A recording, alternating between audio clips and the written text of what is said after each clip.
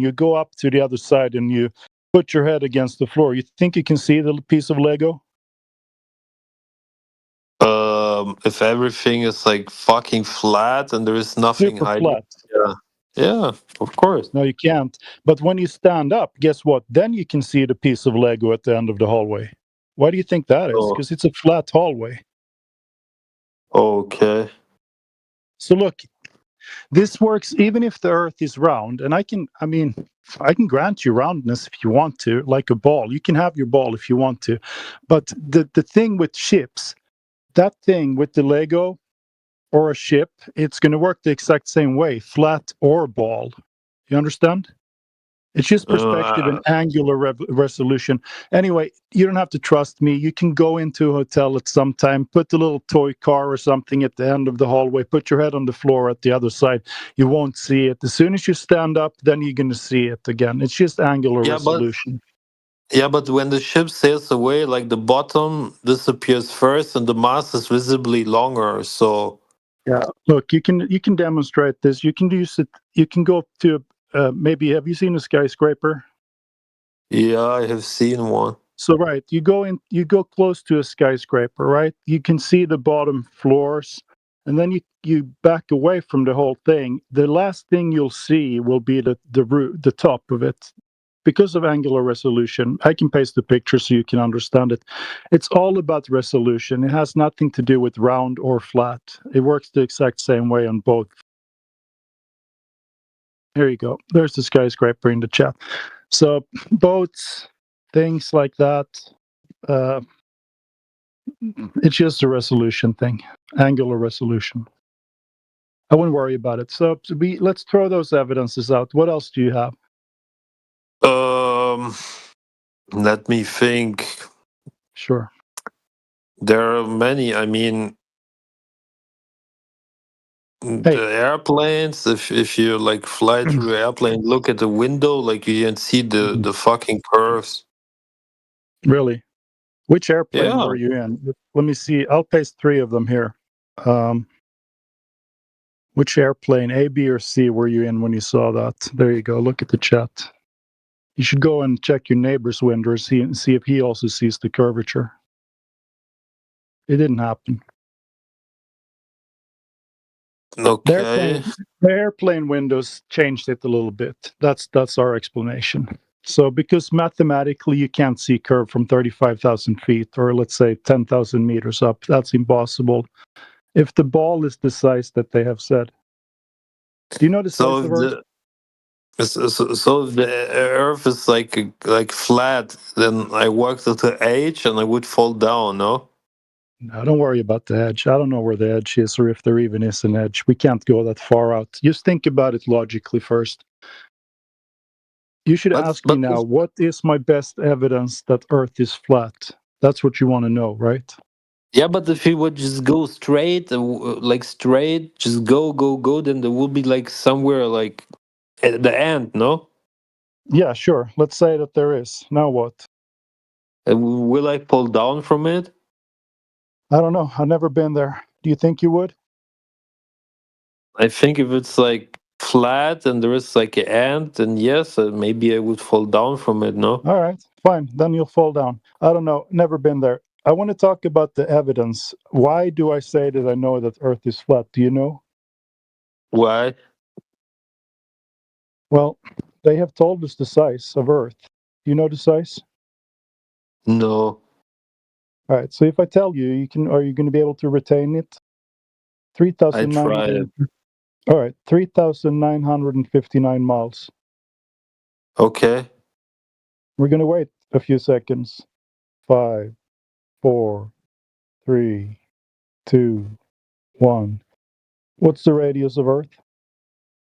3,999 miles. Almost 3,959. Okay, that's good. You know what this means? It means you have the ability to retain information. So now I'm going to go over with you because they have told us this size. Look at the diagram. You see the picture of Earth there? There's a Yeah, I diagram. see it. I see Right. So it. we can do some math, and people have done this math. This is not flat Earth. This is Glober people who've done this diagram, right? They say that Yeah. Earth is the radius 3,959 miles, we can figure out how much water needs to curve over distance. And they say that over 10 miles at the tangent, do you know what the tangent is? That's the line, straight line. If you place a ruler on a basketball, like the straight Yeah, line yeah, it yeah, makes. At the yeah. tangent, over 10 miles, there has to be 66 foot of curvature. Do you know how much 66 foot is? It's 20 meters. Okay. So this means that if you read with me, right, you can take a friend to a 10-mile wide lake anywhere on Earth. If it's a ball, it shouldn't matter where you go, right? Because it curves exactly the same amount everywhere. You understand? Yeah. Right. So you bring your friend to a 10-mile wide lake, you have him flash one of those signal mirrors. Those things can flash 20, 30, 40, 50, even 60 miles. There's plenty of YouTube videos of people using mirror flashes to communicate, right?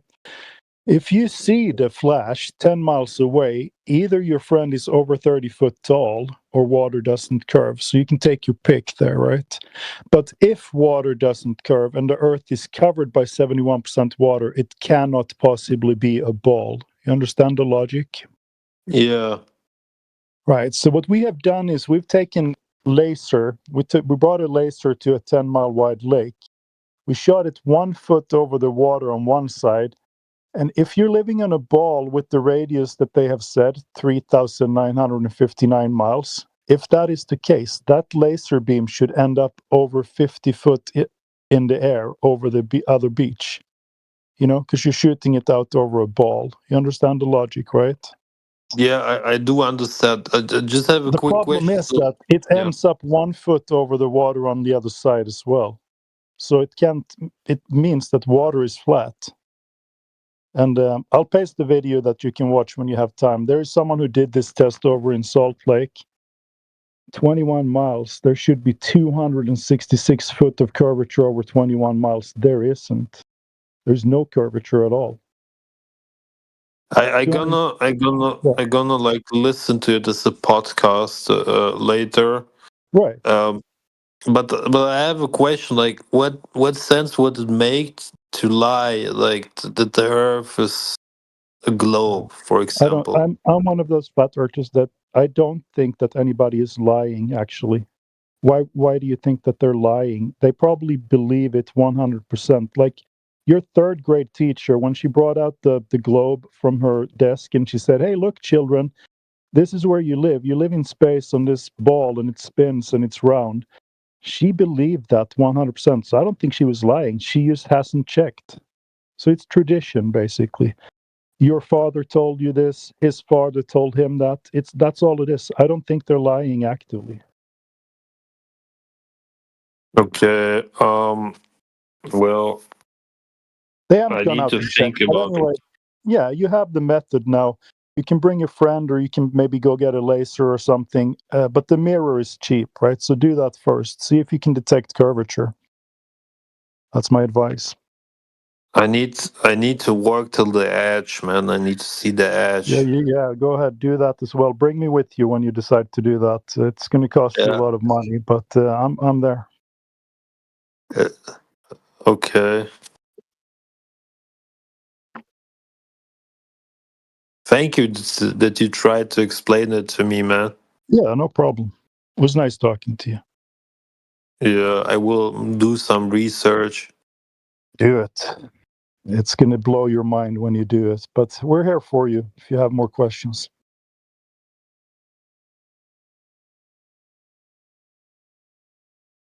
What do you think, Alexi? I don't know. I liked his explanation, although I didn't understand. Like I'm trying to grasp the whole idea, but it was interesting. It made me Will want to check it myself also. Yeah. will will the water like just flow down from the earth if it's like if it's like flat? No, I mean, water is always contained by something like a lake. It doesn't, when you get to the edge of the lake, you just end up on the beach, right? So, Yeah.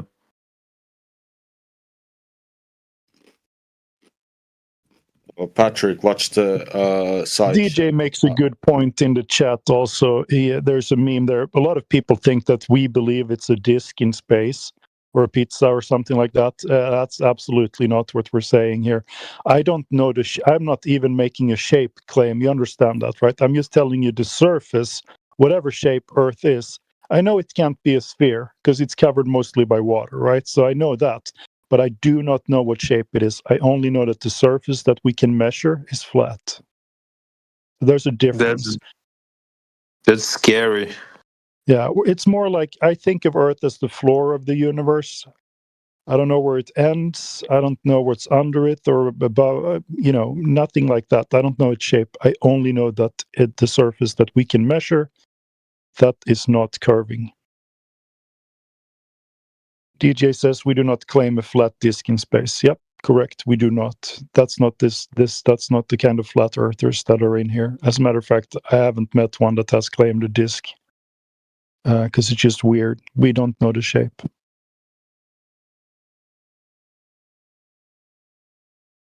We know it's not a ball, though. So do you think that like the astronauts and NASA is like fake? No, I think that they actually see what they see. When you go up there, look, we can't get far enough out from Earth, right? ISS is at 250 miles up. At 250 miles, if the radius that they claim is correct, we can see about 3% of Earth. So look, if you really want to think about this logically, you can think about the chessboard that's 1,000,000 miles by 1,000,000 miles. If you went 250 miles up, you would just see a little circle of a chess pattern below you. You couldn't see the whole thing. You understand? Yeah. So they could very well be seeing something that looks round from that height, maybe. And they thought, okay, shit, everything else is round, moon and sun and things like that. Maybe Earth is a ball as well. And that would be a good theory, I suppose, but we can't measure that down here, so we can disregard it. And, even pictures that they show you from the ISS that Earth looks round, that's all fisheye. Best case scenario. Worst case, it's CGI, right? But I can grant you fisheye lens. It's a little, but we can't measure it down here. We see lakes in the pictures that they send out, and then we go to that lake to see if it curves as it does in the picture, and we can't do it. We can't do it. We can't measure it. It's flat.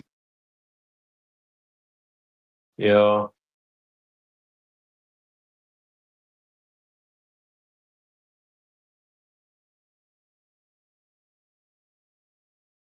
Alexi is asking, do you think people are waking up? Yeah, I think they are. I think in our lifetime, majority of people are going to swing over and realize, because I don't blame the people 50, 60, 70 years ago. They didn't have the technology we have now. But we have high-powered zoom cameras. We have lasers. We can do these measurements. Even normal people without any means can go out and check it nowadays, right? So it was easy to fool people back in the day when they didn't have this tech that we have now, but now it's impossible. People are waking up every day. I mean, I was a glober for 50 years, crazy enough, before I even decided to go check it myself, right? Do you think it's more of like how can I formulate this into a question? Please ask me to elaborate better if I'm not clear. Do you think when it comes to the globe thing, it's more of I'm sensing like it's sort of like a cultural thing, meaning it's been taught, or do you think it has some kind of when I say the word religious, I don't literally mean religious, but in the sense like, have you ever met a person who clearly sees the evidences of flat Earth and he's like, no, no, no, he like gets angry and flustered. So, do you think it's which one of these two options? I think it's mostly cultural, like tradition, as I said before. But it is Okay. weird. You do meet a lot of people. You tell them, "Look, I think the Earth is flat because I measured it," and they go ballistic. They call you names. They call you dumbass. It's Yeah. a little bit weird to me because it's not that hard to go check for yourself, right? So I always tell people, you don't believe me. I've given you the method. Now you can go check for yourself and see what happens. But yeah, cultural would be my guess. So you take more of the stance that you are just like whatever is the truth to you, you are on that boat. Like there's no like, oh, it has to be this, because I sort of hear this kind of like I said, I mentioned the word religious, but I don't mean literally religious. More in the sense that they have like an attachment to what they perceive the truth as. Yeah, I mean, I think everybody who grows up already from like the age of 2, 3, 4 years old, you start seeing balls on TV and in movies and in cartoons, and it's everywhere, right? So it's ingrained. It's tough to break free. It's going to trigger people's cognitive dissonance for sure, because you have a strongly held belief system already. And here are some people coming and telling you, look, you should go and check if water curves. And they're like, dude, my whole life, I've never seen water curving. I went out and skated, ice skating on my lake this winter. I didn't have to skate uphill to a midpoint and then I glide down to the other side. Oh, yeah, that's right. So you see something and you're told one thing, like water is curving, for example, but you don't see that. So of course it triggers something in people's brains. It's difficult for them to process. Yeah, I understand that. And another thing, like, not to say that I've researched either side, but usually when people are like, "Oh, have you ever been to a plane?" Well, the amount of times I've been on a plane are they're not really a lot. Let's say less than 5, and they usually say like, exactly, so you have seen the curvature, right? Well, truth be told, every single time I was in a plane, I just saw like a big, vast, flat plane. Like that's The flat it. horizon. Like, Yeah. like I don't like like it's like a gotcha moment to them. Like, you have been on a plane. Yes, I was. And when I looked outside the window, well, okay, I see clouds, and after don't see the clouds, like I said, I just a big flat plane. That's it. Like, I Yeah. don't get it. Like, do No, I that's see the something wrong, or like what am I no supposed to see? Like, right. That is the default. Everything we experience as humans, for example, they say that Earth is moving, for example, right? But we don't feel that. So they tell us, no, that's just an illusion. It is moving. So it's actually the opposite of, what we experience. And then they say, yeah, the horizon looks perfectly flat, but guess what? It's actually curving. So it's also the opposite. You would have to believe everything is opposite, right? So it's very weird to people to process this because they're told one thing, but they experience the opposite. yeah. Like, I'm like, for me, it's just that, like, it's not enough of an argument just to say like, oh, you've been on a plane, because like I said, like, I'm not even taking any stances here. Like, I'm not saying what I am. I'm just, like I said. 67 personnes. 60. Hmm? Dude, you're hot micing whoever is talking right now. Who is it? You beat me. I'm not sure. Hello? Okay, I think it stopped. All right, good. But yeah, my whole point is, like I said, and also I honestly. Wow. Le salon, Hang il on a s'appelle Flat Earth. Comment ça, Dude. Flat? Skibbity, chill. Skibbity, we can talk to you in a second here. Do you have a question about flat Earth? I just want to finish my conversation here. Just hang out on mute yourself for a while, okay? All right. I think It I happens. think he left. And I'll also say this as my final thing. Like, when it comes to, like, let's just talk about being in a plane. That's my whole topic here. So when you're on a plane, like, how to say it, like I said, I don't see any curvature. If I forced myself to see it, like if I saw a bit of it, of course, maybe I would be like, oh, I can see it there. Maybe what I'm trying to say is that it's not, what's the correct word? It's not intuitive for a person to even see it, if I'm like making any sense here. Yeah, I agree with you 100%. It's the same, like let's say I like a perfect analogy is like let's say I take you to a big forest and I'm like, look, and you're like, yeah, I see everything, and I'm like, well, did you see that one tree was actually shorter than the rest, and now you are concentrating on finding that exactly one tree that's shorter than the rest, and even if you don't actually see it, you're like, yeah, I think I see it. Yeah, that's true. That is shorter, if you get what I'm saying.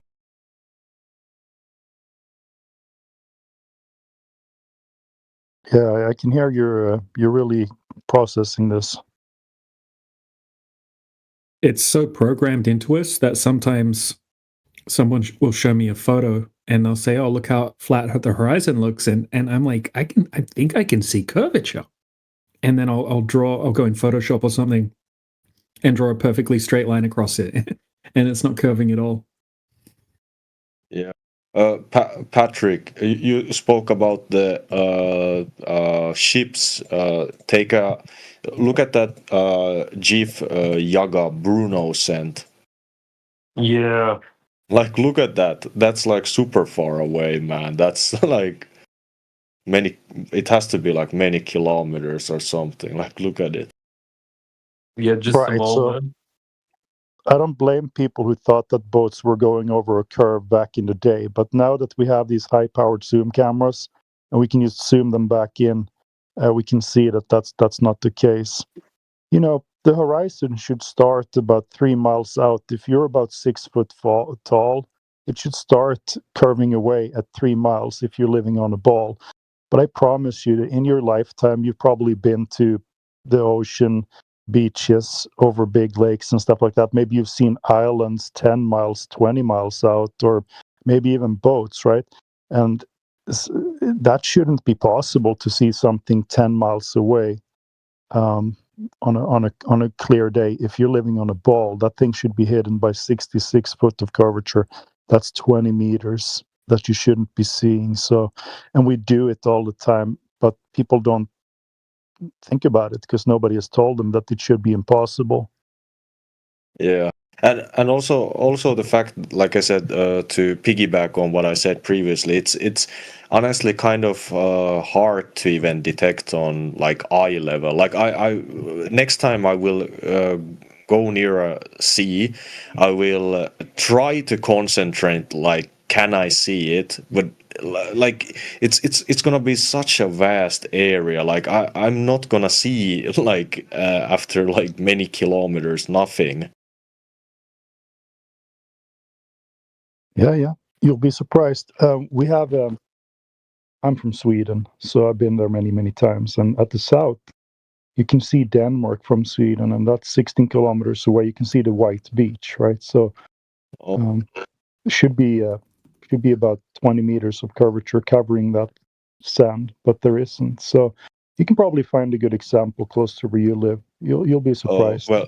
well, I'm your neighbor in that case. Oh, where are you in Maybe Finland? yeah, yes, sir. Maybe Well, Estonia. I'm not sure. Like, could I see it? yeah. I mean, so yeah, in Finland, you have a lot of lakes in Finland. For crying out loud, it's the lake capital of the world. Whatever. You Yeah, probably that's have true. some. You probably have some 16-kilometer wide lakes there. You can see the beach on the other side. You can, bring a friend. Okay, I let's would see. love to Maybe go. Yeah, sorry, go. no. Just finish your thought. Go ahead. You. No, that was it. That was it. Yeah, maybe I need to tag Patrick with me. Yeah, do it. We just need to find like a big lake. Can you do it also like on the sea? Of course, we have oil platforms and we have those wind farms in England. What's that, DJ? Do you want to go over the wind farm thing with him? I mean, I'm not. I don't want to tell you what to do, but it's such a good presentation. or maybe someone can post it. We have a guy. His name is Dr. John D. He's like a PhD in it's some kind of what. I can't remember exactly what his PhD is in, but he was a glober, and he wanted to prove that Earth is a sphere, right? So he went out and did some measurements, and he found this wind farm outside of England, and you can see these windmills 10 miles, 11 miles away, and you should not be able to do that. They should be completely covered by curvature, right? So someone could paste it, maybe. It's pretty interesting. So yeah, if you want to do ocean observations, you can look for oil rigs close to where you are, or maybe wind farms or islands. We have a big lake in Sweden, Vättern. It's the biggest one in Sweden, and there is an island in the middle of it, 25 kilometers away from the beach, and you can see that thing. So, I know. Where is it in Sweden? Pretty close to Gothenburg. It's called Vättern. Vättern or Vattern. Okay. Göteborg is how I would say it. Okay, it's near there. Yeah. Yeah. Alex, you gonna drink today?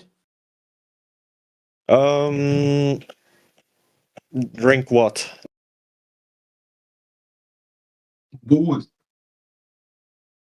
Sorry, I didn't catch you. Drink booze. Oh no, I cannot. I went working out, so I even if I wanted to. Okay, short answer, no. I had a colleague in Finland. I worked for Nokia for many years, and he had a word for it when you're sitting alone in your underwear and drinking all day, but I can't remember. Kalsarikänni. That's it. Yes. Yeah. He did that.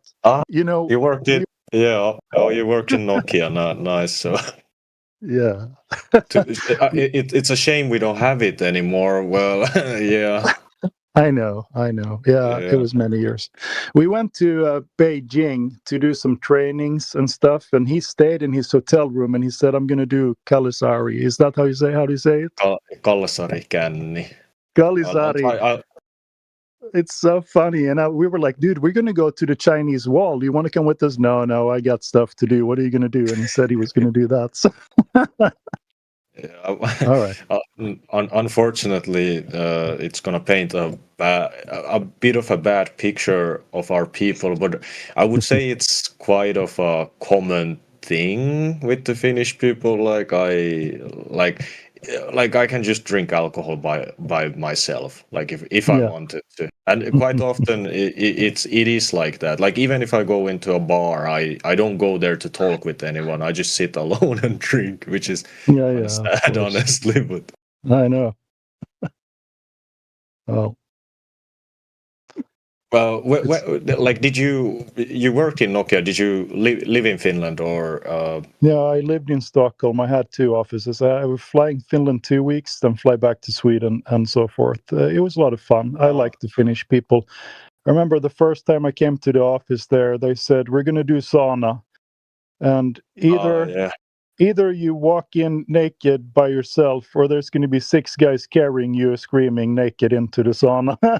All right. It's to me it's kind of funny since you are from Sweden. I would imagine that you would somehow be okay with it. Like in my head, I'm thinking like, of course I could go into a sauna with a Swedish guy and he's gonna know the customs. But I guess it isn't like it's just here. Yeah, no, we knew it was kind of mandatory. You work in Nokia, you have to do the sauna. Yeah, well, with your colleagues.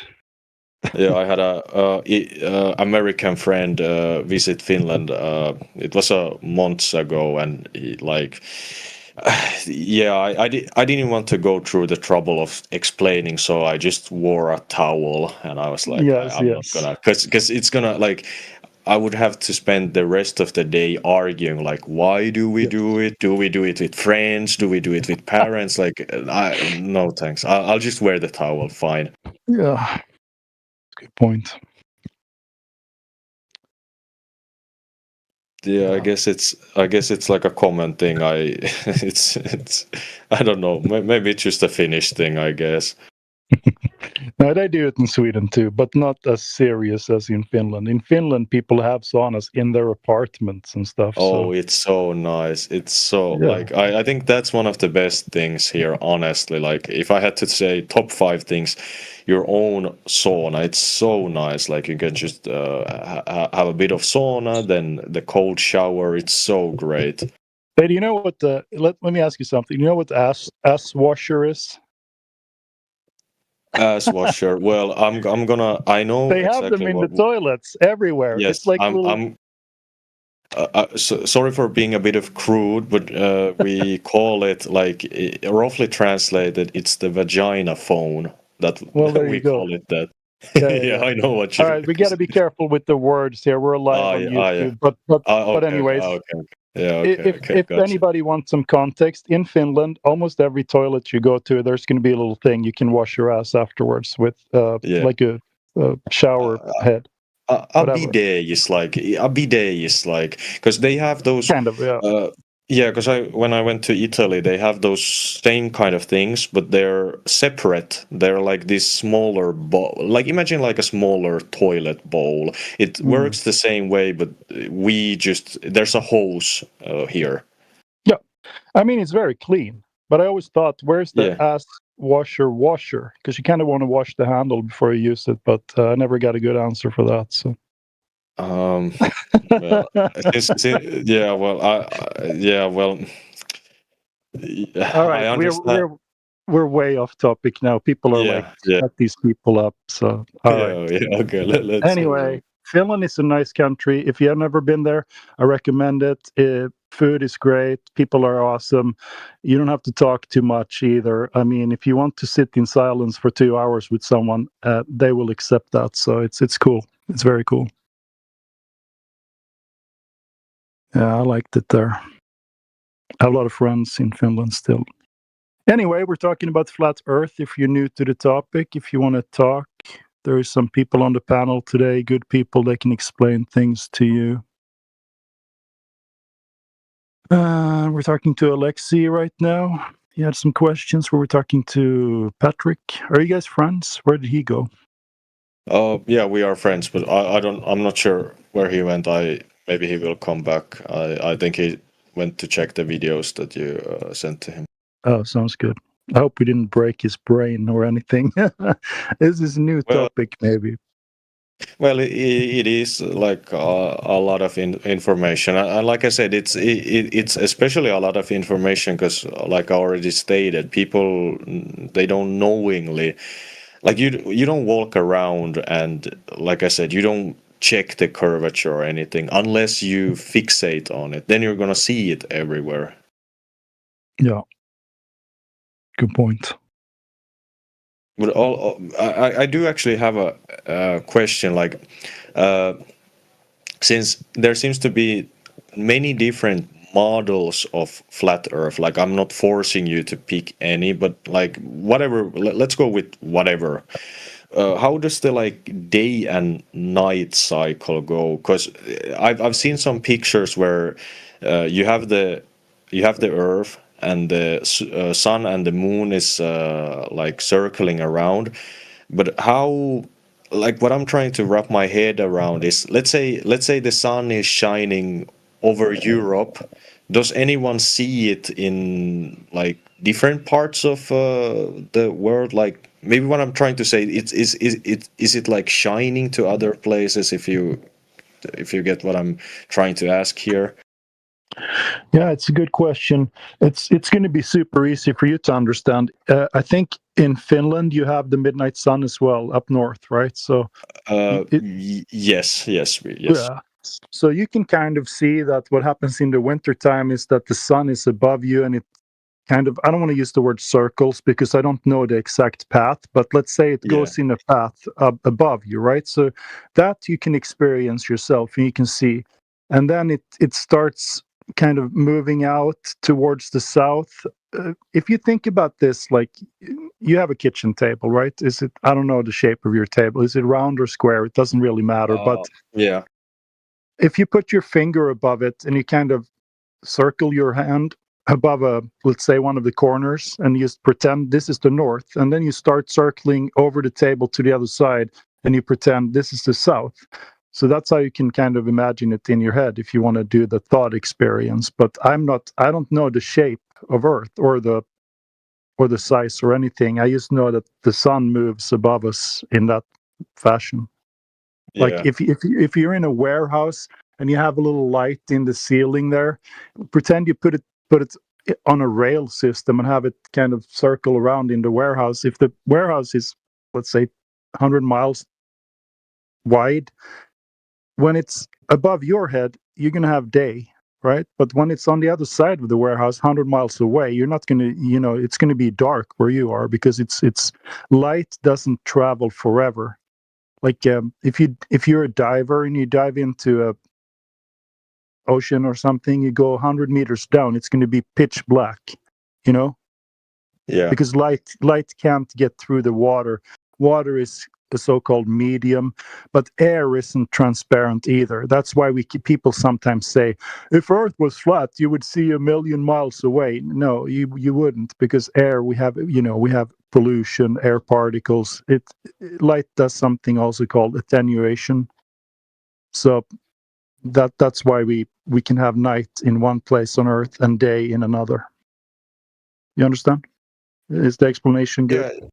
Yeah, I think the warehouse analogy, I think is the easiest to understand, because to All me right. it's like it's a bit too hard to wrap my head around it. It's like does the sun kind of go behind objects, is kind of what you're saying. Like imagine, let's say Yeah, it just we have goes a away. Like it becomes yeah. smaller and smaller, and the light can't push through the atmosphere anymore to you. So then Okay. that's also why it changes color. Like there's a spectrum. Red is the last color you see. So I mean, if you've seen a sunset, you will see that it's red, right? So right before it goes away from you. Yeah. Oh, yeah. I get what you're saying. Yeah. Okay. So it just turns into blackness. That's it. Light can't travel through you anymore, and now it's daytime somewhere else on Earth, and you have nighttime. That's all it is.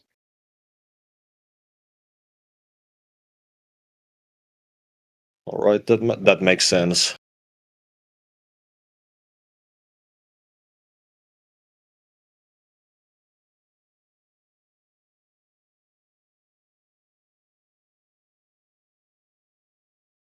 Um, Then you would expect Well, the sun to get smaller as it goes farther away, right? yeah, it does a little bit, but not by much. It depends. We don't know how far away the sun is, but if you have something, if you're on the other side of the room, you hold a quarter up like we're a coin, right? And then you move 20 centimeters further away, it's not going to change much for you, the angular size. So I don't know anything about the sun. I don't know its size. I don't know the distance to it. We've seen a couple of pixels difference, maybe. Some videos show a little bit more change. You have to use a solar filter. Anyway, I'm not super interested in the sun or the mechanics of it, because it has nothing to do with the surface. Like, Earth is flat, so whatever goes on in the sky goes on over a flat Earth. yeah, I understand that, but that was kind of what I was trying to point out. Like, try to view it from the person's point of view who's new to this. Like he doesn't know anything. Like the amount of questions, like it's so many, because it kind of rewrites everything. That's why, like, you have like a million questions now. You're like, oh, what about the sun, the moon, and so on and so on. Yeah, that's why we kind of like to start with the test. Once you accept that water doesn't curve, then everything else kind of falls in place. Because as I said, whatever goes on in the sky goes on over Earth that we have measured as flat. So, and we don't have Yeah. the answers. We don't have the answers for everything. As a matter of fact, we make a point to not make up shit in here. Like, it's easy to make up stories. It's easy to come up with explanations. But if you can't show empirical evidence for it, that's all it is. It's just stories. So we try to stay away from that. If you're new to flat Earth, you're going to be exposed to things like the ice wall. Is there a dome above us? Things like that. In here, we do not speculate. If we can't prove it, we're not going to say it. Am I right, DJ? Oh yeah. Mm-hmm. Okay. Well, I like that mentality. It kind of removes some of the like silly things.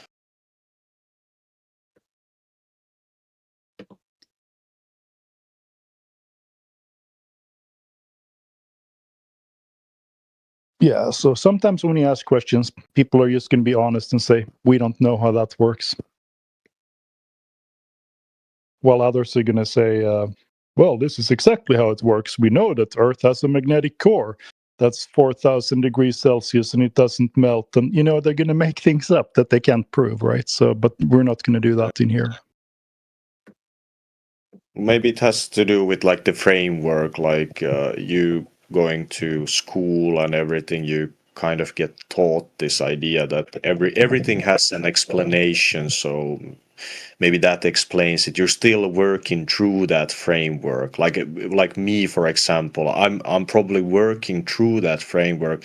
That's why I'm I want all the details. Like, what do you mean? Like, what's the size of this? What's the color, and so on and so on. Where's the edge?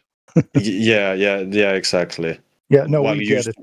Yeah, we get it 100%. We were all there, and you want to have, because you've been brought up your whole life, you have gotten explanations, and all of a sudden those explanations is just theory, and you thought that they were perfect knowledge, but it's just, you realize, shit, they don't know either. This is what they think is happening, but they don't. So it's difficult to kind of remove a model from your mind because you want the replacement. You want to replace it. You want to know exactly how things work, right? And we don't have those answers. So all we did was falsify the curvature, right? They showed us these pictures from space, and we were like, okay, let's confirm it. And when we do that, we couldn't confirm it. So then we have to kind of throw out the rest of the story as well. Big Bang and all that stuff, It's difficult. Yeah. Also, another thing that interests me, like once again, I try to formulate this into a question. When it comes to flat Earth, is it like usually I see it either comes from like a religious framework or however we want to call it.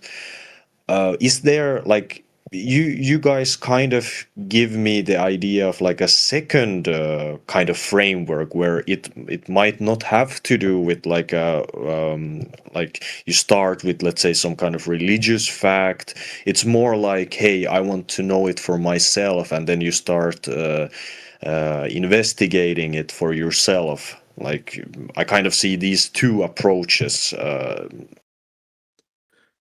Yeah, this is almost about confirming exactly what you experience in reality, because we've been taught from a young age that we experience the Earth as flat and stationary, but really it's something else, and we can't trust our senses, and we should just blindly, believe that it's a globe, even though we experience it as flat. So we're going out and actually testing for that curvature. We're like, okay, so we have a starting point, which is the flat Earth. Okay, that's kind of like what we all experience. And then when we go out and try to find the curvature, it's not there either. So we're sort of confirming what we all experience as our basic reality. It doesn't require any religion, any belief, or anything like that. It's something that anyone can go and test for themselves, because if the Earth's a globe, over the surface of water, over a 10-mile distance, there would have to be about 66 foot of curvature anywhere on the Earth. And it's just not there. Yeah, the religious aspect, you're right about that. Some people are clearly very religious. as flat earthers. But for me, it came the other way around. I absolutely knew that there was a creator after I figured out that the Earth was flat, right? Because it's such a designed system, so to speak. But you don't have to be religious at all to be a flat earther. You just have to be logical, I think. Yeah. And most of us believe in a creator. I would say that, but yeah. Yeah. And that's kind of what I'm seeing. It's you guys bring like a nuance into it, more so than like you said about the ice walls and this and that. I usually see this from like the kind of religious flat earth framework. Yeah.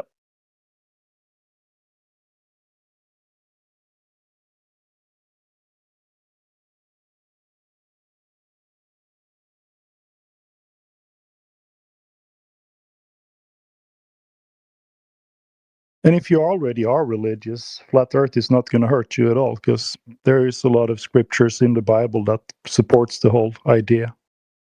But I wouldn't, I wouldn't base my flat earth,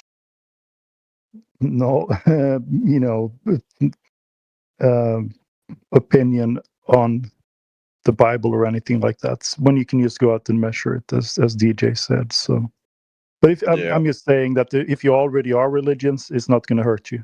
There are so many scriptures that talk about the Earth being flat and stationary that it's actually going to help you. It's going to give you a new perspective, at least if you're a Bible believer. I even think the Quran has a lot of flat Earth scriptures as well. Anyway, we're getting into religion now, but you know what I'm saying. Yeah, I understand. And my point wasn't to to argue about religion or anything like that. Just to point out that it's like, let's just face it. Like that's kind of what I see. It's the framework. Like, and I'm saying this as a religious person, so it's not like I'm blaming anyone for it. Right. Are you going to like this one though? When in Joshua chapter 10, verse 12 and 13, there was a war, and Joshua asked God if he could stop the sun. But if you're a glober, you have to believe that it's the earth that's moving. But he stopped the sun from moving. That's a good one. Just an example. What was it? Joshua chapter 10, verse 12 and 10. 13. Yeah. Verse 12. What was it? Verse 10? 12 and 13. 13. Thank you. Joshua 10, 12 and 13 might be a good one for you if you're a religious guy. I like it. It's fun. Because he should have stopped the earth, right? Because they say that the earth is the thing moving around the sun, but according to that scripture, it's actually the sun moving around the earth. So anyway, off topic a little bit.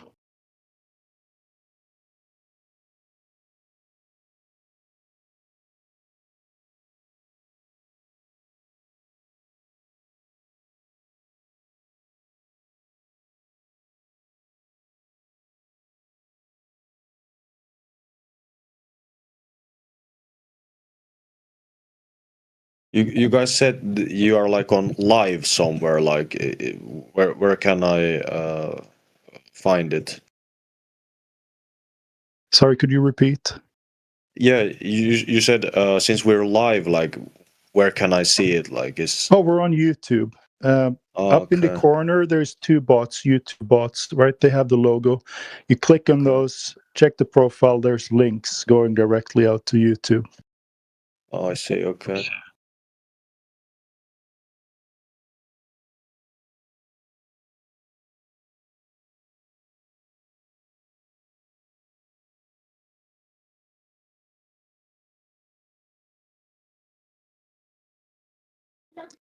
And maybe someone can link on the level to him. That's a good channel where we have everything organized. If you ever want to go back and listen to like debates, we've talked to PhDs, physicists, and things like that. It's super interesting if you want to go and listen to the old.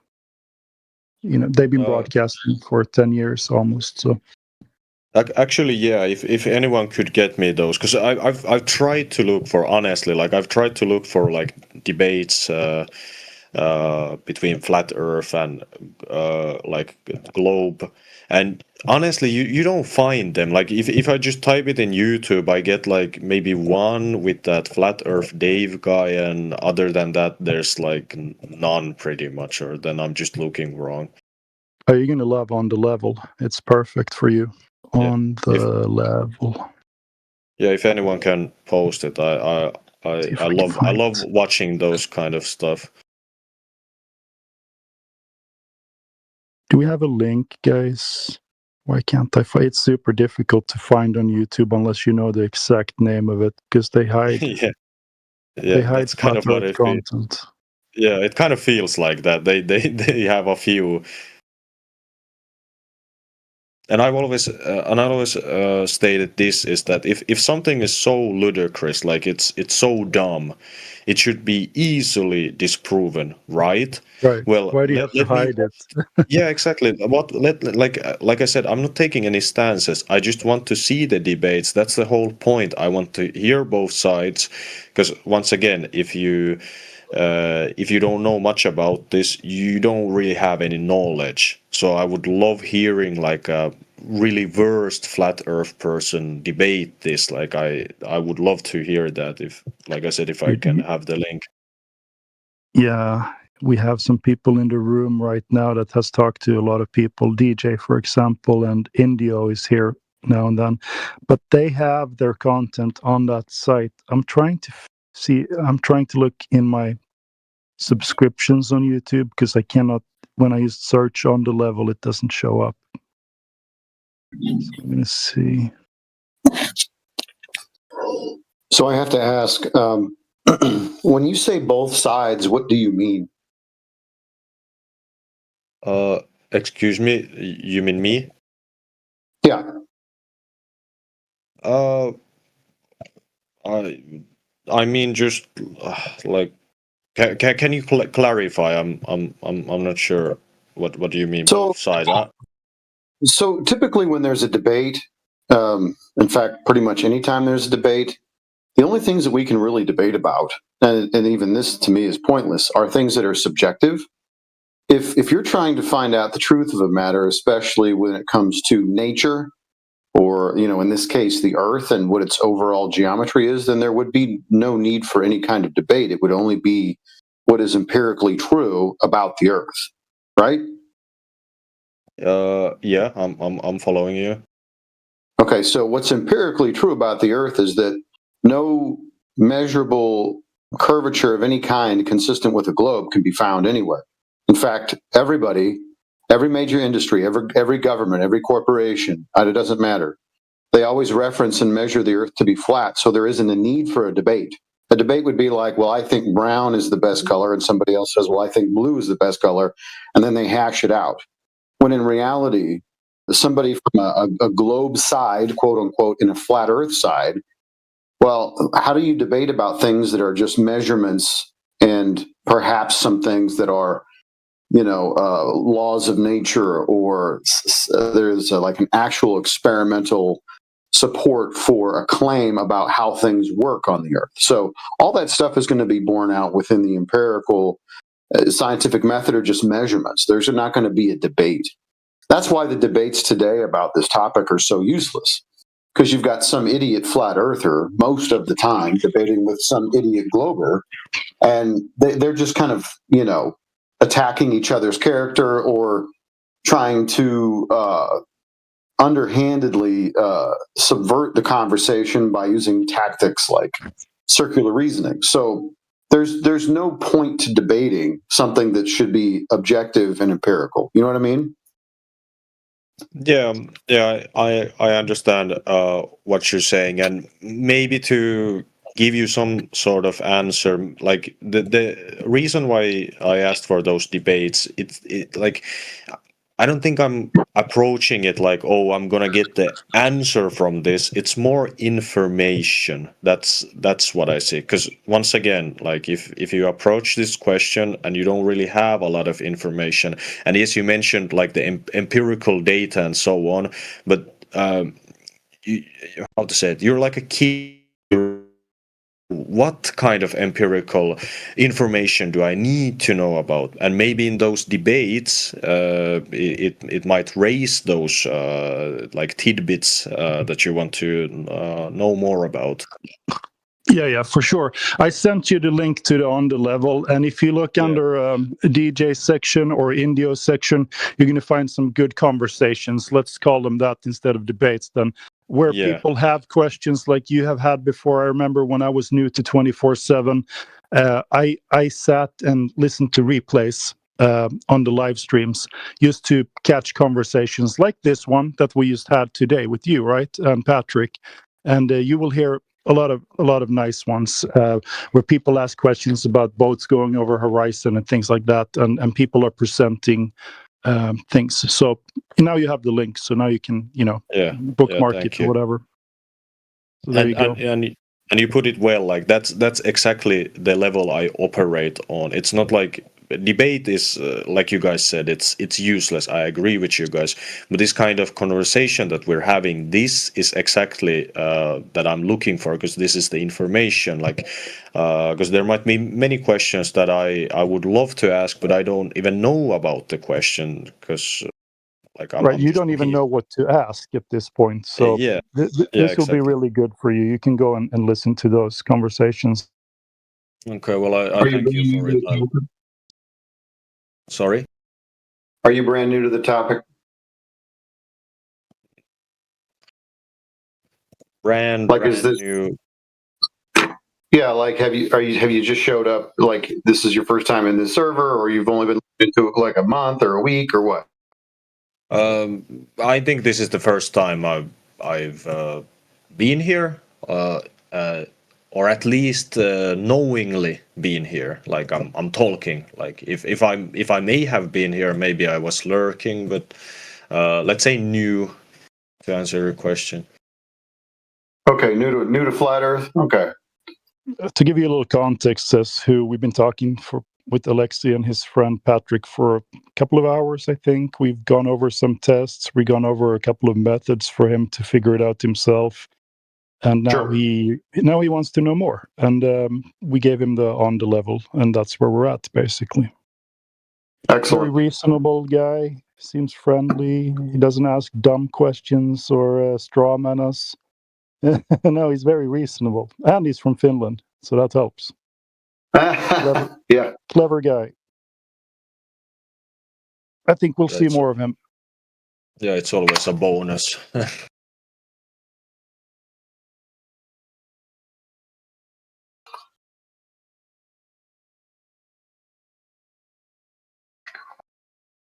Let me comment on something AI Overlord said.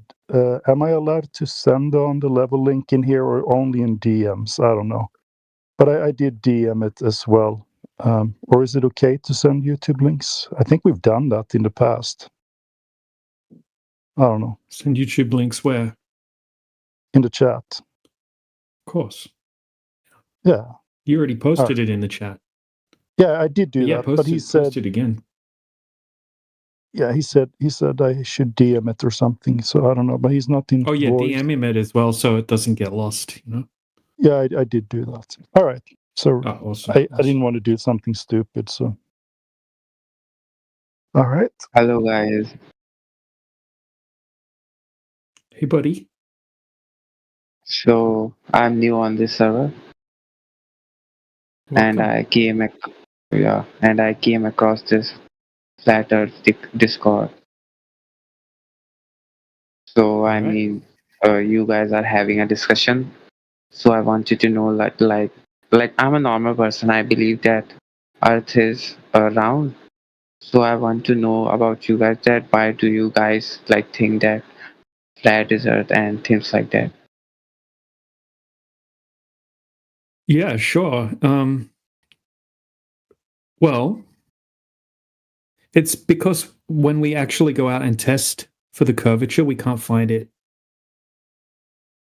That's a very, very basic reasoning right there, but that's also something that's extremely important, right? To check what you get told. So the claim is that the Earth's a globe and it has a certain size to it. So when we go and test for the curvature over the surface of water, it should be there. It is able to be calculated exactly how much it should be curving, for example, over a 10-mile distance. And it's actually a lot more than what most people think. It's actually about 20 meters, 66 foot over 10 miles distance. So when we go out and test over long distances, we can't find any curvature at all.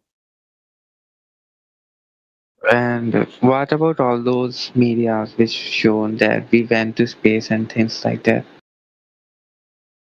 None of that can be validated. It's something that requires faith, and testing the surface of the Earth would invalidate that imagery. It's very easy to fake imagery.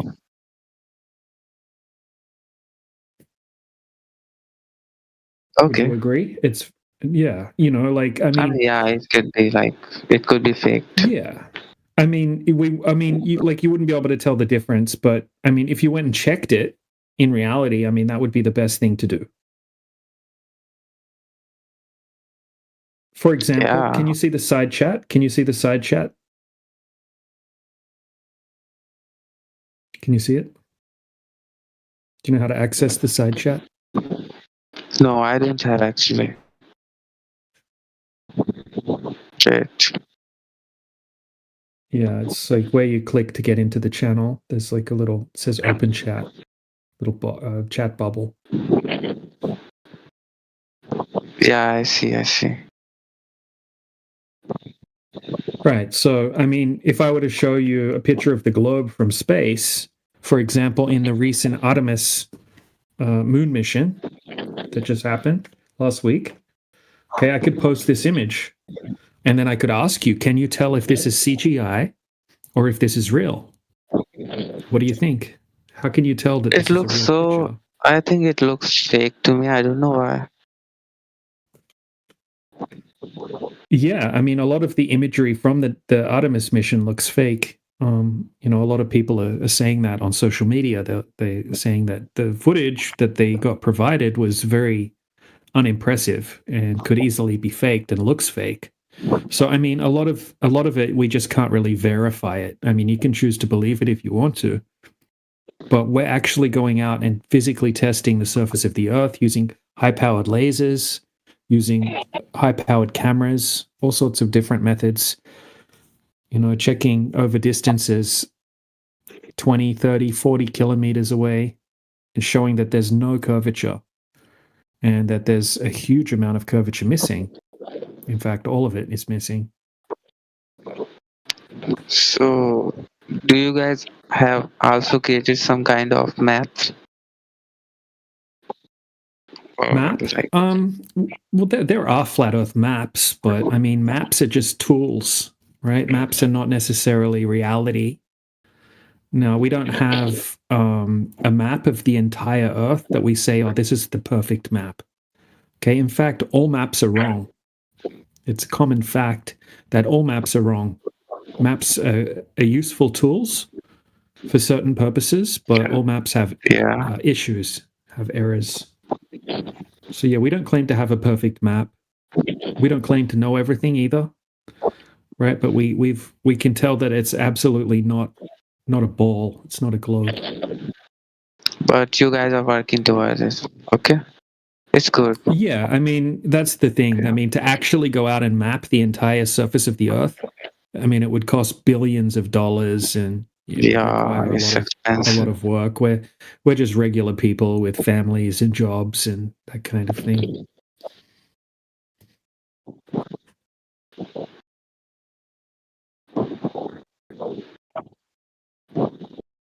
So yeah, I mean, if you have any more questions, let us know. We're happy to answer any questions that you have.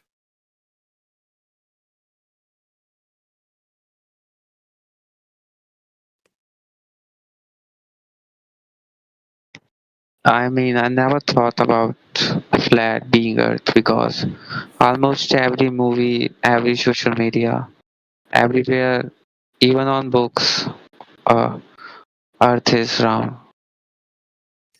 Yep, exactly. I mean, and that's really the reason why most people believe that it's round is because You know, it's in all of the books. It's what everybody gets taught from a young age. But we all experience the Earth as flat, right? We don't experience the Earth as round. We experience it as flat. We just get told that it's round. Yeah, but So one of the arguments for the flat Earth side is to say that if you want to have a large amount of water, like a large body of water, you need to have a container, right? You need to have, you know, like if you have a bathtub, you need a physical container. If you have a pool, you need a physical container. If you have a lake, okay, a lake is a physical container. It's the low spot in the ground where the water gathers. I would say the same rules apply for an ocean or a sea. Okay, it's the low spot in the land where the water gathers, and the surface of the water is flat. Whereas on the globe, they tell us that you can have all of the oceans stuck to the outside of a globe, and you don't have to have a container to have an ocean or a sea. It's basically just all sticking to the outside of the ball because of gravity.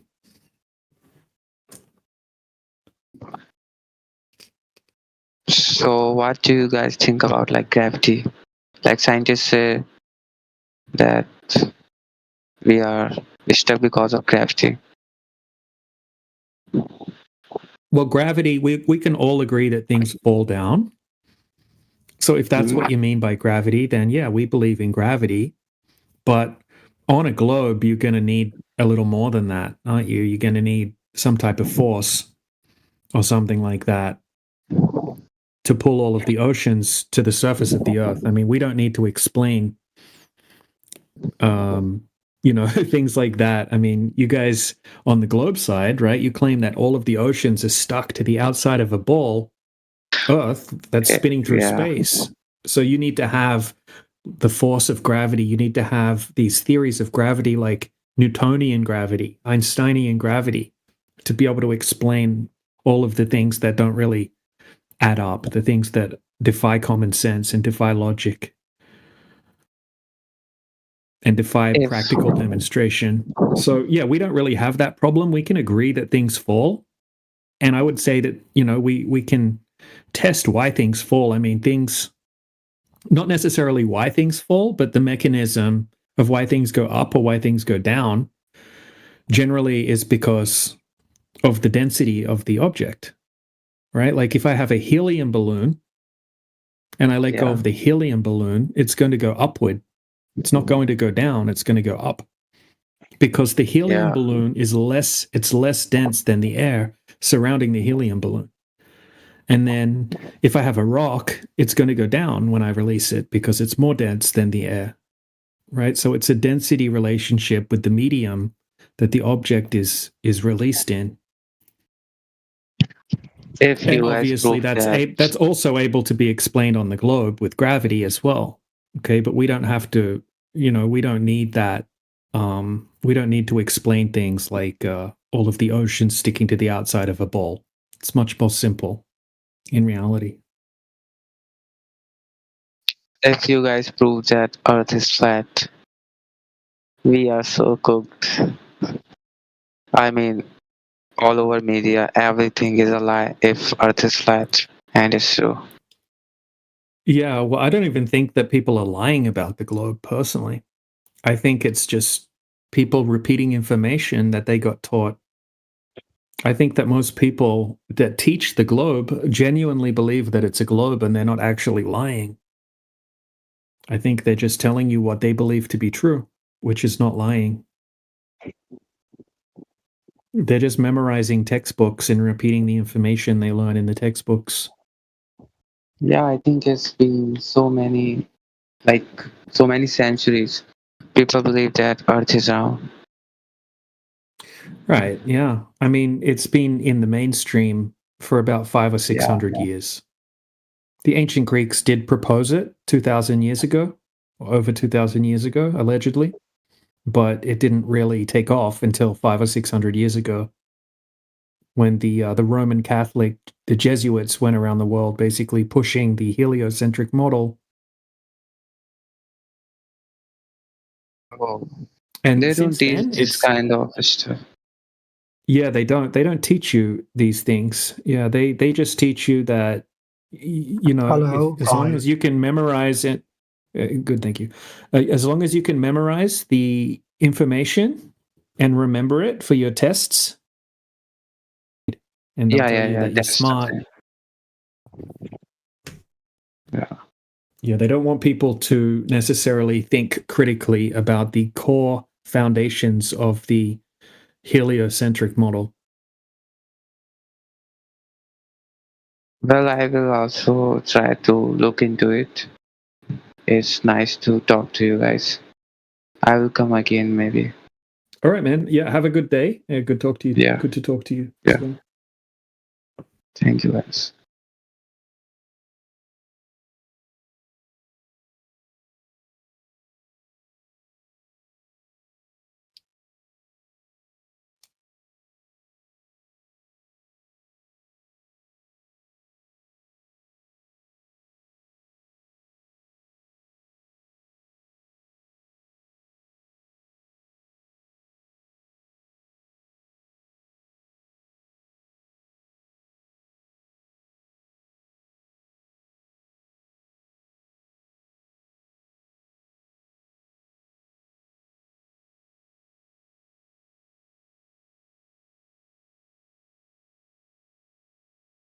Is my microphone coming through clearly or?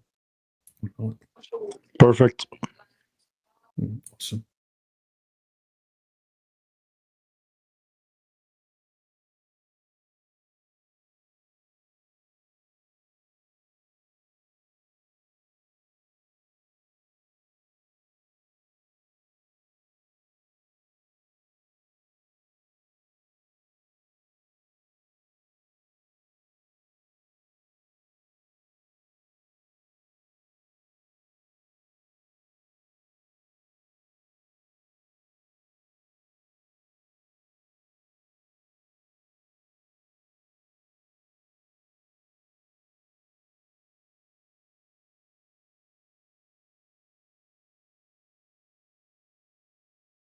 So it seems like this Artemis mission is backfired on the globe Earthers and on the globe itself, the imaginary globe. So many people are calling bullshit on the Artemis. It's just endless videos of people calling it out and explaining how disappointed they are with the amount and quality of the footage.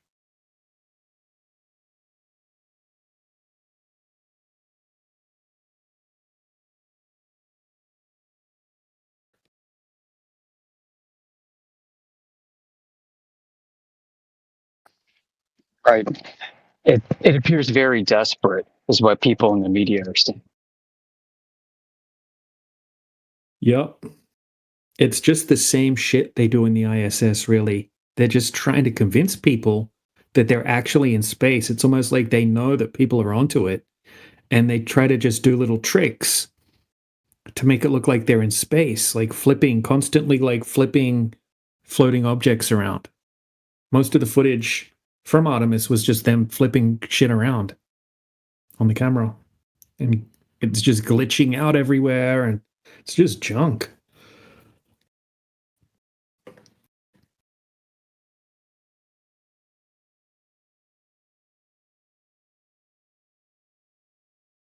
I mean, with a shitty $500 camera, we can zoom in from Earth and see features on the moon pretty clearly. We can pan to the bottom, we can pan to the top.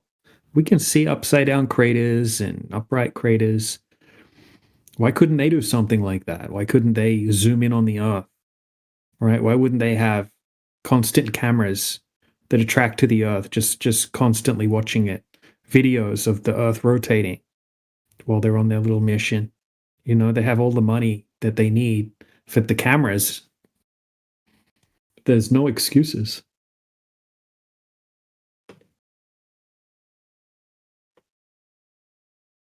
Gonna play a clip. So much fun interactive stuff with people You know, like stuff with like massive city lights down below. Like, why not write NASA with city lights so that they can film it as they go over? Yeah. Yep. And I think that's what people were expecting. They were expecting some spectacular footage. Yeah, some 21st century advancements beyond the somersaults and the twirling a pen. Yeah.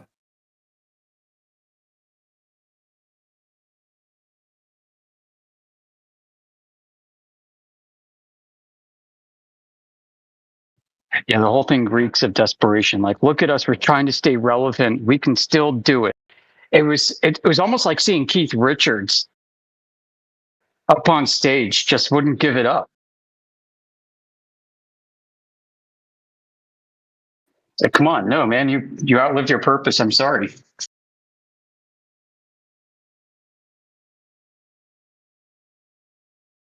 Oh yeah. Mm-hmm.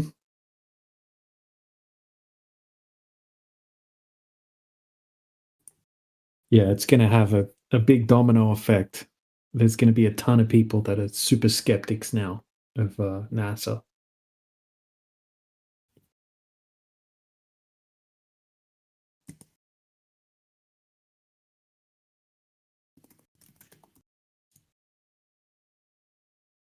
There seems to be a lot of debates around the Artemis mission to the moon, and people seem to be divided on the opinion if it is real or not, which I don't know. I am just a regular being living a regular life. But if I can add my 2 cents into the conversation, I must admit there is one thing that I consider weird. And I would like to know if there is somebody who feels the same way. And for me, it is the insufficient amount of content that is coming out of this.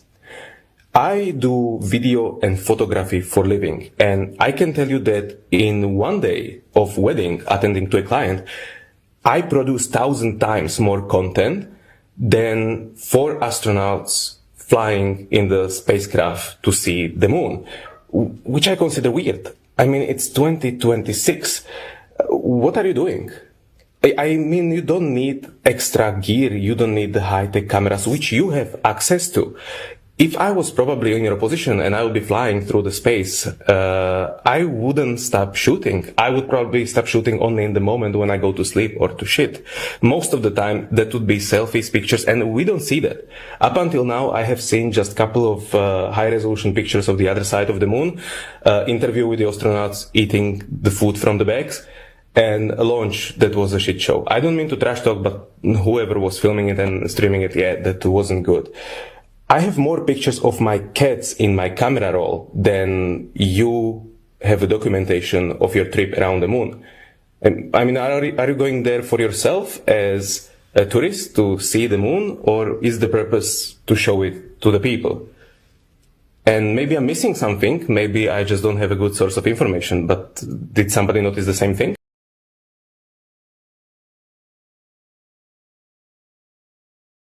I think we all did. We all talk about that too. They are recreating something that they claimed 50 years ago was the most advanced human achievement. So here they are doing it again. And we don't have any footage whatsoever, really. When you look at the cost of the launch and everything else, the cost of this endeavor, the risk, you better believe they should be filming every second from multiple angles.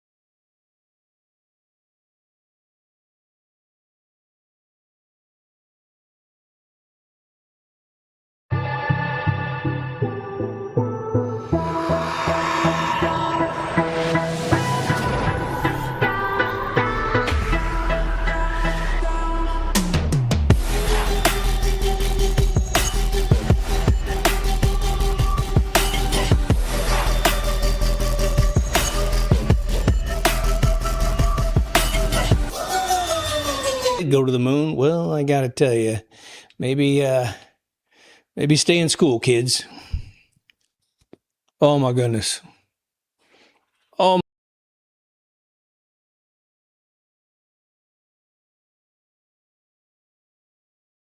Welcome to the channel. Anyone new that's just joined? If anyone has any questions, let us know. My goodness, where do you start, right? Where do you start? I don't think there's any part of this mission, this mission to defraud the world, lacked screw-ups on a level that's like, wow, like, oh my goodness. You know what's really good news about the Artemis 2 mission is it shows you that the best of the best in the world will not commit a fraud. That when they look at the entire world with infinite money to lure kids out of Caltech and MIT, they can't find the best. The best won't do it. Not even retired effects guys who could just create a plan to make all this so believable. Apparently, there's something about their profile that makes them good enough that they are not hired to create all this stuff ahead of time so there's no mistakes. You know, they could create fake live feeds and all kinds of stuff. Nope. No one with any talent is willing to participate in this. And that is a wonderful realization about this. But it also shows you the people that lie. Anyone that was pushing this to you as if it was real, SGT report, you know, you wouldn't expect that group, but Neil deGrasse Tyson, you would definitely expect that guy to lie to you, right? Been taking money forever to lie, so why stop now, right? Do you expect those arteries? You don't even get angry. You shouldn't get angry at any of this. In fact, you should feel very victorious if you've been on the dole of truth about the moon missions. $70 million a day is what it's up to now. When I started the show in 1901, when I started the show in 2015, it was $60 million a day. And now it's $70 million a day. Yeah, you know, there's a bunch of ways to look at that. One of the big ways is just we got to employ the world. We have to employ our country, 360 million people roughly in the United States. So they create a fraud, and it's just like, this is our Hollywood movie. It's the worst Hollywood movie you've ever seen. I know movies made in 1987 with rudimentary models that have better special effects than Artemis 2 with $70 million a day. They can't get the math right. Or maybe they can and they know that nobody cares.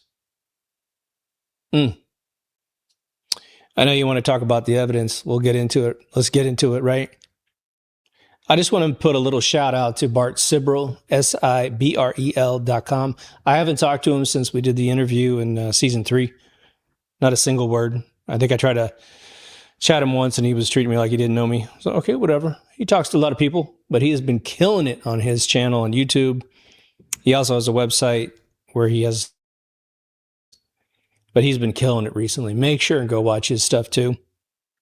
Eric Dubay put out a pretty good video on it. And even though I don't agree with him about the shape of the world, he nailed some stuff we're going to share.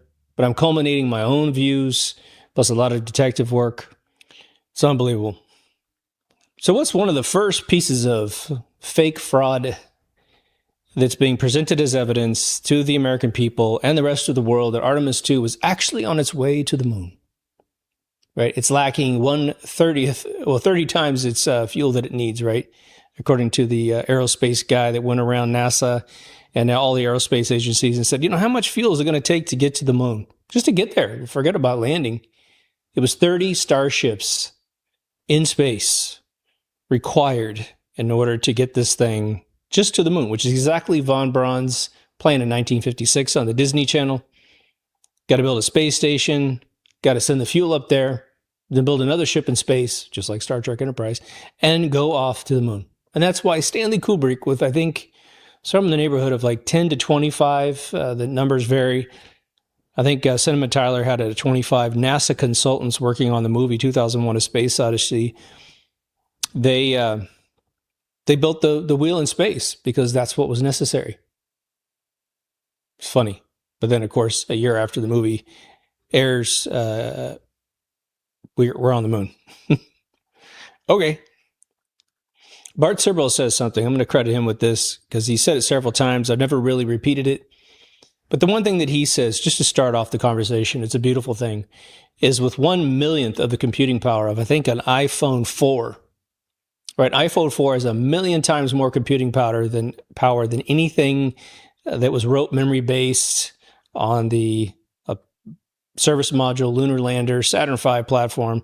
I think it's several million times at this point. We're unable to go to the moon. And yet, with 1/1,000,000th of an iPhone 4, they were.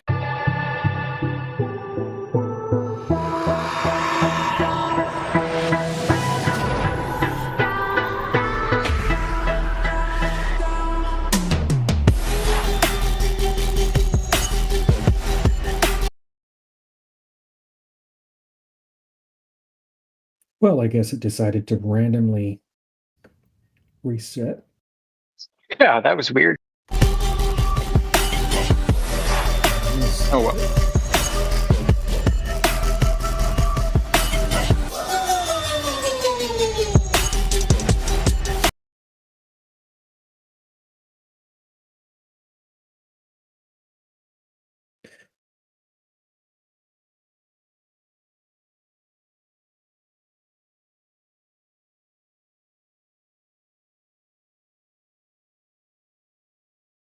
Yeah. Ships appearing to disappear bottom up, Jesse, is not unusual, being that upward refraction is super common. Right? So it's to be expected quite often. And notice how in all of your footage, it's super choppy like that. Right? It's super choppy. What's the ocean swells? What's the observer height? What's the distance? Okay, you've got the distance to the ships. Okay, it just perfectly matches sinking refraction. So if you want to claim it's Earth curve, then you're going to have to go to that length to try to validate that it's Earth curve, or dismiss that. Just as you, to validate that it's Earth curve, you're going to have to dismiss the other things that it could be. You've never done that. Nobody's ever done that. Not one person in all of history that we can validate has done that. So, I mean, you can just share these as often as you want, but it's not globe evidence. It really isn't.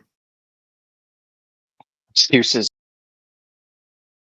Yeah, it's just like 2017 arguments. It's like, oh, bottom up obstruction must be a globe.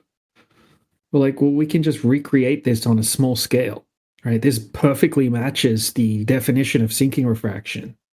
Right? We don't see any curvature.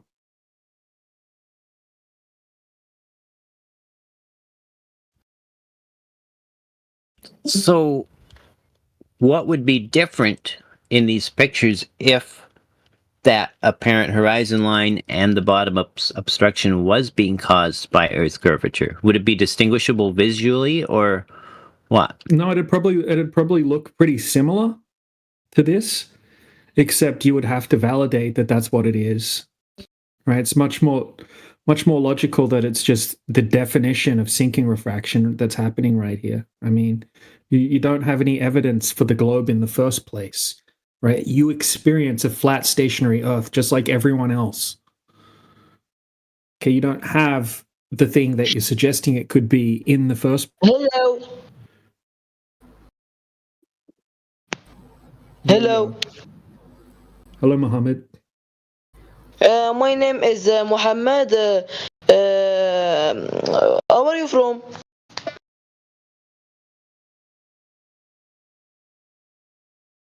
Like with the ships in that image, do we have any accompanying data to go with it?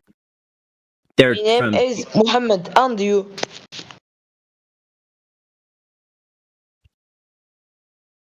They're from BMLM's BS69's video. I don't know where he got them from.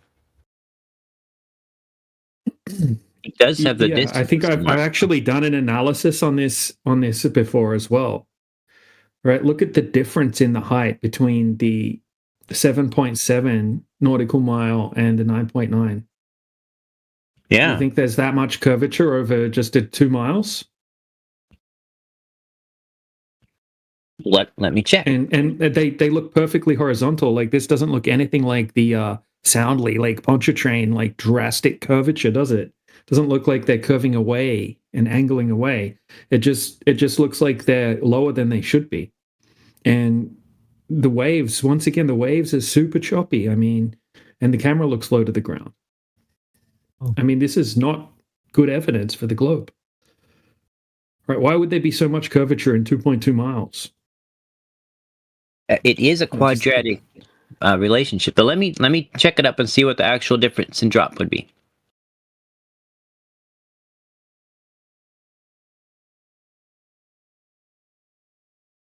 Yeah, 2.2 miles. Let me check.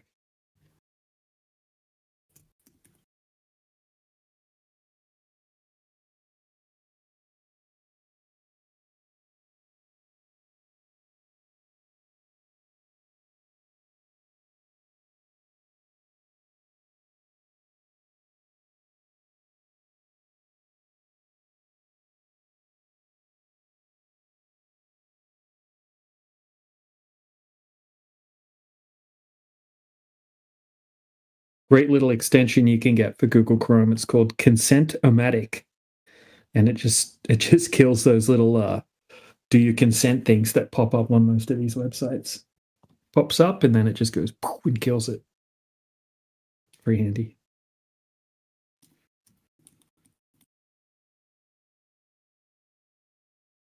All right, 2.2 miles, 3.2 foot of curvature. Looks a bit more than 3.2 foot lower, doesn't it? That other boat. And then look at the height difference between the 6.51 and the 7.7.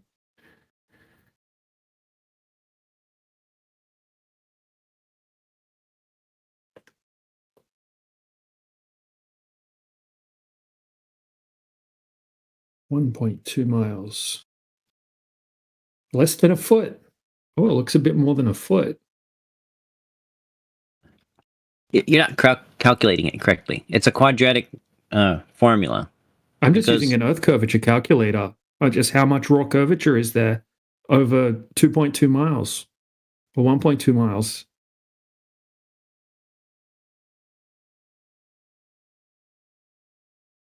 Right? It's not difficult. I'm not doing anything wrong. Okay, you've got 7.7 to 9.9. That's 2.2. Over 2.2, there is 3.2 foot of drop.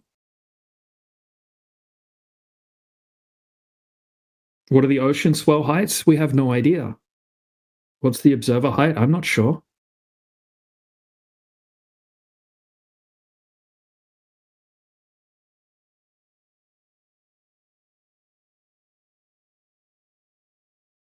Well, if the observer height were 20 feet, then the energy Why are we guessing? Well, what if it's 1 foot? I mean, it looks really low to the ground. Like, let's not just start guessing observer heights.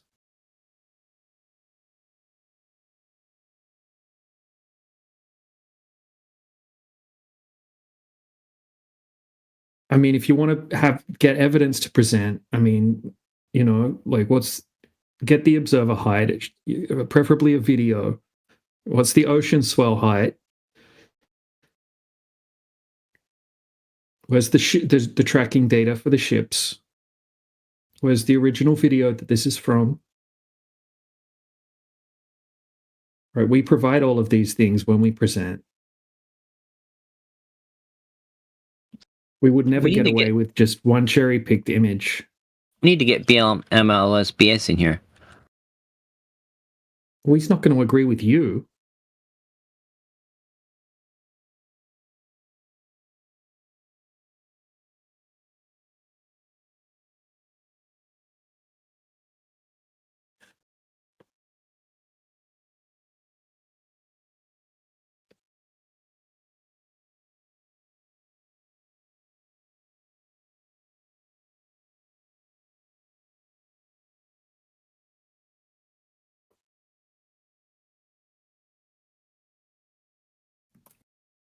But he might know the observer height if he took the picture. Yeah, he might be able to help us out. Like, so are you sure this is from him? I didn't say he took the picture. I got it out of his video. It's in his video. He gave it as examples of bottom-up obstruction. because that's what his video is about. Okay.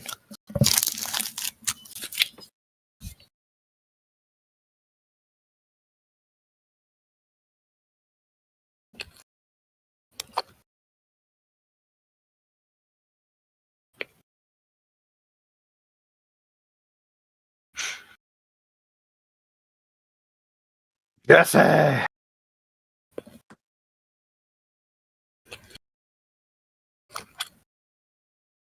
Friend request from Dane Butt Gold. Oh, thank you. Ignore.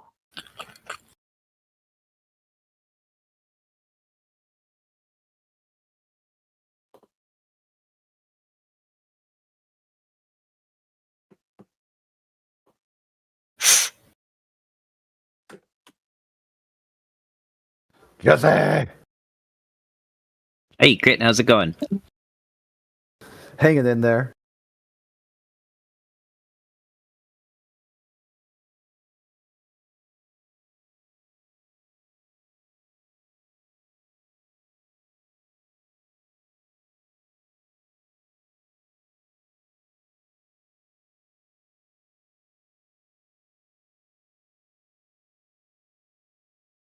Does manned spaceflight matter at all?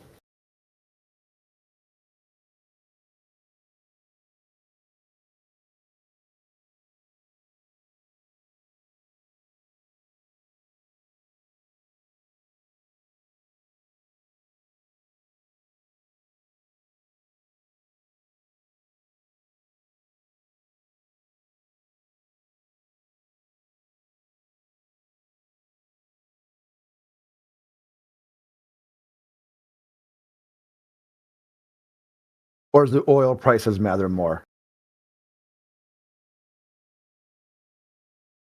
Or is someone wrong on the internet? The thing that matters the most, that you know you've got some first world problems, is that somebody's wrong on the internet.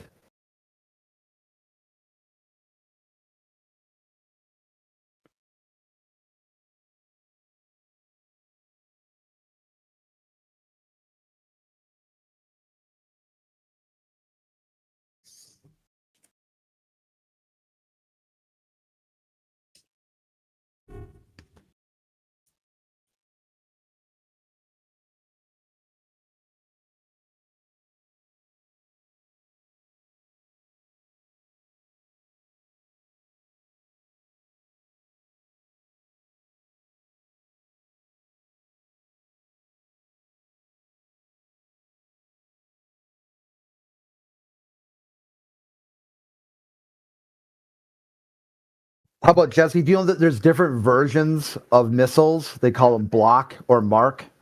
You ever heard that before? No.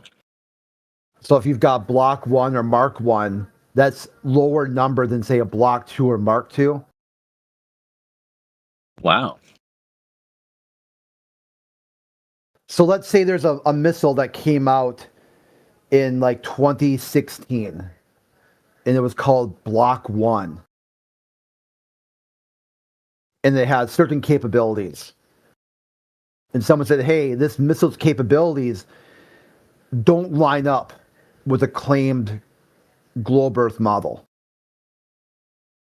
It's too good. You know, like this missile capabilities are, you know, beyond the scope of this curved Earth. You think of a reason why government would lie about their offensive and defensive capabilities? It is a reference to like a missile that could be fired from a boat to destroy another boat.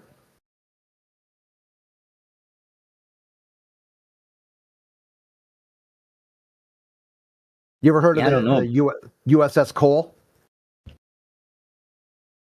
You know what happened? I've heard the name, but I don't know what happened to it.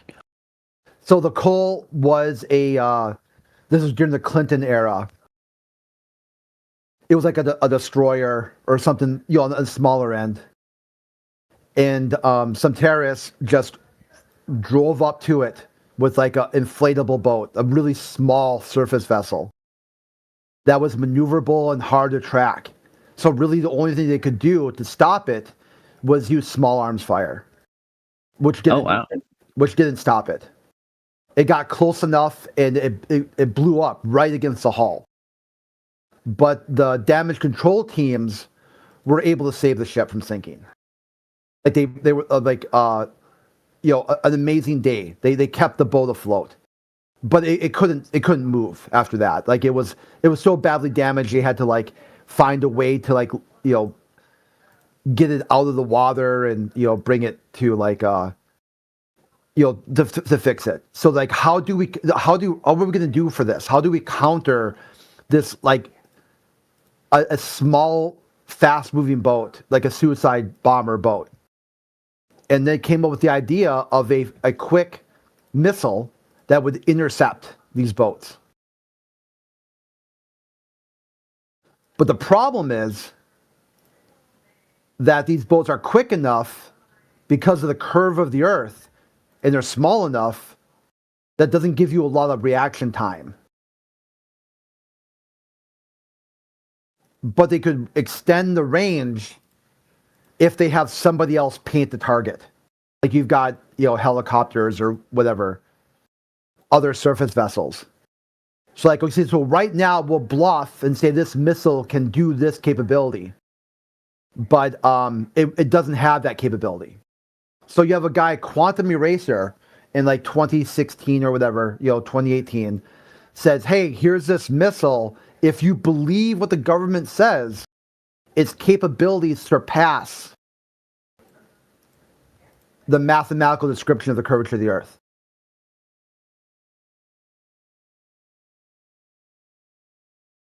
Wow. So what should the globalists do with that? Hey, I gotta eat, so if I don't respond when you stop talking, it's probably because I need to swallow. I have no idea what the globalists are going to do. Just trying to pick your brain to see, now, like in 2026, like 10 years later, and QE writes a book, puts it in his book as like, hey, the Sea Sparrow Block 1. The globalist playbook was to talk about the current Sea Sparrow missile as if as QE was talking about the one from back then as the one now. So their argumentation would be QE is talking about the missile in 2016 that wasn't even invented until 2024.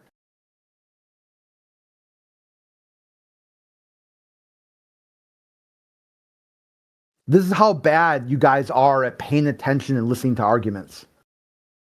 Nothing sinks in. Nothing works. Even to something as simple as block 1 and block 2, block 3, time frames. Like you guys are perpetually stuck in the mud, spinning your wheels in some endless Groundhog Day. It's like, come on already. Clearly, the Navy was bluffing because they didn't have a counter to such a simple weapon. But now they do. It took them a while, but they figured out how to have different vehicles paint targets. But rather than just say that, rather than say, yes, that's the art of war, like Sun Tzu or whatever, you had to make it seem like QE was not understanding this and was arguing against a missile that didn't even exist for like another 6 years. I mean, enough already. It's time to pop that head out the ass and start thinking.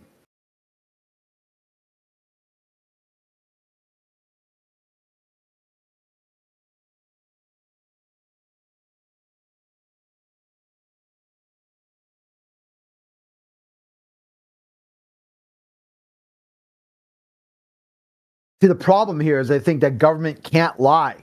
They wouldn't be able to lie about that. Because from their point of view, as soon as you admit government has ever lied about anything, then that answers the question, why would they lie?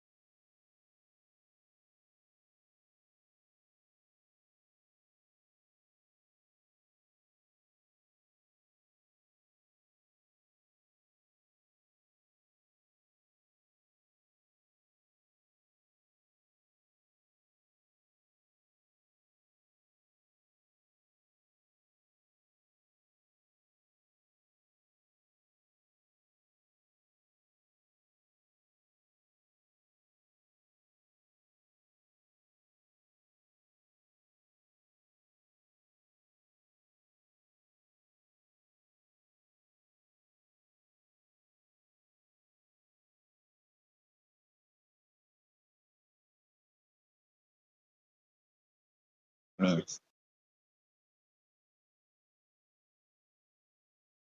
adding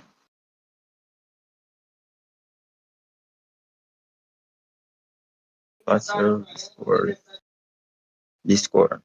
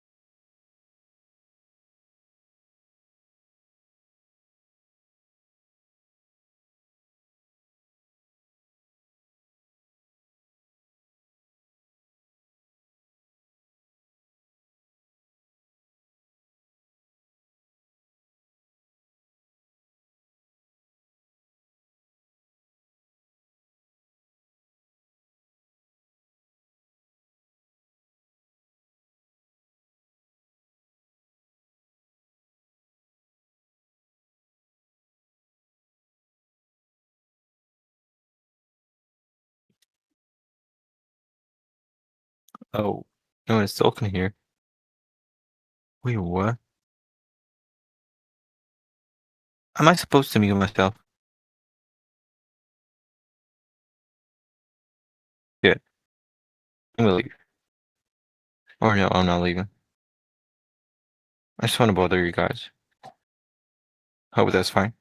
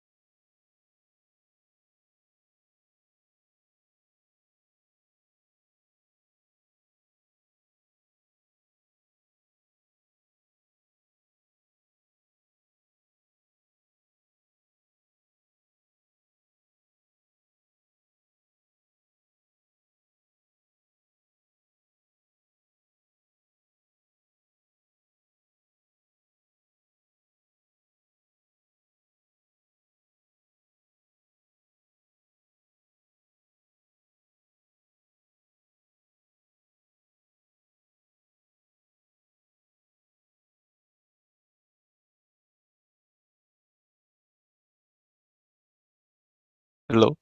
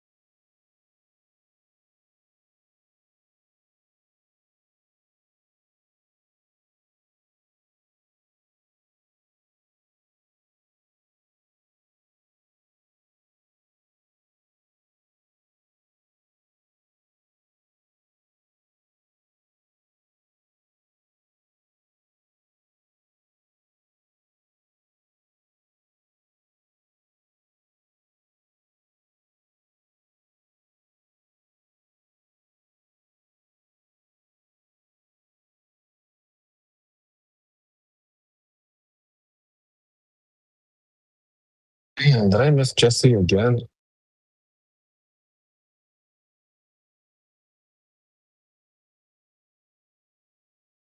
I had a picture for him. I drew it yesterday.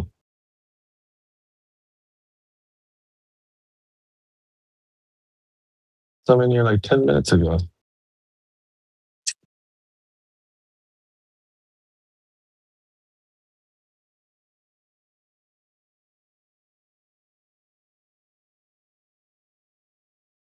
Oh well.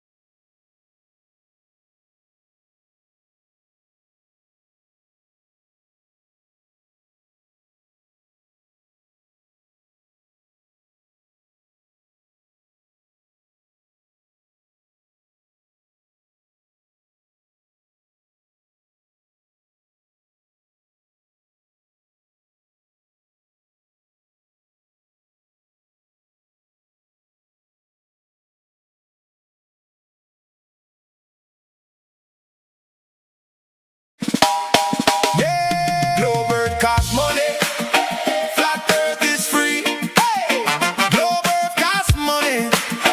Flat earth is free, free, free, free. Hey, hey.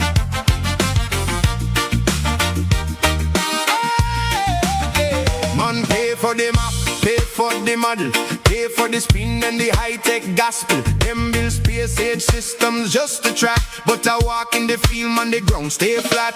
Walk to the river, sit under the tree, breathe in the air, yeah, the experience free. Them sell you a sphere, them sell souvenir, them sell hemisphere, them sell atmosphere. Me just take a step and a next step, see the road stay level like it waiting for me. Global cost money, flat earth is free. You buy that story, oh, but this one free. You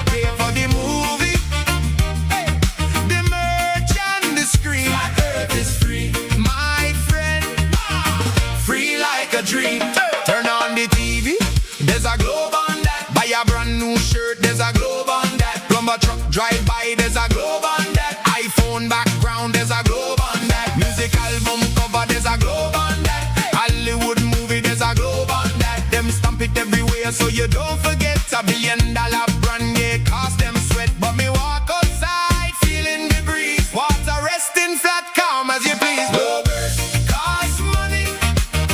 Flat Earth is free. You buy that story, oh, but this one free. You pay for the movie, the merch and the screen. Flat Earth is free, my friend. Free like a dream. Pay for the rocket, pay for the flight, pay for the telescope to stare in the night. Searching for the curve that they say is in reach, but it's just a straight line looking out from the beach. Wally get thin, but the world same way. Still feel flat when you dance all day. Oh yeah. Globe Earth costs money. Flat Earth is free. You buy that story, oh, but this one free. You pay for the movie, the merch and the screen. Flat Earth is free, my friend. Free like a dream. Globe Earth costs money. Flat Earth is free, free, free, free. Life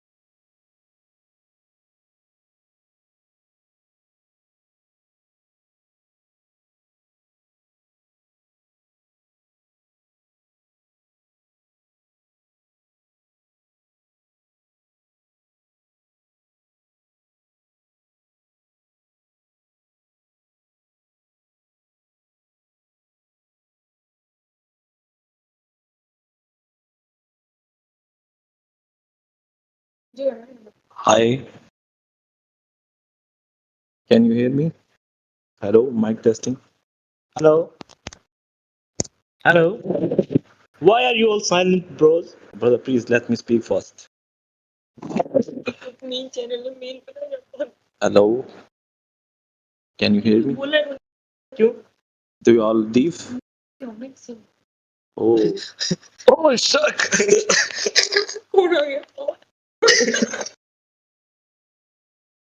Hello. Are you guys sleeping? You are sleeping on Discord. On same bed. No. अन्ना इससे क्या मतलब है? करते मैं हम अगला चलो We are sleeping right now. This is what we are doing. Are you sleeping, brother? Sorry for disturbing you. We are trying to sleep, but you are fucking it up. Oh, sorry, brother. Please leave this channel. You are using bad language. You are using bad language. Do not talk in this manner. Bad guy. Yeah, you're the bad guy. Hello. Hello. Dot. Hello. Mosi, antara mosi.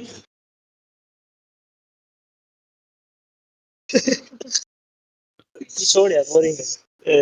You're boring, guys. People. Yeah, please. I'm leaving now. Met yet. Only this Yoder guy, I like his pick.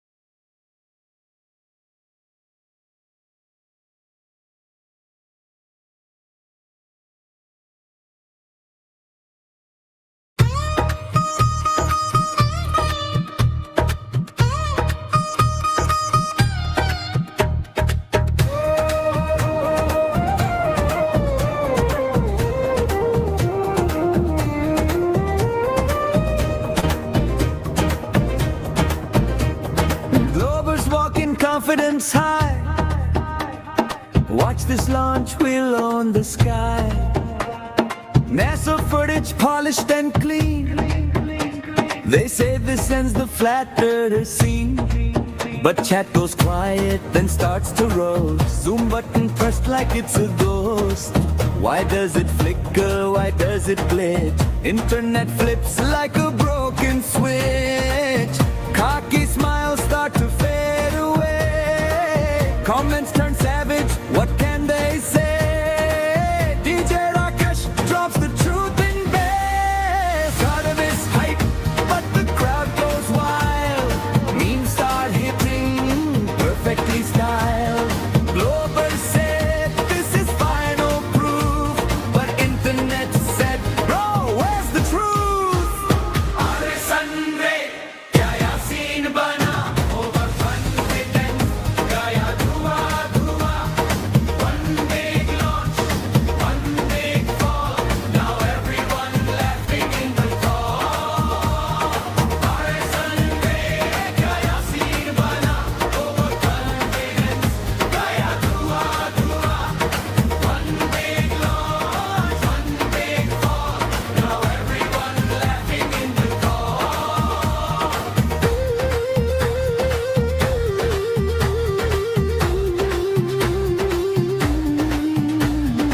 Pause, rewind, frame by frame.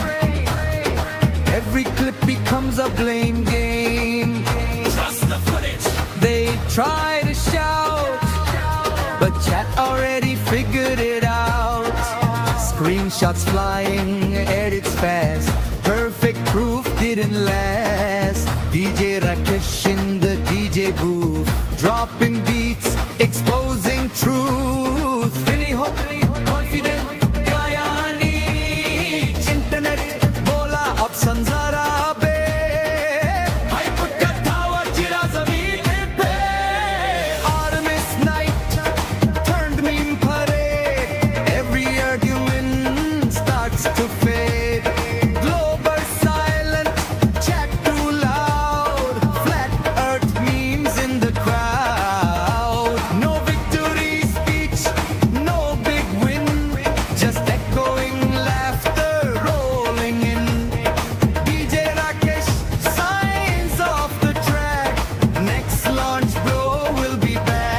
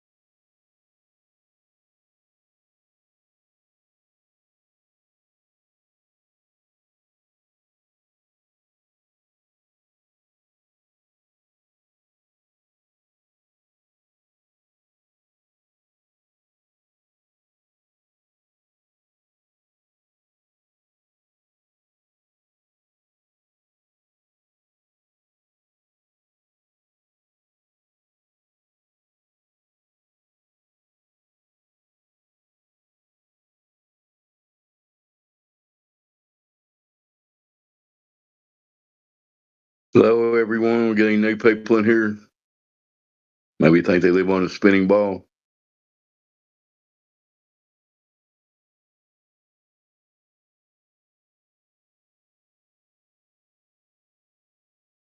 How about you, Aaron Doe? Is the Earth a spinning ball?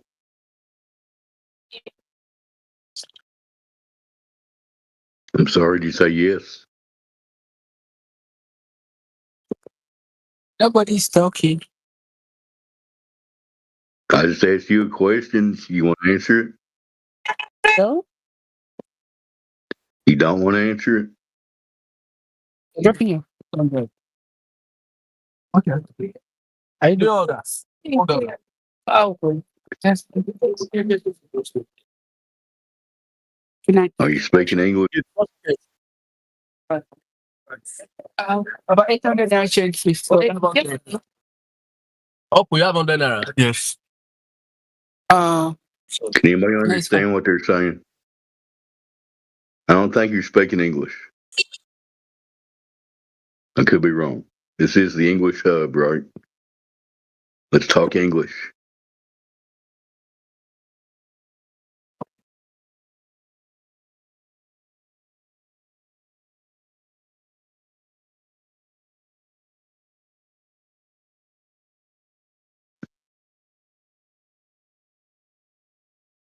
It's 800.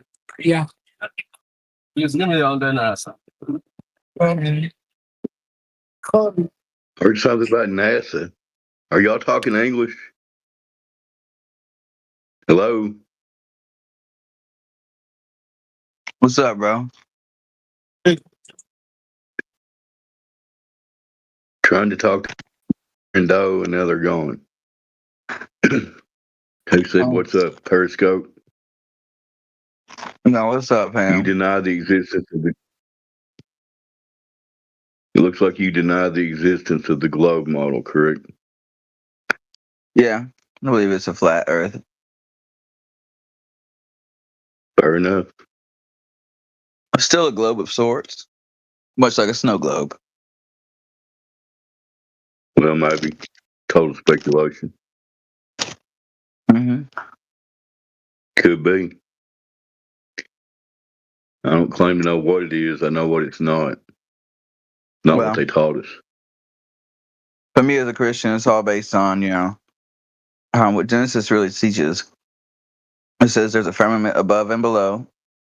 There's the heavens above and the abyss below. And when the flood happened, it said that the firmament of heaven was opened up and the waters from heaven came down. And the firmament of the abyss was opened up and the waters from the abyss came up to the earth.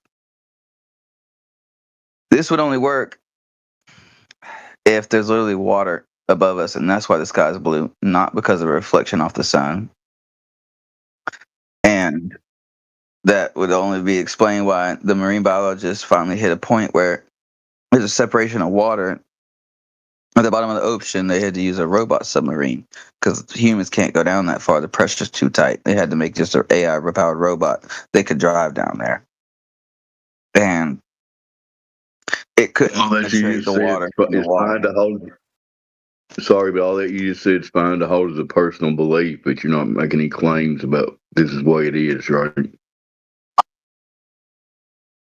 I mean, it's up to everyone. I mean, people can believe whatever they want. They can believe the Bible, whatever. I mean, that's not evidence. I mean, just the bodies of water not carbon is enough evidence for me, anyway. But anyway, I'm sorry to interrupt you. Go ahead. It's just my perspective because I am a Christian. So, if I get a glass of water out of the ocean, is it blue? Is it blue water? Of course not. But if you look at the ocean while you're on a boat and you look down below you, is it blue? It looks blue. Yep. Mm-hmm. But it's not actually blue, though, is it? Do you know why the sky is blue? Not. Oh, I'm sorry. I thought you were done.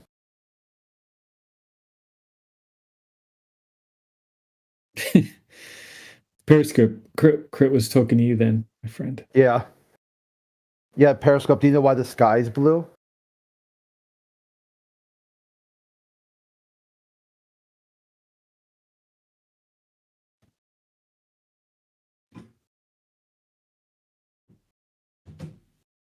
No? Or you don't know, or do you know?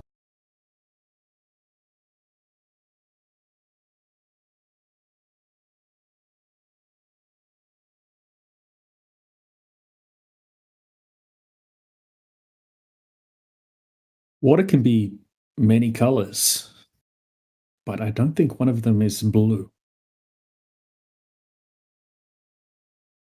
Like it's pretty common to see brown water. Is cold water blue? No.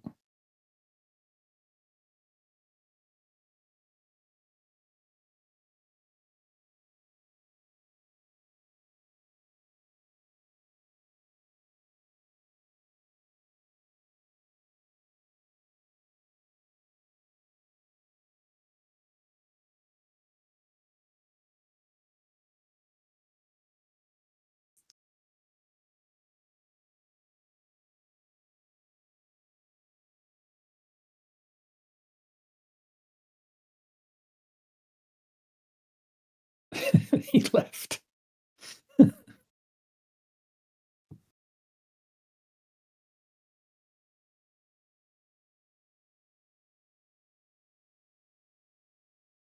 Well, the sky is blue because God loves infantry.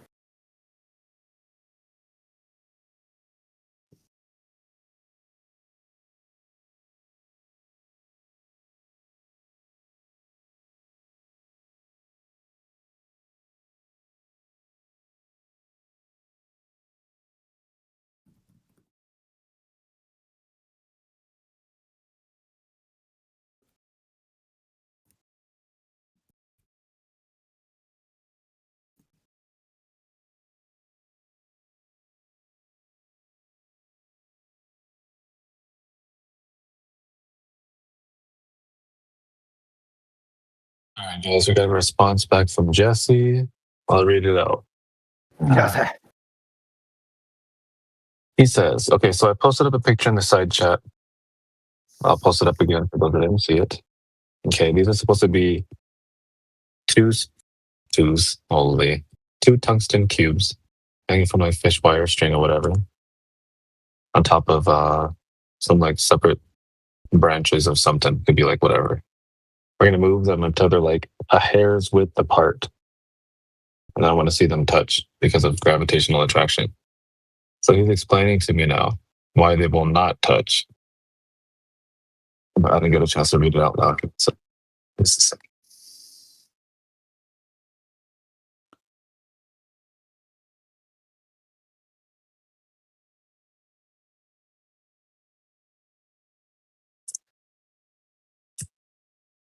Was that Jesse? Can you read it out? Oh, no, that's not him. Okay.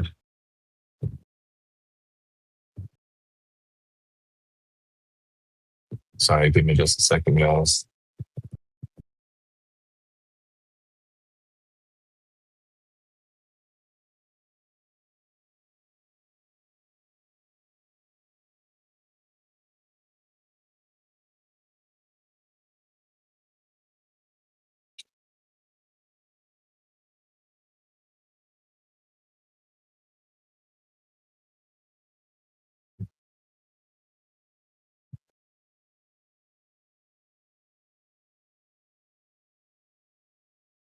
Okay, he said the two cubes will touch when the attractive force is enough to swing them towards each other enough to close the gap. Because they're hanging from fixed objects, in order to swing closer, they will also have to rise up in height. Because a pendulum follows a circular path, it cannot move sideways from its resting position without rising in height. The more it's deviated from its resting position, the greater the force it needs. So because the attractive force would be so small for small objects, the strings would need to be extremely long. I could do the calculation for you if you wanted, let me know. It'd take me a few minutes, but I could calculate. But based on my previous calculations, I know it would be extremely long strings, probably like a mile or something, just guessing.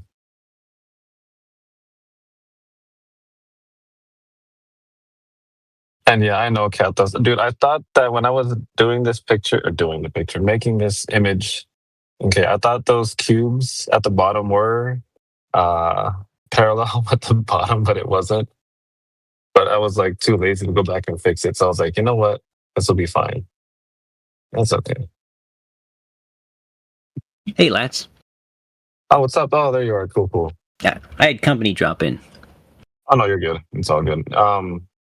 Yeah, so I don't think we're obviously going to have strings a mile long to conduct this test. So what do you think about like a crane and holding up two trucks?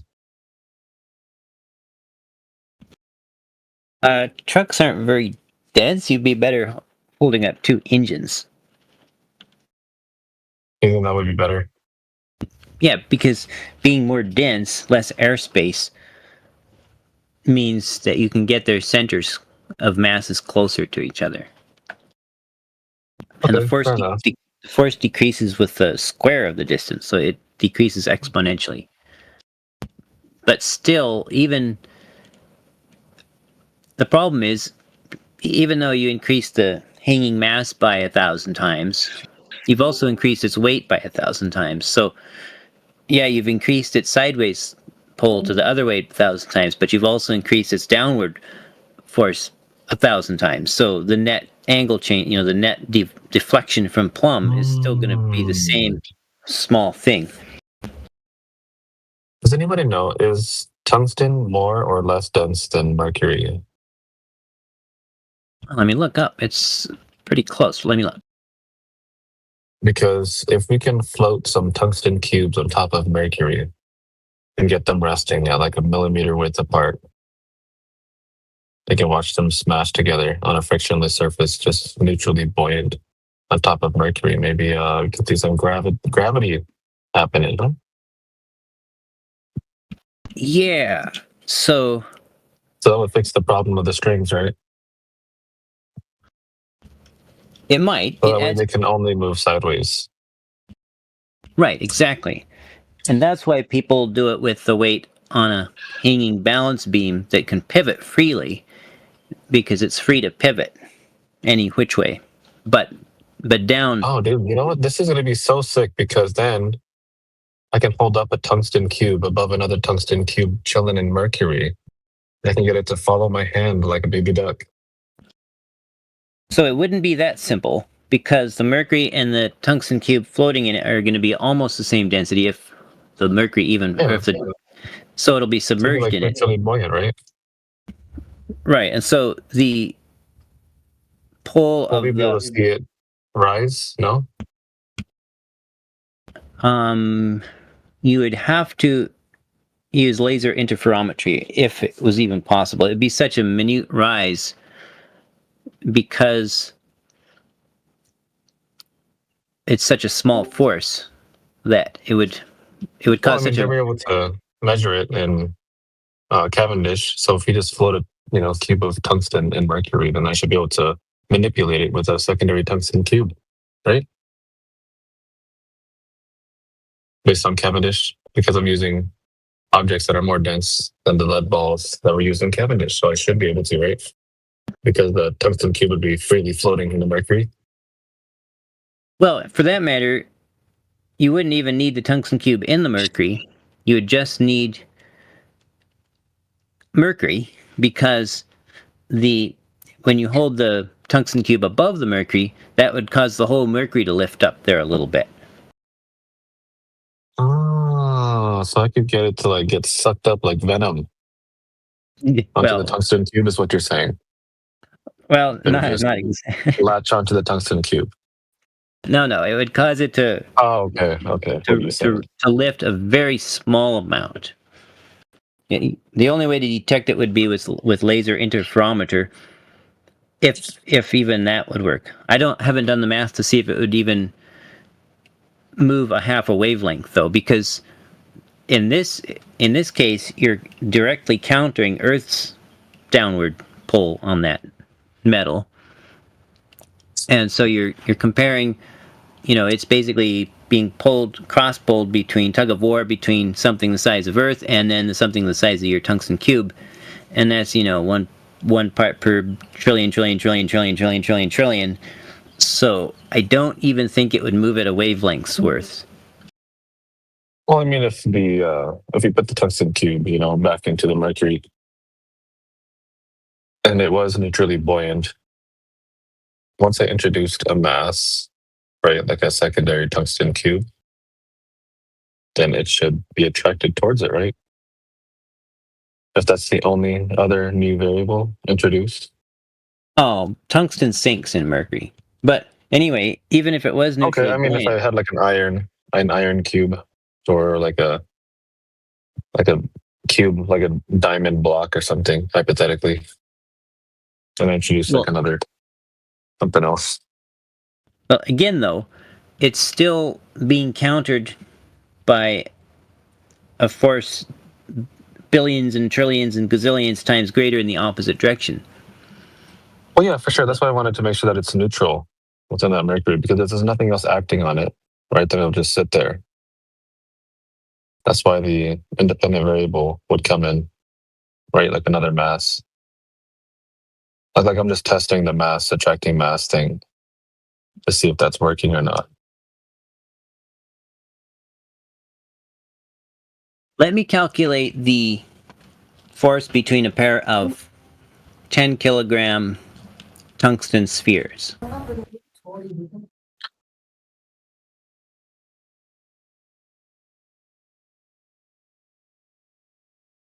Let me see how much a 1 foot by 1 foot tungsten cube would weigh.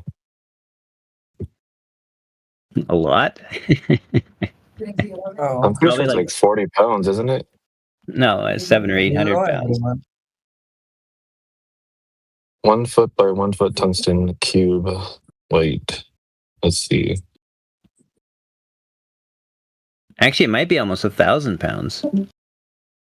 I think lead is like 700 pounds per cubic foot. No way, dude. Wait, so a 7-inch tungsten cube is $150,000, bro? What? Yeah, no, never mind. That's dumb. The stuff's too heavy to grow on trees. A 1 foot by 1 foot cube of pure tungsten weighs approximately 1,200 pounds. I was close. Whoa, that's crazy. Okay, I did not think it was going to be that. Okay, 6 inch by 6 inch. Let's see. Most amateurs use lead for their mass attracting mass experiments. What? 140 pounds? Really? A 6 inch? What? Dude, you know how much space you could save if you had all of your workout equipment made of tungsten? All of which equipment? Your gym equipment? Oh yeah, yep. But then think of all the think of all the money you just have to waste on guards to be there all the time to keep people from stealing it. Wow, that's awesome.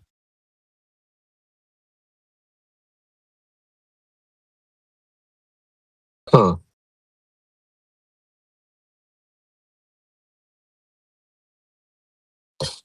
And here, let me go pick up my lunch real quick. I'll be right back.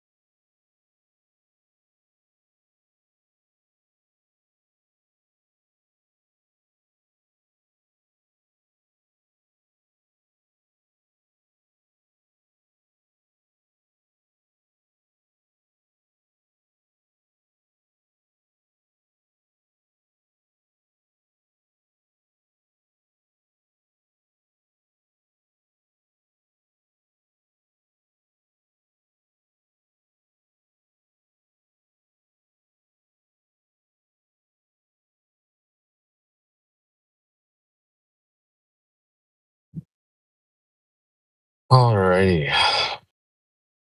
What do you think, Jesse? I calculated the attractive force between two 10-centimeter tungsten spheres, and it would be 63 micrograms of force. So 0.063 milligrams. But it's still there, though, right? So eventually, so it's not impossible to measure. What's that? But it's not impossible, though, right? Right, it's not impossible. It's just difficult. So if I do leave two trucks in a frozen lake, they are eventually going to touch each other, right? Over Two time. what? Two trucks. Two trucks? Oh, probably not. They would either get frozen in lake and stuck, or if the ice was melting enough that they could conceivably slide. I'm not sure what's your thought experiment? Why though? And what about two tanks? Right, they would slide towards each other in a frozen lake, wouldn't they? Like an army tank, like a water tank. Yeah, like military tanks. On a frozen lake? Mm-hmm. No. Because the friction would be much, much greater than the fraction of a milligram of attractive force. So I should use something lighter. No, you need to increase your mass and decrease your friction to almost zero, or virtually zero.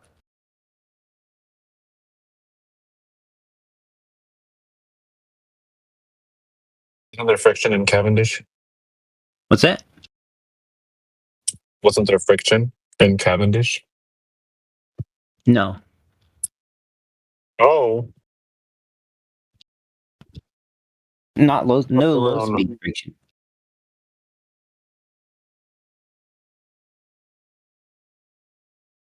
The only source of friction would have been against the air, but because air is in fact a fluid, the friction reduces to zero at zero velocity and reduces to almost zero at almost zero velocity.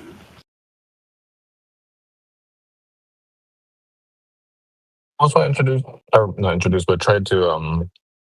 say that we should do this on the water, or on a liquid.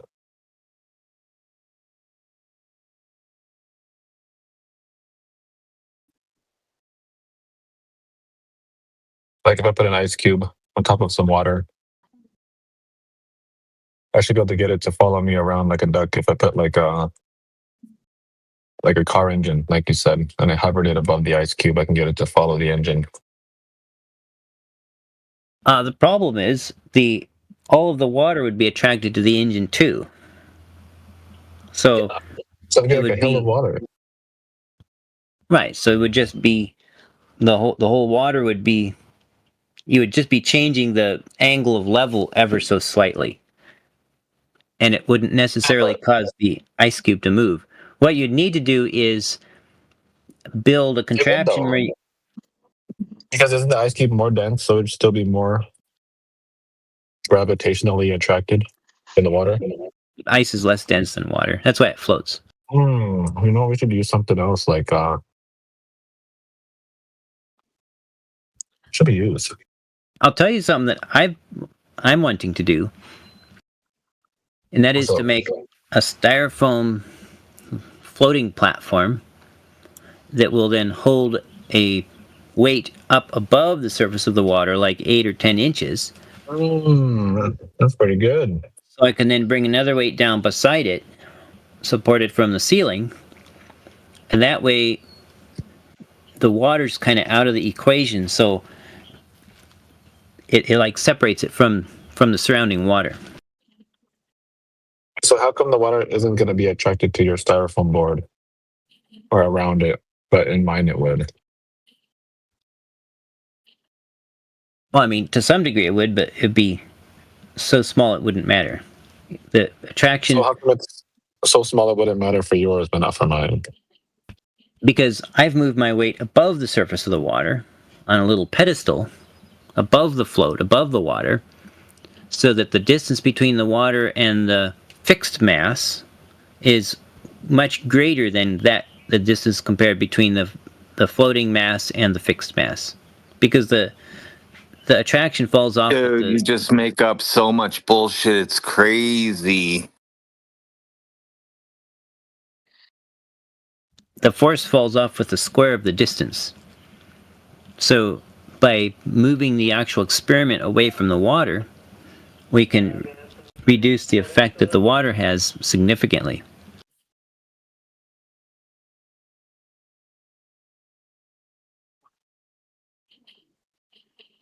But it would still be effective though, right? The water anyway.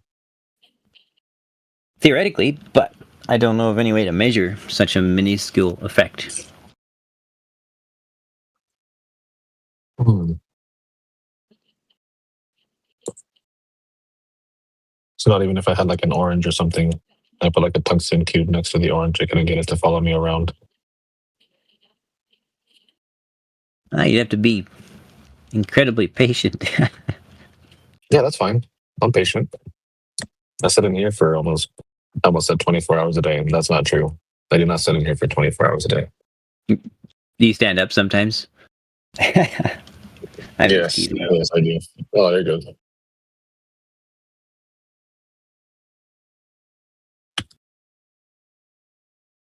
I'm willing to wait for as long as it takes.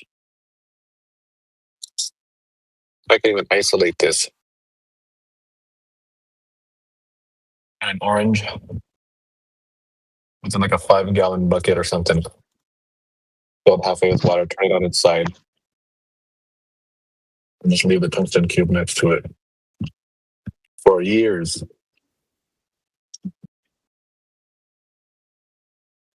Yeah, Cathos makes a good point in the side chat there. What is it?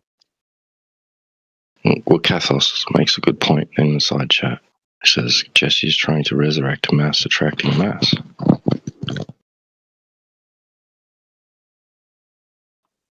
I mean, is this an Einsteinian experiment?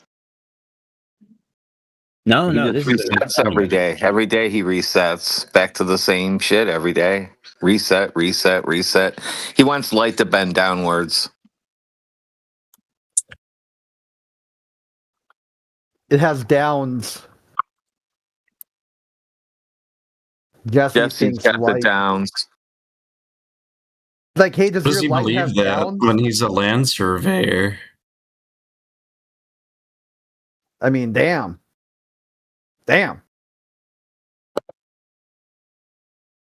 He believes he's a land surveyor. That's what his pictures of. It's just a hobby. Land surveying is just a hobby. Would you always report everything when they're wrong?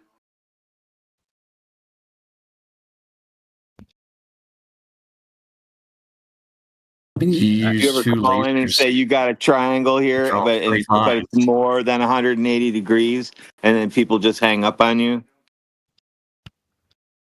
Get this, guys. I can't understand any of you when three of you are talking at the same time. There's only one person talking, Jesse. They must be refracted. Discord is refracting.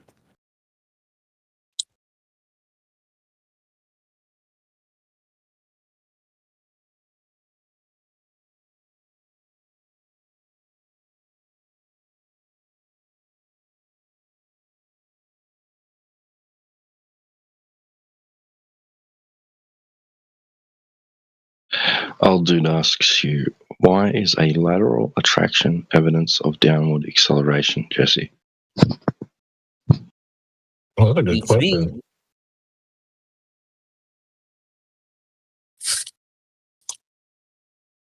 What? I thought that's why we're doing the experiment. How come things aren't attracted at like 45 degrees to each other? They're just up and down or horizontal only. You can either hang balls in a closet or you can drop something, but you can't go diagonally. Can you Globers explain that to me?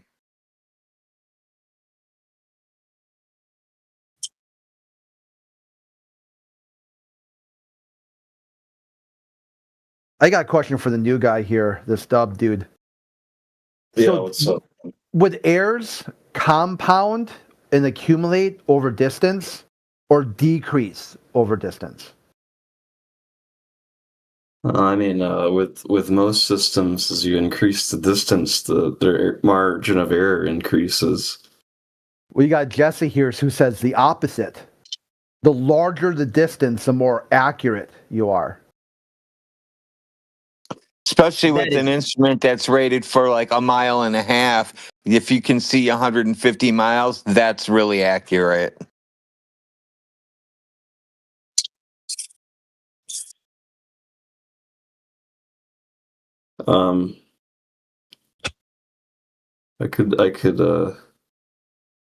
I could see that. I mean, accuracy refers to how close it is to the true value. I mean, if it's 100 miles away versus a mile away, I don't know.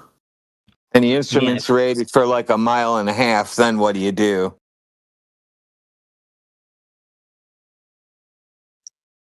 Wait, if you're claiming that you can take this instrument and measure 2 points 150 miles away that aren't interrupted by the curvature of the Earth, supposedly, then aren't you agreeing?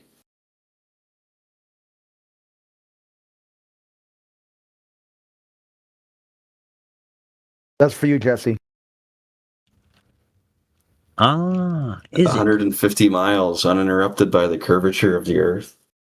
The longest I've done was 105 miles, and I was on a mountain peak that was 8,934 feet high, and I was measuring the angle to a mountain peak that was 14,179 feet high.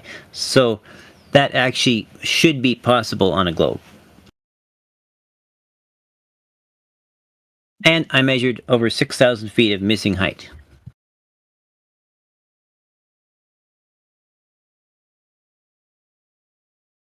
Wouldn't that observation also be possible on flat Earth? Or did you just take a picture, or did you do it like a time lapse of that whole day, all daylight? I want to see that one. Let's see if it really was all hidden, like you say. Hey, where do you from? You're in the wrong channel. You have to go to a beginner English channel. Oh my. Whoever moved you down here, tell them that they did you dirty, dude.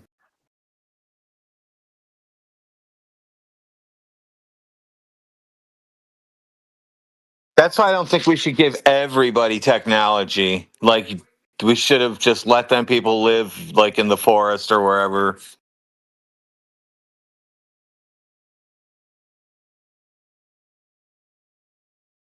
Some people do better, like, without technology. Base? There you go. See what I mean?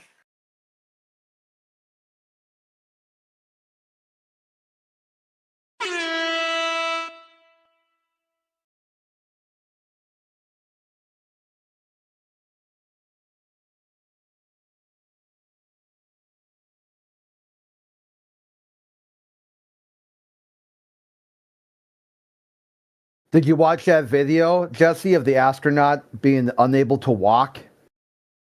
Because I guess 10 days in space, like, completely fucked up her ability to, like, balance and shit. I did not. Go check that out. And, like, it should be a topic to think about for a while.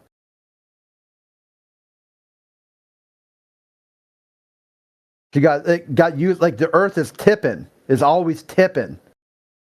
And then when she got into space, she was not used to all the tipping. So when she came back to Earth, it started tipping again. Oh, I can't walk. Oh, the Earth is tipping.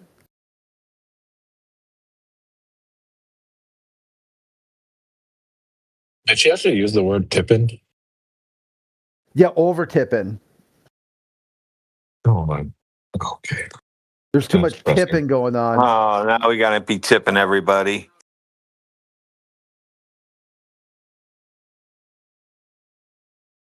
And the other astronauts, hey, you're not supposed to tell everyone that. It was just a tip.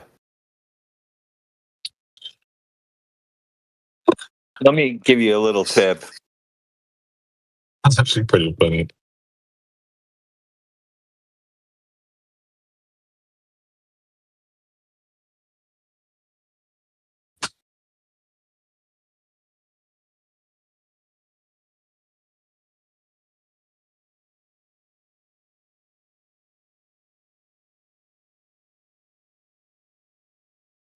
Yes, sir. You all right, Crit?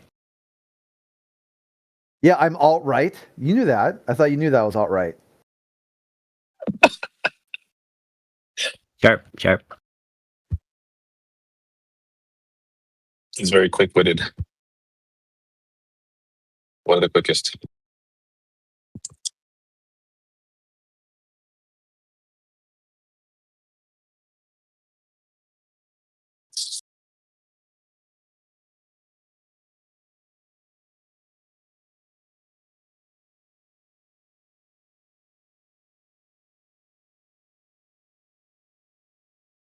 Hey, Joe, who are you calling drunk, buddy?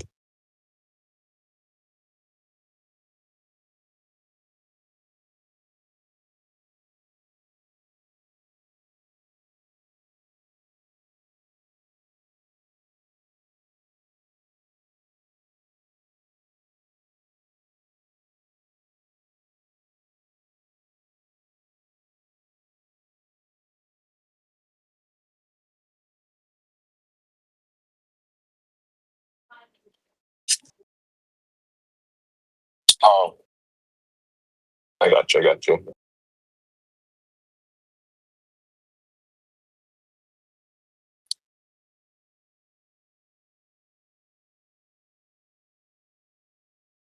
All right, enough of this tomfoolery. Who's got the continuous drop over distance measurements?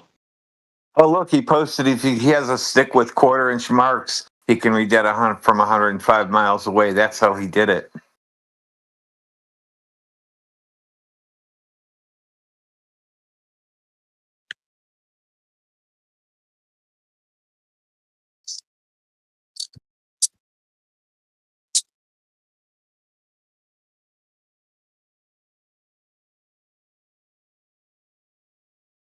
Flat Earth is a joke.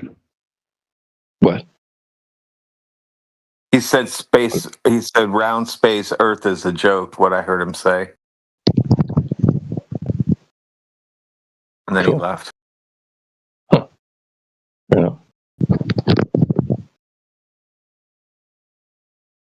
He said, my mom likes your jokes.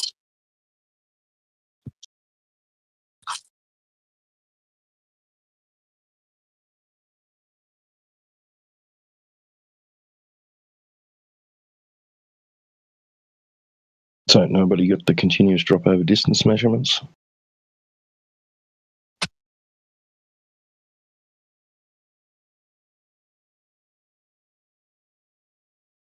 Hey, can I get somebody dragging a meter stick next to a horizontal laser at 1 foot height? And all you have to do is just walk like 2 or 3 miles along this frozen lake.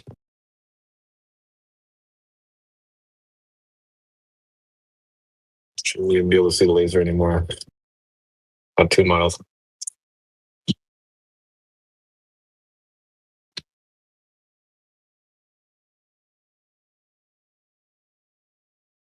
The frozen water was curving, of course.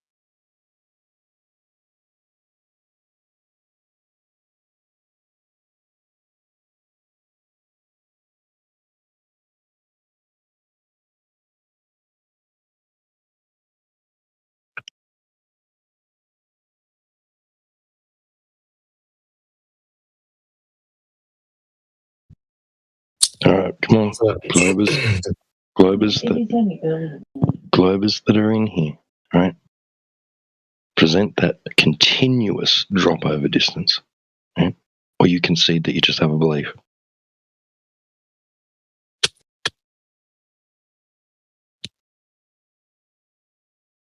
Well, now, Jesse, for that one laser test you sent me, is there any way you could repeat that with like a 1 foot height for the laser? Repeat it. Hold on just a second. There's a diesel truck going by. Oh, sorry. Go ahead. I'll wait till you're free. I know you're a busy man. It's okay. Yeah. The truck will be gone in a second, and then I'll be able to. Okay, go. Oh, no, I was just saying, for that laser test you sent me, is there any way you could repeat that with the 1 foot and laser height instead? Oh, sure. In fact, I did a similar-ish one, I think, with it at 1 foot. Let me see if I can find that video.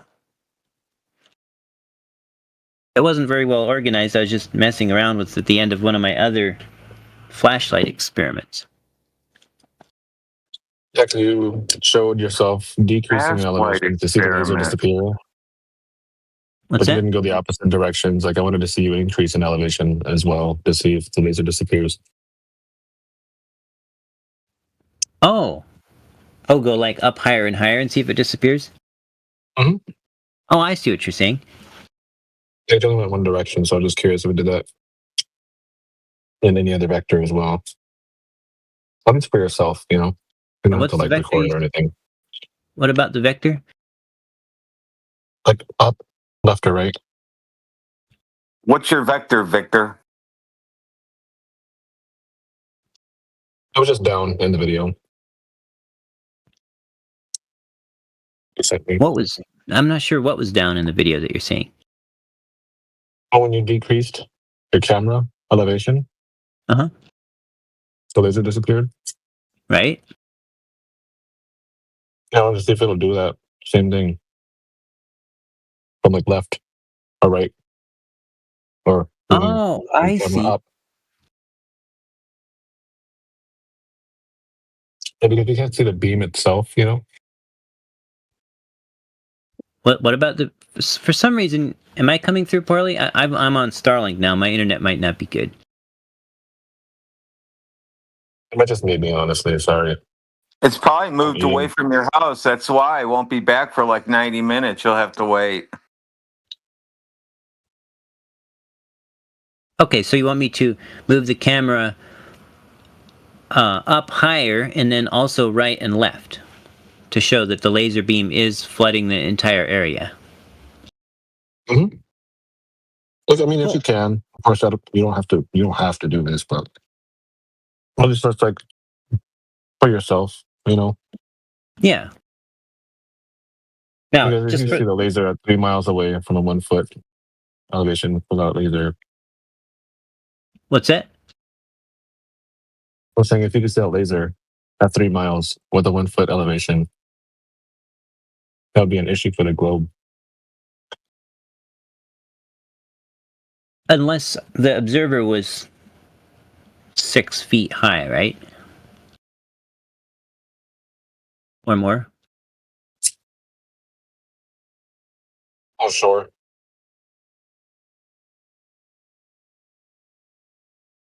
So, like, if you set your camera at 1 foot height, it should be gone. If the Earth was curving at the rate they tell us that it is. Yes, when I had it at 1 foot and I put the camera down, in fact, I didn't even have to go down to 1 foot for the camera to make it go away. Yeah. That's why I was just curious if you could. I mean, if you're going to repeat the same thing, like with the laser at 5 feet, you can go in the other direction and see when the laser's going to disappear. Yeah. Like if you walk left and right, it'll eventually disappear. Yeah, I'll get that to you as soon as I'm done with my text comment that I'm sending to Dub2. Oh, yeah, you're good. I mean, obviously you don't have to go out there and do it, but just curious.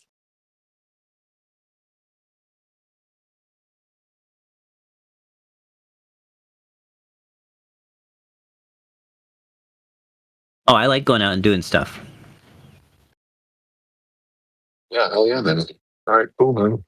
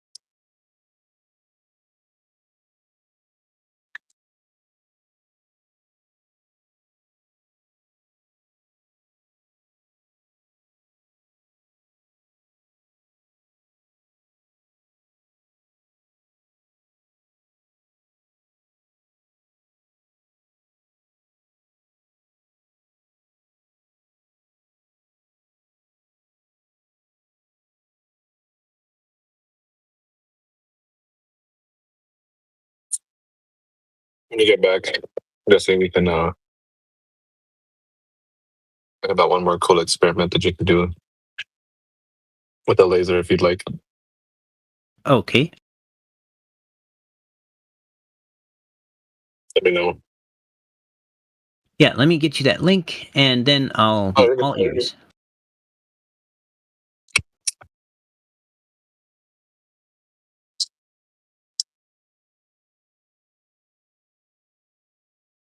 Oh, I hear someone's bong and singing a song.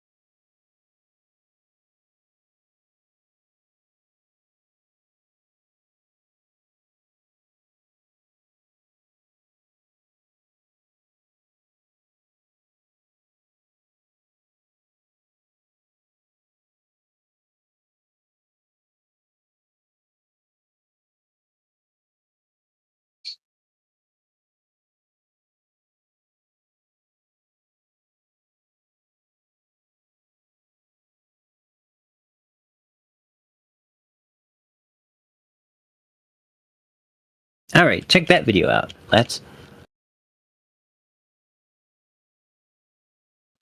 see. I had a flashlight at 5 feet high, and then on the tripod leg, 1 foot above the water, I had a little red laser taped up. Is that laser the same one that you used in the Yeah, same laser. Okay.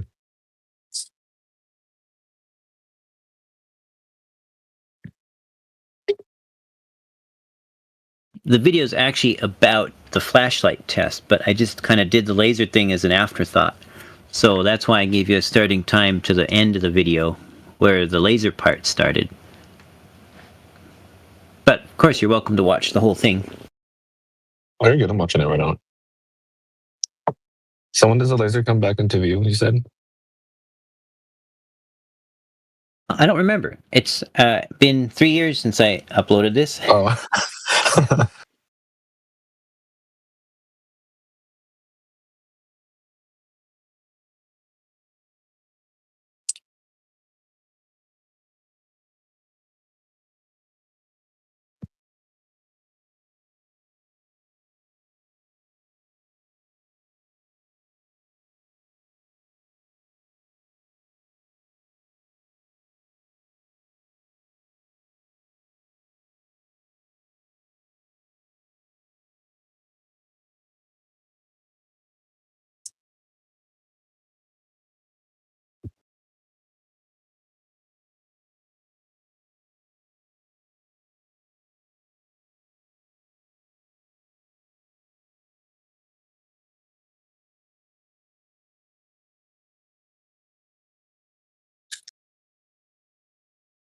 Hello.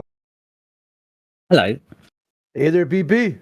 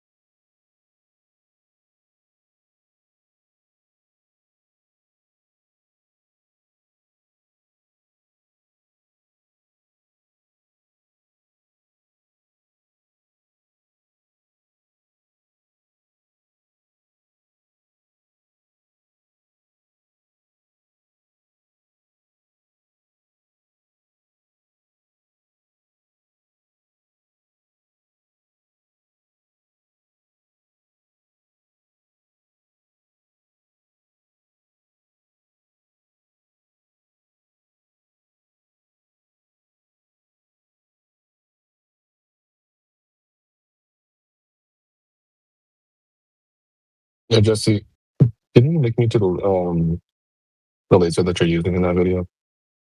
Say that again? Oh shit, sorry. Oh, damn, let me turn you down. Sorry, I was listening to the video. Oh, sorry. Thought you turned like way up. No, you're good. That's not my bad. I'll just wonder if you can link me to the place where you got that laser. I think you said you want a link to the place where I got the video or the laser, and I will do that. Thank you, good sir. So there's something between your microphone and my speakers. Between the two of them, somehow they're just losing certain tones that makes it difficult.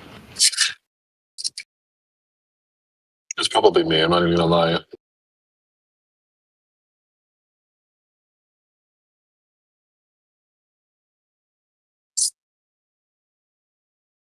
For my speakers, I'm using, you know, those sound bars that rich people put under their wall TV for better speakers. Well, a friend made me a good deal on. I mean, I think they're $180, but he sold them to me for $40. Anyway, I have those hooked to my computer with a fiber optic Toslink cable.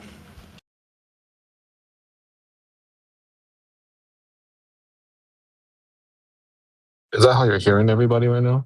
Through that? Yep. Wow.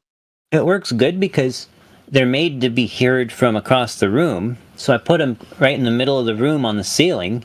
So they're like 10 feet from my computer, which means I can hear them really good, but they don't feed back too bad into my microphone.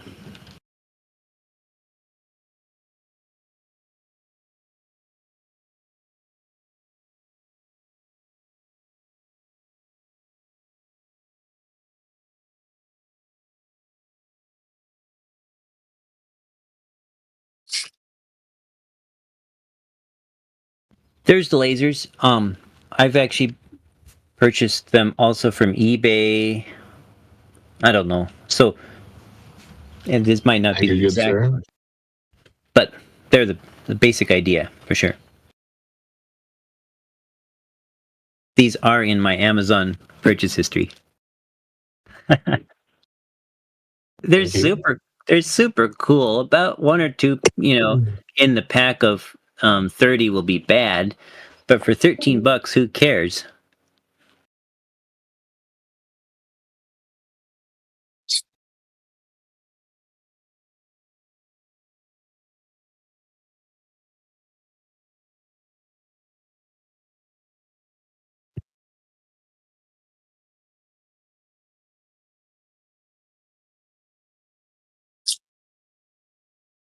Thanks, man. Appreciate it. No problem. And these will run off of a single 18650 or cell phone battery. Or USB.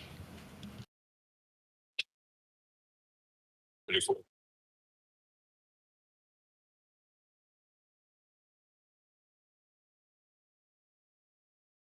And of course, they don't hold a 3-inch spot at 3 miles like a military laser, but still, you do it at night and they're highly visible.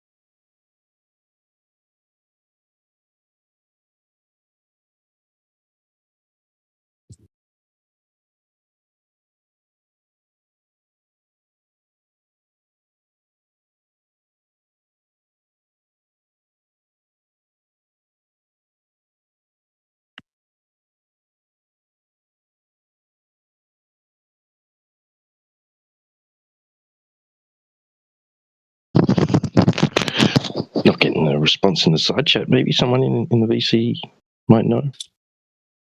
What's that? Just posted some stuff in the side chat. Just wondering if anyone's got a response. Can anyone explain this to me, please? Hello. Hello, him. So you are talking about the flat Earth here? Yes, sir. Can you explain why the Earth is flat? If you can explain in the side chat what I put in the side chat. I'm kidding. Go ahead, General. Oh, crap, I'm unmuted. Oh, because water's level on the surface, that's why the Earth is flat. Listen, bro, do you ask any pilots about how the view from the sky? Yeah. What did he say? Well, I've been in the aircraft myself, and the horizon is a circle around the observer. So 360 degrees when you turn around, having no part higher or lower than the other. So not curving. I don't need a pilot to tell me that. You are been in the aircraft? Yes. Where? Civilian or what? About 37,000 feet, I think, is the highest I've flown. What? 37,000 feet, I think, is the highest I've flown. 37. Can you say it with the kilometer, bro? No, I can say it in 37,000 feet. You've got Google, you can do the conversion. Wait, I do it. 37,000 feet. Kilometer. Oh. Bro, do you know about the... So was the aircraft not good enough? It's good, bro. If you ask like a fighter jet pilot, he will say you. Okay, so if the fighter jet pilot says the surface of the Earth is curving, I'll measure that curvature on the surface, won't I? I see the video by myself. Like when you see. Okay. When you said 37 is the highest kilometer, this is for the civilian That's planes. nice. That's nice. So the jet fighter pilot, what will he tell me? Yeah. The jet fighter hit the 17 kilometer. I don't know how in the feet. It's 17 kilometer high. And I saw the video by myself, and it shows like the Earth is curved. Okay, so I'll measure that curvature on the surface then. You see some bending and some curving in the horizon. Hello. What? So I will measure that curvature on the surface then, the one that you see or the pilot sees from high up in the sky. Yeah. Pardon? I only said that you can see the curve, not it's all curved. Yeah, but I will measure that curvature on the surface then, won't I? How? Speak clearer. What did you say? I don't get you. Like you want to measure this curve in the flat surface? Yeah, if you're telling me that in an aircraft somebody really high sees the curvature of the Earth, then I'll measure that curvature on the surface, won't I? But you can't, like you need how do you curve it, bro? It's like we live in the large planet. Yeah, okay. But it's got a curved surface, right? But it has a curved surface, correct? Yeah. You know. I don't know to explain it. Like it's hard. The English is hard for me. It's not. Does the Earth have a curved surface? Yeah, it's have the curved surface. Okay. Will I measure that curved surface? Yeah. How? I don't know, bro. Like we can't measure it right now, but in the future maybe. How? I don't know, but in the future, maybe we can have the tools to. It's a geometric equation that we already have. But it's theoric, bro. Not how do you say it? It's just theory. Theory? Really? Oh, I had no idea. We did not know the radius of the Earth and therefore its supposed size, and therefore the geometric equation using a triangle to actually see what that curvature should be. Bro, you're talking to physics like I'm too bad in physics. I just said what I know. I mean, it's not physics, it's geometry. We have a 4,000-mile radius ball apparently we're living on, and you take that and put the triangle on it and measure the curvature, and it should be 8 inches for every mile squared. So at 10 miles we should have 66 feet of drop.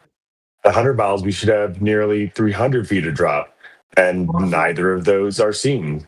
And that's never seen. And up to 1,000 miles there's no curvature that's exhibited. So I don't know why we're really having that discussion. There's no equation or no way to find it out. They gave it to us. That's the people who said this is a ball, and it doesn't match. We're just doing their math that they gave us.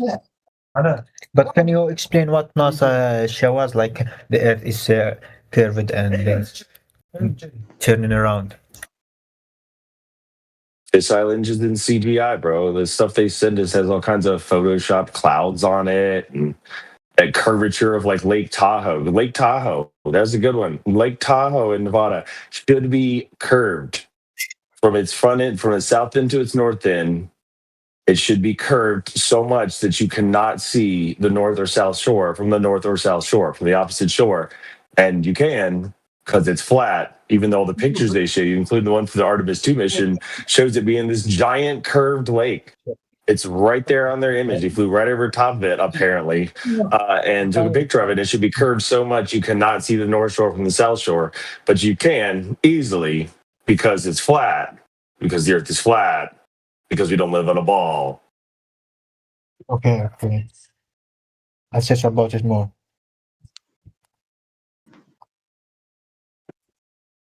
Please do the research, bro. Do the research. Look, it doesn't work. We want you to see it. That's all. Can you give me the results? Like the source when I found where I watch and where I search.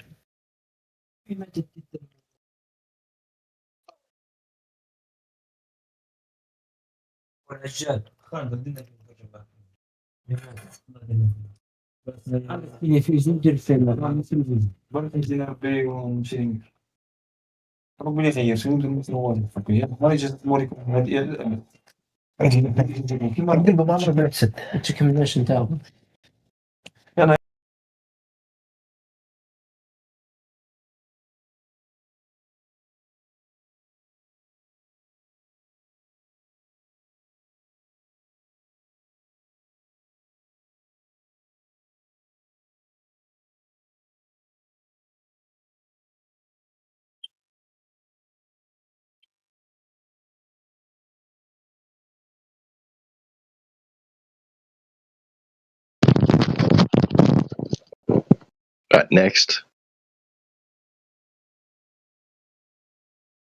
Anybody else with questions, comments, concerns? Wait, what's this one for? I kind of just clicked a random one because I was interested. Which topic is this? Flat Earth. Flat Earth. So, I'm curious, do you believe in the flat Earth theory? Yes. Though it's not a theory, it's a measurement.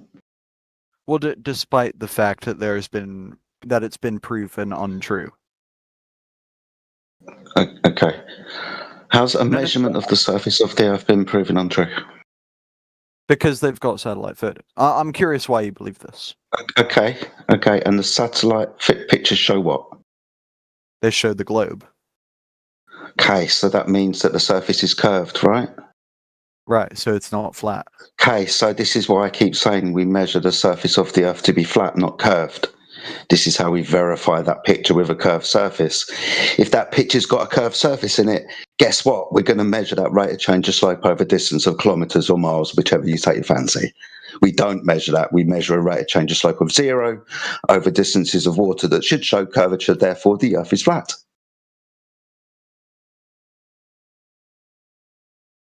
So which one falsifies which? Right, but it's just blatantly not true. Like, if you go... What, that water's horizontal on the surface? You think that that's not true? No, Earth being flat isn't true. No, water, which takes up 70% of the surface of the Earth. You think that water is not horizontal on the surface? Dog, what? Do you know what horizontal is? Yeah. Do you know what... Do you know what water is? Do you know what water is? Dude, do you know what water is? You sound confused. I'm trying to help you. You seem to understand what horizontal means. Now we're on to water. Do you know what water is? Yeah. Good. Do you know what the surface of water is? Oh my... Dude, you're the one that acting like a 5-year-old. My kids do better than this. Wait. So let me just ask a question, right? You're a grown man who thinks that the Earth is 50 this year. Yep. I mean, I will compliment you. You sound young. Thanks. I appreciate that, honestly, dude. However, but your info is just completely flawed. Which part? The Earth being flat. Okay, let's go through this again. Do you know that over 70% of the surface of the Earth is water? Yeah.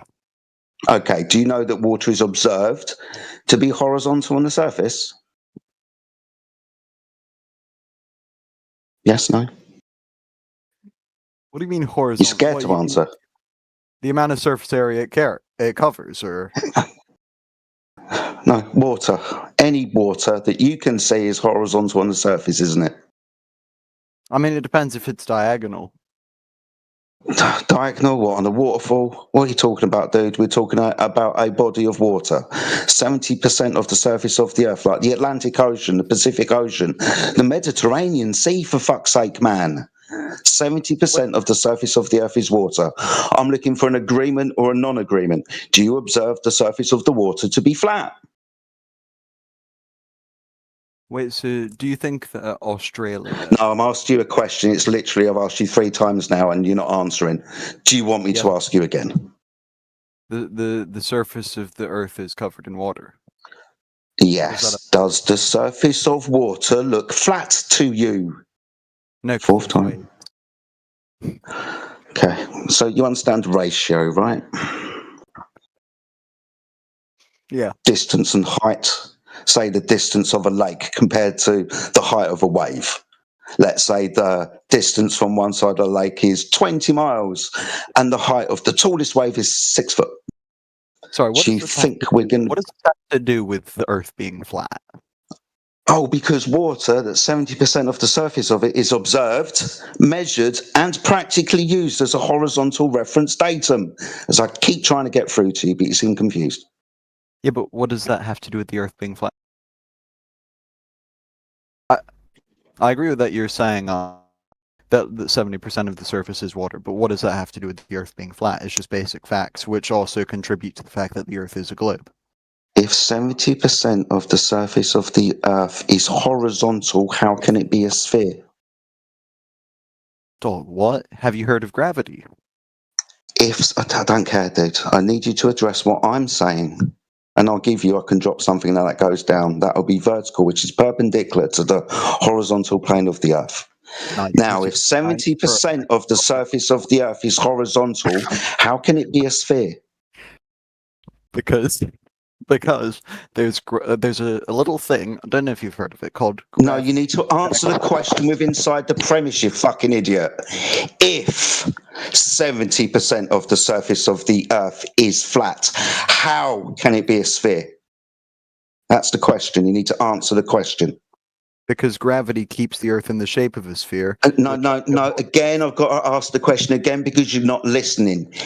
If 70% of the surface of the Earth was flat, how can the Earth be a sphere? Right, but it's not flat. Okay, but do you understand how to entertain a hypothetical without getting defensive? Yeah, but you're the one being defensive. Yeah, can you do it then? You're one to talk. Dude, you're a fucking idiot. You can't even entertain a hypothetical from inside the premise without getting defensive and acting like a little girl. Okay. It's really sad. Okay, so you're calling me an idiot. So let's do it again. If 70% of the surface of the Earth is flat, how could it be a sphere? Just answer that question. Wait, so do you think Antarctica doesn't exist? You're an idiot. Oh my god. Oh my god. He can't do it. He can't do it. I bet he was a blast as to teach in school. Yeah.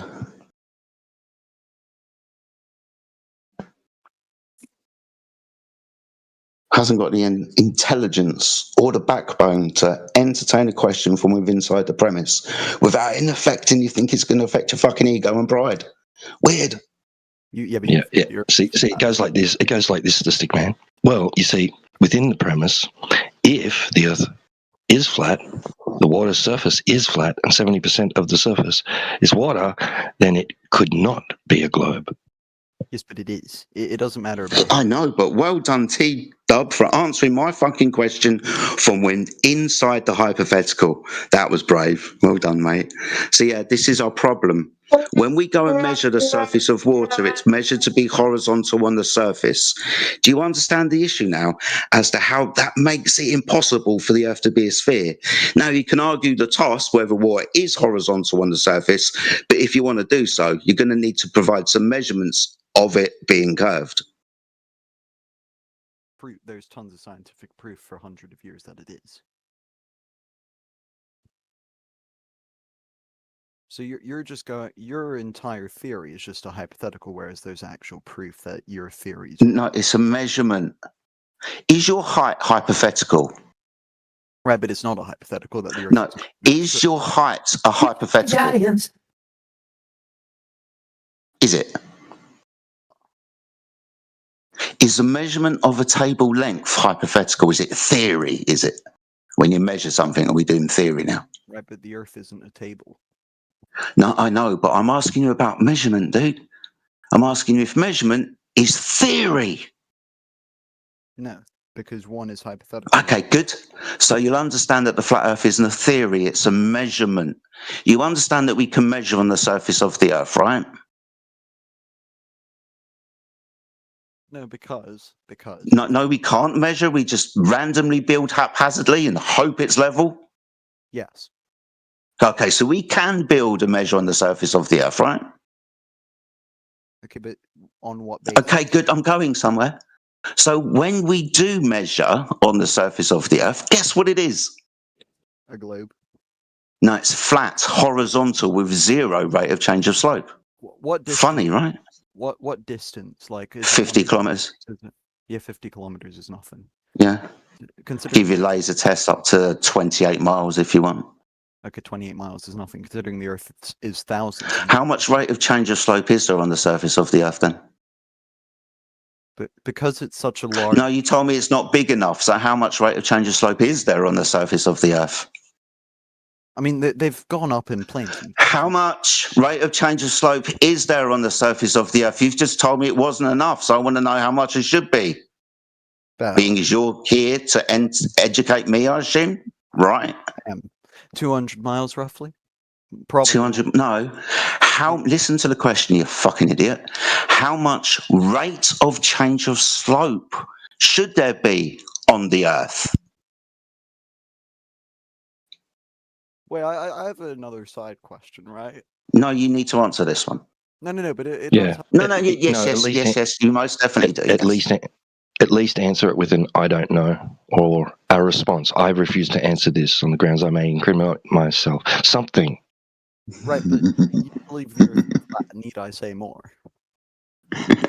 Oh, so you're a racist bigot? Gotcha. No worries. I literally just joined. What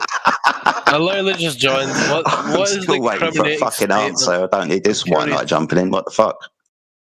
I'm talking to the smug English boy. Bro, I want to know what the incriminating. It's shush. Is your Discord user Jedi? Yeah. All right, that's pretty cool. I like so. Thanks.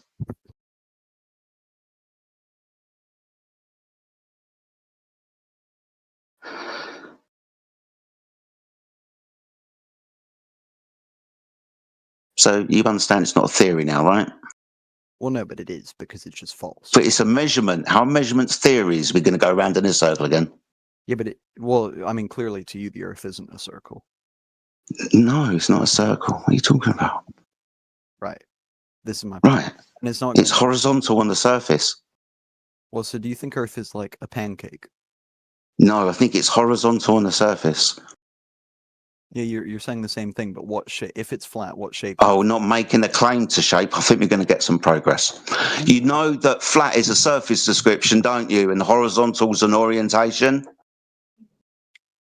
Yes, but right. Good. Have I mentioned shape in there? Yeah. So 2D shapes. Right? No. Answer the fucking question. Did I mention shape? Yeah, I said 2D shapes are flat, right? So what? Did I mention shape? Yeah. 2D. No. You're not doing very well, are you? I mean, you did. It seems like your memory isn't very good. No, I've not made a claim to the shape of the Earth, you fucking idiot. That's you. Okay. You're making the claim to the shape, a three-dimensional shape known as a sphere, which is equidistant from a radius, more or less, in your case. Me, I've made a claim to a surface description that's flat and an orientation that's horizontal. No shape came out of my mouth apart from telling you that's what you claim. Right? Right, but okay, so 2D right, but are flat, right? No, so what shape? Flat. Don't know, dude. Exactly, because it's a sphere. Exactly what? Exactly what? Because it's a sphere, and you can't accept that. No, if it was a sphere, there would be measurable curvature on the surface, wouldn't there? Well, there is. Yeah, the surface wouldn't measure to be horizontal, bro. There is curvature. I don't know what you're on about. Oh, what measured curvature? Is it flat-ish? Measured, measured curvature. One sec, bro. You said there is curvature. I asked you, is that measured curvature? Then you started mumbling about something. Yes, it's measured. Can you provide me with those measurements, please? Well, I'm not a scientist myself. I don't know. It's not even a scientific question. We're doing fucking surveying at best. You don't know then. You don't know if it's being measured then. You seem to have. You've just thrown your appeal under the bus. You don't have an appeal. Okay, what appeal do you have? You're just sense. The measurement of the surface of water being horizontal and flat.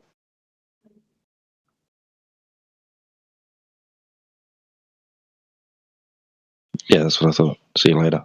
Next. Anybody else here with questions and comments? There was one guy, Boss Man. He wanted to pipe up earlier. Now's your chance. I'm not even piping up, bro. Like, you know, like when you say like flat, you know, flat is two-dimensional. You know, when you think about like flat, you think two-dimensional. But that's a surface description, though, isn't it? Yes, when I say my table is flat, it doesn't mean that my table is just two-dimensional. It's got depth to it, right? Of course. You know, like I'm not even arguing with you guys. Like I'm actually curious about the topic. Like, you know, like me myself, I don't think objectively about a lot of things. So, you know, when you say like flat and two-dimensional, of course, Earth isn't two-dimensional. Everything is three-dimensional. Like in real life, everything is three-dimensional. So, you know, it can't be two-dimensional. It must be three-dimensional. So it's flat-ish. It's not just flat. It's flat-ish.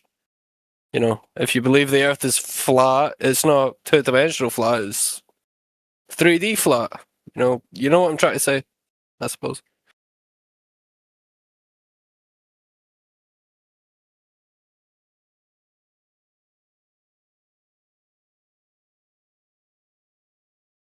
You know, like I'm not trying to argue or debate, but you know, it's semantics, I suppose. What I'm trying to say. What do you want to know then? Have you got any questions you want to ask, or? Well, there is one. You know, I was here a few days ago, and there was this experiment that a bunch of guys were talking about with the vacuum chamber. Okay. And you know, the vacuum chamber experiment. I'm curious, like the vacuum chamber experiment. it works. When it comes to like the argument was the vacuum chamber experiment doesn't work because there's no oxygen in the vacuum chamber, so nothing can propel off of it. Oh, you're talking about rockets working in the vacuum, aren't you? Yeah. Like, I mean, this is like I was on the chat a few days ago. There's like rockets in the vacuum, and I spoke to a few other guys, and I was saying, "Oh, I was on the server. They're talking about rockets in the vacuum, and they were talking about oxidizers or something in rockets. Like it's like self-contained, like oxygen in rockets or some shit like that." And I don't know much about it, but like, this might be good for you guys actually. I mean, I don't know much about it, but they were talking about oxidizers. Like apparently, like the oxygen is like self-contained in rockets in space or something like that. So that might be like a talking point for you guys. Like I'm not gonna argue like beliefs or anything like that because, to be honest, nobody knows anything. I don't know anything. I'm just here to learn more about the world. But like apparently an argument against the flat Earth kind of thing is oxidizers and rockets. So I'm wondering what like you guys' opinion is on that. I think some people say that rocket propulsion in the vacuum of space wouldn't work. So this is like the kind of argument around it, propulsion and how it works within a vacuum. I'm kind of on the fence with it, to be honest with you. It doesn't really bother me whether rockets work in vacuums or not, to be honest with you. I don't know if anybody else wants to jump in who's got a point to raise or a comment or whatever, but it doesn't make any difference to me. Light a firework and throw it under the water. Yeah, but a firework doesn't have an oxidizer in it. A firework is the same as a jet engine. That it has to propel off of oxygen. There's no oxygen underwater, but if it has self-contained oxygen inside of it, like an oxidization, capsule inside of, it's not true. This propellant, that theoretically, it could propel because there's oxygen in it, and you need oxygen to propel something. That's what like these guys were like telling me. Like I'm not a scientist myself. You need the oxygen for the burn. Physics scientist, but I think you need the oxygen for the burn. I think the argument is that you still have nothing to push off of in the vacuum. Yeah, but I mean, the argument is that you have nothing to push off of, but if there's oxygen, you can release the oxygen and then burn it with the oxygen. So the oxygen that you release before it can propel it forward with the oxygen that you burn. Like I'm not a scientist myself. I mean, I'm not a theoretical physics kind of scientist myself. I've dabbled in science before. Like I've got a master's degree, but not in physics or anything. So I'm, it's a strange one for me. It's, I'm trying to explore everything. Science or pseudoscience, everything. And what am I trying to say? I suppose I understand the points that the flat Earth kind of community kind of produces, but the oxidizer kind of thing confuses me a little bit because the way that other people have described it to me, if there's an oxidizer inside of a rocket, then that debunks the argument apparently. But like, I want to hear you guys' opinion, honestly. Like I'm on the fence about everything. I'm very, I'm open to every single opinion, and I want to hear the opinion of you guys when it comes to the oxidizers, like the oxidizers and the rocket kind of argument.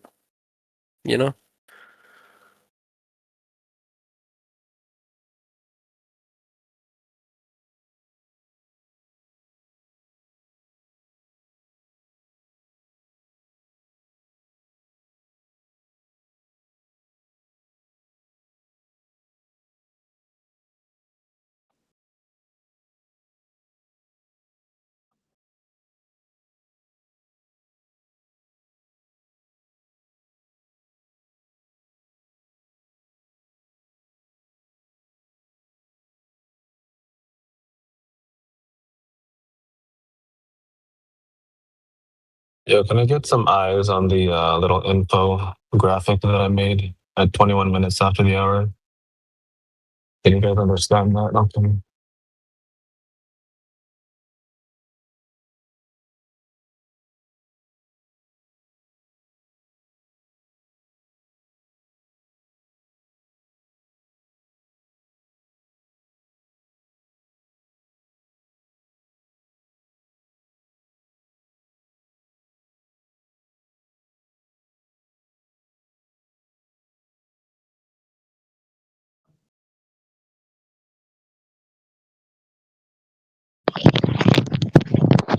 Seems like that ended.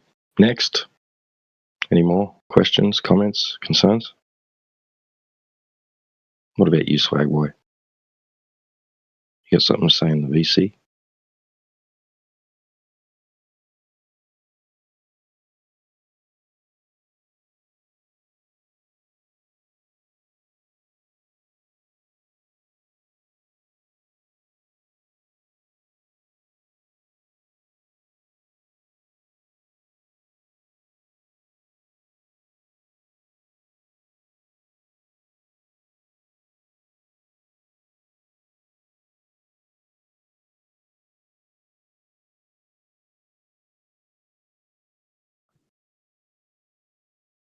Do you believe in magic, Swag Boy?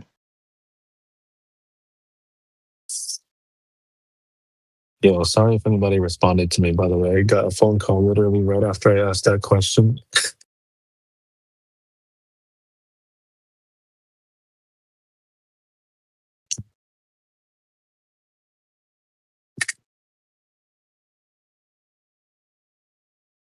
Is that what gravity requires, Swag Boy? Belief. So you have to trust. You have to like you're not sure if it's real, but you know, because there's no evidence, but you believe it. You believe it exists. You believe in gravity, right? Is that what it requires, Swag Boy? Brother, if you jump off a building, you'll believe pretty bloody quickly in gravity. No, I won't. That's incorrect. I believe I will fall. Dude, that's true. Actually, I know I will fall. I know I will fall. You remove the building. The building was a force holding you up. Do you know you've changed my changed my mindset on that. You will fall, yes, but I mean, I suppose gravity is it's a construct almost, isn't it?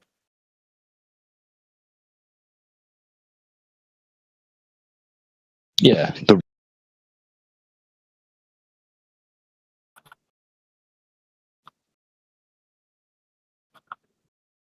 Sorry about that. I got DC'd.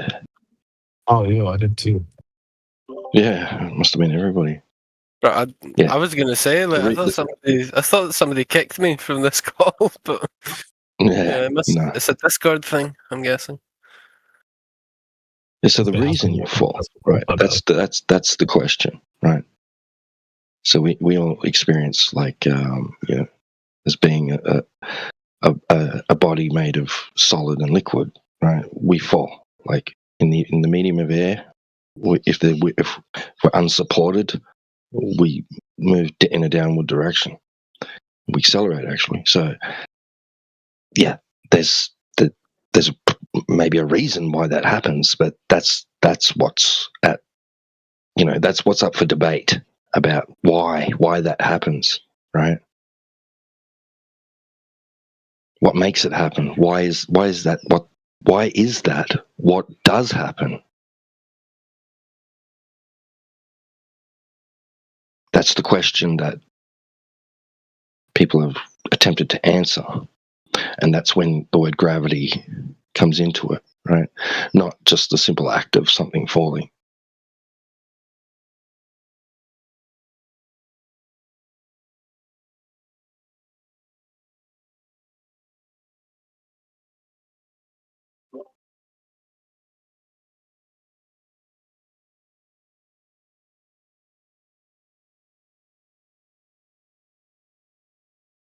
So why does that happen? And why is it relevant to this topic?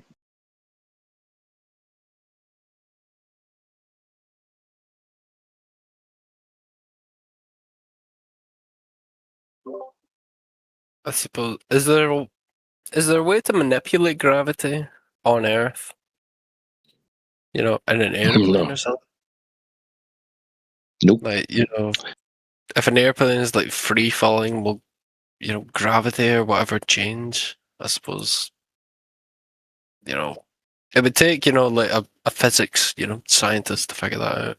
You know, somebody smarter than me anyway. But that kind of idea is admittedly by, you know, as high up in academia as NASA, right?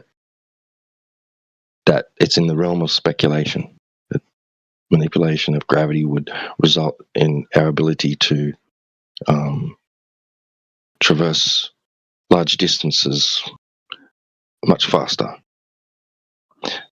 And they would love to be able to figure that out, but they admit that they can't, and it's not in the realm of speculation. Now, since we can't even manipulate gravity, then how are you even supposed to like use it as a variable, an independent variable in a scientific experiment where you, the researcher, manipulates the independent variable to see that it causes a change in physical reality in some way and creates an effect that you already observe occurring, like falling, right? How do you do that? You can't. If you can't manipulate your supposed cause, you can't demonstrate that it has an effect on anything physically.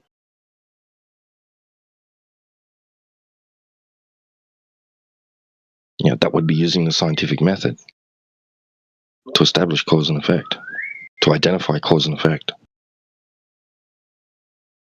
that is something to think about, definitely.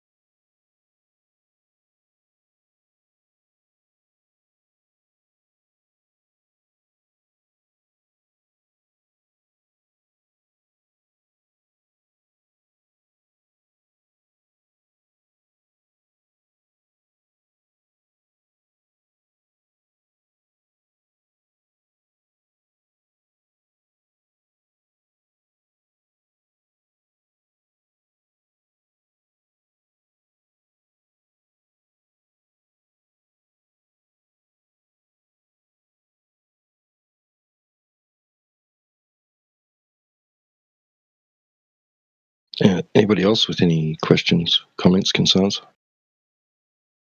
Currently talking about flat Earth. You may think it's that we live on a big giant spinning ball in the vacuum of outer space. That may be your view, right? Your idea, your opinion, your thoughts, your belief, right? That may be it. If so, you want to talk about why you think that or why we say it's flat, let us know.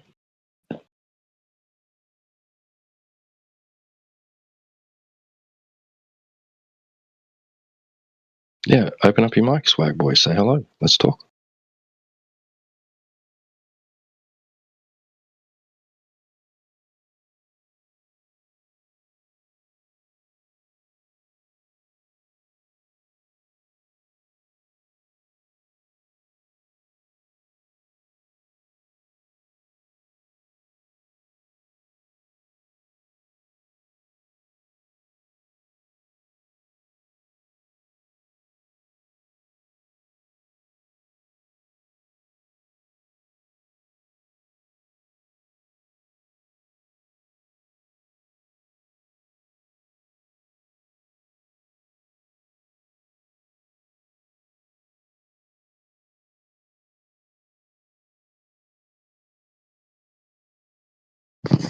It's strange you say that, swag boy, because Einstein actually proposed the reason for motion as not being a force. Not a force at all. Pseudo-force.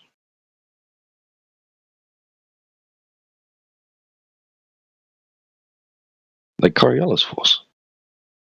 It's not real force, pseudo force.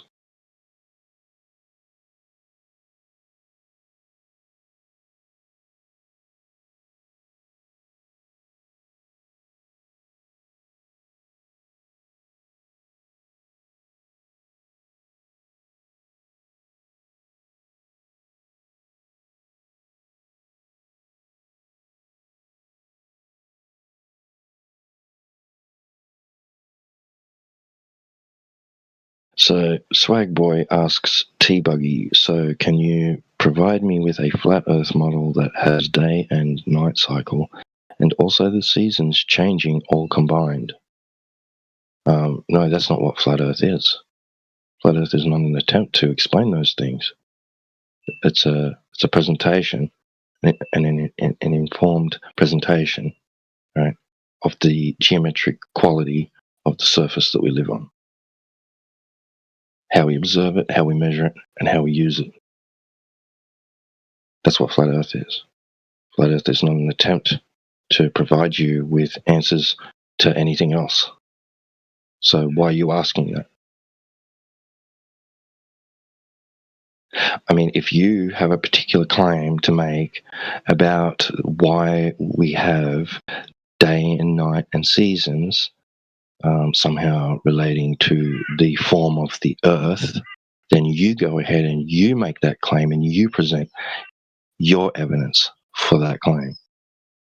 Otherwise, we're going to talk about what we're here to talk about, which would be measuring the surface of the Earth, observing, measuring, and using the surface of the Earth. Do you have a particular claim to make about that, Swag Boy? About how day and night and seasons relates to the form of the Earth?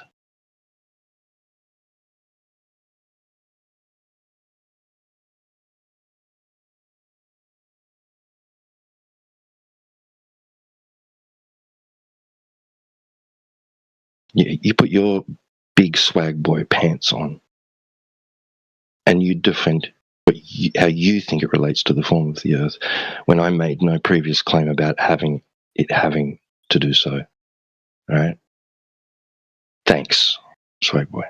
And I think that if you're not going to give me a good reason why you can't use your microphone, then I'm just going to text suppress you so that you're forced to have to communicate in here with me that way.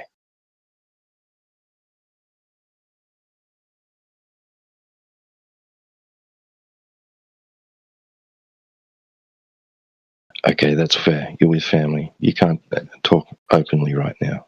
That's fine.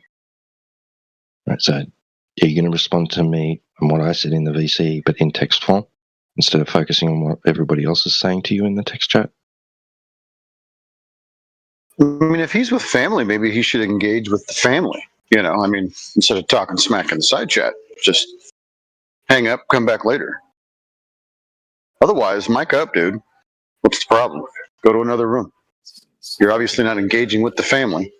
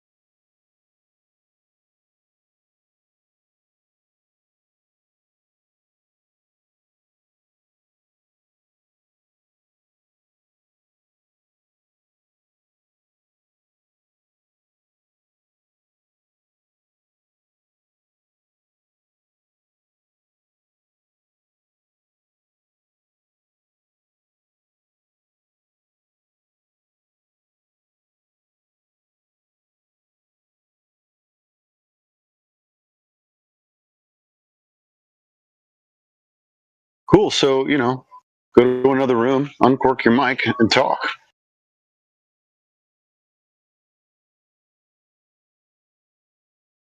Dude, your excuses are lousy.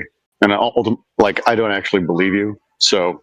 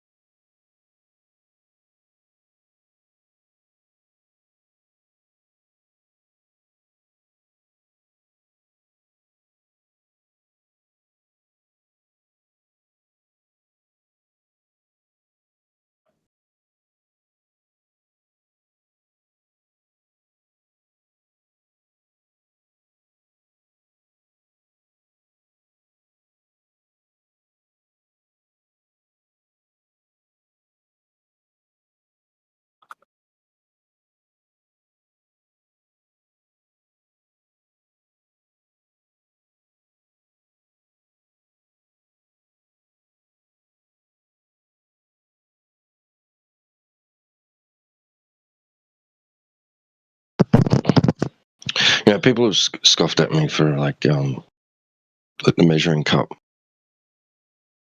Right? You have a measuring cup and it's got lines on horizontal lines on it, so that you know that after you've filled that cup with a particular amount of liquid, right, to one of those lines, you know you have a particular volume of water in it, right, or liquid. It's that's used on larger scales industrially, right? People know how to like fill a large container to contain a particular amount of water by filling it to a line marker, so that they'll know that they're using the correct amount of liquid, right? They know that when a storage tank has reached a certain level within the tank, which they can, use a gauge to see how much is in it, like literally like a measuring stick.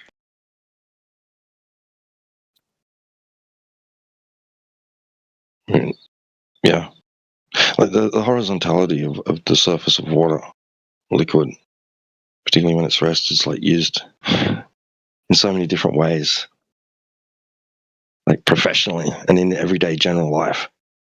It's just our natural experience of the surface of liquid. You can call it perpendicular to gravity if you like. That's just admitting that all your vertical vectors are parallel.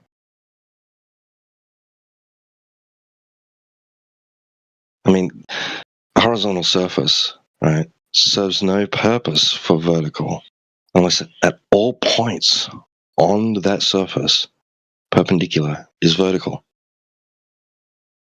not converging or diverging, parallel.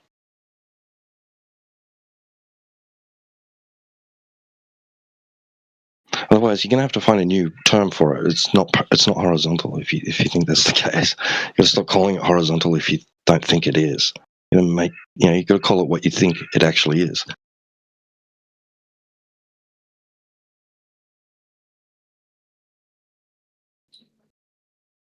Yeah, I'm not watching the side chat at the moment, but I'll have a look and see who's tagged me.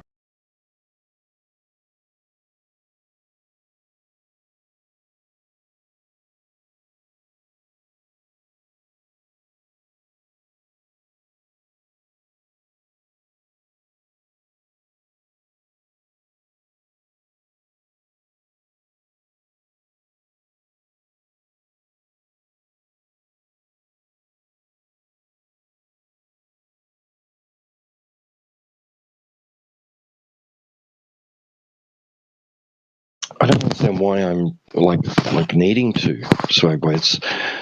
It's an unrelated topic. Like, why are you requesting me to explain how seasons work? It's not related. It's not a related topic. We're talking about the surface of the Earth. Did you just not hear me talking about the way we experience the surface of liquid at rest? Really? Like you can't address that, what I just actually said. These are the things that we are talking about. You're talking about something different, and I don't know why. You have to tell me how it relates to the topic. You have to express its relevance. To do that, you're going to have to make a claim. So stop hiding behind these questions and just make your claim.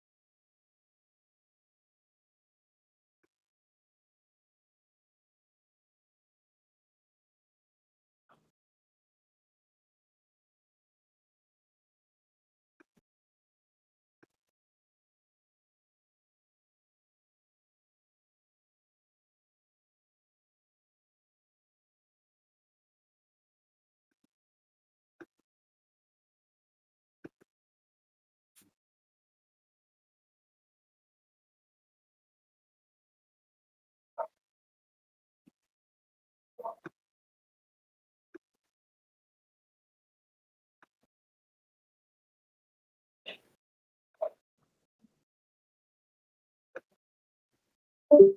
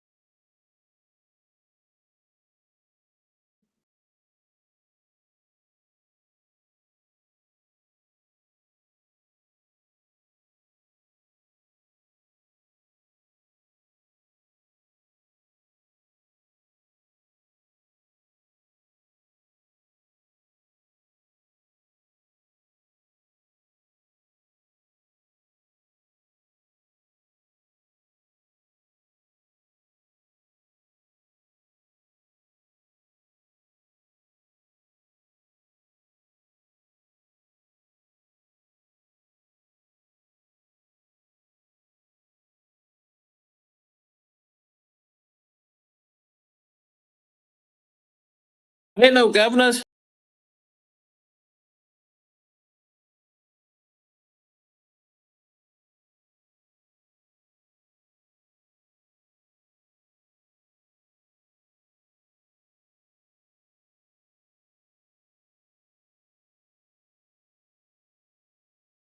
Pathos, you raise a really good point there about you assume all NPCs have a limited number of dialogue options, especially now that ChatGPT is the measure.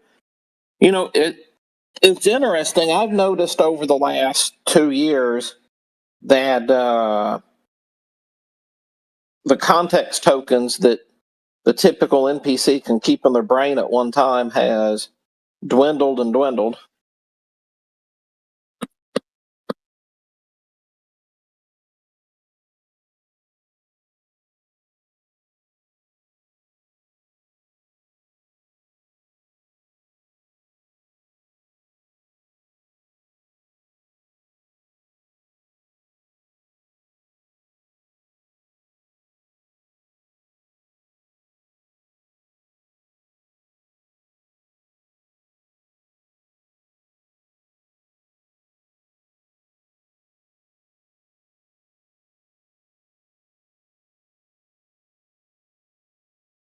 What's up, JB?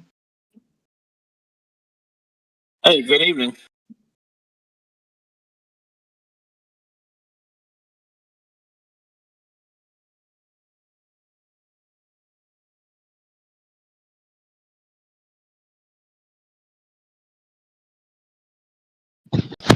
Swag Boy's going. Did he get the text mute?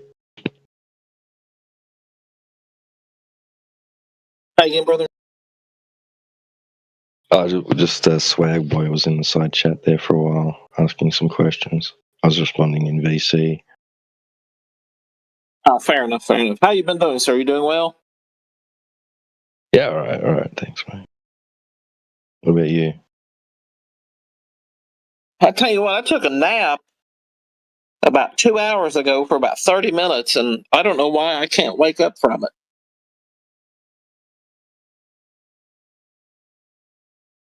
But other than that, I'm finer than a frog carrying a biscuit.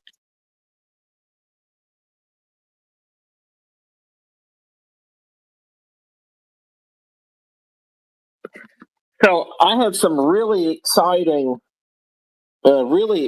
conversation last night with a very good friend of mine who I flat smacked back in 2020. And so he told me at the time, I shared a couple videos with him and a couple things, and he said, man, he said, that's really interesting. He's like, I just don't have any time to think about that now. He's like, he first laughed at me, and then by the time, over a couple days of a few conversations here and there, a few minute conversations and a couple videos, he said that. And last night he called me and asked me about this, the engineers and others that are turning up missing.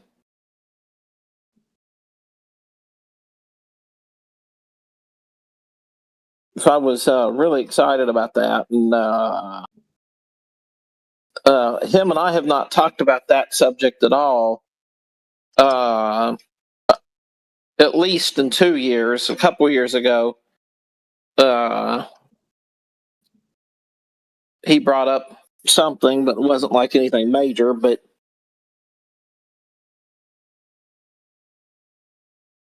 I thought that was really exciting.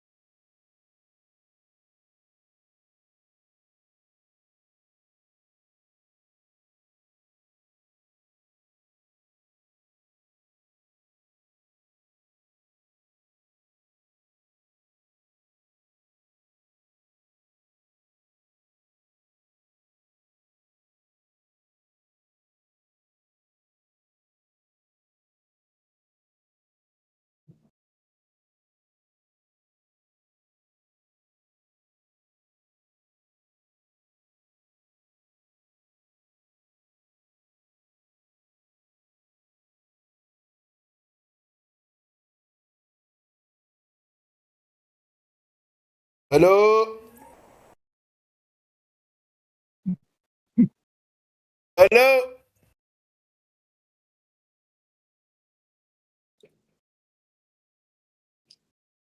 So, friend, I have my fucking sister. He is have a baccalaureate. He have baccalaureate exam, and I don't know who is studying it.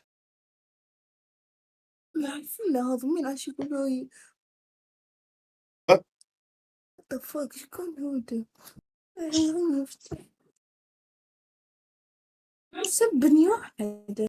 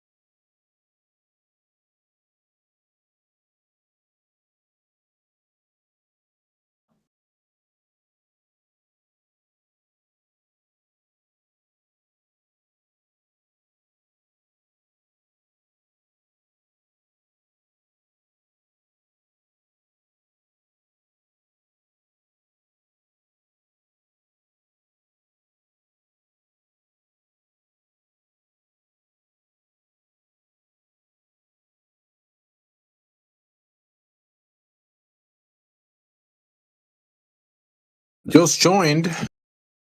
I hear silence. What's going on?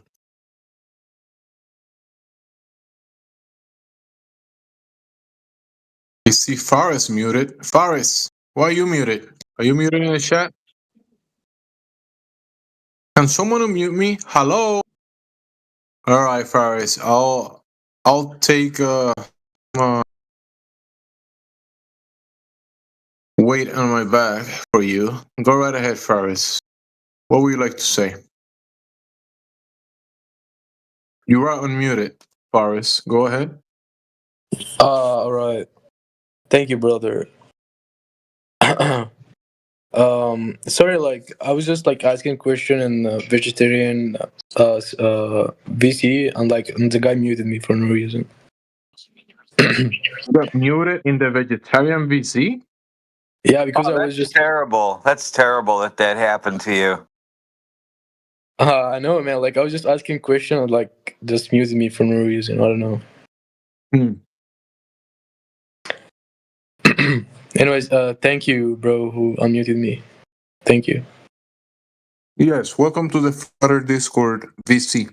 How can we help you? Do you have any questions about the topic of this VC? So yeah, like, do you guys think the Earth is flat? We think about it because we experience the physical and natural world and the way it presents itself to us, the way we operate on it, travel across it, build upon it, and measure it, test it repeatedly all across the surface, and come to find out there is no curvature across the surface of the Earth. So the description of it and the Oh, okay. Wait. People use the term flat Earth as a description of the orientation and the surface of it. It's a horizontal level, not curving. Like they show it in the TV, you know, like you probably learn it in the books, right? It's a globe. Yeah. And you saw it in the TV show. Oh, there's a show, and you see the globe in the TV show. But all of that stuff, when you check it, go to the Earth and check the Earth is not curving like in the TV. Oh wait, bro, that's a big deal. Like I didn't know. Like actually, it was like I was taken for granted. Like the Earth is like around it. You know, like it's not flat at all. But that's new for me.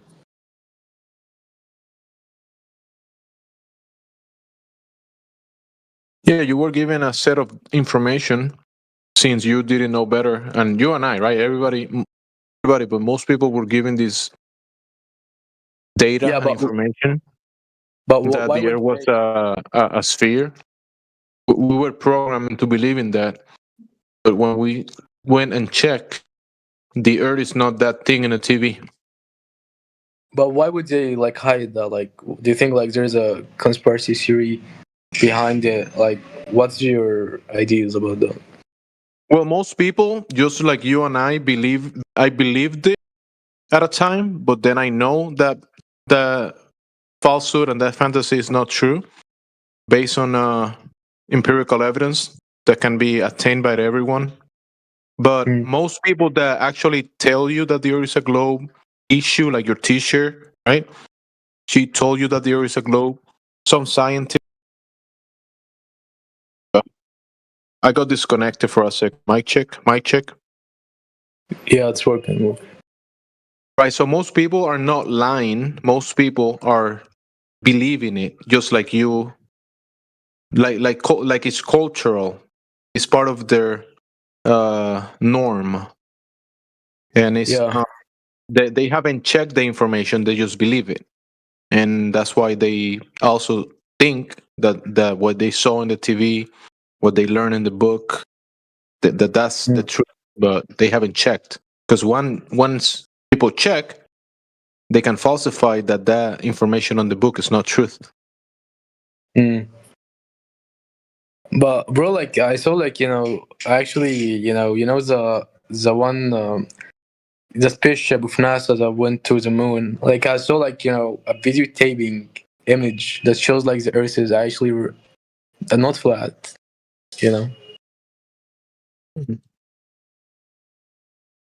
That's the thing, though. That's a TV show.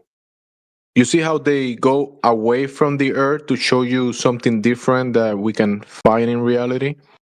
So the TV show is a misrepresentation of reality because they tell you that the Earth is curving. We check the Earth, the surface of the Earth is mostly water, for what we know, right? Do you know that a lot of the surface of this realm is covered in water, right? Yeah. Starting from your frame of reference, you have your senses, and one of your senses in your sensory apparatus is the vestibular system. There's a liquid inside of your ears, in your inner canals, and that water is orientated to the horizontal frame of reference of the world, which is a water level that starts with you. It continues with your level, horizontal level floor, flat floor, right? You have a floor in your house.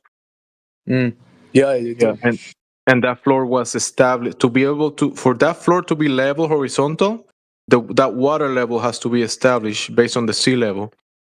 So the table on your house, the water that you put on the table, it's all level, flat, horizontal, and then you can go to bodies of water, maybe near your house or far from your house, and you can find that no body of water across the surface of the earth is curving, and they are parallel to each other.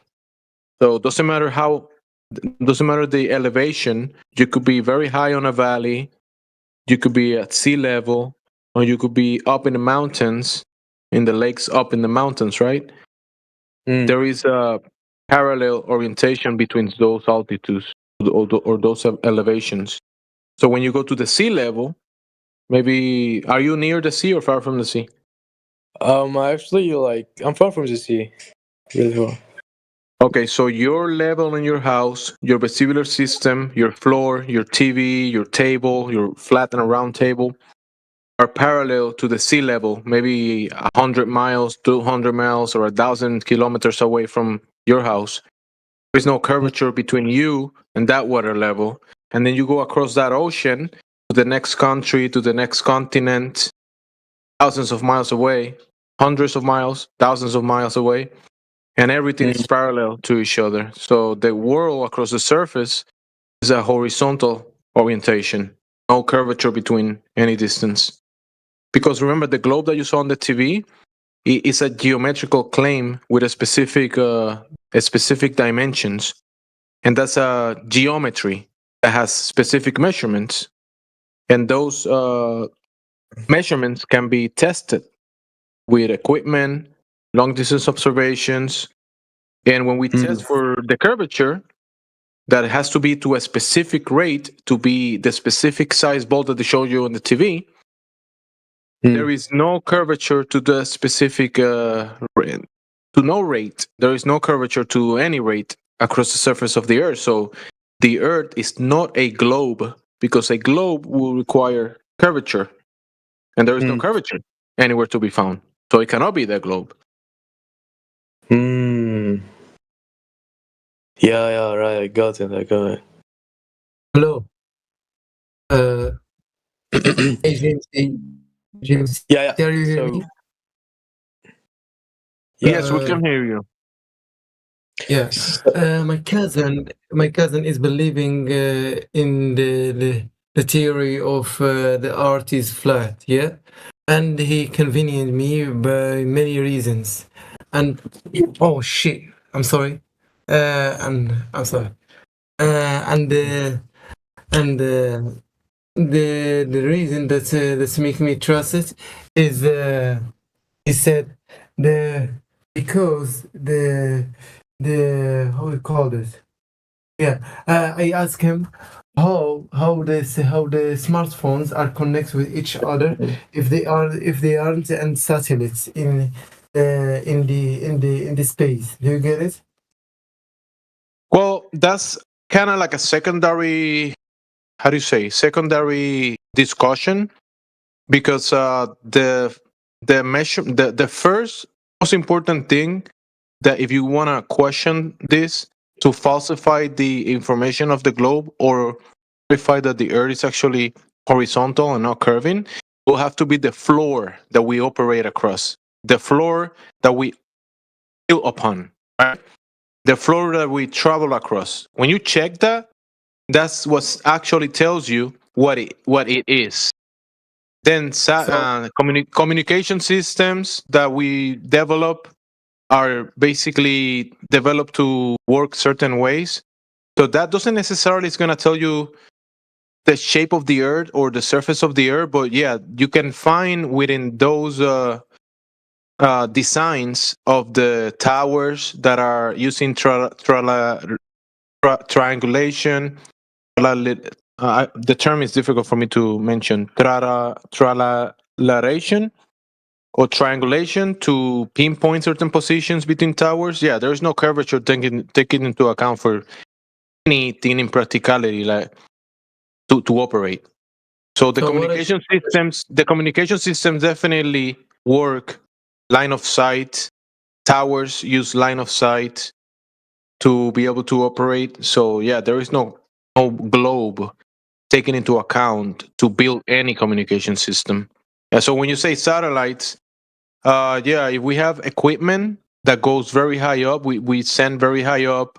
Most of the satellites that have been, I mean, the first satellites that was ever developed were balloons, right? The first satellites, balloons, with equipment attached to the balloons. And even today, NASA and many other companies like countries that scan the surface of the Earth for weather, right? For the weather.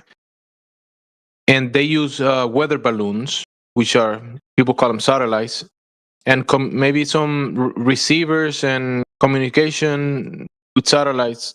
Most of them are balloons. NASA is the bigger consumer of helium in the world. They consume more helium than anyone else across the world because they have to fill a lot of balloons with those gases. Thank you for clarifying. Yeah. Okay. And I believe in the Earth is flat because we can't say it's curved. It's flat. Yeah, there is no curvature anywhere across the world. There's nowhere to be found. The curvature was never discovered or measured. It's man-made in the sense that it's a story. It's a story that is written on paper, like a movie story, like a cartoon, like an anime story. It's like that. It's a story that is written, and some people believe it. Yeah. Other people that have checked the information have realized that story doesn't add up to reality. Doesn't pass the water test because water is not curving across any surface. Doesn't pass the rotation or the motion test because there is no evidence that the Earth is spinning like they show you in the TV. No, there's no one that can show you that the Earth is spinning. And it doesn't pass the smell test because the laws of nature dictate that to have the pressure that the air that we breathe, which is a pressurized air, requires a containment. So we live in some type of contained environment, and the globe is not a contained environment. So the globe falls flat in every aspect. Go ahead. I said sorry, I forget it. My bad.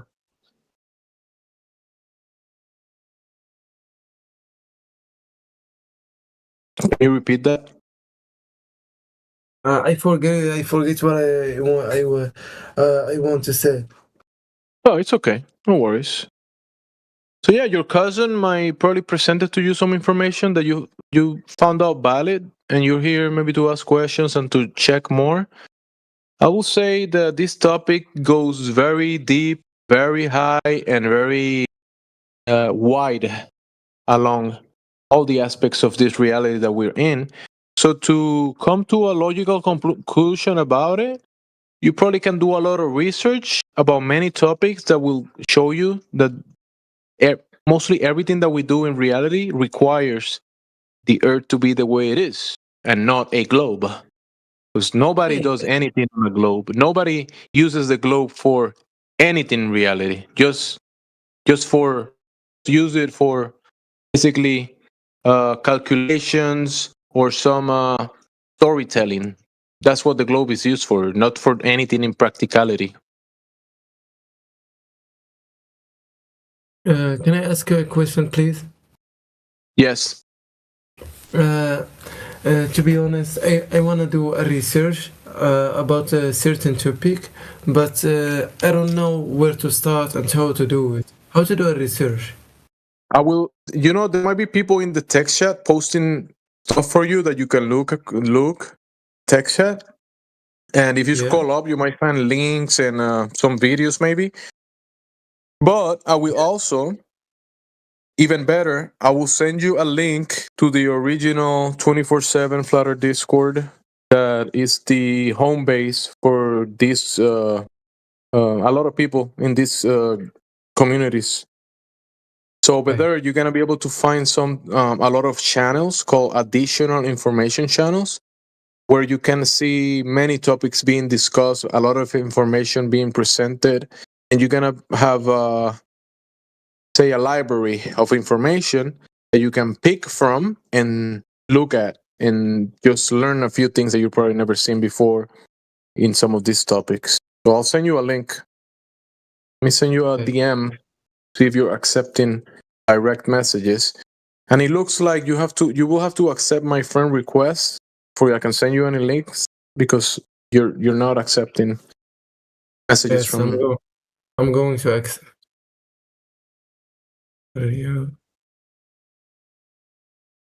James, yeah. James, yeah. I accepted you. Accept. Right, you accepted. It's Zene, right? Zene, I'm gonna wave at you.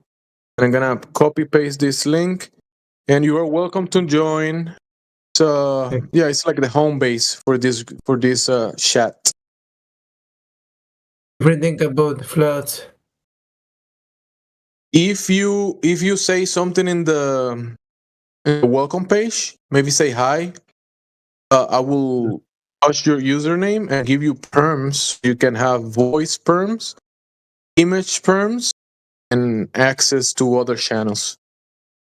I can send a message. Do you know why? Because you have to go through a few steps, maybe verification or agreeing to the rules. Many servers you have to agree to the rules or something. Wait a minute. Can you see the lobby? Can you see the lobby? Can you see it? Wait. Can I share my screen? Not here though. I don't think so. Maybe there's no perms for that. But let me see if I can tag you and find you in the server. Username. Copy. Here. I'm gonna add you. Paste. Zene. So you are in the lobby. You see the lobby. You should be able to see it. I'm gonna give you perms. Lobby, yes, I found it. Yes. All right, so I'm gonna give you voice perms so you can open your mic in a timely manner whenever there's conversations in there, even though we are mostly in these outside channels. I'm gonna give you perms to post links. Just make sure you keep it on topic and don't bring anything about terms of service. Yeah. And now I'll give you that for now. Oh, you are kind of skeptical about the globe, so I'm gonna give you globe skeptic. Is that okay? Globe skeptic? Okay. Because you sound kind of skeptical about the globe since your cousin brought up that topic to you.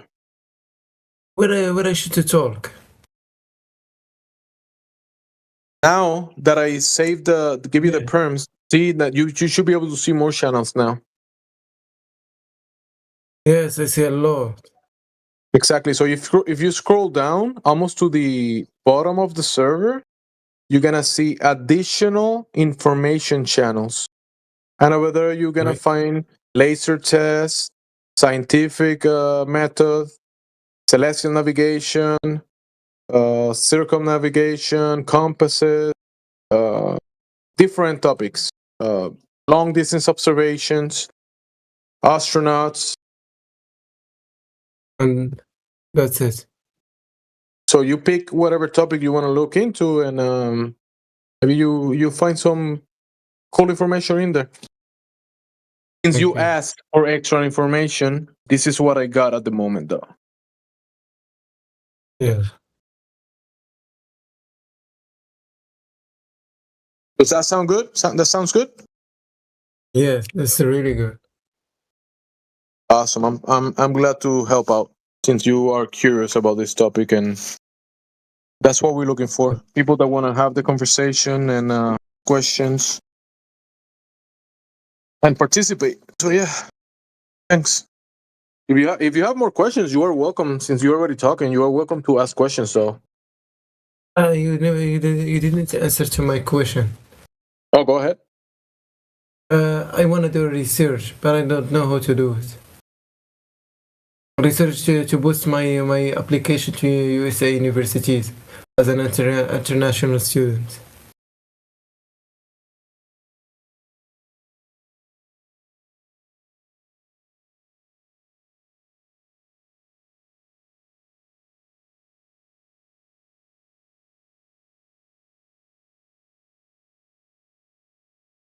Do you hear me? Oh, what was that? What was the? Do you have another question?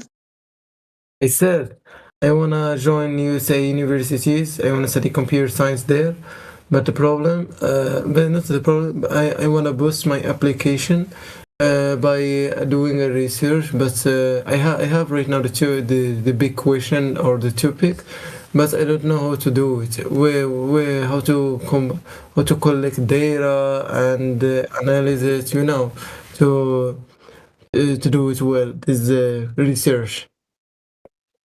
Because I hear you talk talk a lot about research. Okay, so you're saying that you're gonna go to university, but this topic is kind of like maybe an outside framework because a university is very specific depending on what you're gonna go do. So you want to concentrate on that whenever you're doing those studies. This topic is more like might be like a hobby that you can take upon, and then the research that you can expand into other topics, including whatever you're gonna study. But maybe you don't want to bring this topic to your teacher whenever you're like he's talking and you're learning about it, right? My topic is because I'm from Morocco. Alhamdulillah. In Morocco, this is studying education part is not good, is bad, and I want to do a research about the main reasons that contribute to the failure of Moroccan students in their academic path. So I need to do this research, but I don't know how to start. And the problem is my teachers are not good at English, including me, by the way. Because English I get it. Yeah. So okay, in this server, since you're here, you're gonna learn English. Yeah, a good resource for you to practice the English and maybe learn more about the studies that you want to do in English. Yeah, I get that. So I would recommend you to maybe do a trifecta or say 4 corners of the learning in the language, and that will be reading, listening, like audio. So reading, sound, images, and writing. Right. So you're gonna do read whatever topic you want to look into. You see a word like or water. You want to see the images of what that stuff represents, right? If you see the word water or apple, image of water and an apple, so you can kind of like imprint that in yourself. You see how it's being written, and then you want to use your muscles of your hands and your brain to write whatever you're reading in the computer. You want to write that with your hands on paper. You get it? To be honest, I didn't get You're gonna it. if you study in English, if you study in the language computer, you want to have a notepad in front of you, the pen and paper. Yeah. Whatever terms you like or you want to learn more about, or whichever words you don't understand, you want to write that down and practice your writing, because you're using your muscles and your brain and an extra step over there. It's gonna help you a lot, improve a lot. The Look at problem the is definitions of. Go ahead.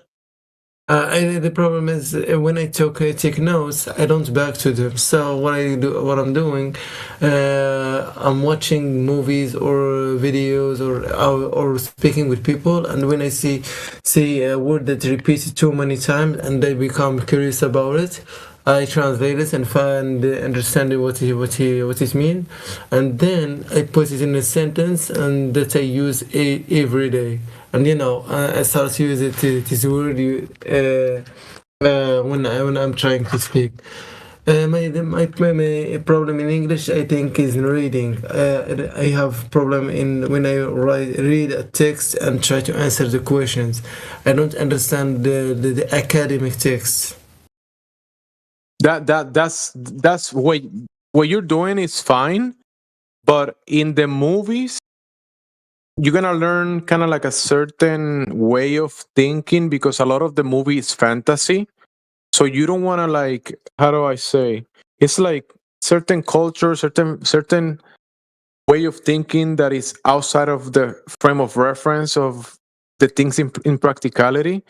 So you want to do the movies from entertainment, maybe at 10, 20, 30% of your time. And the rest of the other stuff, you want to be looking at things that are actually practical, real, things that are tangible, objective, that you're going to employ in reality. The movie stuff is just entertainment. Is that if you actually want to learn?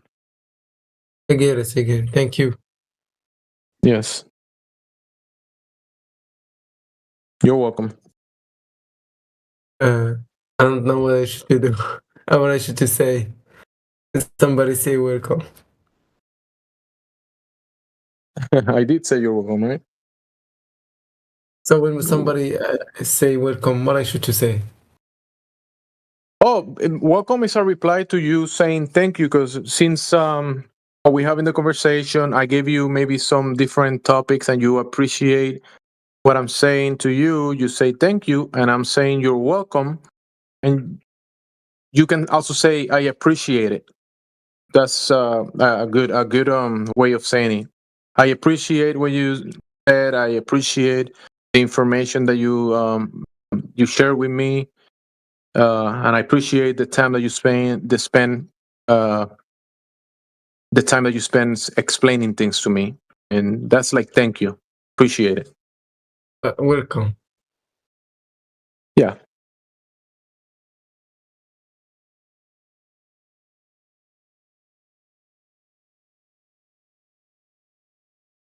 What can I say except you're welcome? He gone. I was too rude. Just kidding. He finished his points and got what he was asking for. So yeah. See you later. What's going on, guys? Why are you guys so quiet? Couldn't be like 10 people talking at the same time? What's happening?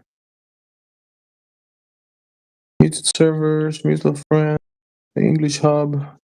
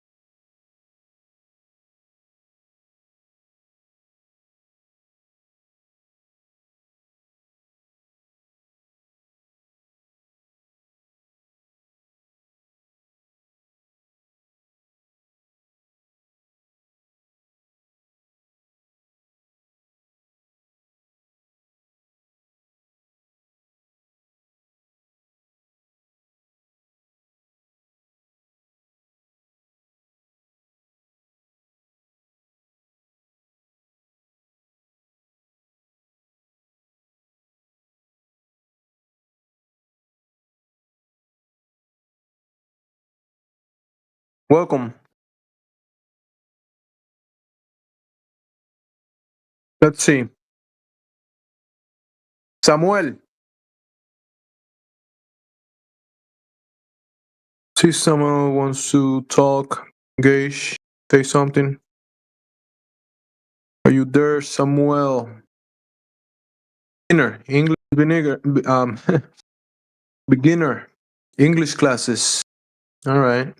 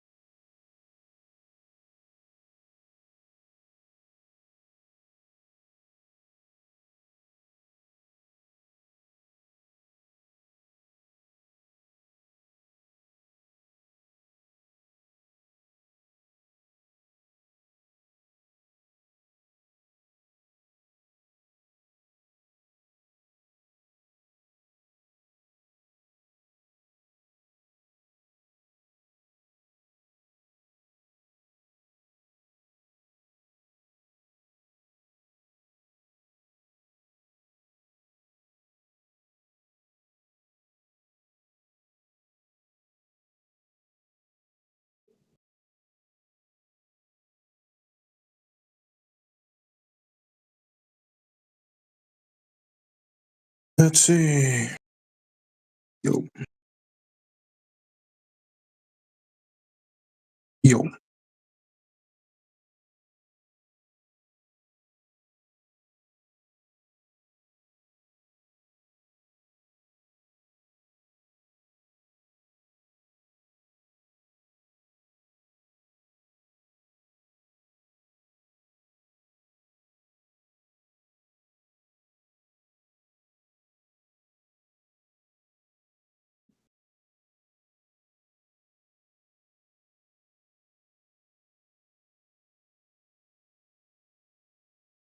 Welcome, Lori. How you doing, Lori? Check on Lori. Lori is Quincy Seeker. Voice message? Book club. English classes. To practice your fluency in the English language. Lori. You're being so shy, Lori.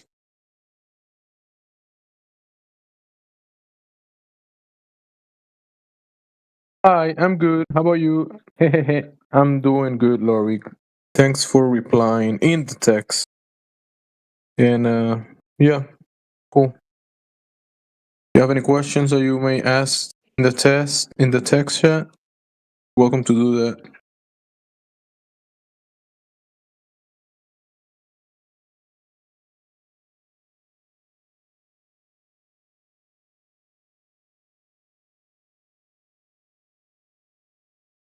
All right, Lauren.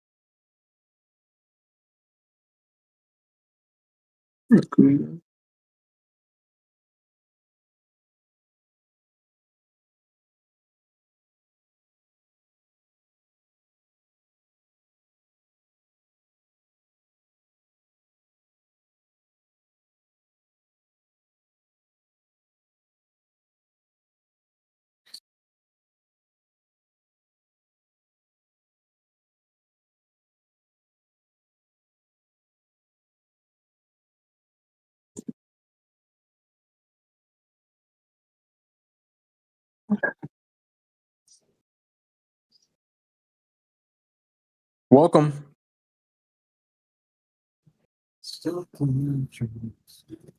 Dop 2.0. Mic open. And I can hear you in the background. Dahima. Dahima. How do you say it? Dahima? Dahima. Yeah, that's right. Welcome, Dahima. What brings you by to the 24/7 Flutter VC of the English Hub? Yeah, thank you. How are you? I'm doing good. What brings you by to this channel? Are you curious about the topic? Do you have any questions in relation to the topic? No, I don't have it. I come for any question or any topic you're talking about. So you don't have any questions about any topic, okay? No. All right. Right. Will you reply to questions?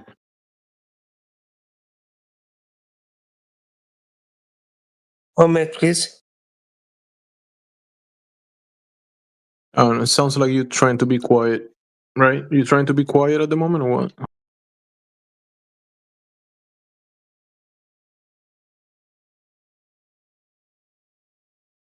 Wazim 25. Wazim 25. Was im. Damn, people just drop. Is it my accent? Is that what it is?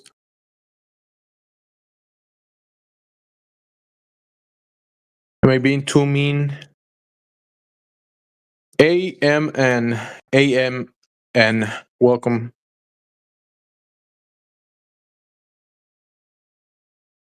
Intermediate classes.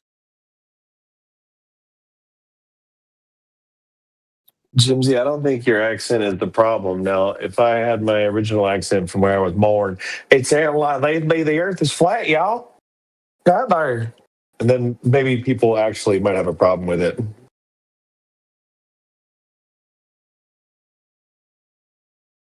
Yeah, no, I know it's not the accent. I just said that just to make it kind of light. Oh no, I got you. It's just when I moved up where I am now, people are like, "You sound so southern," and a lot of people around me still do. But whenever you go down there, you almost kind of like fall back into it, like pretty immediately. You find yourself talking with a much more southern accent again.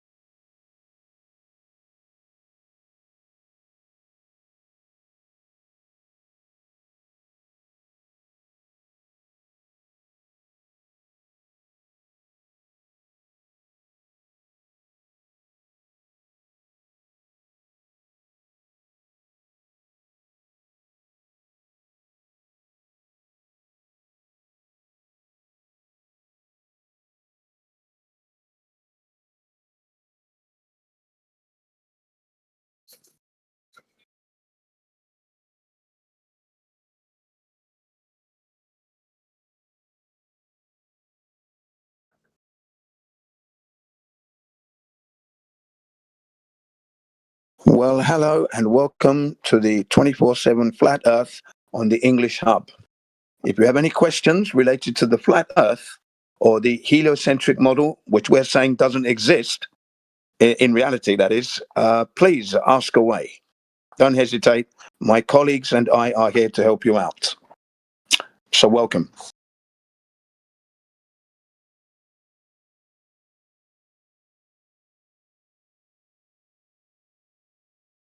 Okay, you want to relax and just have a listen? Well, that's fine. How you doing, everybody in the server? I hope you're all well, enjoying your Saturday night or your Sunday morning, because it's Sunday morning here in Japan. Beautifully sunny day. I'm planning to go off-roading with my son in the next couple of hours if he can get up. He's sleeping at the moment. But yeah, I've got a question for any one of you to answer. I was in the server the other day called or the channel, should I say, called Black Heaven. And there's an ex-military individual, Black African-American. Okay, great. Reckons he's in the military. And I happened to mention that Kansas State is splattered on a pancake, and it's in there. You can Google it, states it, right? And he was arguing about, yeah, but they're talking about the terrain. I said, it doesn't matter whether it's the terrain or the topography. It's not curving. It's flat. So how can you have a 400 square mile flat surface, Kansas State, and that would be on an oblate spheroid? It can't be oblate spheroid if you've got that much lack of curvature there. Okay, that was the argument we were having, and he was trying to say that I didn't understand the meaning between terrain and topography. They're near on the same thing, are they not, ladies and gentlemen? So, out of anywhere in the world, it would only take 5,500 cubic miles of soil to completely flatten and level Kansas. This is the entire state, completely flat and level. The least amount required anywhere else in the world. Thank you very much. Flat. It is that flat. Right. Nice one, Jemsy. Glad to hear your voice in the background. Thanks for that lovely update that was put just there, or that piece of information. Wicked. You see, that's what I was doing yesterday in this server. Remember, these are Black African Americans who I feel, just like myself, from time to time we are behind the latest information. You know, we haven't quite reached, so we're trying to catch up. Now that I've been in this now 11 years, so I'm trying to bring my brothers and sisters up to speed. You know, it's called Black Heaven. That's why I've gone there, because I know there's going to be some Black Americans, and I know they're going to be behind a little bit. Let's see. I'm getting tremendous pushback. You know, I know how Kunta Kinte felt when he was trying to rally his older Black Africans to go back home. But anyway, I'm trying to get them to understand that the Earth is flat. We've got some ex-military individuals in there talking about the Coriolis, etc., etc. And I just hammered them to death and drowned them with all the material that we have. But I like that bit of information you gave me just now, that the amount of soil that it would need to make it completely flat. It's not a lot, is it? Wow. It's the least amount required anywhere else in the world. You see? Now, had I had that to my fingertips, that was good. There were the interested parties, those would be the onlookers, they actually Googled it and said, no, Ginny's right. Oh, absolutely right, because they didn't know. I said, that information has been out there for the longest of time, and because I'm a flat earther, that's why I know that. Remember, I don't live in the United States, but I know that. And Philadelphia, I think, is the flattest. So there you are. And there are about 20 states that can claim that they're flat. So there we are. Yeah, they got so angry. You know the saying that we have in English: if looks could kill. Well, I said if words could kill, because they were so angry at me. The things they were saying, they were like wishing me death. The way they responded. Okay. So it's quite interesting, the pushback I'm getting. I gave them testimonies from the military personnel themselves. Lucky for me, Mark Sargent had compiled a whole load of interviews relating to the military, the Navy, and the Army, and aircraft pilots, the instructor pilots. So I gave them those two military individuals. Look at this material. It's coming from the military themselves. Here they are. Then I gave them the 2019 Flat Earth Sherman $20,000 challenge for any riflewoman, sniper, to prove the Coriolis effect. and you will get $20,000. And what it is, you'll meet him at the pre-arranged location, agreed upon location. You bring your legal representative with your $20,000. He'll bring his legal representative with the $20,000. They sign the documents, put that away. So now it's all in the public domain. Then they go off and prove the Coriolis or disprove it, whichever way you want to do. And they have to. He would be pointing at the direction he wants them to fire at. He's got to do. They've got to log in all their maps and do the firing and make 5 bullseye hits. Then you get the money. That challenge is still there, by the way. And I gave them that as well. That's from the military. And then the final one I'm going to give them next time round is flatten the curve. That's the one. Flatten the curve. I haven't given that one yet. That's all from the military again. So we got a few military men in there who reckon they served at Iraq and Afghanistan. Okay, fair enough. But the information you're giving everybody is misinformation. Yeah, and I gave them the longest shot, 4.4 miles, done by ex-military themselves. And the question was asked, I think, in the first 5 minutes. They were asked whether or not they took in the Coriolis, and they said no, it wasn't necessary. They said that would be going into the weeds. They said, there you are, 4.4 miles on record. That is world record. So yeah, they're dying in this server at the moment.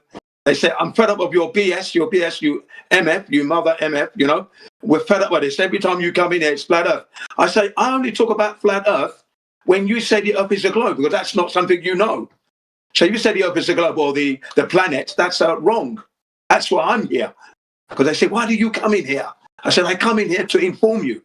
I come in here to inform you that the Earth is not an oblate spheroid, and none of you can make the claim that the Earth is a globe.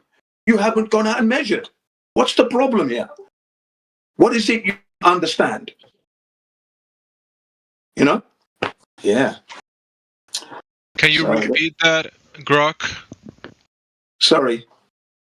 From Everest's summit at about 5.5 miles up to the Challenger Deep at 7 miles down, the total vertical span is roughly 12.5 miles, or about 20 kilometers.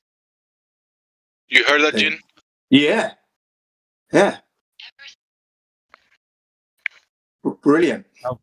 Nobody's debating the rise and fall of the Earth. You're talking about the Coriolis effect. Bro, I get it. He said, I'm what you guys were saying. You're kind of moving about there, buddy. Hello, Dub. Can you hear me? I'm listening to you, buddy. I'm listening to you. I'm just talking. Okay, Dub. Remember when Jin mentioned Kansas, and you also added to that? Remember that part? Yeah, that I'm adding to that. I'm adding to that. Okay. Yeah, that's brilliant. You get it? Yeah. Do you get it, Dub? Yeah, but it's not. It's not the rise and fall. It's not the rise and fall of the Earth that makes the topography. I'm not done. You have to stop because I'm not done. Okay, I'm not done. So what I'm trying to say is that since it's about 12.5 miles from the highest point to the lowest on the ocean, and the surface of the world is about 198 million square miles. That makes the Earth flatter than Kansas, flatter than a pancake. Absolutely. Yeah. You get that part now, Dub? Before you kind of like try to put down my point without knowing what I'm saying? If you're talking about the rise and fall between that point, the highest point in Kansas and the ocean. So what's wrong? So what's wrong with what I'm saying, Dub? What's wrong with it then? Absolutely nothing. Okay, I thought you had an issue to what I was trying to present because it sounded like that. No, that's not what I'm saying. So what do you think, Jin? So the world is flatter than the pancake, and Kansas is flatter than the pancake, right? Yeah. But the world is flatter than Kansas. The world is not a spherical ball. That's what it states, isn't it? The world is not spherical. Can't be. It can't be. Yeah.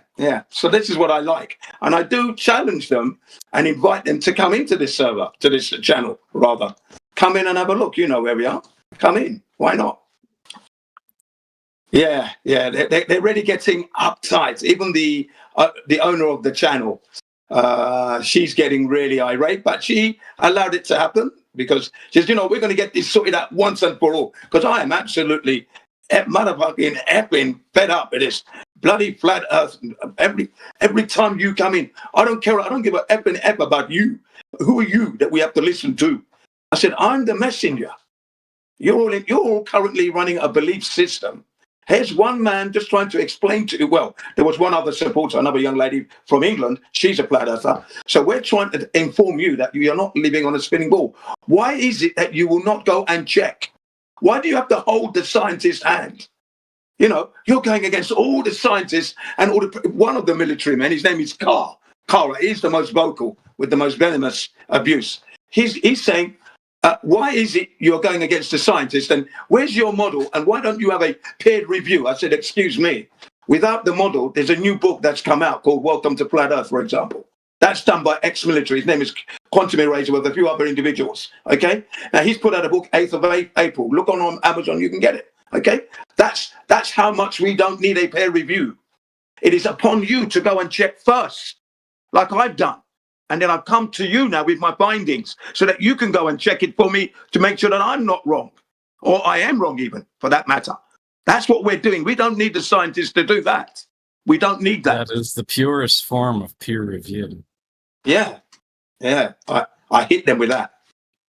Man, it just went explosion. Like I said, if words could kill, well, they would be dead because I'm indestructible. Incredible. All right, guys. Enjoy your time. I've got to hop out.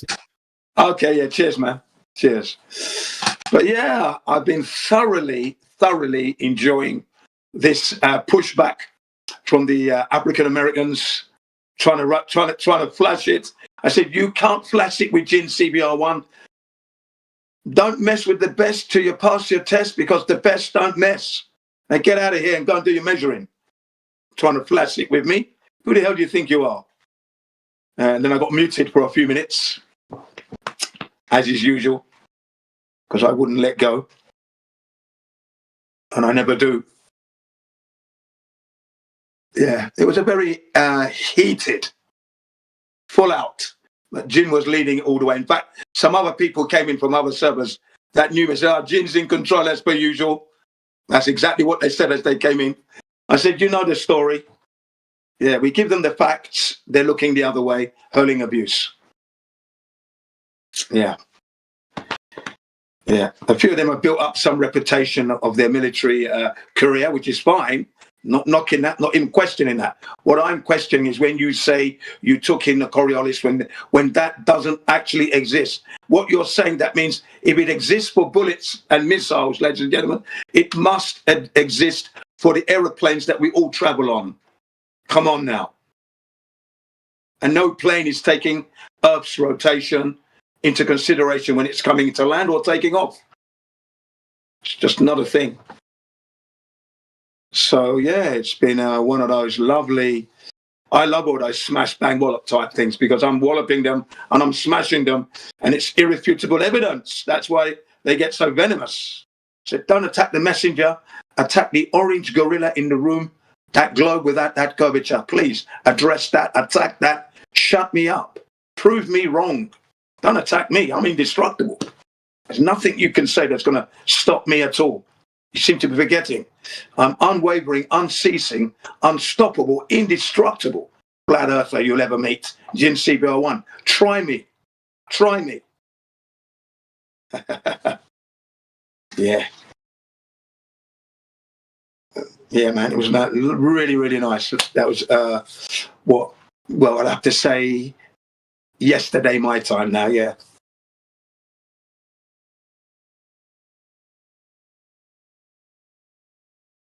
I was there for about 7 hours. Oh, long time, mate. Yeah. I got there early in the morning, my time. So I put in a few hours in there. What it was is that they were discussing other topic matters. They were talking about misogynists, right? That seems to be coming up a lot in that server. So they discussed that. And then when somebody slipped up saying like the planets, I said, well, I'll agree with what you're saying, but I don't agree with the word planet, because Earth isn't a planet. And then it seemed like they wanted to talk about it because they'd been talking about this misogynistic thing for a few hours. It turned out. So they wanted to talk about flat Earth anyway. And that was it. I was inundated with the most questions, man. And it was good because every question they asked, I gave the correct answer and backed up with source. Yeah, loved it. Yeah, man. We were making home runs every time. And when you tell them that we, the flat earthers, do not claim to have a model, ladies and gentlemen, that's not our position. What we're doing is questioning the model that we were given. So by rights, the burden of proof comes from those who are giving us a model. We, the receiver of the model, have the right to scrutinize, ask questions, and ask for proof. And if we're not going to get it, then we're going to have to go and find out for ourselves, which is what we've gone and done. And we've now found out that the model they've given us doesn't exist in our reality. It is not a representation of the earth we live on. It is a concept by those who want to deceive humanity, and they're doing a good job of it. Currently at 483 years, if we take it from Copernicus. This is one that supposedly created the solar system that you all believe in at the moment, ladies and gentlemen. That solar system, Nicolaus Copernicus. And by the way, he did not want to release that model because he hadn't proven anything. It was a work in progress.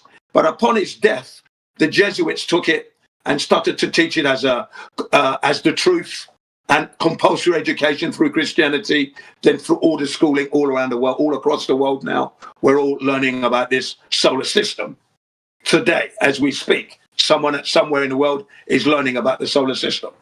That was by Nicolaus Copernicus, 1543, 583 years ago. And he didn't want it released. Remember that. He didn't want to release it because it wasn't ready. He hadn't finished it. Okay, and that model doesn't exist. The Earth as a globe does not exist, and that's what we are actually doing, trying to bring people to that understanding and that knowledge. And then another thing that this group that I'm in, this Black Heaven, they said that would mean, Jin, that if you're saying they've lied about the Earth, that means they've lied about everything else. That's exactly right. I'm saying to you, together with the rest of the flat earthers, question everything you've been told. You have to undo what you've learned, unlearn what you learned, and review it all again. You're going to find out that they've misinformed you about everything. Yes. Go ahead. Yeah, the realization is slowly. Another thing they lied about is about people being black and white. Well, yeah. Yeah. Because if that was true, and if that was the case, where is the gray people? Yeah. Because when you mix black and white, you get gray. Everyone knows that you get gray. Yeah. So if people was black and white, once you get two of those mixed, you should get gray people. There's no gray people, is there? Nope. No, never there seen you them, go. unless they're dead. There you go. So therefore, there is no black and white people. Well, that's the human race. Yeah. The conversation progressed to God. Okay, because I said God has made a flat Earth for us to live on. Clearly created. It wasn't any Big Bang. So the idea of a Big Bang, and when we ask what actually went bang, and the answer can't be given, clearly that's ridiculous. We don't know that. And the Hubble telescope is not in space looking back. That's all CGI buffoonery. Okay? The telescope itself is not even there. But of course, you haven't looked into that. Yeah. Exactly. So they said, okay. How do you know? You see, Jin, you say that the only reason you're going to accept something is if you've checked it out for yourself. I said, yeah, that's correct to a certain degree. I'm not fanatical about it, but yeah, when it comes to the shape of the Earth, we can go and check that. That's something we can check. But if you ask me what the moon Especially is, when they're making an extraordinary claim that requires extraordinary evidence, like the Earth is curving, spinning, and in a vacuum of impossible conditions, right? So they make all these, how do you say, cocktail amalgamation of impossibilities, and they tell you that's the truth. And trust me, then after that they say, trust me, bro. I mean, like, no, there's no trust me, bro, on this extraordinary claim. I'm gonna go check it. And come to find out, your gut was right, and your senses are correct, and your vestibular system, part of your sensor, is correct, even though they're telling you, don't worry about that, bro. Trust me. You go and check the Earth for yourself, and you come to find out that they are either wrong, stupid, or lying. One of the three. Or well, you could be wrong and lying, or you could be. I mean, you could be. How do you say? Dumb and lying. Dumb and wrong at the same time. Fine. The thing, exactly. The thing is, right, that one of the women in this server vehemently hates religion. Totally disgusted. Is a horrible profanity she comes up with. You know, okay, fine, but that's your position. You can hold that. It's none of my business what you think about God. What I know is it is not a leap to say that God created the earth. When you see, I'm 64, so I've watched life go by, right? I've been part of it and watched it, especially the natural side of things. So I can see that life cycles, that's God's work. That will include the weather and everything that's happening on the earth. Not man-made stuff, like roads, lampposts, and cars, motorbikes. No, that's man-made stuff. I'm talking about the natural world that has been made flat for us to live on. The fruits, the vegetables, etc., right? And they were saying that it was a leap to go from observing that to saying there's a creator. I said, there has to be. Who made me? Originally, the first human beings. You see, we don't know that. No, none of us know that. So you have to do it by process of methodical, what's the word I'm looking for here? Deduction, okay? So you're looking at your hand, you don't know, right? You're looking at nature, you see the life cycles go around, you know people live and die. Come on, what's difficult to come to that conclusion? Right? Yeah, but you're not using the same method you're using for when you're measuring the earth. The point is I am, actually, because I'm looking When you see a well-designed machine, and you say, hey, there must be a designer to this thing, that's not a religion. No, it's not. Exactly. The religion will be the people believing that the machine has no creator, no designer. That will be religious. Yeah. One of the women tried to imply that the beds that are made in the factories, that's naturally made. I said, no, that's not naturally made. We cannot walk around in nature and see beds growing. No, we take the natural materials and we fashion it into a bed. Yeah, but a monkey can make a bed, she says, and a gorilla. I said, okay, well, then we would call that a gorilla-made bed. But the ones we make, we say man-made bed. Yeah, you know. Go ahead. Someone's trying to say something. Go right please, ahead. go ahead. You're welcome to ask your questions or maybe make some comments about the topic. Go right ahead. Please go ahead. Yeah. If you could speak much louder, that would be nice, because you're whispering at the moment. Eude? There wasn't someone else talking next to Eude. I mean, like I'm seeing there's another user that spoke. So it was Jim speaking to the room, and then Eude, there's some background noise, and then there's someone else that tried to say something. Yeah, please go ahead. We don't mind the interruption if it's going to lead to a question, a query, whatever. Yeah, that's great. Please interrupt, because we're only here discussing certain aspects, and especially as we're trying to introduce it to different people in different areas of where we are. And I'm just discussing one of those experiences. That's all. It's related to this topic matter because there has to be a creator. It's clearly obvious. That's what I said to them. I said, you've got to be honest to yourself. No human being knows how we came to be on this earth. No human being knows how this earth was made. But you can observe it to see the design. And there's lots of it. Lots. Wow. Yeah, go ahead. Johan. Go ahead, Johan. Are you trying to say something? Yeah, go ahead, Johan. Well, Wait, am I gonna get like opportunity for this? I'm lucky, I think. Yeah, go ahead, Time. man. You have the floor. Your mic is open. You're being kind of like addressed at the moment. So welcome. You got a question? Well, I have a question. I think the Earth is not flat, bro. That's all. Okay, why do you say that? Why? Well, look, if you try to, measure the Earth, what you're gonna do? You're gonna do it from outside, not from inside. If you're trying to measure your house, you're not gonna do it from inside in your house. You're gonna do it outside to measure your whole house. That's how it goes. That's correct, yes, and that's what we're saying. We are measuring the surface of the Earth over vast distances. Correct. Yeah, you're going to be in direct contact with the thing you want to measure. Johan, you're going to be in direct contact with the thing you want to measure, right? Oh. Yes, direct contact. So you want to be in direct contact with your house in order to measure it. And you can measure it within and without and gain its dimensions, right? But you're going to be in direct contact with it. So if you're outside of it, you're going to be measuring it right up at the surface, not away from it, right? Mm-hmm. Right. So that's what we're doing. We're right here where the surface is, measuring it. But like we measure it from the satellite, I think. We do it from the satellite, don't they? Satellites are not measuring devices. Satellites are not measuring devices. Oh my god. But doesn't prove the Earth is flat. Like, do you think the Earth is like what? Flat?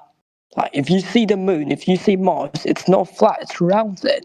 But why do you say the Earth is flat? If you see trees, if you see like like frogs on a pond, they're not round like a sphere either, right? Well, it's not related to my question. Exactly. So when you talk about Terra, the floor below your feet, and you look away from it towards the celestial, not the ground and the celestials have different categories. They're not the same thing. So yeah, exactly. They're not the same thing. Therefore, when you look up, you're not looking down. The things up are not the things down. But we have been to moon, bro. We see the moon is rounded. Isn't the moon rounded? Flat is not a shape. Round is a shape. Round is round could be a circle. Round CD, frisbee, flat table. Round and flat are not mutually exclusive. Yeah, wait. I think the Earth is not rounded. It's like both flat and rounded. It's not perfect. No, there is not perfect. What does that mean? You're saying it's not a sphere. It's a globe. You claim it's a globe. Yeah, it's like a globe. Yeah, I think it's not like fully flattened. If it was fully flattened, But that will require, the globe will be a geometry, like the D-Town said, right? Flat is not a geometry. Flat is an aspect of a surface, or it could be an aspect of something that might have geometry. What we're trying to tell you that the place that we operate upon, this place that we travel across and we build upon, is not curving. Because when we test it, measure it, build practical things, there is no curvature taken into account being taken into account for anything we do in practicality, and there is a lack of curvature that will be required for it to be a sphere, globe, like you're saying. There is no curvature of the Earth for it to be a globe. But like the AI says that Earth is, global. I think that's what AI says. So AI is like smarter than us. AI will repeat whatever people are maybe talking in Twitter, like Grok, whatever people say in Twitter. And he goes to Twitter and will like repeat what is in there. No, let me make it simpler, right? There's some scientists, all right? They spend their whole life searching about if the Earth is flat or that will be incorrect. Scientists don't do that. Listen, Johan, scientists deal with how is questions. How does fire makes water boil? Or how does water boil? I'm observing water boiling, and I want to know how is that happening. When you're determining the what is question, or what is this, what is a table, right? Table. So you measure the table is a what is question, not a how is question. You don't say how is the table 12 by 12 by 12. You say you measure the table, and that is what it is. So geometry, that will be measurement. Science will be done with the scientific method. That will be observable phenomena in the physical natural world. Then you make a hypothesis that you say this phenomena is happening because this and that. So then you establish the variables, the dependent variable and the independent variable that is causing the dependent variable, and then you can test by controlling the variables, and you can figure out what is causing the phenomena that you're observing, like water boiling.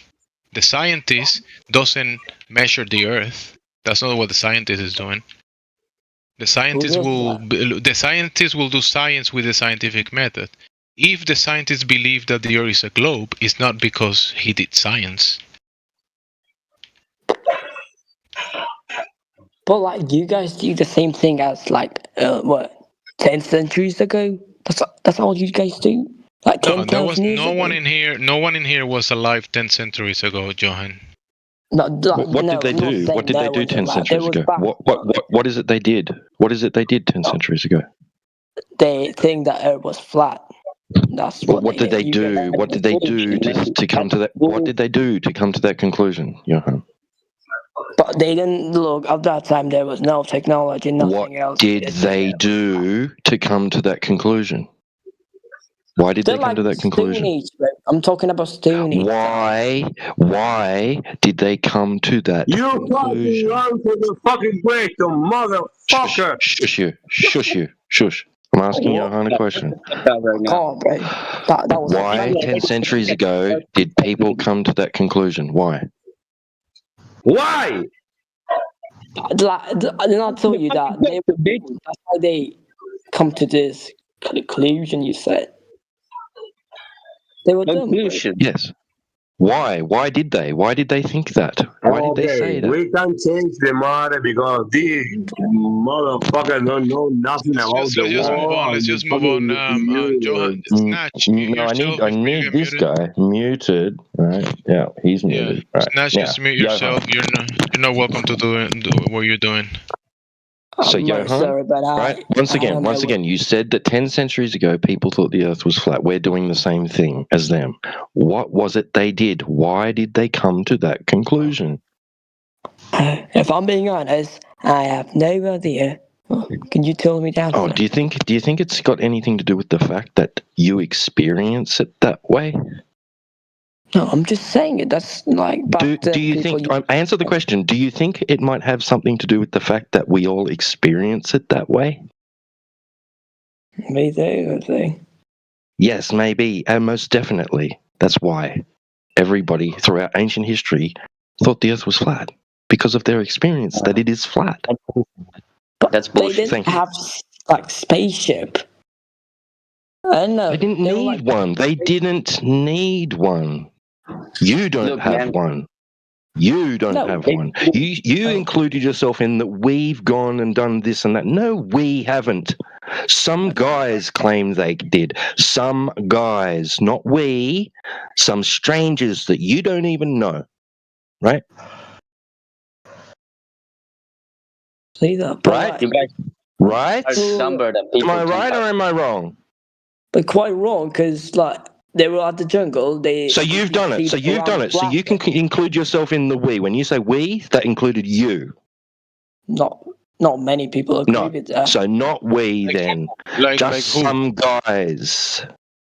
Oh, some guys. Yeah, that's correct. Very correct. Some guys. Right. So you just believe some guys what they said, right? But they have proof. They invented. No. What's the proof? What's their proof? What is their proof? Hey, can I talk or are you? Look, man. Is their proof?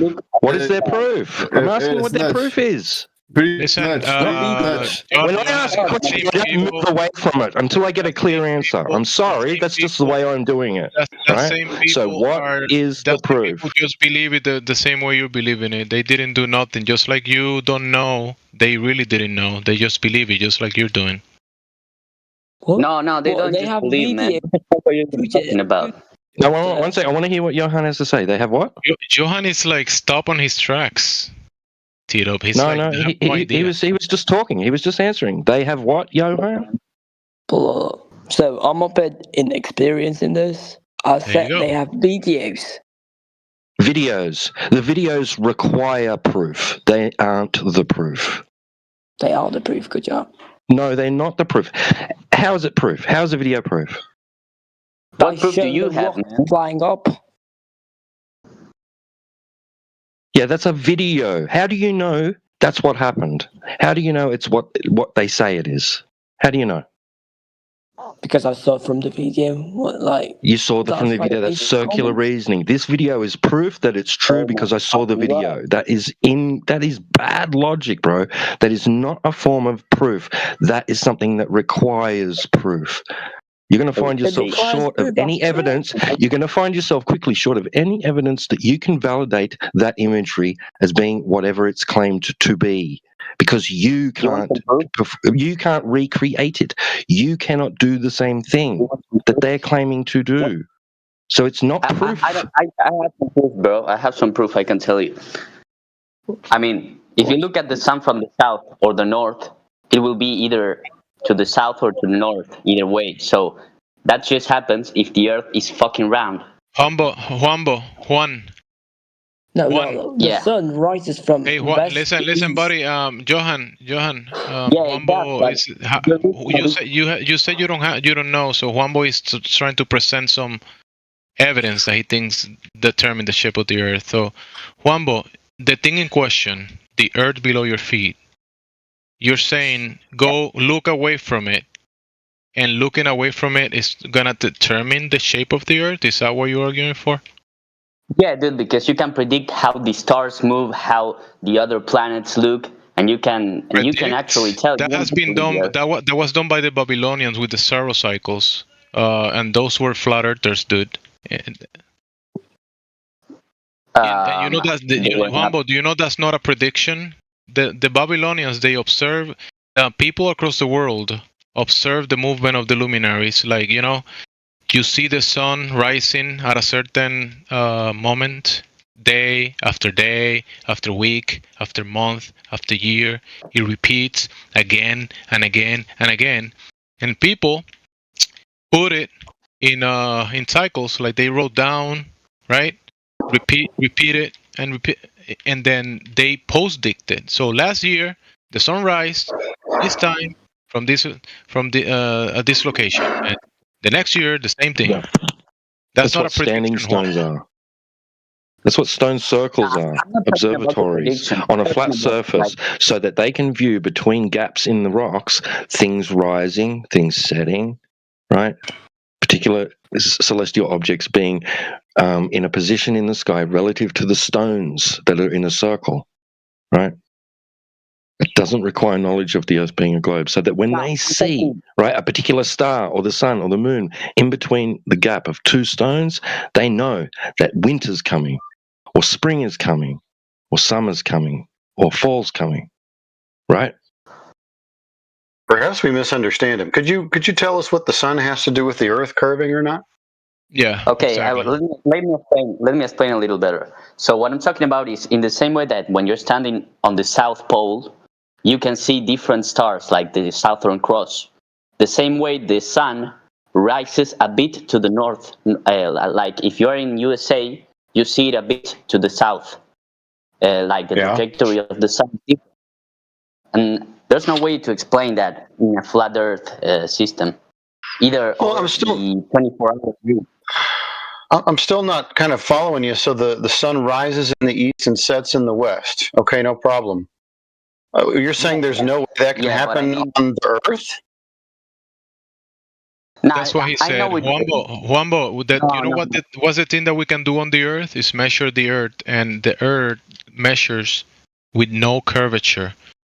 So when we observe from the non-curving stationary Earth the phenomena above us, up in the celestial above us, right? When we observe that all of that is happening above the flat Earth. But let's see. I know the trajectory. I'm talking about the trajectory. Juanbo, listen, Juanbo. You haven't figured the ground that you're standing on yet. How are you gonna figure the heavens above and the celestial if you haven't figured the place that you're standing upon and you travel upon? I mean, if you look at the other planets and they're round, why wouldn't the Earth? So now you're begging the question. That's circular reasoning. But the thing I'm standing on is round because the thing in the sky is round. It's a non sequitur and circular reasoning. But you have a faulty logic. You haven't established any similarities. Are you envisioning some kind of flat Earth model that you think doesn't work? Is that what you're talking about? I heard you mention something about a 24-hour sun, and I was just curious if you're thinking of a model in your head.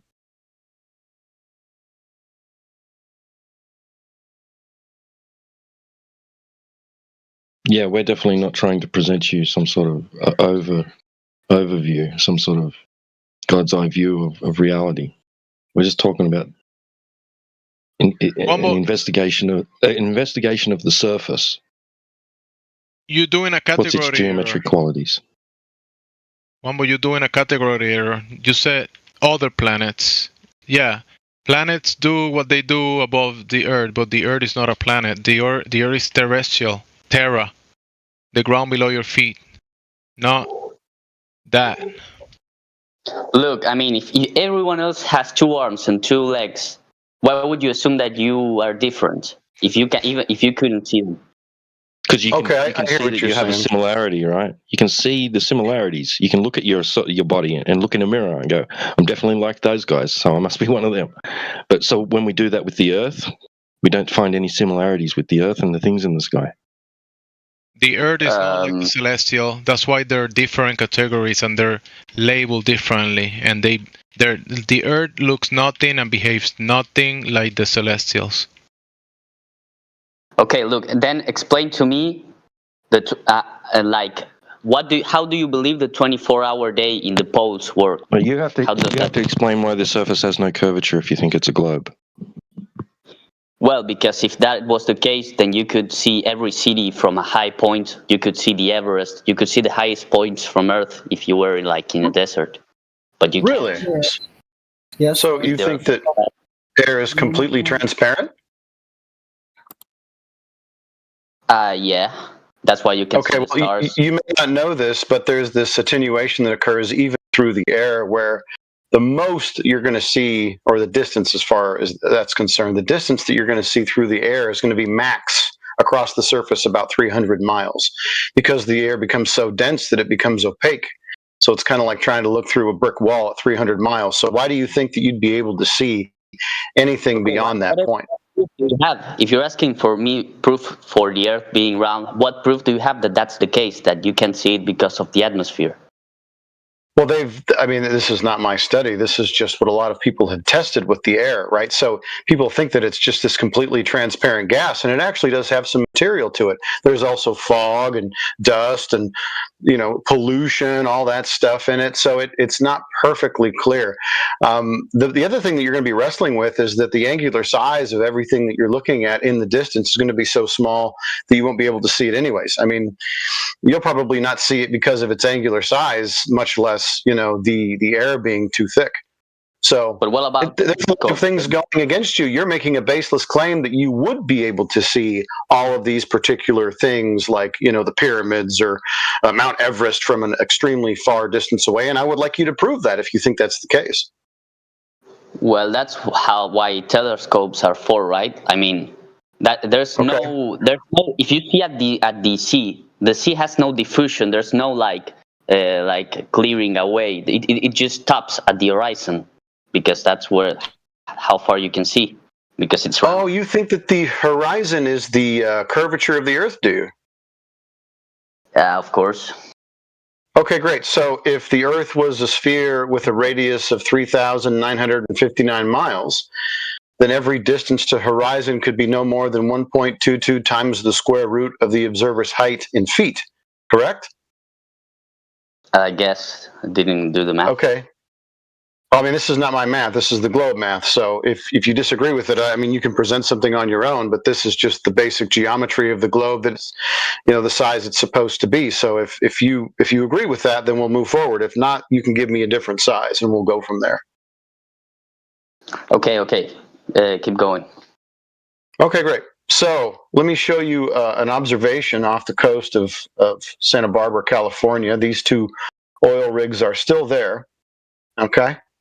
And we'll give you an example of the horizon here. So if the Earth is a sphere with a radius of 3959, then every distance to horizon can be no more than 1.22 times the square root of the observer's height in feet. So with these two oil rigs right here, this is from a video. So this is a still image from a video, and I'll give you the link to the video if you like. But this is a great example of how the horizon is not Earth curve. But you see if you can help me out with this one. So the observer has got a P900 Nikon camera, and he is right at the beach. He's right where the water is lapping up on the sand, and he's got this little camera at 1 foot high. And we've got these two distance markers. There's the Platform Hill House at 6.21 miles, and then we've got Platform Habitat at 9.41 miles. Can you tell me where the horizon is in relationship to these two particular oil rigs? Is it in front of them, in between them, or behind them? I mean, I'm not looking at it, so... Why not? I don't know. It's 10 minutes after the hour. Have a look.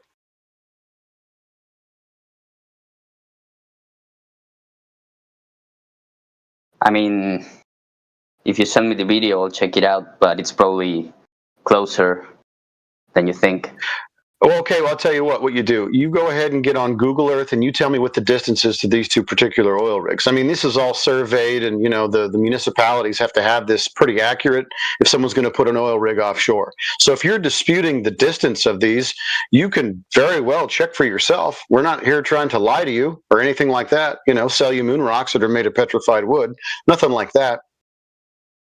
Are you all of a sudden becoming some kind of skeptic? Are you going to become some kind of conspiracy theorist, thinking that the flat earthers are making up distances to oil rigs off the coast? I mean, I definitely should check the math and see the distance to really suddenly change my whole paradigm.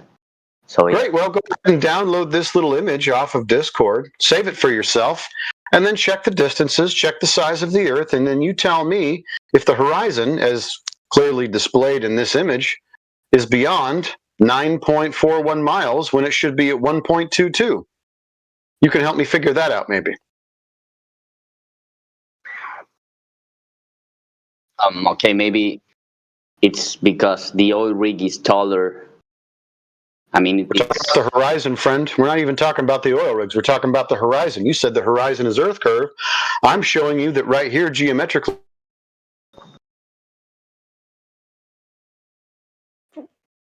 The oil rig will be a distant marker because there are well-known landmarks, like a landmark, right?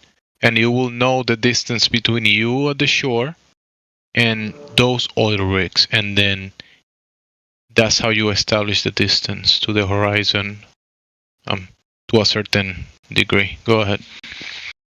Okay, wait, you're telling me that the horizon is 10 miles away? At very least. I don't know, man. I'm pretty sure it's further away than that.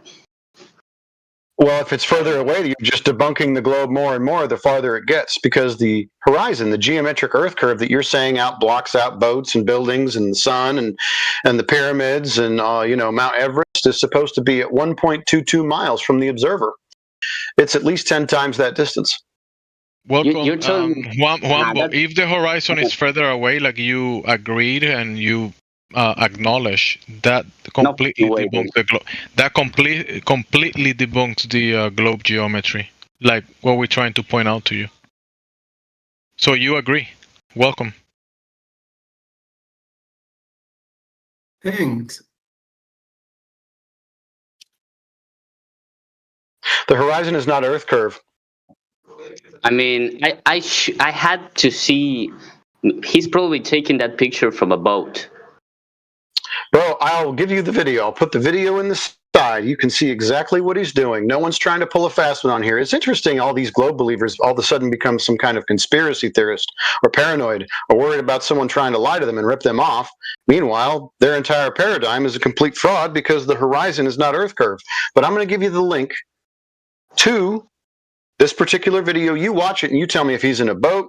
You can scrutinize the size of the Earth. You can scrutinize the distance to the horizon. You can do all that stuff. The oil rigs, you do what you want. But if all of a sudden you're going to just think that somebody in here is lying to you, like we're trying to get your phone number and your mother's maiden name and your blood type, you are mistaken. Now, look, I'm not saying you're trying to lie. You have nothing to gain from any of this. I know that. But, I mean, the round Earth has, like, a stable system that works. But I haven't seen a single flat Earth system that makes sense, like, for all explanations. I'd like to see the globe Earth system that you're referring to, because for the globe Earth system to work, the Earth has to be, and there's no measurable curvature is measurably referenced as flat, then the entire globe actually doesn't exist. So you're cutting out, bro. It's very bad. Cecil. Okay. Is it better now? It's better now. Okay. The point is that there is no globe Earth system if the Earth is not a sphere. So until the Earth is a sphere measurably, you're just telling us something about like Santa Claus or the Tooth Fairy.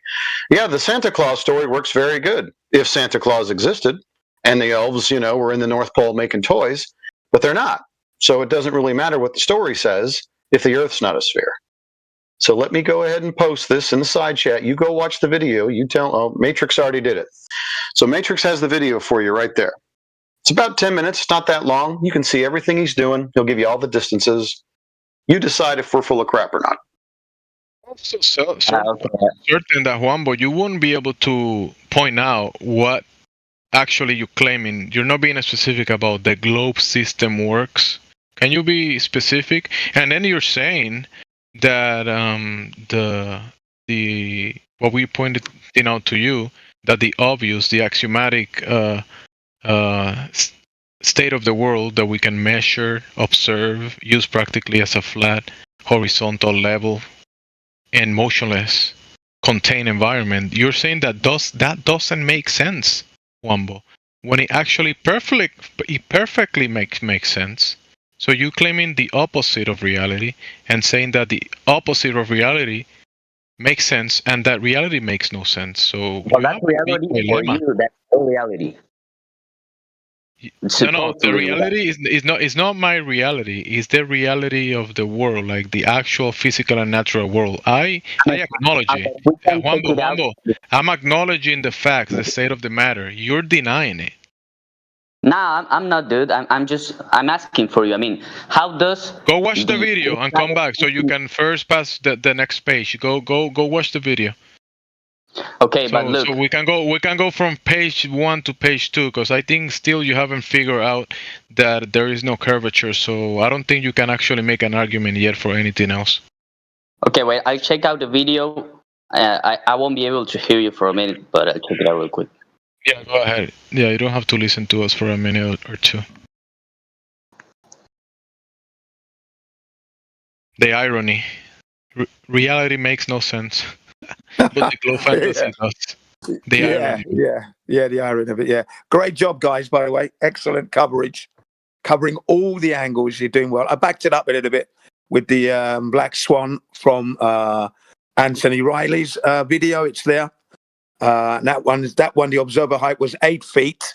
So the geometric horizon for a 24,901 mile ball Earth would be 3.46 miles.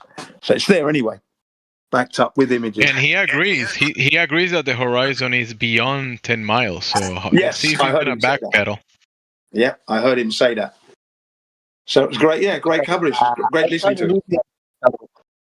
You can see the actual oil rig, but you can't see the base of it. So it's actually like sticking up from the horizon. Friend, what is the horizon? What is the definition of horizon? The horizon, I mean, it's how far you can see before it. I mean, you can't. I don't know, man. I'm not a dictionary. The actual dictionary definition of horizon is the apparent location where the sky meets the earth or sea. So it's that line that we see that we call the horizon, right? So that line, that horizon, is behind the oil rigs. There's no way around it.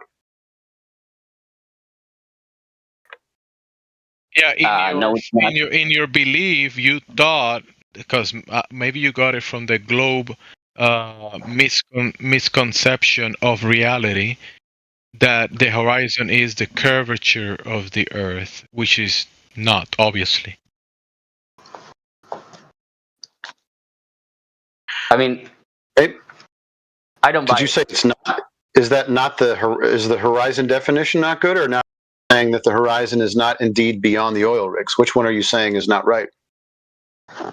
From what I could see in the first clip of the video before it cuts, the horizon is in front of the oil rig.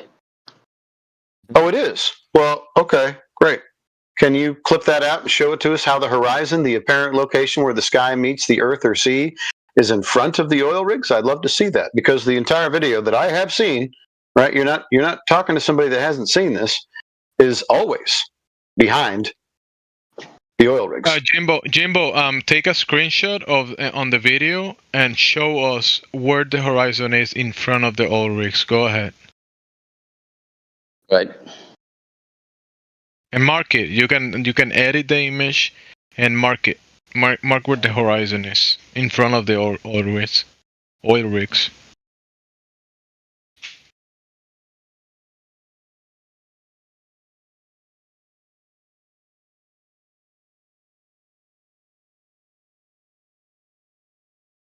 He's backpedaling because first he said he was behind it, but now he's in front of it.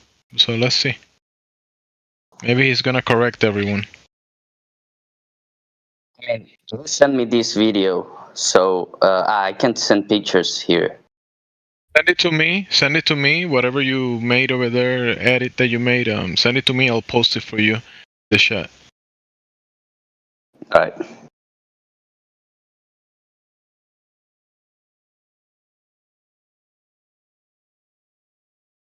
So in the picture I sent you, there is nothing behind the oil rig, so there's no sea behind the oil rig. That's the horizon. The oil rig is just popping up from behind it.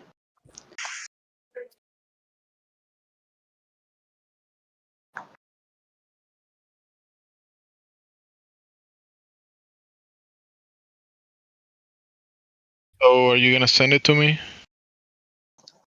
I did send it to you, but let me check. You might have to send a friend request. Let me double check that. Accept message. Well, I accepted your friend request. I'm waving at you, but there is no attached image. There you go. Right now. Okay, I'm gonna post it for them. Okay. Just wait a second. Let me just post it so everybody's on the same page, Wombo. Everybody knows what we're gonna be looking at. Discuss. So Juan boss sent me this right here that I'm posting right now. Okay, what are we looking at, Wombo? Okay, what we're looking at is an oil rig that is a bit further than the horizon, but it's still popping out because it's of its height. I mean, of course. I see the horizon behind the oil rigs in this as well. Nah, you're coping, dude. It's not as distinct. Are you talking about where it goes lighter to darker? Are you calling that the horizon? Yeah, that's the horizon. That's just cloudy. No. Oh, so you think those are clouds up against the water now? Yeah. You know, Or Juanbo, you know that the one that we're looking at in this image that you posted, that will be Platform Hill House at 6.2 miles, right? But the one that there is also a boat that is in between. You see the boat that is in between the platform and the black square that says terraplanismo, right? And behind that black square that says terraplanismo, there is the other rig that is at 9.4 miles. And we can still see the bottom of that one, and we can see the horizon behind the other one, behind this one. So, are you saying that the horizon is in front of the 6.2 one?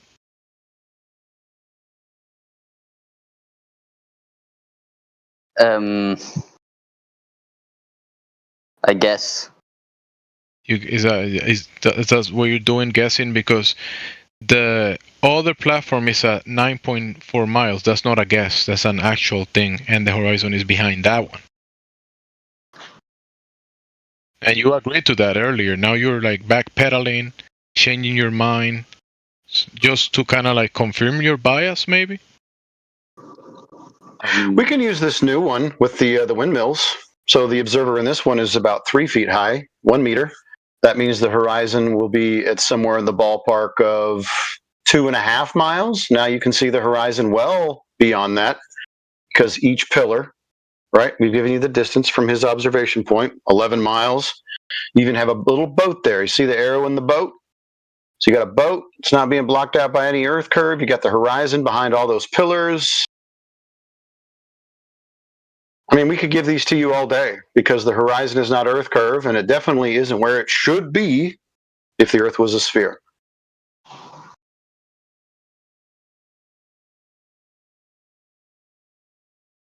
So can you show us one example where the horizon is at the exact location that the globe will require, Juanbo? I don't have it like right now, but listen, you know that all of these examples that they're showing to you, right, show you the horizon beyond the limitations of the globe, falsifying the geometry of that globe.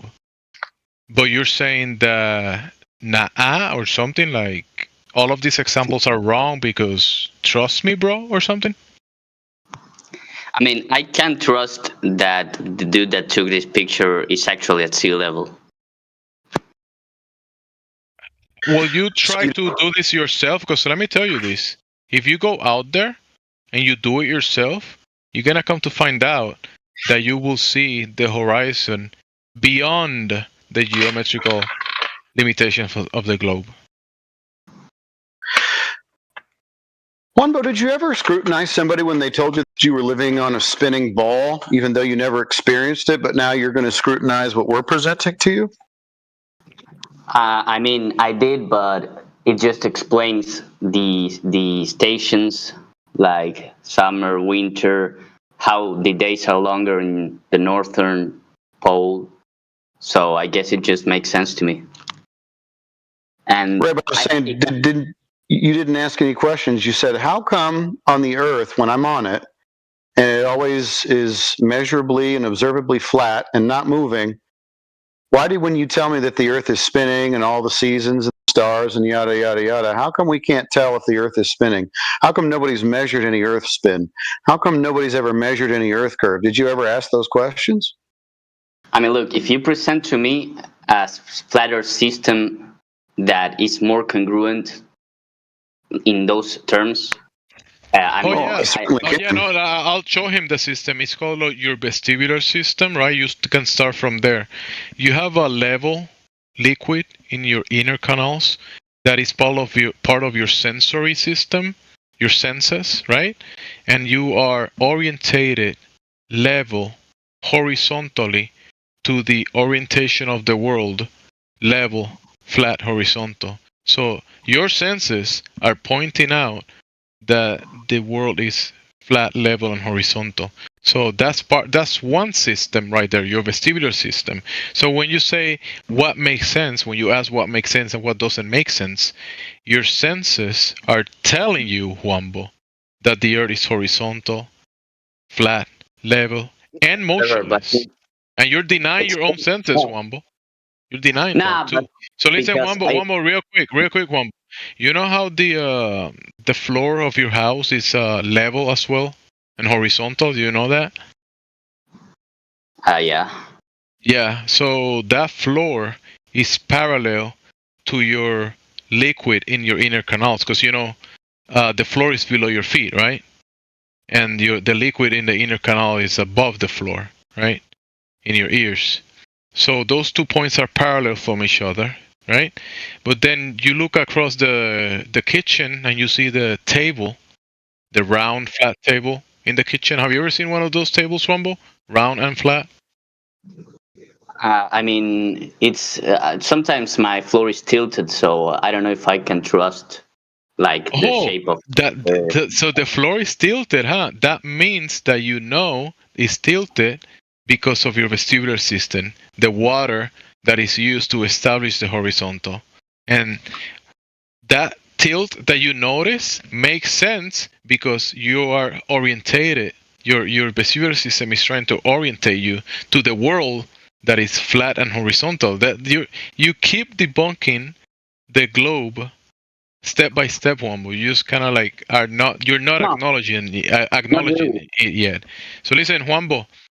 Any body of water in your house, any water in your house, like the bathtub or the cup of water that you put on the flat round table, that is horizontal to your senses and parallel to your to you, right? So you go outside of your house, you probably you sound like a well-educated guy, right? You probably have a pool, or maybe your neighbor has a pool. That pool, the water, the pool, la piscina, Juanbo, piscina, right? Yeah, I'm looking right at one. Yeah, you're looking at the piscina. I knew it, Juanbo. I know you have a pool around your house. So that pool is parallel to your vestibular system. And then you go further away from your house. Maybe your neighbor is 1 kilometer away, 1 mile away, and his table and your neighbor's vestibular system is parallel to yours and his pool as well. And then you find a lake around your town, maybe 5 kilometers away from your house. And that lake, doesn't matter how big it is, it could be 1 mile big, 2 miles, 10 miles, 50 miles big. And all that water across the lake, all of it is parallel to your vestibular system. Yeah, I mean, I get your point. I get your point, but I mean, let me just finish. Let me just put the cherry on top. All of that water, you go to the sea level. The sea level, you hear that level? It's also parallel to you.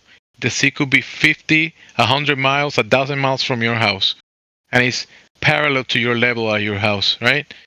And then you go across the ocean and reach my town, because I'm near the ocean. And my house, my bricks, my water, my flat round table, and my vestibular system are also parallel to you 10,000 miles away, Wombo. I get your point, but I could explain that also with the round Earth system, and I wouldn't be contradicting like the movement of the stars and the planets. So why would I take a system that contradicts? But Wombo, my system supersedes yours. You know why? Because if you travel across the world and the system that we use to operate in the physical and natural world has to, no, it's not. Listen, Wombo, it's not an option. It is not an option. It has to take the Earth. Let's say everything we do, like aircraft, airplanes, communication systems, travel, navigation across the oceans, you have to take into account the Earth as a horizontal, flat, and motionless reference to be able to do anything in practicality. There's no option. You have to. That's because of relativity. I mean, I could explain that with gravity, and like the point of the Earth is to the center. So of course it wouldn't. You think your explanation supersedes reality, Juanbo? I think my explanation is congruent to the macro and to my own perspective, like my senses could still be explained through a system that doesn't contradict everything else in the universe. So you're saying that your senses are superseded by the nonsense of the globe? You're saying your senses make no sense then? I mean, it's not nonsense to me. So the globe makes sense, and your senses are nonsense? No, my senses are according to the relativity. I don't sense that the Earth is flat at all. I mean, I can see mountains, I can see, and I can't see through. I mean, why is it day I see in one mountains, side? yes. Flat is an orientation, horizontal, an orientation, perpendicular to vertical, right? I mean, if the sun is above me and the Earth is flat, I wouldn't be able to explain why in the other side of the Earth it's night and here it's day. So just when you know when you're in the kitchen and you cooking dinner, Juanbo, and you have a light in the kitchen, that light doesn't shine in your room, right? The room is dark. You have to turn that light on to shine it. You know there across the world, Juanbo, there's a medium. You're in a medium, and air is not transparent. There is light attenuation. You also have a limitation of your optics. There's so many variables in place that when you put them all together, listen, Juanbo, when you put all of these variables that we can test and check in the physical and natural world, you can test for these things. All of these things supersede the explanation that you have, that you believe that the Earth is this nonsensical, impossible amalgamation of stacking claims that you cannot check, test, or verify any of them. So the explanations that you can write on paper do not supersede the actual state of the world. Okay, but if that were the case, like there's an invisible wall that light can get through, if I should get to a high point and look through a telescope, I wouldn't be able to see further than I do at sea level. But that's not the case. I can't see any walls. I can't see any like sudden disappearance of Earth. Wambo, do you know when you're inside the water, remember the pool and your neighbors, and remember the pool? You know, water, you can, even in the ocean, right? Water, you can see, water, when you grab it with your hands, it's transparent. But in the water, you cannot see, you know, like, you can go like how many feet down and it's completely dark under the sea, right? You know that, right? Yeah. You cannot look. So in the air is not transparent. The air attenuates light, and there's a limitation that where the light can reach. I mean, I can get that through smoke, but then it wouldn't. There's water, dust, right, in the air. Changes of temperature. When the sun is above you at noon, it has a certain brightness. When it's at the horizon, it's measurably, from what they say, it's like 20,000 times less bright than when it's at noon. So light is being attenuated by the medium, Wambo. And you're kind of like saying, nah, to all of these things. Why? Because you're holding some bias. But if that were the case, I mean, the horizon would fade away. It doesn't fade away, it's just sudden. Have you tested for that? Because actually, the horizon can... You know the lady in the TV? You know how the horizon moves its position? You know, la señorita in the weather channel says, today the visibility is 10 miles. And then when there is a storm, the visibility is probably not 100 feet in front of you. You cannot see any further. You know, Wambo, the horizon changes because of air conditions, weather conditions. Oh, but if that were the case, then if you went up a mountain, were the case, you wouldn't be able to see further away than you can at sea level, right? If you're telling me like 10 miles away, there's a fog that you can see through. But if you go up a mountain, the air gets a little more clear, so there's less stuff in front of you, so you can see further, and also your angle of view is increased when you get above the surface. So yes, you can see further. Yes, nobody's disagreeing with that. That works perfectly on a flat Earth, dude. There's no globe required for you to see further when you go high in altitude. I don't know, man. But I know you don't know. I know you kind of coming through this new information. I get it. No, it's pretty obvious that you don't know. That's why I told you, come back to Earth, come back to your senses, because you were trying to make sense out of the nonsense of the sky that you cannot perceive, test, or verify, because the sky is actually, in a sense, nonsensical, because we can observe it, but we cannot go and check the movement of the sky. But it looked and sounded like you had a nonsensical idea that you know how the sky works, but in reality you don't. And now you have you probably come into a realization that you don't even know how the ground works, how the earth works, and you were trying to make claims about how the celestials work. So that's why I was trying since the beginning, try to bring you back to your senses, but you still kind of like have this biased resistance to reality, which is it's pretty normal, because am I the biased one, really? Yeah, you have this bias that the Earth has to be the thing that you saw on the TV, because trust me, bro, someone said it, and you have to believe it. That's your bias at the moment. Not really. I mean, my bias is I haven't heard a flat Earth system that explains the 24-hour days yet. Why the days so long? Do you think airplanes work? Jimsy, my last one. Yeah, go ahead. Okay. My last one. Juan, do airplanes work? Do they work? I mean, some airplanes do go from Japan to Latin America. So okay, so airplanes go from exactly. So when you you go to an airport in Latin America.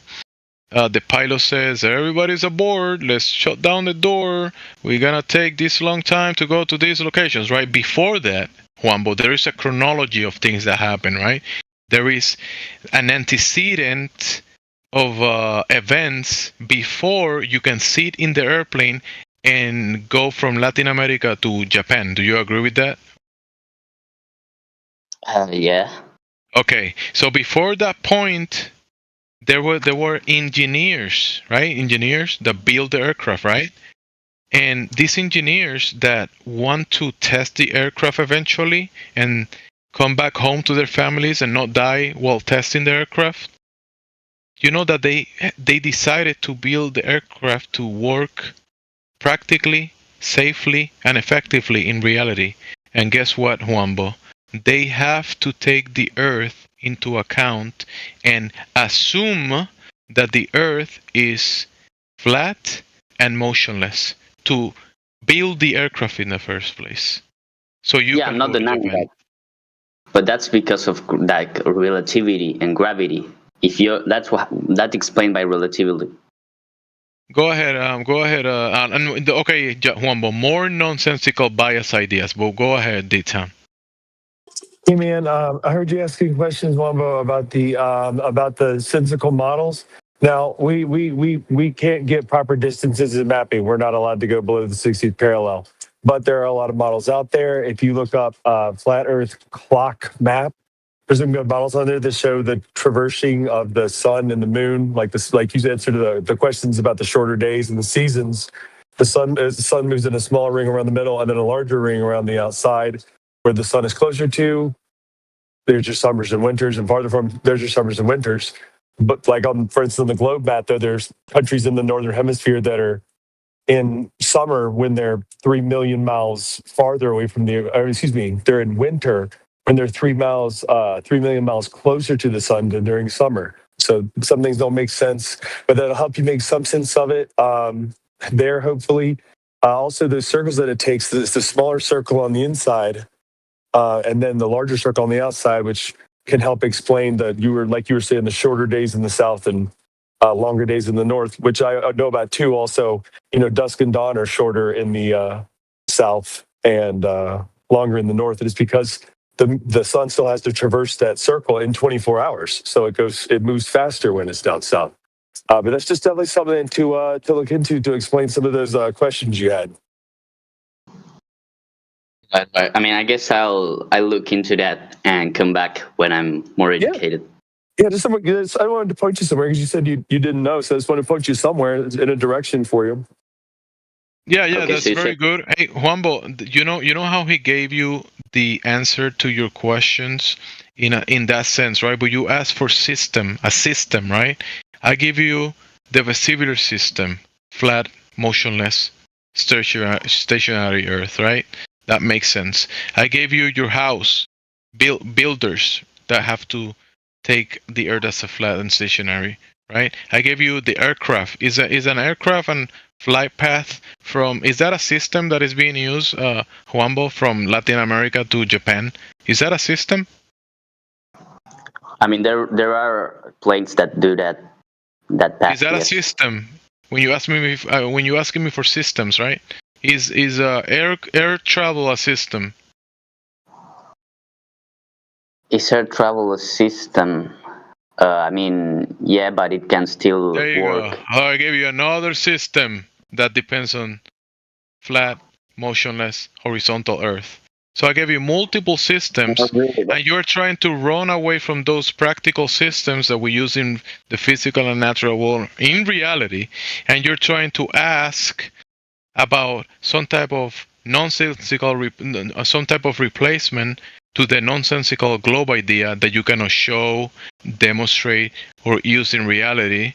And you're trying to say that those explanations that you have supersede all of the systems that I gave you, that you know they're real, you know they work in reality, but you're trying to use nonsense and fantasy to somehow explain how the nonsensical globe system supersede the reality that we've been talking about. Like, your bias is in all display here, because you are denying reality and trying to supersede it with fantasy, dude.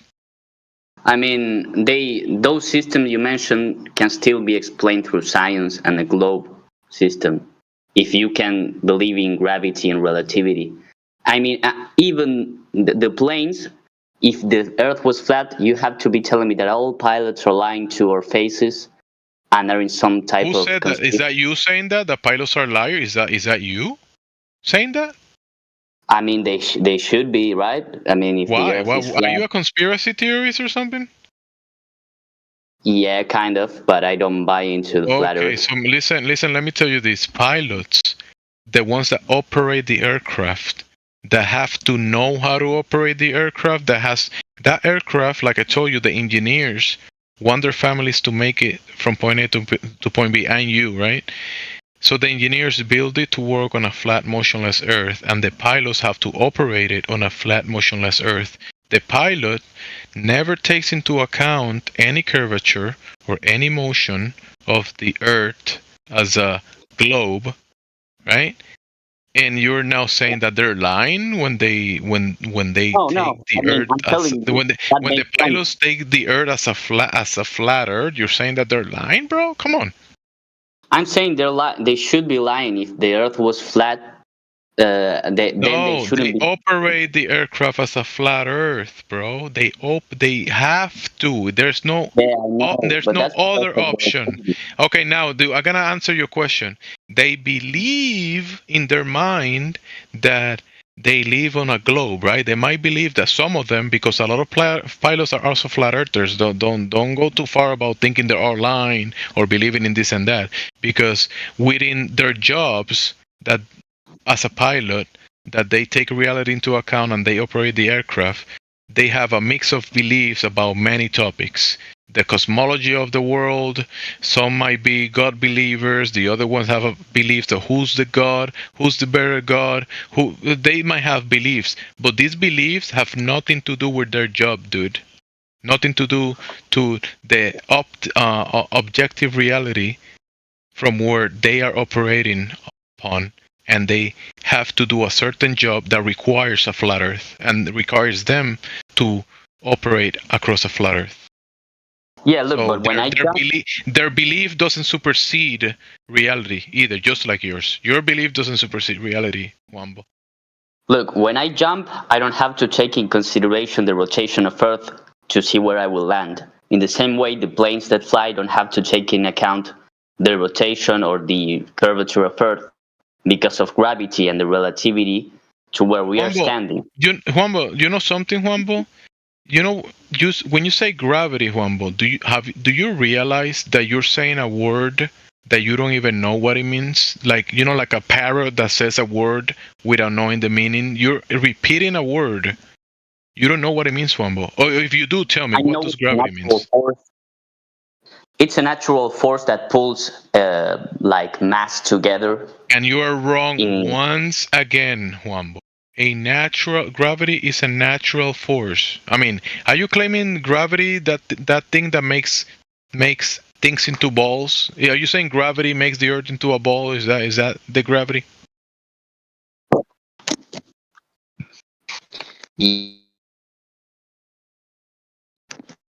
You're cutting out, Wambo.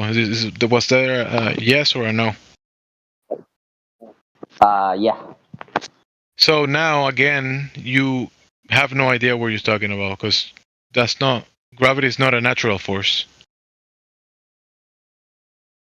And has nothing to do with jumping. Gravity has nothing to do with jumping out of airplanes either. He said if he jumps right now and comes down, and the Earth doesn't move below his feet, that's the same thing as the airplane going from Latin America to Japan, and the Earth not needing to be accounted into a rotating sphere, which is complete nonsense, obviously. But Wambo is displaying his bias. It just means, from a baller perspective, that he denies the potential of Coriolis effect, foundational tenet of the baller canon. But in making the claim to defend the position which he's found struggling, he's had to now deny any possibility of Coriolis. So, snipers do not have to adjust for the rotation of the Earth, as this gentleman doesn't have to adjust for the rotation of the Earth when he jumps up in the air. That's his claim now. Right.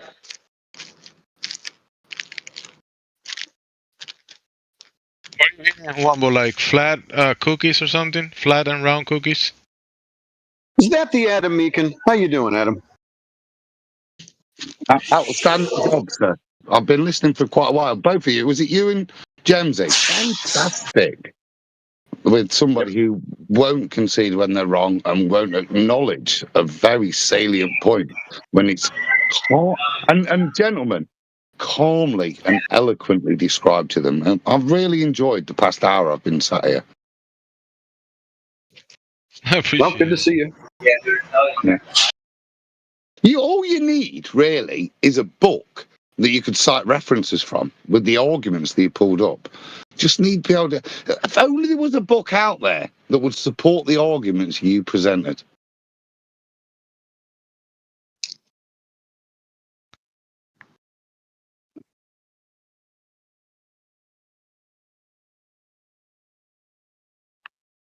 Should make some type of book. Someone, I'll read it.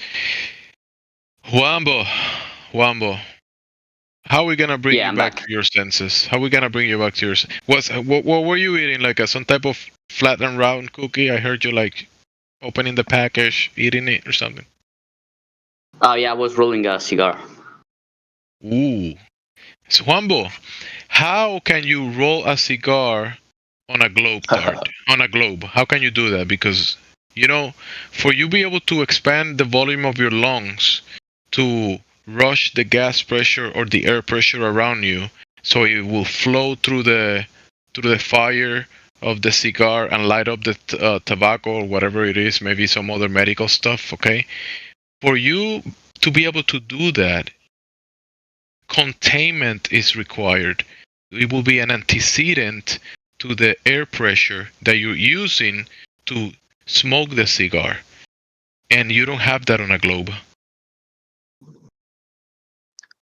I'm sorry, I didn't follow what that. Okay, Juanbo, you know how you expand your lungs? Los pulmones, como los abres. Yeah. Okay, so you know there's air pressure around you, the air around you, that is, the high pressure is rushing towards the lower pressure of your lungs. Mm-hmm. Okay, so the antecedent to air pressure or gas pressure is a container, because gas pressure is the force that the gases exert on the walls of its container. If the Earth was a sphere in the unlimited vacuum of space or the infinite vacuum of space, right? That is always expanding faster than the speed of light. So the volume is expanding faster than you can imagine, right? That pressure that is rushing toward your lungs will be rushing out of your lungs violently, and you wouldn't be able to smoke a cigar like you're doing right now. So you smoking a cigar debunks the globe. Fuck me. So welcome.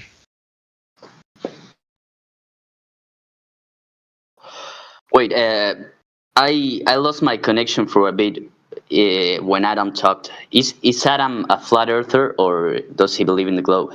Go ahead, Adam. He's addressing you if you are available. Maybe he's available. Yeah, I'm here. I'm a flat earther, mate. All right.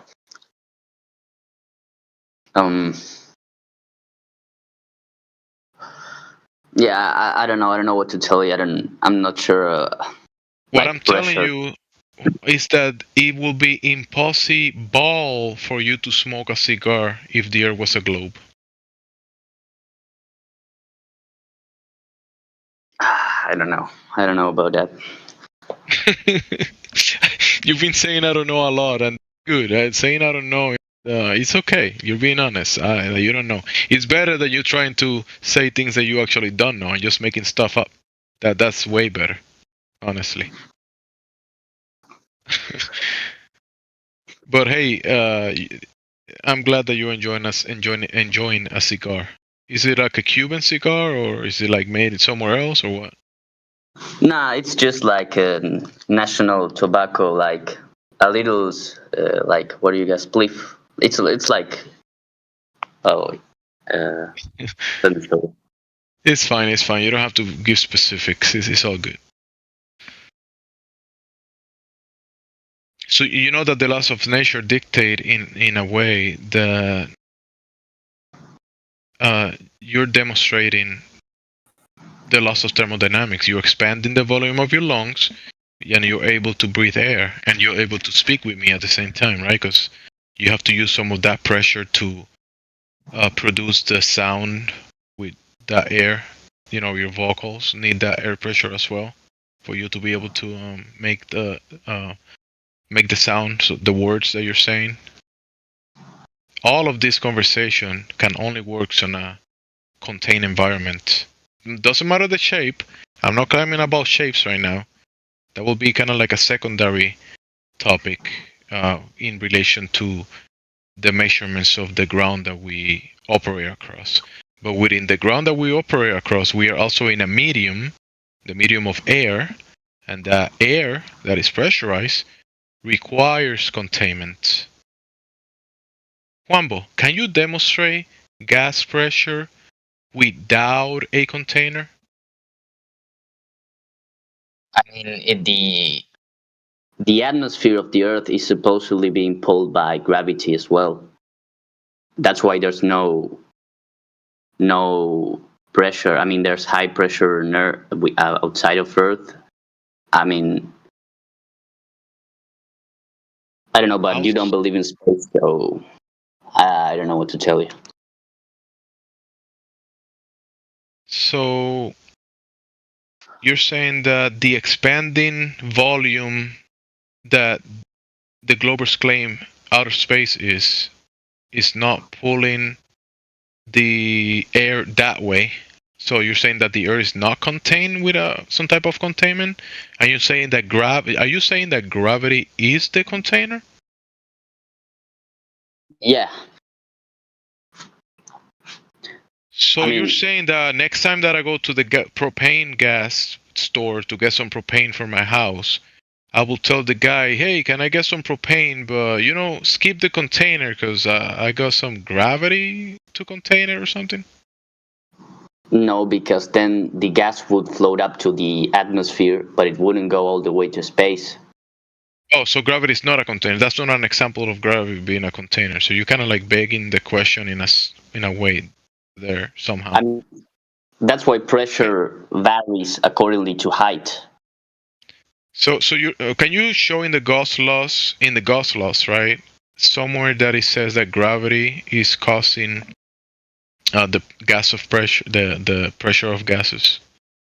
Gravity. You're saying gravity is causing the pressure of gas. Can you show that within the Gauss laws? What's the Gauss laws? All the laws that they talk about how pressure. But the ideal gas law, Dalton's law, Gay-Lussac's law, Avogadro's law, Charles's law, Boyle's law. They would be the gas laws, or, of course, the ideal gas constant in relation to that. They would be the laws the gentleman's talking about. They fundamental natural laws that govern gas behavior. Those laws. I'm not saying that gravity kind of is either superseding those laws or doing something within those laws. Do you have any evidence of that?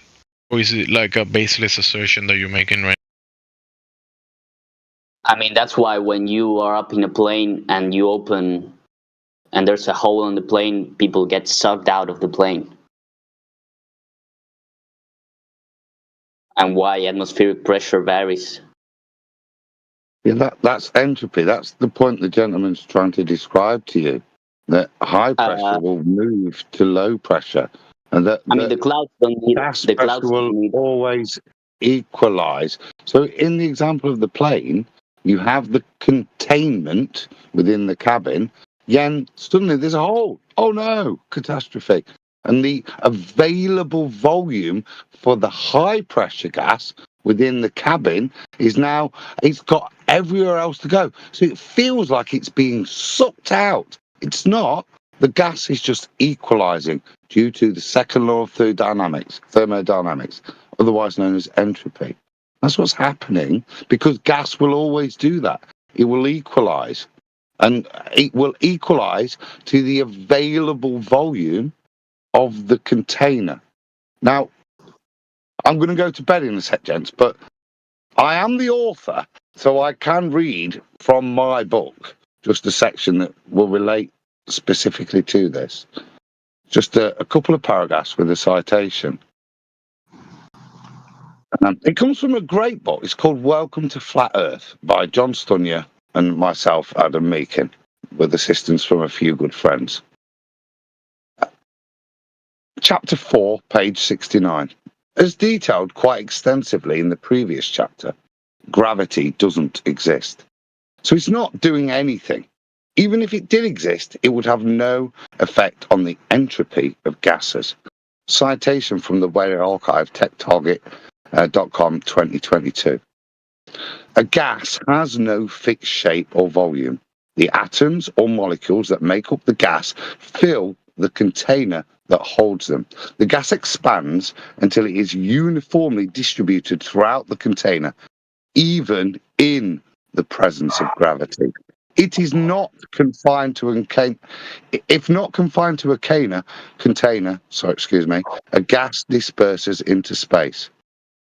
Pressure, end of citation. I'm nearly done. If someone could just stop hot micing. That's why I was put off. Final, just from the book. Pressure arises solely from molecular collisions against a physical barrier. The assertion that gravity can somehow substitute for containment is not merely unproven, is physically impossible and violates the second law of thermodynamics, which demands that gas expand into any available volume. And with that in mind, I just allude to what the gentleman's been talking about, which is when we breathe in, what do we do there? We have atmospheric pressure for use of the oxymoron. But when we do it, what do? We open up the container we have within our chest and make the gas pressure available to that container. Otherwise, we occlude it. And what happens? There's no hidden pumps. It's just working, isn't it? The change in available volume actually creates that downdraft, that move there, but always following the law of entropy. I just remind you of that.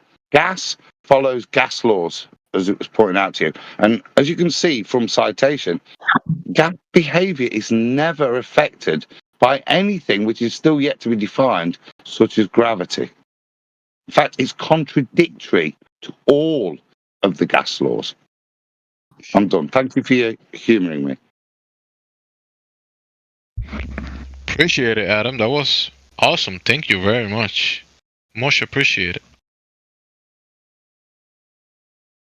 Pleasure. All right. Then how do you think clouds don't just disappear or fly out into space? Well, that would be a question to you, wouldn't it? That's your problem. Why do clouds, given your assumption that next to this pressurized air there is just a vacuum with no containment, you tell me why they don't fly off, given that you've now found out that gravity, whatever it is, isn't even presupposed by modern pseudoscience to affect gas behavior. So you tell me why your clouds on your ball Earth don't fly off. Because I know why mine don't. Well, it's not for me to prove that to you. You live on a ball. I would hope you could substantiate your position, not when posed a problem, ask me to prove something of if it was on a flat Earth. It is on a flat Earth. It is, let me finish. It is on a flat Earth, and that flat Earth is contained. And that proof is given to you by the second law of thermodynamics, by all of the gas laws. That the antecedent for all of these laws to apply is for containment, a given volume, on a spinning space monkey globe Earth, where there is no containment. None of those gas laws apply. And this is the point that I think Jamesy was bringing you back to earlier. Reality. Yeah, the gas laws are formulated in reality. Now, you're trying to say is yes, but the way I see things is this way, even though reality denies it. And in this case, you're now denying all of the gas laws, even as you'd like to do to invoke gravity. You still deny the gas laws. Does that make sense?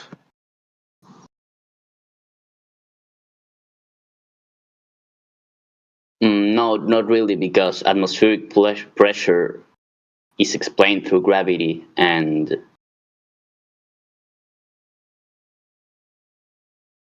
I mean, if the container was still there, why would still clouds have any form, or some would be further from others?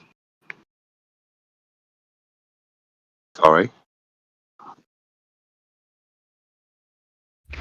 What are clouds made of?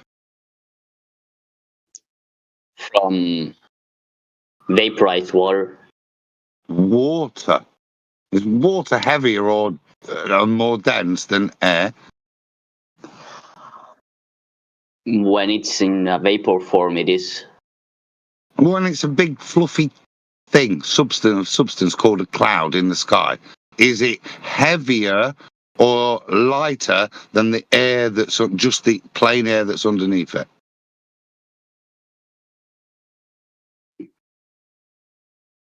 It's lighter. It's lighter. Even though there's more mass in that cloud than there is in the air underneath, it's lighter, is it?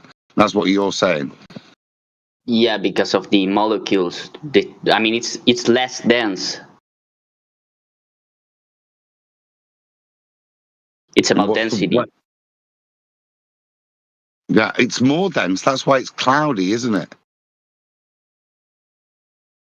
No, it's less dense because the molecules are further apart from each other. That's why it's more cloudy. That's why it's harder to see through, because it's less dense. Yeah. And you just said that. Just confirm that. Just say that point out loud to yourself. No, wait. You're talking about the air in between. Okay. So.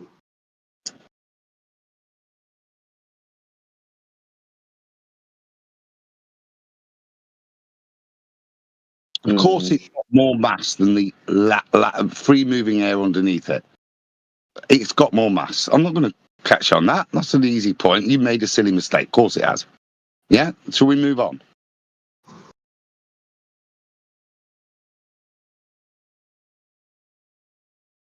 I mean, or do you want to double down on the fact that the big dense cloud that you can't see through has got less mass than the free-moving air you can see underneath? That's not even held together with anything whatsoever.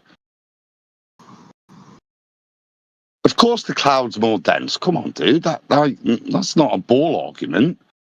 Is it? That's just like basic understanding, isn't it? Or is it more dense or less dense? Well, if it's more dense, wouldn't it fall down? Not in my world. In your world, it has to be sucked down instantly due to gravity. But we're not there yet. Let's just define whether or not a big fluffy cloud that you can't see through, because there's so much stuff you can't see through it, is more or less dense than the clean air that you can clearly see through that's underneath it. Which is the most dense? I mean, that wouldn't depend on gravity, because that's about... No, it just depends on logic and your understanding of chemistry and molecule behavior. So, which is the most dense, the cloud or the clear air underneath?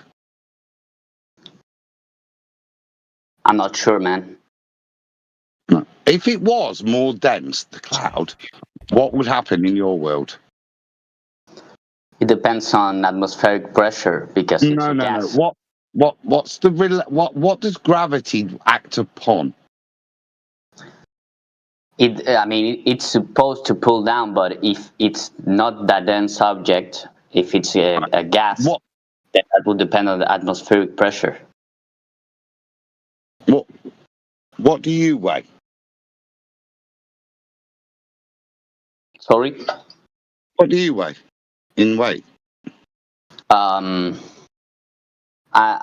60 kilos. Cool. I'm about 75. Yeah, I'm about 75. Who's going to be more subject to the force, assuming it is a force, and I'm just giving you the force, you or me? Who's going to get pulled closer? Who's going to form a horizon eventually more quicker? You or me? Both at the same time, actually. Oh, very good. Fair point. If there's something more dense, and the only reason something falls down is due to mass, why is something that's more dense higher above something that's less dense? What's going off if the overreaching force is a downward force or an inward force to a central point of a spherical Earth? Why is that force overpowered by what we've just been discussing? How is it overcome? You must have an answer to that. I've got an answer. I don't need an explanation, but it's contradictory to your claim of the gravity that's holding the whole of your oxymoronic atmosphere in place. It not only holds it all in place, but then creates a paradoxical layer. That not really, because the same way like you can make a balloon float. Well, that's because... I'm not making balloons float. I'm talking about we were on clouds. We're on cloud 9. Why? Okay, yes, clouds are less dense than air, probably. Because, what about the air above? What about the air above them? And then the cloud that's above that? Are they all different densities? And so the cloud above the cloud that we were just talking about is less dense, even though you can see less through it. And the clear stuff that's below all of that, that's more dense, for definite. You can demonstrate that, even though there's this big, thick, fluffy cloud there. I suppose. You suppose. You don't know. But can you understand then that I'm presenting you at a point where there's more mass, less mass, ground? Why, if the only reason that things go down is this force that you've yet to define, why is that the governing factor when, by your own eyes, and we come back to this point again, reality, when reality defies your explanation? Now, it's not to say I can explain it all, but I don't make the grand claims that you make. You say, you've just told us that we can ignore all of the gas laws, yeah? All of the second law of thermodynamics, entropy, because you know it's a ball, and therefore this thing that you can't actually describe or demonstrate actually makes itself a container without being a container to make sure all the gas laws are valid in your ball world, even though they don't need to be valid in my world. They just apply as they are naturally and defined. That the antecedent to gas pressure is containment.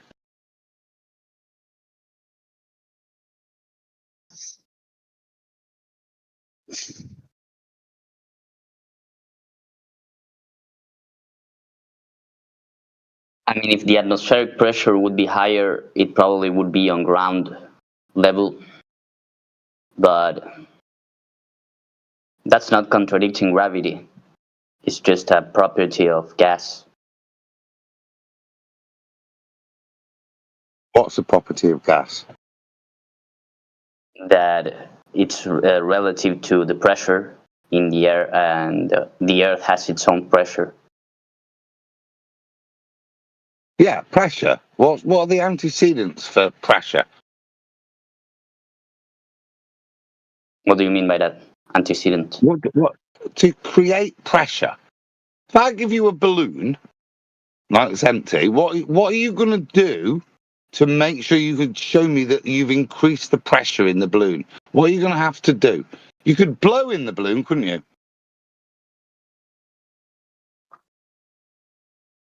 Yeah. And what would you be if you blew into the balloon? You'd be putting gas in there, wouldn't you? Mm-hmm. Yeah. Now, if you didn't pinch it after you'd blown in, what would happen? The air would go out. But if you pinched it and held it and what's the word? Maybe you contained it by pinching it. You could then demonstrate the gas pressure. If you'd let go, it'd just equalise, wouldn't it? Following all the gas laws that we know. But if you pinched it and contained it, you'd say, look, I've got more pressure in here than what's outside of the containment, couldn't you? Yeah, but I mean... Right, so, no, just pause. So with that knowledge in mind, what are the two antecedents for you to demonstrate gas pressure? You're going to need two things. You've just told them me, just repeat back to me, what are the two things you're going to need to demonstrate, in reality, gas pressure?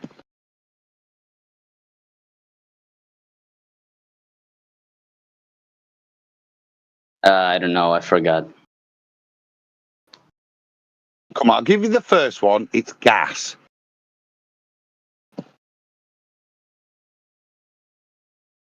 And a container. You're getting really, really good. You would. Right. Now, one more question. In any of this, is any of the antecedents that you need mentioned, ever heard of, ever described in reality, a thing called gravity? Yeah, I mean, looking at how the moons move. No. We can't go to the moon. Let's just stick with you as a young boy with a tyre. Now, you've got the gas, haven't you? You've got it out in your pump, and you've got the tyre. but there's a hole in it. Oh no, that's why you've had to stop pedaling as a young boy. What are you going to have to do so that your bike works again, so that your tyre has pressure? It's got a hole in it right now. It's not containing things. Now, as a young boy, what's your logic of reality of the other you've got lots of gas. It's in your bike pump. What are you going to do to that tyre that's got a hole in it to make sure it can hold the pressure for you to pedal? You might use the analogy, it's a bit like us breathing. What would we need for us to breathe? You're a young boy with a bike pump and a hole in your tyre. What are you going to do to that tyre to make sure it'll hold the pressure? I know. He could use gravity to hold the air around the rim. I like it. A gravity plaster. That's what I was going to say. I could make it heavy or dense enough so that it has gravity, and then I wouldn't need to patch it. You see how pathetic you sound? Or ill-informed you sound? I know it's slightly humorous, but we know what the answer is, don't we? And you know what the answer is. But when we put it into that childish analogy, the reality dawns on you, isn't it? Yeah, we can't stick a gravity. We can't put heavy air in so it always stays at the bottom of the tyre, meaning I don't ruin my rim. Can't do that, can we? There's a hole in it, and we know how gas behaves, don't we? We know how it behaves on Earth, but we don't know how it works on an astronomical level. I mean, we do know, but... So we don't know how it works in a place you've never been to. Well, I agree with that.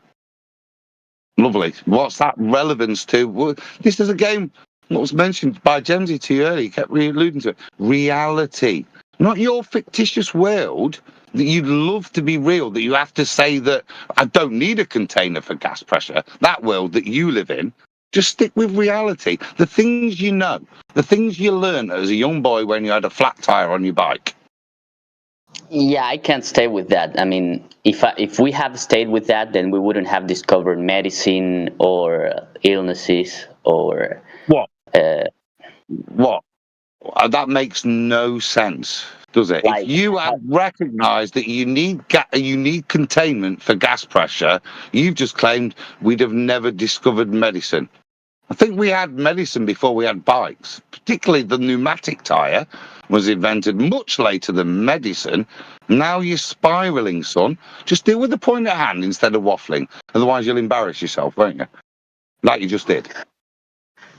Nah, I just mean if I just stood with what I can observe and not look into like microscopical or how things work on a macrocosmic level or in a microcosmic level, then I mean I wouldn't know how reality works, how to progress.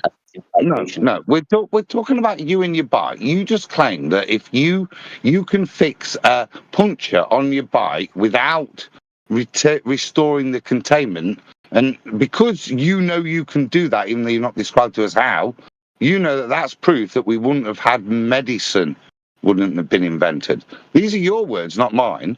I'm just putting them back to you. But let's bring it back to the bike. How do we get the gas pressure in the tyre with the hole in so it's not contained? How do we make sure we can ride the bike again so that the tyre pressure is greater than the air pressure surrounding it? What are we going to do to that tyre with the hole in? Okay, so you're saying that the tyre works exactly the same on Earth than outside of Earth? So like if I were standing... Doesn't? Are you saying it doesn't? Should we take the tyre to space and have a look? Could we do that? I think we can. I think, well, let's go. Post it right now. I'm waiting. Yeah, I mean, that's what I mean. I don't need immediate observation. Sign me up. I'm in too. I want to go with you guys too. Sign me up. Let me know. Send me the invite.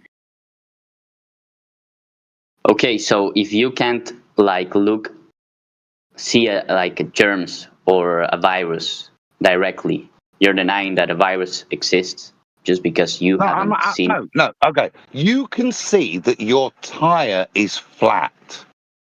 What are you going to do? You can see the big hole in it, and you've got this big rubber plastic that you could restore the containment. But you don't think that. What you got? How much gravity have you got to invoke so that you can take out your bike pump and restore the gas pressure in your tire without having to actually give it containment? Because this is what you're claiming. Now, we can go to germs or viruses, which is really weird, considering we're talking about something as simple as a bike tire. Just answer the question. It's really weird, dude. It's a bike tire. It's not medicine. It's not science. It's just a bike tire. How do you fix it? Yeah, but you're denying atmospheric pressure, so I mean, I get your point. I get your point, but no, explain. If you get my point, explain it. Why, and then demonstrate why you won't answer it. It's a really simple question, but you're being weirdly obtuse and strange in your inability to answer a simple question as to how you'd fix a puncture on a bike. I mean, you do live in reality, don't you? So not odd. So you're telling me that a planet works exactly the same? I'm asking you how you fix a puncture on a bike tire. I'm not telling you anything, son. Yeah, I mean, I understand the rhetoric. I understand the rhetoric you're trying to point out, but I don't believe that planet atmosphere works the same as a flat tire. Well, if you understand it, please answer the basic question. Okay, I would fucking patch the tire, right? Can we move on? Oh, you restore the containment. Perfect. Yes, we can move on now when you've realised that in the real world, if you want gas pressure, it requires containment, even when it's something as simple as a bike tyre. Now, I don't know why for a ball earther that took so long. I mean, how long did it take you as a 6-year-old to fix your tyre? Did you just pray to the gods of heliocentrism to say, make it work again? Or did you just concede that you need containment for gas pressure? What did you do as a 6-year-old? Waffle like this on the side of the road? Or just fix it? I mean, I get your rhetoric, but I think it doesn't prove how a planetary atmosphere works. No, it doesn't prove that at all. What it proves is that a baller struggles with a simple question that a 6-year-old would be very easily able to answer. And look at how long have we taken on this very simple analogy, which was too. I know, and it's hurt you, hasn't it? Because it must. I got your rhetoric. I got what you were saying. You didn't understand. I got what you didn't want to deal with. It was quite funny, which is why we took so long. I did answer your question, but I am saying, I mean, I understood your rhetoric and answered it on like the planetary level, which is what you're talking about, and you're still trying to figure out if I know how to fix a fucking bike tire. Which no, no need to swear. No need to swear. I know you're losing it. Can I ask you, from the psychology of Glober, why it took you so long to get to such a simple answer? What internal mechanisms were you fighting that you couldn't just answer that? Just for your psychology of your average ball earther, because genuinely, as any reasonable person that was in this debate would have listened to you and go, "What's wrong with this lad? He doesn't know how to fix a tire." So wait, are we discussing about how to fix a tire? Was that the point of your question, or was it a rhetorical question? Because if it was literal, I don't see the point of discussing how to patch a tire. No, not rhetorical at all. Let me put it more bluntly then. Why? Let me put it more bluntly then. Why did you demonstrate to everyone on Discord and YouTube the level of cognitive pain and discomfort to such a simple question when it was put to you? Because it was a rhetorical question, and it was supposed to discuss how air pressure works, not literally answer how to fix a fucking bike. Are they not linked, those two things? And stop swearing, by the way. No need. And I know you triggered, but no need. Are they not linked, those two things? Okay, so we patched the tire, and now the bike works. And so what? How does the bike now work? What do we do to the tire that means it can now have a pressure different to its surrounding? What did we do? We restored what? Atmospherical pressure that is caused by Earth's gravity. Nobody did that on the side of the road with a rubber plaster and a bike pump. Nobody's invoking gravity. They restored containment, allowing you to then use your bike pump to make a pressure differential. Now, if you didn't have the containment, as hard as you pumped, little boy, that gas would keep going out of the hole, wouldn't it? Following the laws of thermodynamics, specifically the second one with regards to entropy. Is that not correct? No, it's not. So the second law's incorrect, even though we followed it as a 6-year-old to fix our bike, so it worked again. We followed it, we restored containment, we put the pressure back into the tyre so it was higher than the atmospheric pressure around it, and off we rode home to have sandwiches and tea with mummy. So all of that, we followed it. But in your world, we don't follow that, and we don't need to follow that. Yeah, we do, but that doesn't apply to planetary levels. Okay, show me that planetary level. Okay, so you want... Because I can demonstrate my point, can't I? Like a child with a bike and a tire. So now you're going to show it me. You're not going to preach like some religious nutter and say, "Look up to the sky. Look, it's a vacuum." Show it to me how gravity affects gas behavior. Okay, so you assume that a 6-year-old that fixed a flat tire could explain cosmology entirely. It is that simple. The universe is that simple. Wow. Is that what I said, anyone? Did I say that in any way, shape, or form? Not at all. No. You asked him identifies as a 6-year-old. That'd be the only connection there. Dude, are you identifying as a 6-year-old right now?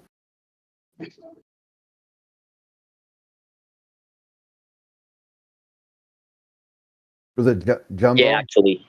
You are? Yeah, actually, I identify myself as non. Okay, yeah, we can't have children in the call. Well, you can get unmuted when you identify as who you are. Juanbo, I know we've been talking since the beginning. Juanbo, identify as your correct age, because if you break the terms of service of Discord, that might be like a bannable offense based on the terms of service. Hopefully you know that, Juanbo.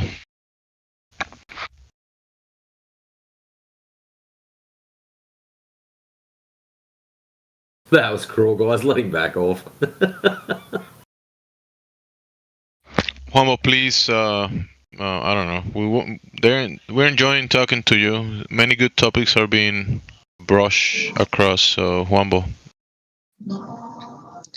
Okay, I'm obviously not 6-year-old. That was sarcasm, by the way.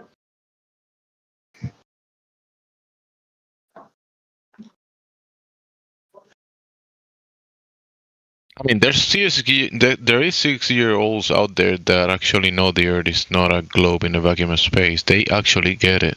So, all right. What is your issue? Look, man, I'm not here to change anyone's mind. So, if you don't want to believe in gravity that causes pressure, you said the right words just there. You said the right thing there, Wombo. Is belief. We don't want to believe. You've got that 100% correct. No one here wants to believe. We want to know. We want you to put the data down that makes you know these things are true and correct. So can you do that for us? Juanbo, don't forget that we change our minds. We also believe you are the one that haven't changed your mind. You're still holding a bias based on the set of data that you got since you were maybe a child that you didn't know better. So you're still holding to that belief that you never tested, check, cannot demonstrate at this moment. So you're the one not changing your mind based on new data that represents or acknowledges the realist level, reality. You're the one still thinking that the fantasy of the globe, nonsensical, impossibilities, amalgamation of fantastical, extraordinary ideas and claims, you think that supersedes reality, and you're the one that's having kind of like maybe change your mind if you want to. We're not here to change your mind, but the data, and you should be able to reach that level yourself if you are able to. Okay, but I mean, it gets to a point where logic can't apply if you don't believe in gravity, if you don't believe that what we can observe of obviously you missed the belief thing, bro. We don't want to believe in stuff. We want to know it. So you believing in gravity is just a formula. It's a mathematical equation to describe things going down at approximately 9.8 meters per second squared. I believe that. Check it out. Listen. Oh my God, my pen went down. Therefore, what caused it? Gravity. But gravity's the effect. So what's the cause? Gravity. Do you see the loop you're already caught in? And you didn't even have to speak. I can read your mind. No, that's not the only thing that proves gravity. I mean, the way that the planets move in a circular fashion. Well, that's a big claim. That is a spectacular claim. That's just a story.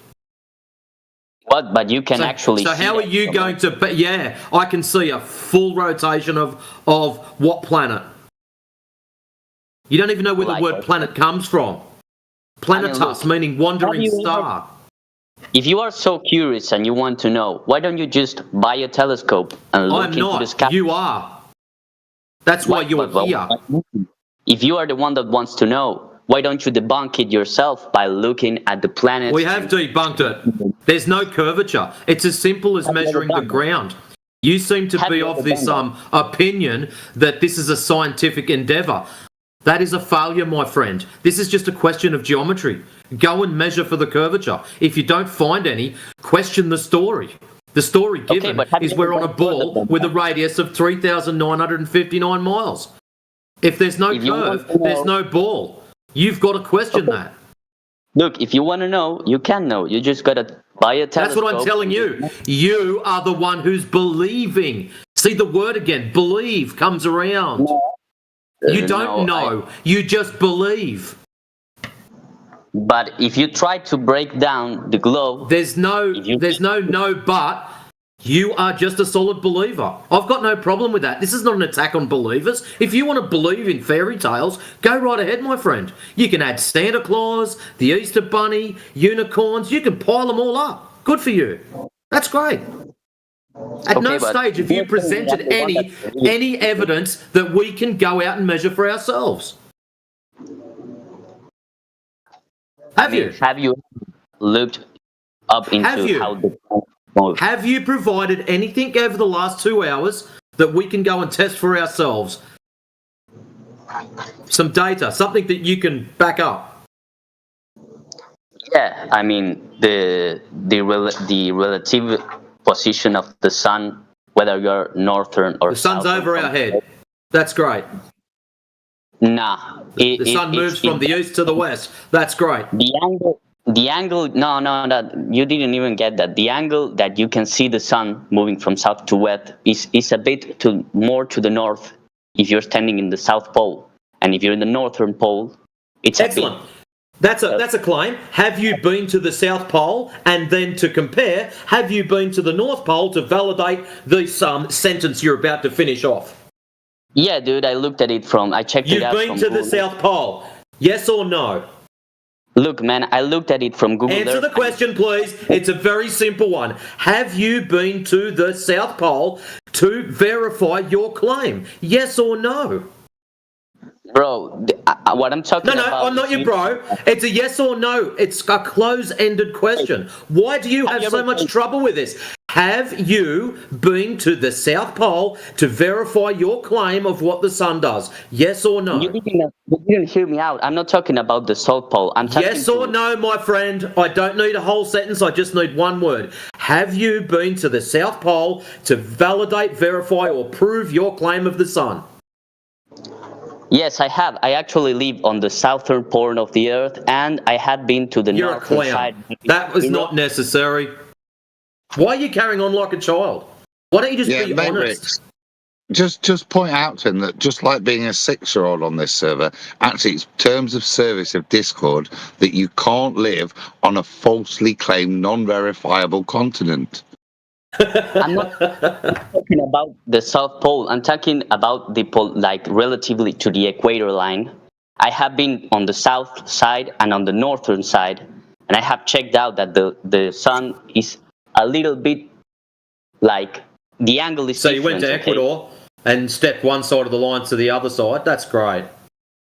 Did you see the little bowl with the spinning water, where they pour the water in the wrong way on each side of the line to show you about the Coriolis effect?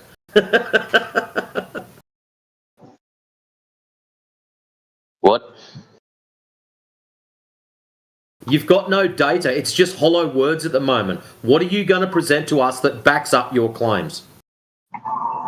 Okay, look, I already told you, if you are so curious of knowing if the globe is round... I didn't mention anything about my curiosity. I questioned your claims. All I want is some kind of video evidence, photographic evidence, citations from some kind of university, and you're not providing that. At the moment, it's just a cool story from you. So that makes me now a believer if I accept what you say. I don't want to be a believer. I want knowledge of this. How are you going to back this up with some kind of data? I'm telling you, if you look at the movements of the planets, at the movements of the moons, it all points down to a natural force. Why do they just go into reset mode? Attracting them together. If you are so curious, if you really want to know, why haven't you bought a telescope yet? Because you are... Why do I need a telescope to measure the ground? Measure the ground. I mean, I have done that. Why? You keep telling me if I'm curious, go and buy a telescope. If I'm curious, go and buy a telescope. You've said that to me 3 times now. Why do I, Matrix, need to purchase a telescope to measure the ground? Please.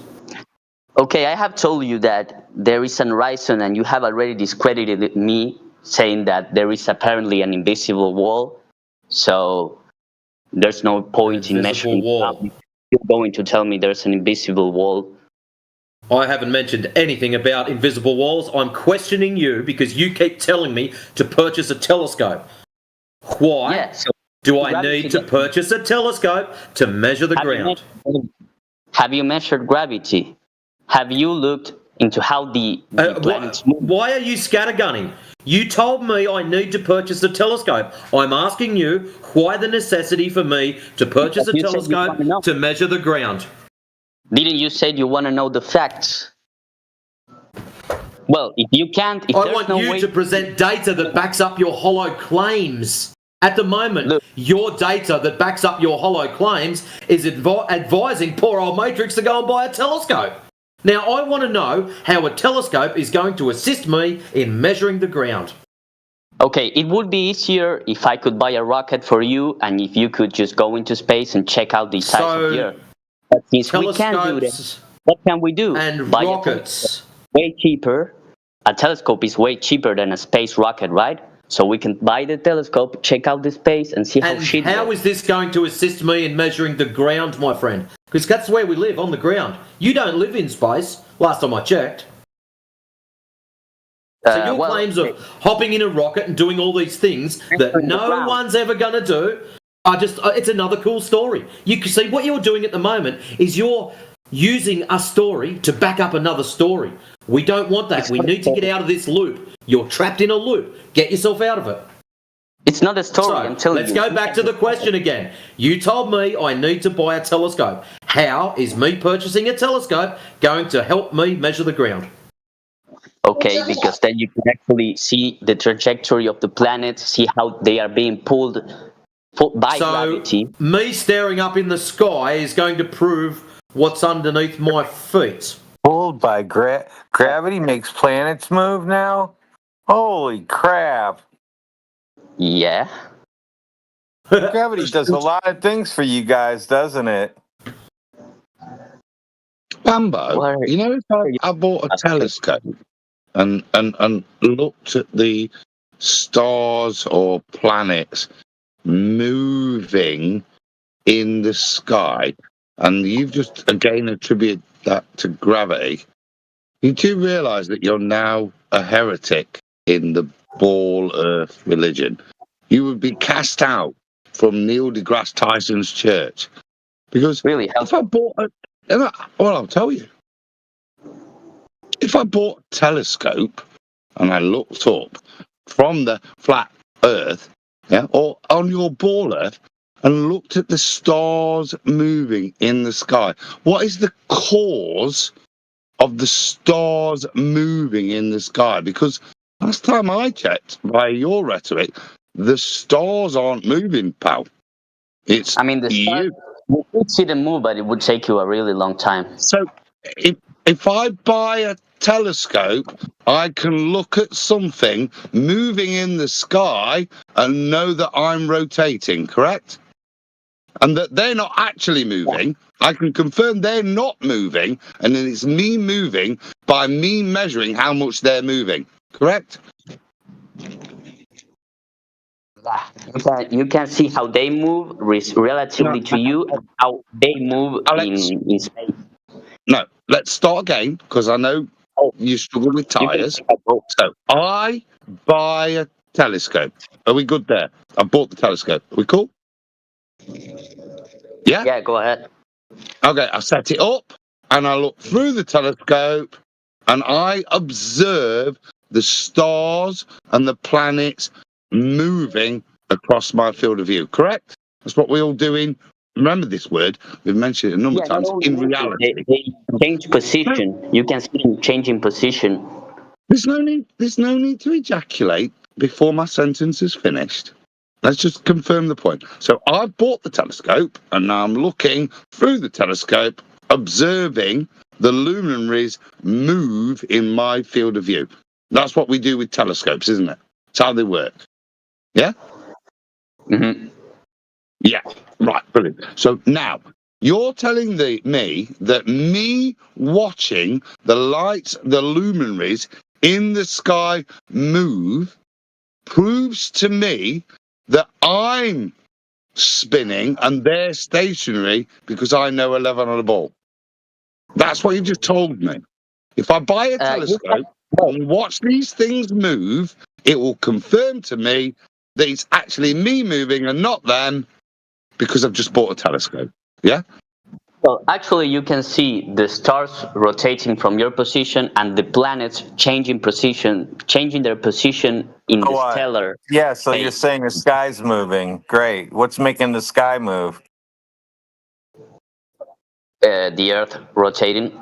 No, you said the things are moving. You just said you can watch them go across the sky in different positions.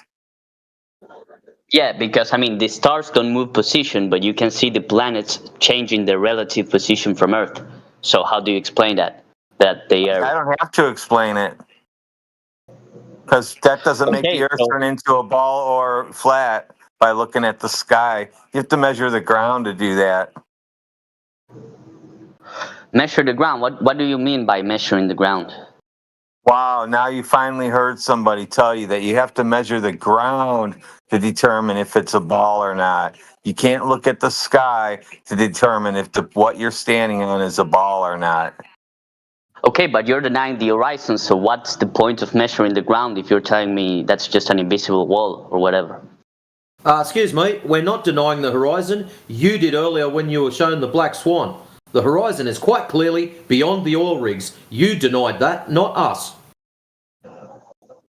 Okay, but I don't believe it's further than it should be.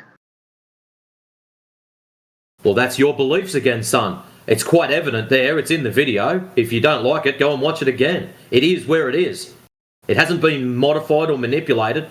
That's where it's filmed as being. It is beyond those oil rigs. Then we use Google Maps to confirm where the video was taken from in comparison to where the oil rigs are. We get the given distances, and then we go and look at an Earth curve calculator to see where the horizon should be. And we realise the horizon is well and truly beyond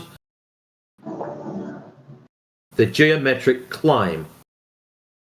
Okay, but have you checked for a fact that that was the same oil rig that he was taping? Or, like, have you... Yes, they have checked it multiple times. Or have you taken it for a fact because it confirms your bias? No, I've checked it, confirmed it, and I've published it in my book. It's out there now. It is a fact. It's cited, it's provable, it's supported. So deal with the issue. Don't try and deal with its provenance as if it's false in some way. Either call us liars, which I think you tried to do this earlier. We are not being disingenuous. You are more than welcome to go and check for yourself all of the facts that you're struggling to cope with right now. Yeah? But they are correct. Now, if you were to be a genuine person with us, you would assume they are. Now explain them. And this is not just one photo that doesn't fit. Yeah, there are multiple observations from all across the world, yeah, all demonstrating this point. And that's the point. It's not out. I think you missed the point earlier, and I'd love just to have you confirm it. What is the horizon, pal, to you? Is it a point of optical dissolution where you can no longer see and therefore no longer resolve? Or is it the leading edge of your sphere, which means it's a hill in the way, something that actually physically obstructs your observation? Which is it to you as a baller? I mean, I can see planes disappearing in the horizon, so I'm not assuming they're crashing on the ground. They're just going beyond the horizon. And what is beyond the horizon? What is the horizon? Is it a point of optical dissolution, or is it an actual hill in the way, the leading edge of the sphere that you believe you live on? Which is it? Well, if I can see the plane disappearing over it, then it's physical. Lovely. Therefore, it's confined by the geometrics of the sphere that you're supposedly traversing, correct? Yeah. Perfect. Let's go back to the black swan. Somebody will pick it up, I'm sure. But this is what you need to go back to. This the reality and the formula I heard you agree to earlier, okay, which is the limitations of the ball as you ascribed to them, not us. You're left with one conclusion, that the horizon cannot be the leading edge of the ball, because if it was, the resultant radius, if we know that the two oil rigs are at 6 miles and 9 miles, and we can see that the horizon sits above in our field of view of both of the plinths and the sea level in the image, we can estimate that it's at least at 10 miles and definitely really more. But if we just assume that horizon is the leading edge of a ball taken from an image at 1 foot observer height, and we can ascribe that to it, then it means the new radius value is not 3,959 miles, as you proclaim it to be, but it would have to mean that it was at least 250,000 miles. Now, you agreed to the geometric limitations, so you now have to agree that the ball you now think you live on, if the horizon is the leading edge of a ball, means your new radius value is 250,000 miles. Do you agree with the mathematics? Wait, by calculating how much it takes a plane to disappear? No, by invoking the horizon as the leading edge of a spherical Earth. Were you not listening? I mean, I have to take. Come on, I had to. if you're not keeping up, look, if you're not keeping up, it's fine. Don't throw out a silly back to aeroplanes when we weren't there. If you're not keeping up, just ask for an honest explanation of the bit you didn't understand, and I'll help you. But there's no need to be smart to try and get the answer. Just ask honestly. Wait, I'm sorry. I was looking at the video someone sent. Yeah, you asked to do that about 2 hours ago. Have you still not done it? And you decided to do that in the middle of my eloquent explanation. Is there a reason you're claiming you're now looking at the video? Which bit didn't you understand? And I'll help you. I mean, I have to take for granted that that's actually the oil rig that you're pointing me out to, which I don't know. Is there a reason? Is there a reason that you would think that that's fake and that we're lying and that as diligent people haven't checked that out? Is there a reason that you mind won't let you get past the point that it has to be fake? It has to. See, in your mind, it has to be, doesn't it? It can't possibly be true because then the horizon can't be the leading edge of a ball, can it? Because if that picture's true, it can't be, can it? I have seen people lie, so it makes more sense, or it's more possible. I understand that. Okay, let's assume the image is false, and that's why you're having this cognition issue. And the reason you've got this no, you've clearly got one, but let's just explore it. Yeah, clearly the reason you're having the issue is if the horizon is the leading edge of the ball, and that image is taken from the observer height above sea level that it's claimed to be, then you've got a really big problem, haven't you? As outlined in the mathematics that I just described, in terms of your radial value change from 3959 to 250,000. You understand the implications that if that image is genuine and the horizon, as you claim, is the leading edge of a ball, it's getting tricky mathematically, isn't it? Yeah, I mean, I'm not questioning that the image is fake. I'm just saying that maybe it's not the same oil rig that they're pointing out that is that far away. Well, Matthew Learns already went there and repeated it, so it's been done by a glober, got the same results.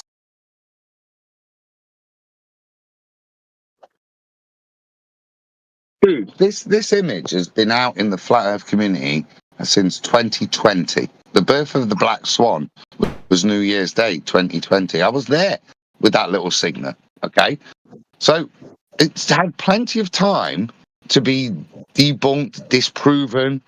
Okay, so genuinely, you can't keep falling your apologetics back to, well, that can't be right, because that is actually addressing the point I'm making to you. What if it is right? What if those measurements are right? What if what you're looking at is real? The implications are not for me, because I live on a flat earth, dude. The implications for you have to realize the horizon is not the leading edge of a ball. Is it? Yeah, I mean, that would be very trippy.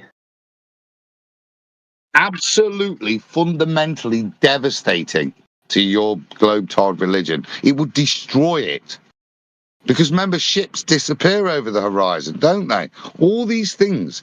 If suddenly that was demonstrated to you, that value was wholly incorrect, all we have to do is change it and your whole paradigm is ruined. But we can demonstrate, as is being done, the ludicrousness to claim that the horizon is the leading edge of a ball, and to demonstrate the mathematical implications from 3959 to just that simple image, which doesn't show that bigger distance in reality, but it does demonstrate what happens as balls get bigger.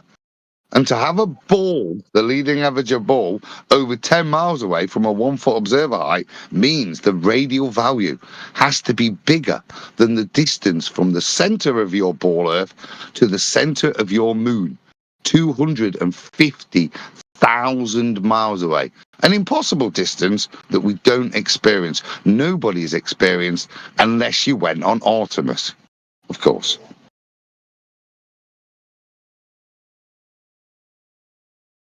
Okay, so what if the Earth is just bigger than we think? Then every bit of your mathematics, Einstein, every equation you ever had falls apart. You're screwed. Checkmate, you're done. Then you're gonna have to call NASA and tell them all of the pictures or images from space are wrong, because they gave you a ball in the imagery that is of a specific size. So if you're saying it's bigger, rockets don't work. Then you can't fly Artemis around either. If you're saying it's a bigger ball, then everything NASA have told you is wrong. All of it, the whole thing.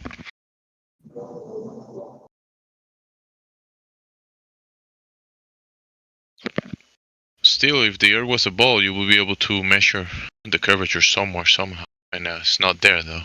It's just not there. And remember, the globe wouldn't be a globe or a ball. It will be a magic ball of impossibilities. Because the chronology of events that will have to happen, all the variables that will have to take into effect to be able to make it that ball, you will have to replace reality and change everything. Physics. You have to change water, how the behavior of water, the behavior of balls, because we know balls don't behave like that magic ball. Holding water on the surface, spinning in a vacuum, the gas pressure on the outside of the ball instead of the inside. This is a magic ball that you are trying to defend. It's not a ball that nobody can demonstrate in reality.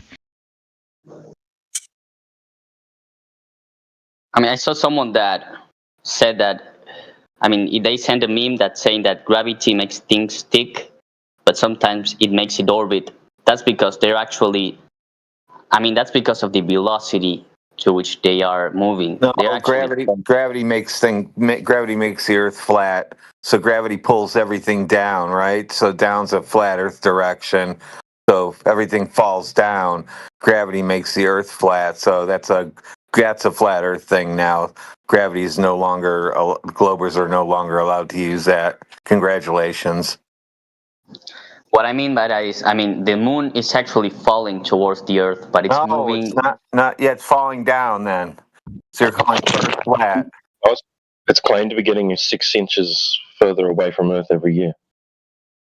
Here, I got a question for Juan here. From the sun's point of view, what is the moon doing?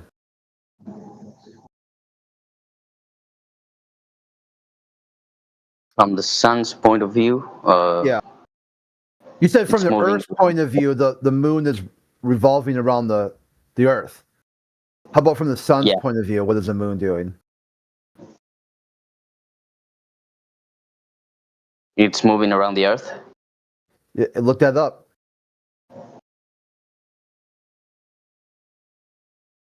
This is Google. You can Google this. So now this is the best part. Is like now when you Google this, you'll be like, why is Google lying to you? Or why did you not understand this?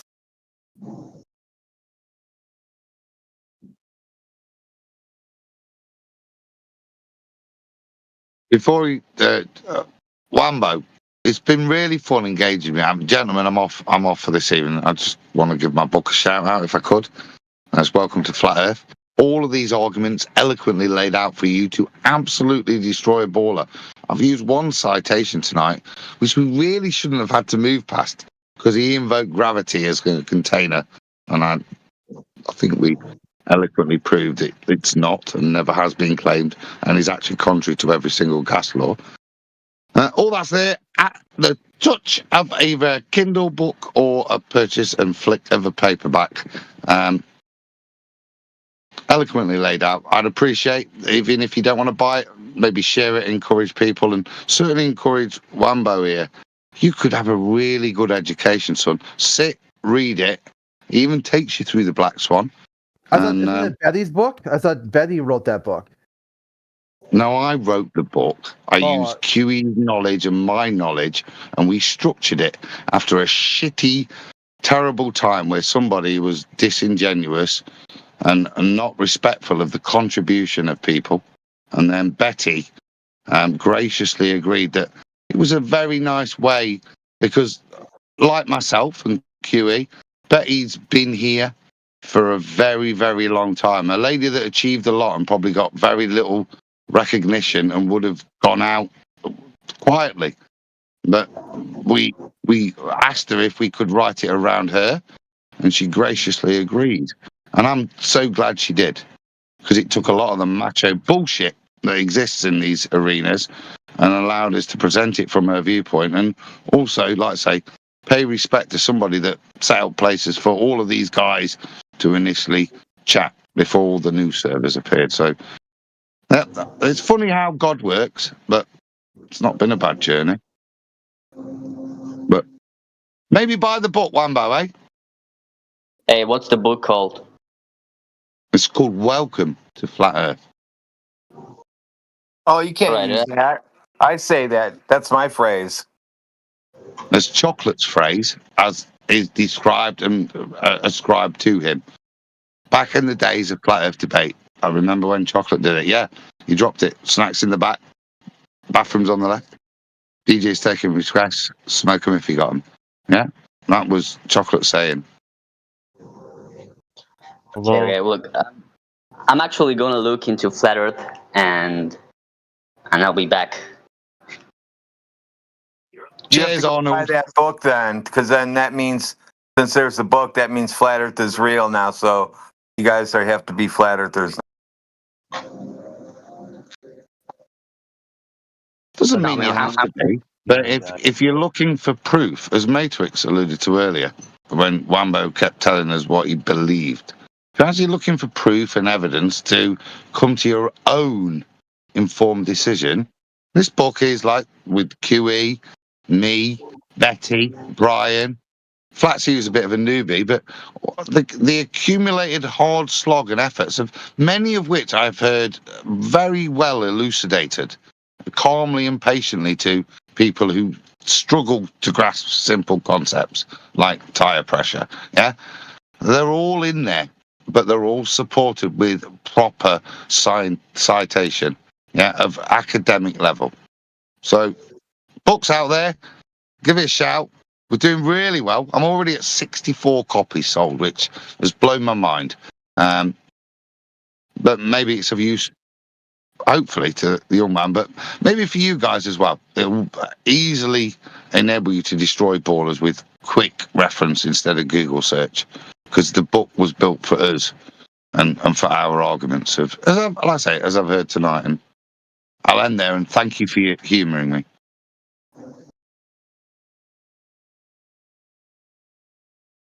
Thank you, Adam. Take care.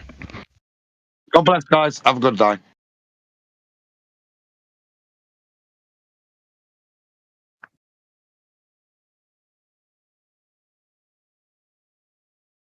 There, Juan Bo, did you Google that? What'd you come up with? Wait. So, now that I think about it, if there's a dark side of the moon, then that means that it's static in comparison to the sun.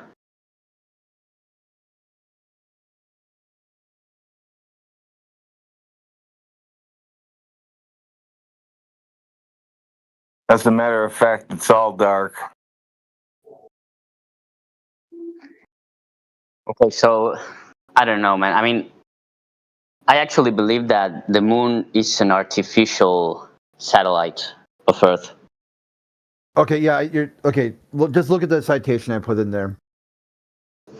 From the sun's point of view, the moon does not orbit the Earth in a spiral. Instead, the moon's primary orbits the sun in a nearly circular path, wiggling back and forth across Earth's orbit about 12 to 13 times a year. From a heliocentric frame, the gravitational pull of the sun on the moon is actually stronger than the Earth's pull, making the moon perpetual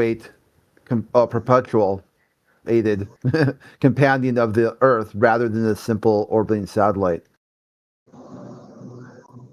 So what you're looking at here is where you value your point of view. So if you're going to value your point of view as an individual and you look at the Earth appears flat. If you're going to look from the Earth's point of view, the solar system appears flat. If you look from the sun's point of view, the galaxy appears flat. If you look from the galactic point of view, the whole universe is flat. So where do you put your value on observation? When you go to make an observation, where is that at? And then do you go up one or do you go down one? You could do it the same thing, like, the whole ant on the ball.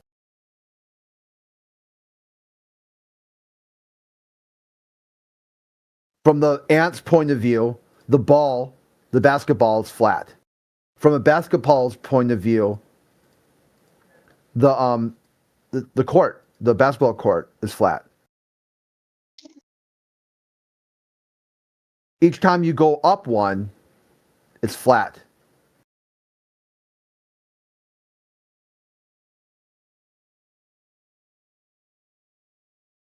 Check or hold. Are you tracking that or not? Not really. Okay, so the first thing you want to do when you start conducting science, you want to make an observation. Check or hold.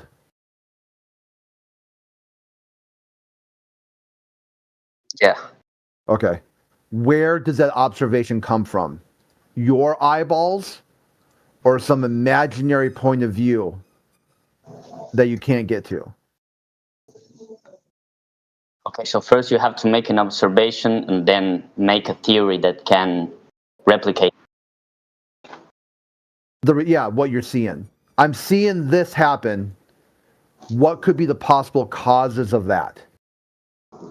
Then you have your controlled variable and you have your independent variables.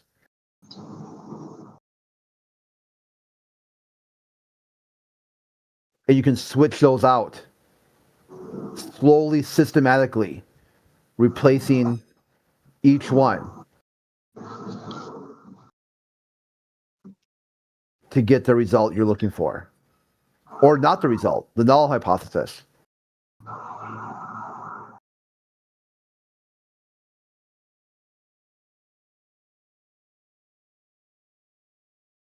Yeah, I mean, I don't know what control or independent variables are, so.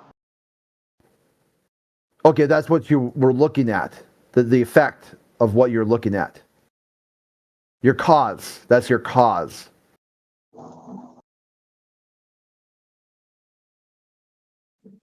All right. And that way you could have more than one cause at the same time. And there could also be, this is where you get interested in, when you get really into science, there could be a cause that you don't even know that's changing the experimental setup. That's why you try to control for as many variables as possible.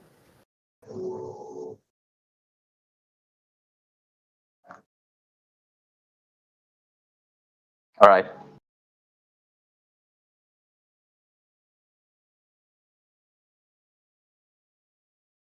You'll see this with people when new medication might come out. And say the medication's for fat people. And a certain percentage of the control group said, hey, my feet got swollen while taking the placebo.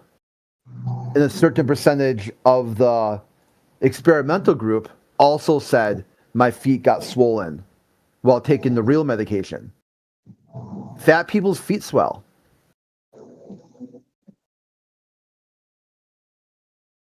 There's a term for it. I'm drawing the blank all of a sudden. What that's called? It's like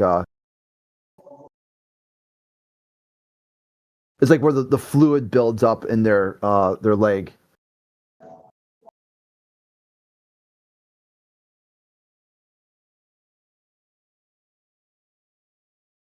Like something lydemia or something like that.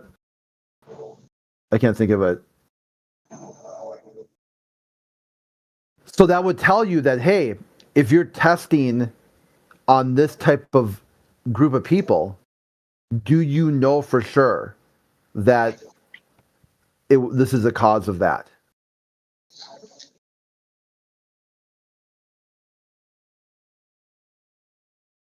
Yeah, okay, it's called lymphedema.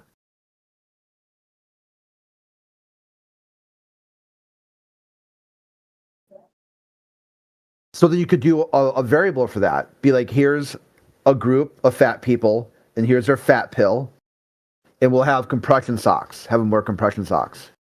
Here's a group of fat people with a placebo, wear compression socks. And here's a group of people who took the medicine without compression socks, and here's a group of people who took the placebo without compression socks. Do you see how it's supposed to work out? You're supposed to be able to do these things, like, be involved with the process. It's not you just look up at the sky and be like, the moon is a ball, and then just say the Earth's a ball because of that. I mean, it would be pretty weird if it wasn't, but I guess it's reasonable to question it. So the way you'd have to question it inside the scientific framework is you'd have to make the same observation from every single variable. So here's what the moon would look like on the flat Earth. Here's what the moon would look like on a curved Earth. Here's what the moon would look like on a square Earth. Here's what the moon would look like on a 4-dimensional, 5th-dimensional Earth. All those. You'd have to be able to demonstrate each one of those. This is why, like, about a year and a half ago, some young Earth creationists at Antarctica to do a final experiment. And they were going to compare their observation of the sun on the flat Earth versus on the globe Earth. But the problem was they used a globe Earth map called the AE projection rather than an actual flat Earth model. But they said it was a flat Earth model. They mislabeled a map that was built on the losing the globe in mathematics. So it was a spurious causation. What they ended up doing was testing the globe as a 3-dimensional model versus a mathematics. And one of those two things didn't work, and they decided, unironically, that if it's not a globe, then all of math is wrong. All of it. Math is completely wrong. And then once they were shown the error in their experimental setup, they decided, well, math isn't wrong. Flat Earth is wrong. You're like, well, how? Walk me through that.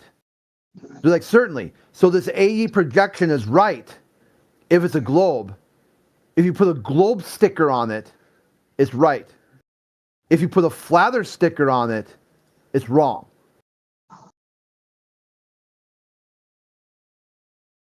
Huh. It's like kind of those no label crowds. So if you put a young Earth creationist sticker on this experiment, it's right.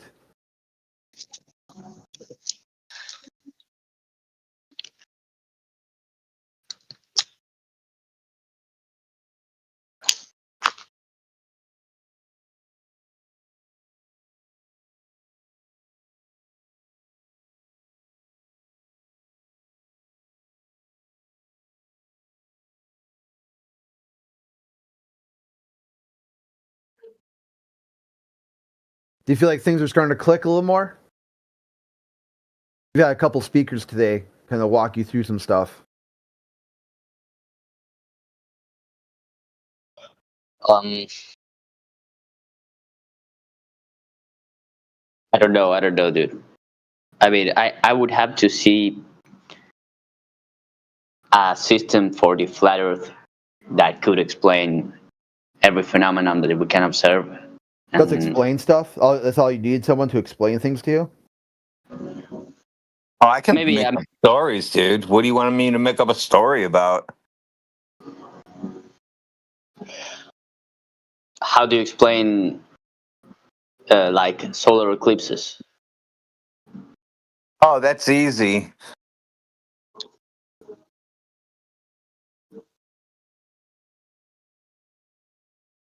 Is that it? Yeah, but let's go with that one. Oh, that's a giant, like unicorn's rear end blocking the sun.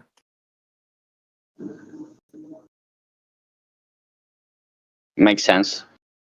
I mean, it makes as much sense as whatever you think it is. You can't just make up stuff and it be okay. And if I make it up, it sounds stupid because we're both making it up. But for some reason, you guys think yours sounds okay. I mean, I'm not making it up. I'm just trying not to contradict observation that's been made. You don't have any observation. You've never seen the moon move in front of the sun before. Yeah, actually, I did. There was an eclipse like 2 years you ago. actually never did see that. No, you never did. I recorded it. I was out there the whole day. There was no moon to be seen. There was one in my city like 2 years ago that was observable.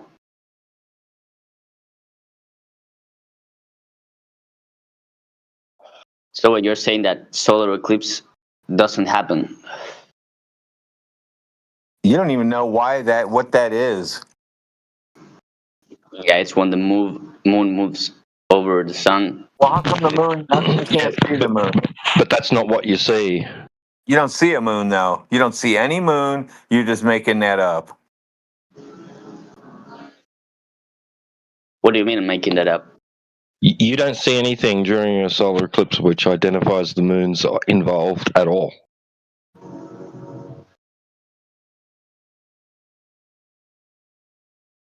Where do you see the moon during a solar eclipse? Where do you see it?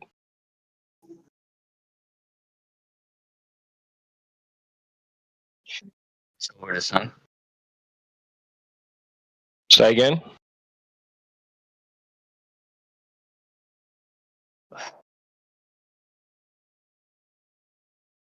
You're not coming through. I can't hear you. When it's over the sun? How do you know that's the moon?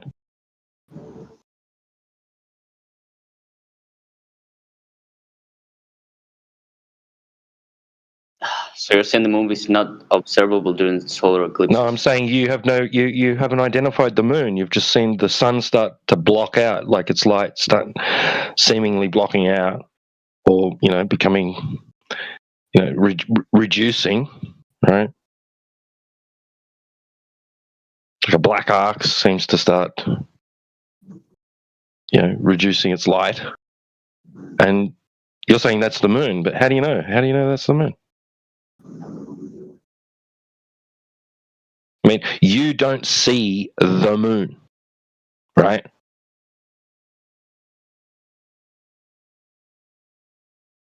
You could assume that the silhouette you're seeing in front of the moon, in front of the sun, if that's what's in fact even happening, like an object passing in front of it, and not the sun just, its light being extinguished in such a fashion that it appears like that, right? You could assume that it's the moon doing it, but you don't see the moon. You don't observe the moon. You don't observe it approach it, even. Right? You don't see it leave.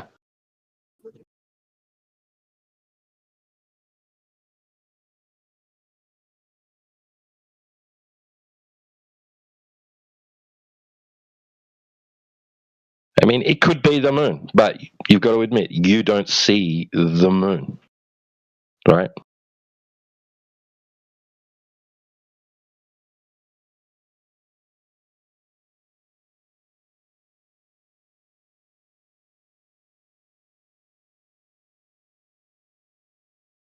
Well, You just yeah, see a dark because patch. I mean it correlates with the moon phases. So I would assume like the most possible thing that it's like it's The on the new moon is actually no phase, right? Yeah, Like which phase is the invisible moon phase? the new moon. Yeah, that's when it's not visible at all. Like you don't see it. It's like completely gone from your view. They should call that the not there moon phase. Not new. It's not that it's a new moon. It's a no moon. How about calling it no moon phase? Well, you can see it going over stuff. You can see it blocking other objects' light. Like what? Like stars. When? When it's night. What does that have to do with eclipses? Because they always happen during the new moon. Eclipses are actually very weird. Then why'd you bring them up? Because you can't explain them. Because you at can't least the explain them. world has an explanation for it. Even Notice how your explanation completely crumbled. So really, you don't have one. Notice how that works.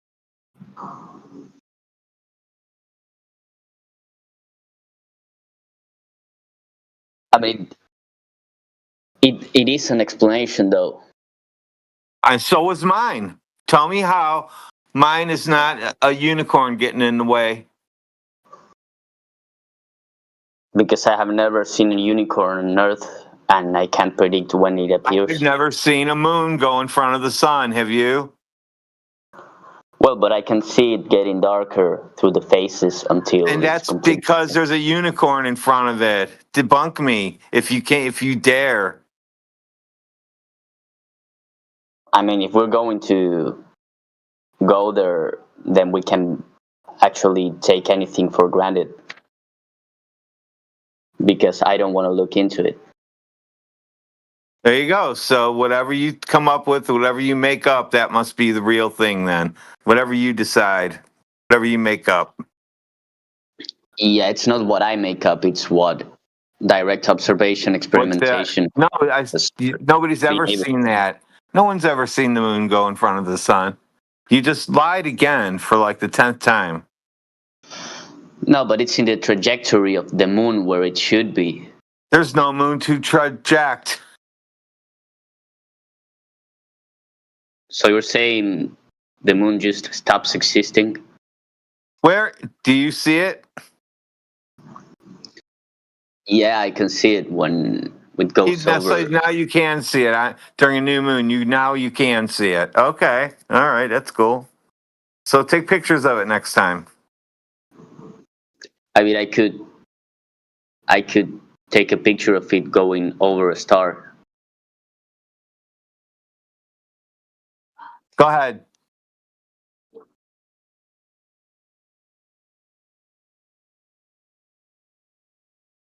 Okay, but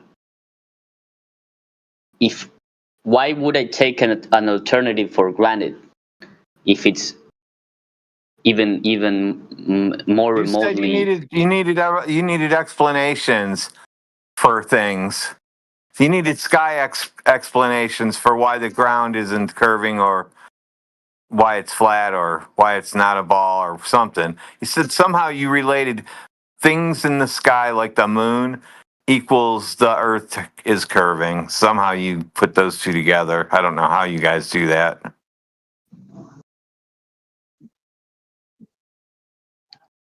I mean, it's the how do you say? I just take what's more likely. More likely, so floating balls is more likely than no explanation at all? Yeah. Floating rock balls, rocks floating above your head when you can't float, but rocks can float. That is more likely what's happening versus, I don't know. I mean, it seems to me that an Earth rotating is more likely an explanation than. Where did you get? Now, why are you starting with the Earth rotating part? You're adding more shit to it. Well, because that's how the moon moves, right? I thought the moon rotated around the Earth. Now you're telling me the Earth, the moon just sits there and the Earth spins? It does, but very slowly. How do you know? It's. How do you know it's not? Because we're stationary. How do you know that? Because you don't feel yourself moving.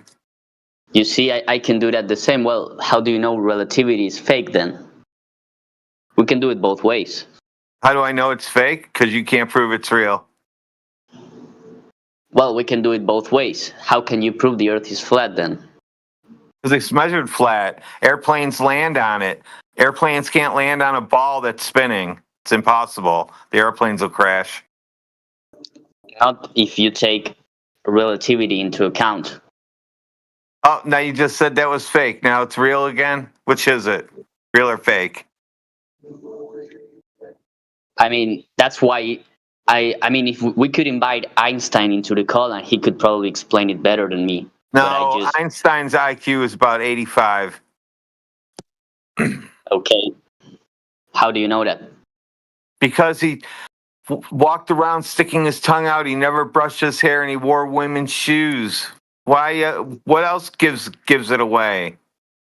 He married his cousin. Oh, that too. So the theory of relativity is like even your marriage is relative.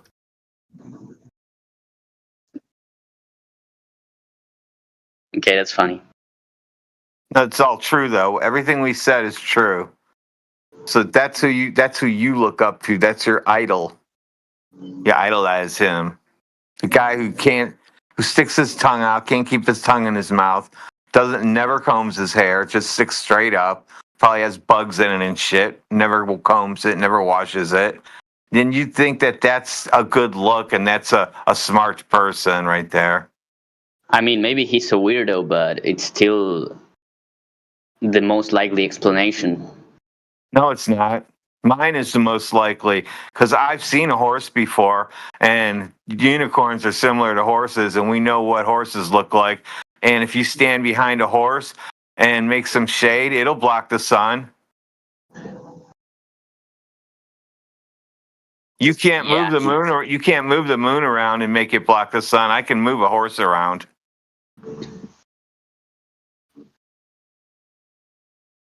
So which really is more realistic, has more of a probability, mine or yours?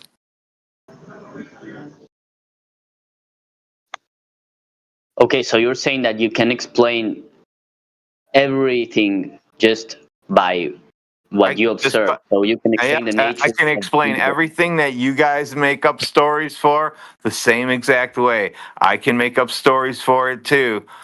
I can make up stories the same exact way you make up stories for everything. Yeah, I can make my own stories as well. You make your stories, he makes his stories, I can make my stories, and yeah, we all make stories. I mean, if your story is explanation, I can make an explanation that makes sense in my mind internally, in my imaginatory nonsensical ideas of whatever that is, just like you're doing.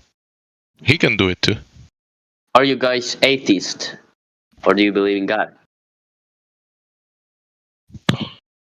No, I'm an atheist. I don't believe in atheists. Yeah, I don't think atheists exist because atheists believe in a god called, gravity. They think. I don't think there's ghosts floating around. No. You say gravity explains everything. Gravity contains gases. The Earth is curving. Sounds like a god to me. He also said gravity is the reason why balls go around other balls in a vacuum. So it really does a lot of things. Pushes things around, pulls things, and pushes them at the exact same time. That's a mind blower. Yeah, that's like a deity believer. Gravity is the deity God, of the globe. because you can't see God standing, like walking around the block of your house. So Yeah, you God is can't see gravity either. Okay, but then by the same logic, God doesn't exist, right? I hope that you believe that.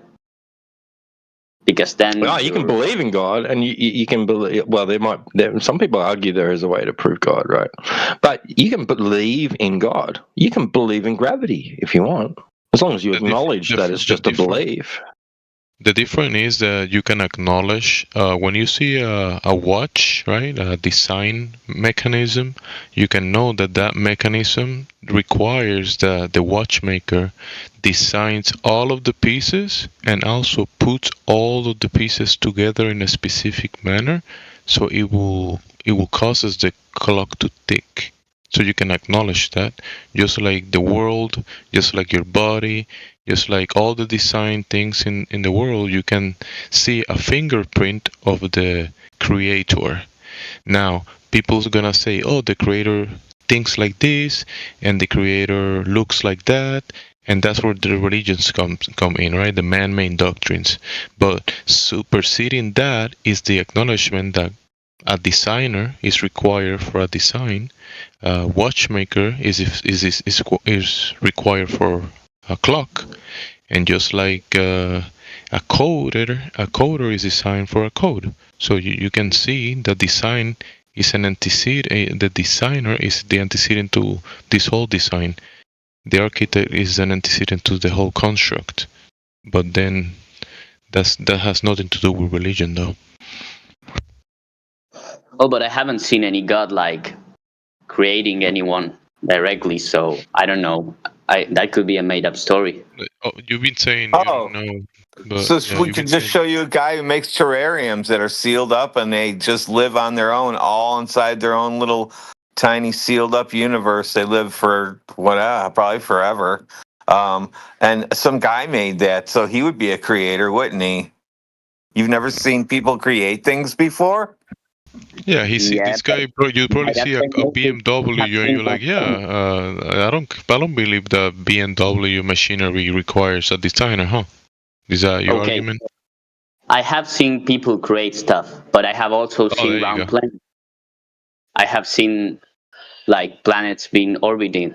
So No, you haven't. You've never seen a planet orbit anything before. That's true. Yeah, you never ever in your life, no man has ever seen a planet orbiting anything. No man has ever seen that. It's just a story you made up when you look up there and go, look, that's orbiting something. Because it's there again. There it is again. See, it must be orbiting something because there it is again. It's still there, so it must be orbiting something. There it is again. Look, kids, there's Big Ben. Okay, so if A precedes B, and you're denying that planets can be observed orbiting the sun, if the hands of the clock. No, you've never seen a planet orbit any sun. Yes, I have. No, you haven't. You're lying. Nobody has. Amateur astrologist with the telescope has. No, you're a liar. No, they haven't. No, they haven't. And how can they predict and where planets are going to be? That's not a prediction. That's a postdiction. Because they do the same shit year after year. Every year they do the same shit. So they say, oh, this year, so add 0.0001 to this number, and that'll be the new number. And then they do that, and they just go, because it's the same number. And they just go, oh, it changes this.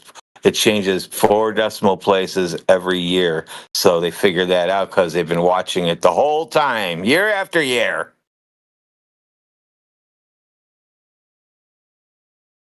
Postdiction, not a prediction. It's like you're looking at a clock of the sky, a clock that requires a watchmaker, right? And you've seen it moving. You see the hand. you observe the hands, the moon at 12 noon, and then you say, oh, it's at noon, right? And then tomorrow you see it at noon again, and the day after, and the day after, and the year after, you see it taking certain positions, and then it repeats again and again and again like a clock. And then the next year is doing the same thing again, and then you know, I'm gonna predict the next year is gonna do the same thing, and it does the same thing, but that's not a prediction.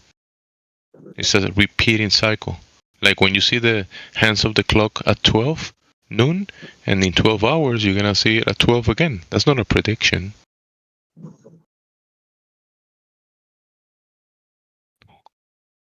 Juan, you think you're predicting when the hands of the clock are gonna hit noon? Is that you predicting something? Logically, yes.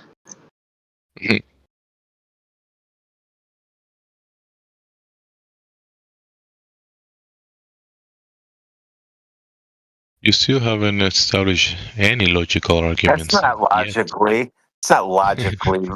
Yes. I mean, I can't predict that, but it's just too obvious to call it a prediction because it always happens. But there you go. It's not a prediction. There you go. Hey. A post-diction, not a prediction. Okay, so that just proves that there's a pattern to the movement of planets. And the most likely explanation is that they are orbiting around the sun. No, the most likely explanation is that everything was created because, like, a cake doesn't bake itself, and cars don't make themselves, and watches, Swiss watches, Rolexes. Oh yeah, watches don't put. Like, if I took some dynamite and I blew up my computer, just blew it up. Do you think if I did that enough times, it would? And I took all those parts and I kept just blowing up those parts over and over again. Eventually, it would just blow itself back together again. Or do you think that somebody has to create that thing? I actually believe in God. I just don't underestimate it like you do. No, I don't believe in it. I don't believe there's a magical floating guy that's watching me and watching you, and it's got a big list like Santa Claus. I'm not into that. There is a creator. This place is absolutely created, 100%. Okay, that we can agree on, but it's kind of funny that you say that you believe in a creator, but you designed your God-given senses, or the design of your body that was designed to operate in this reality, and you deny it. If I may add, for the people listening and the people at home, we're not here to destroy each other as well. Yeah.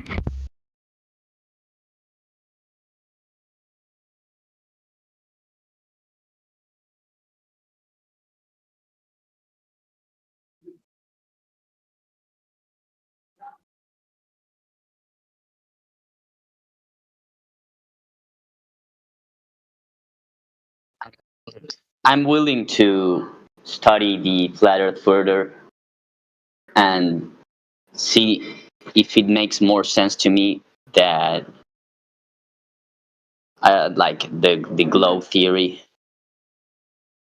But so far, it seems to me the most likely explanation and the most congruent one. So I don't know. I'm living with that.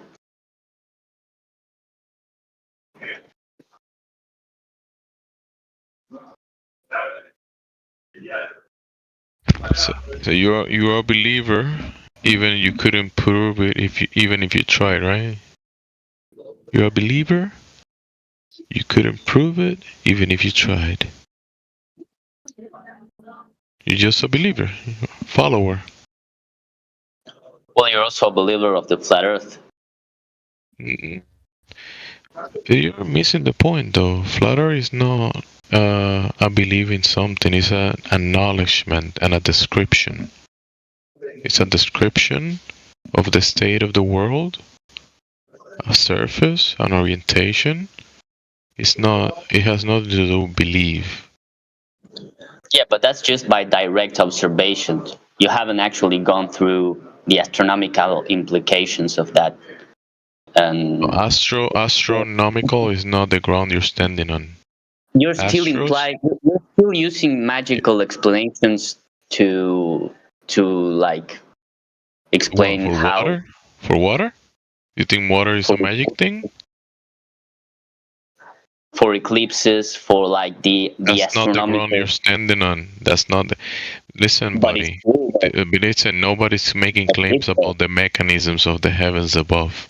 No one in here, no one is here is making claims that we know how the sky works. That's you. You're the one making the magical claims.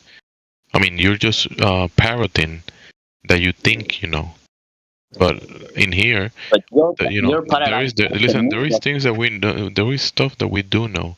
We do know that the earth is not curving. We do know that the earth is not in motion because there's no detectable motion. But there's other stuff that we can acknowledge that we don't know, like what is the cause of the effect that we observe as the movement of the sun, the movement of the stars. We don't know the mechanisms. We just observe that they move in cycles. Like we cannot open the heavens above and check the gears of the sky and tell you, yep, this is how it works. You're the one making those claims. You believe that you know how that works, but it's complete nonsense because no man has first-hand knowledge of that, the handiwork of God. You cannot go and check that. Nobody's making claims about the mechanisms of the sky. Well, but the amateur astronomers can check that. So, yeah, it's just stories. Men can make stories. Yes, correct. People can make stories, but they cannot demonstrate. Okay, so we don't know anything about how the sky works, and it's just there cyclically going on, and we don't know anything about that. We just know the Earth. We do know some things. That's correct. No, he's incorrect. We do know that it's moving in cycles. We know that. It's moving in cycles. We know that. We know the sun will come out tomorrow. Yeah, I know the sun is gonna come out tomorrow. I know that. Good one. Yeah, but why? We don't know why. It just why? Happened. Okay, if you want to know why, and since you are a creator believer, get on your knees, pray to God for revelation. Maybe He'll answer. Maybe He'll tell you. You never know. Remember, you're a believer. Just get on your knees and pray. I believe the Earth is flat because that's what I see and that's what I experience, and I don't buy into relativity because I don't understand it, and I don't know. I look at the sky and it just, I don't know, it's just there going on. I look at the sky and it has nothing to do with the ground. That's what you got to say to yourself, remember?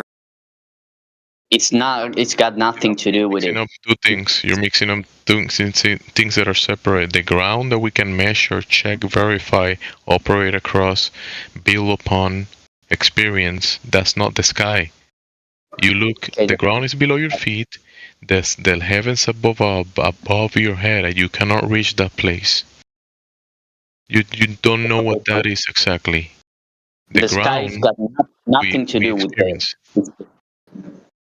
It's got nothing to do with it. It operates on a different level. Yes, different level. Yeah, it's above. The ground is below. The level below and the level above. Yeah, exactly. So God just made like a ground and the sky that works completely different and it's got nothing to do with it, just to fuck with us. Oh, that's just you saying that stuff. Maybe. Well, I don't know, man. How does that fuck with you, dude? How does that fuck with you? Because you want to be? You think you should be floating or something? You're another globe floater, aren't you? That is clearly trolling us because he's just. I mean, if you look it from the side of Earth, things are orbiting around each other, but that's just fake. So God is like. You've never seen the side of Earth. You've never seen the side of Earth. Why do you say that shit? Yeah, you never seen that. What are you talking about? I mean, yeah, he's. Look, guys, I gotta go, but Yeah, you I tried. yeah, I really tried though. No, I don't think you've tried. You just holding your biases. It's pretty obvious. I'm not biased. I'm willing to look into flat Earth and see it makes more sense to me. But I mean, clearly, you guys. No, you're actually claiming that nonsense makes sense, and that your senses are nonsense. That your position is contrary to reality, and I mean, that's your belief, and you can hold that belief. It's okay. Nonsense makes sense for you. It's okay. Fantasy makes sense. The magic ball that no man can demonstrate or show or verify, that nonsense makes sense to you. And yeah, that's you.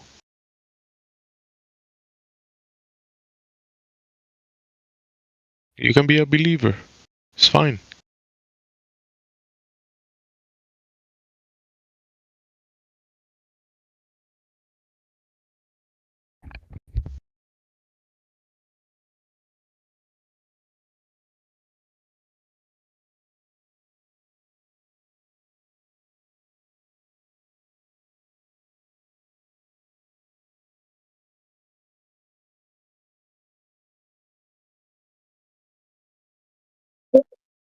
My question is, given south is away from north, where is the South Pole, or is it just like a ring around your vision of what you think the Earth might look like?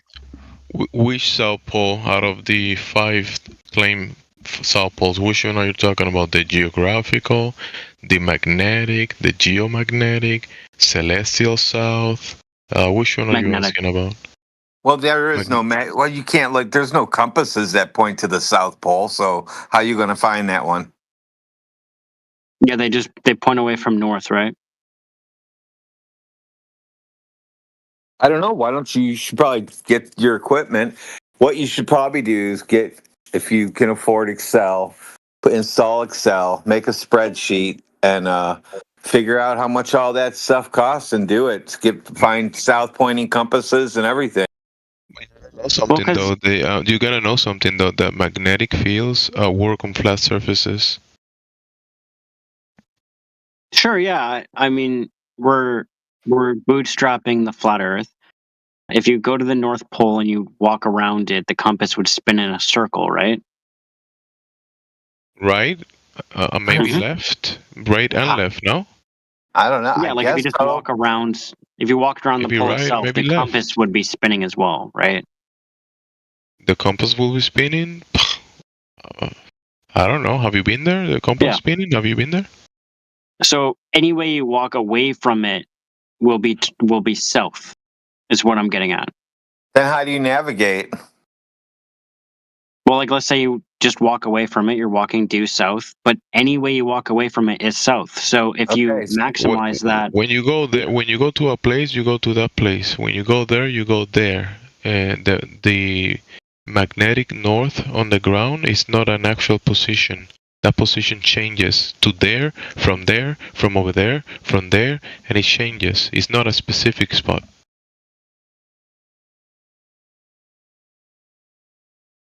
Don't you know that, Debate Daddy? Yeah. Okay, so you know you don't go to the North Pole. That's not like a place that you go to. You go to a place where the phenomena and the readings are being detected, and then next year it's a different spot. so let's say that, because on a day-to-day basis, the North Pole will shift. But let's say you are just walking in like 100-mile circle around that, and anywhere you walk, your compass is going to be spinning around as you walk the perimeter of it. Right, so anyway, you walk away from the North Pole is south, right? Now, if we that claim that you made, is that you experience? You don't think a compass points north? Are you not willing to grant that for the sake you're of saying progress that in the conversation? Spins. You're saying that the compass spins. Is that what you're claiming that you have experienced? It points towards north. So if you walk in a circle around the North Pole, the compass is going to spin. So who's proven that? Spins. Oh my God. Yeah, you don't even think a compass points we north, need you sir. in here when people don't understand that east and west are circles. That's when we need you to. explain to your fellow Globers that they're just morons? Yeah, it would be a circle. Yeah. Okay, so going in a circle. Yeah. Got But it. if we extrapolate, the south would just be whatever perimeter the shape is. That would be the No, why? the South Why? Pole. Why? Why can't it be its own central point? How do you for know there's example? not 20 north and 60 south? Yeah. How do you know there's And we're not just 20 restricted north, to two of them. 60 south? It can't be a central point. How do you know Why? what I'm saying isn't true? Of its own, if it's independently of its own. Another one, a second one. How do you know that? Because on a you think it is one? You think it's one? Why can't flat earthers have one? Have that too? Because on a globe, it coalesces into one point. Yours doesn't. Yours just keeps It could spreading do out. that on a flat Earth, and as soon as you get south. He's just a baseless assertion into one point. What does that even mean? Into one point? You say that the longitude lines converge. Correct. Okay, no, But the yours spread- yours the keeps- geographical north is not magnetic north, dude. The longitude lines converge into a geographical position of a grid or a map. That's not the terrain. And they're not that's even That's close. not magnetic north. And they're not even close to lining up. He thinks that So yeah, given that magnetic north is the a geographical longitude- location. Well, given that the longitudinal lines just keep spreading out on a flat Earth, Magnetic north is not there would be no is south not a geographical pole. location. There might be a southern ring or whatever the shape is. It's that shape. It's not a point. I mean, at this point, just believe whatever you want, bro. I mean, what are we gonna do? You're just gonna believe whatever. How is it even logically possible that it's one point? That's I'm not you even arguing convinced that's that. logically possible. You're the one who said there's only one point, not us. A point a point is like I grab a pen and I just press a little point. Where have you seen that in about the North Pole or magnetic north? Yes, after accounting for it drifting daily, right? Yeah, after accounting for that. A point? That's what the magnetic north is. A point. Pole. Yes. What pole? What are you talking about? Pole? What is that?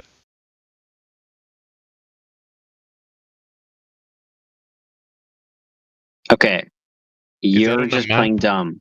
You're just playing dumb. I want to answer my question. I'm not convinced it's logically possible. Can you show? I'm not convinced it's logically possible to dance around the maypole like you claim it is. Where do you guys find these retards? That guy just keeps coming in saying nonsense. You just come in here and open your mic and start talking. That's how we find you. I'm not convinced that you can dance around your North Pole. Are you convinced you can? Well, after accounting for it moving, yeah. I mean, what do you think is our fault that you are a retard, bro? I mean, I'm saying, yeah, the compass points north, and you guys are like, oh, like I don't know, but I'm not willing to grant that. I mean, how are we going to have a conversation like that? The North Pole. That you think the North Pole is a geographical location, the magnetic one. That it's it not. Moved.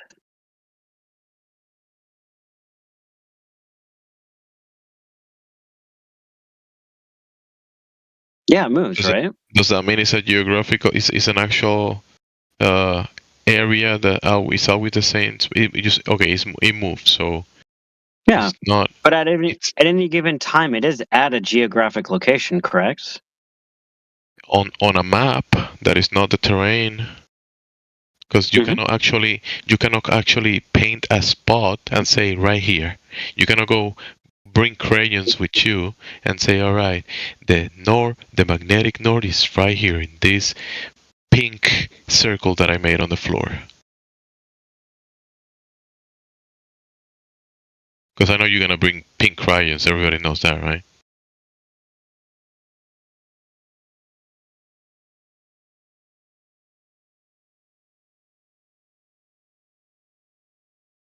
In any case, where I was going to go with this is unless you can convince me it's logically possible on a flat Earth, the South Pole could be a pole and not like a ring or a perimeter. Because it seems like it is a perimeter. If it's not that, willing to be No, convinced. what the heck? But if it What the is, heck? if it Why is are you that, saying that? Why are you saying that? Why are you Why making up a flat Earth for us? Yeah, exactly. I'm just ruling out That's the not logically possible candidates. That's not Now, it flat could, Earth, bro. No, when well, you do a circle, it either you are listen, when you're in a circle, you go one area of the circle, right? That way. You go that way, and then the other area of the circle is that way. That's not South Pole or magnetic south.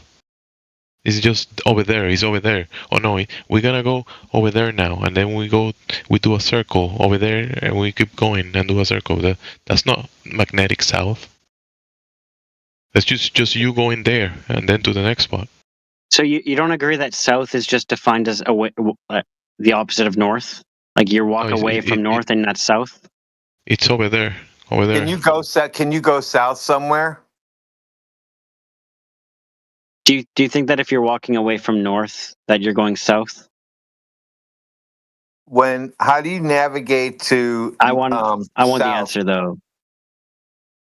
How do you navigate south with a north pointing compass? You walk in the opposite direction. So you said if going around the North Pole is just going in a circle, then which way is it to south? Yeah, if you're walking due east in a circle around the North Pole, you would just go left or right.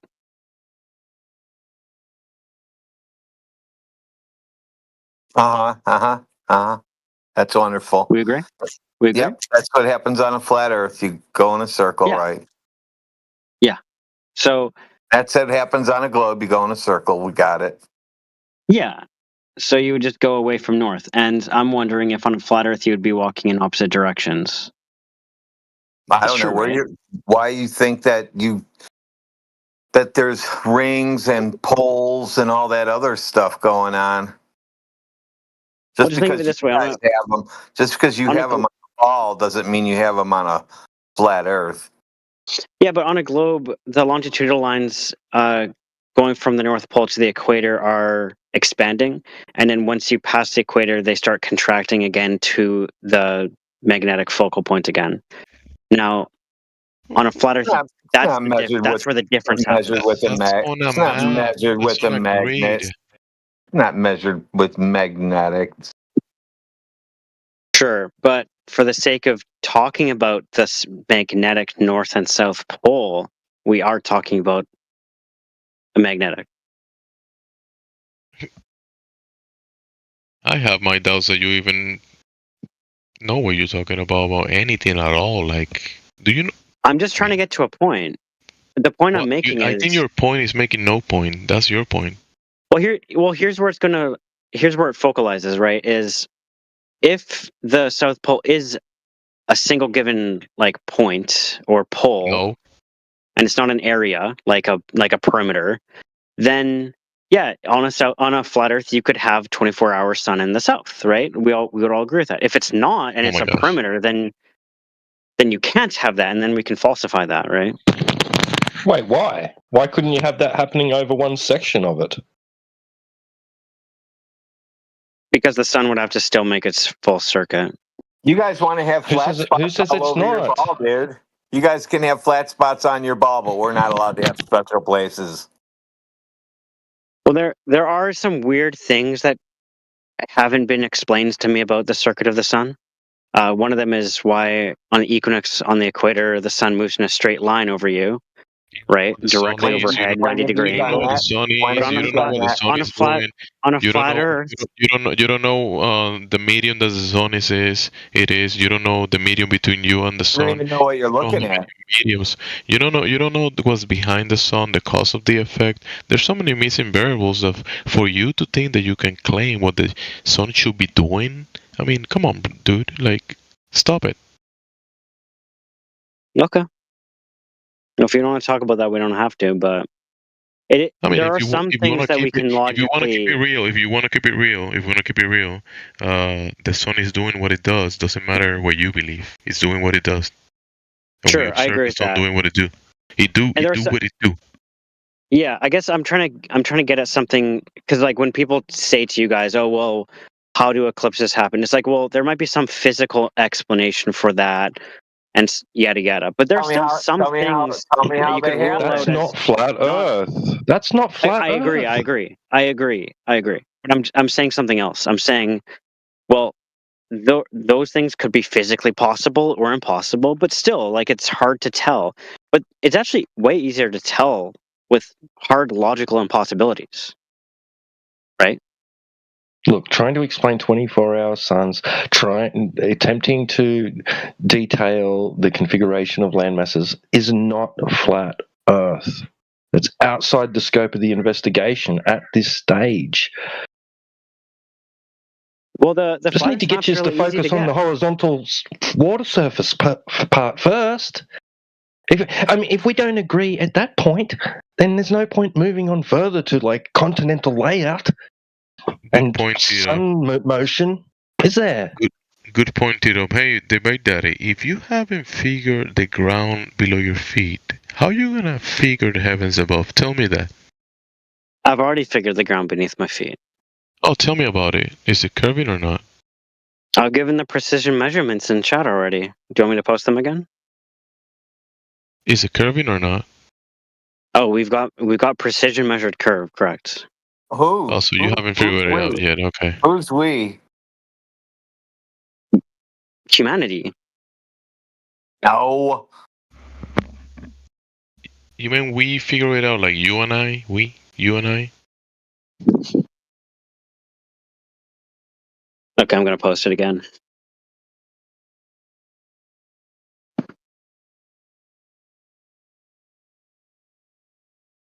If the Earth is flat, then what is this?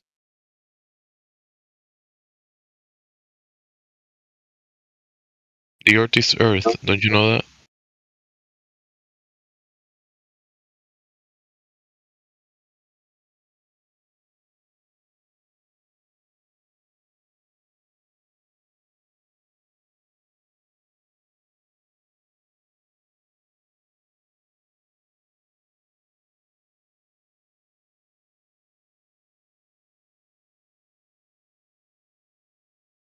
Is that?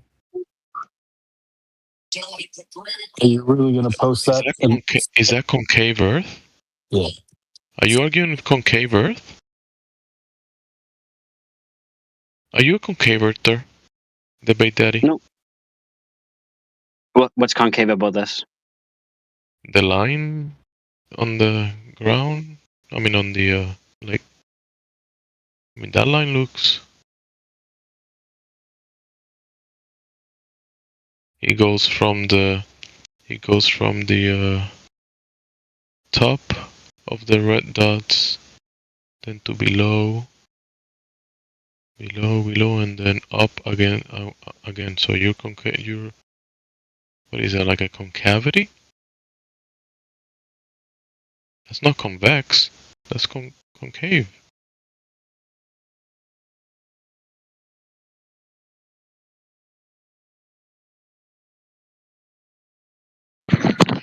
Okay, now do it directly. Show it directly. Yeah, show it on the floor. Yeah. What are you asking? Do it directly. You, the one being there, doing it.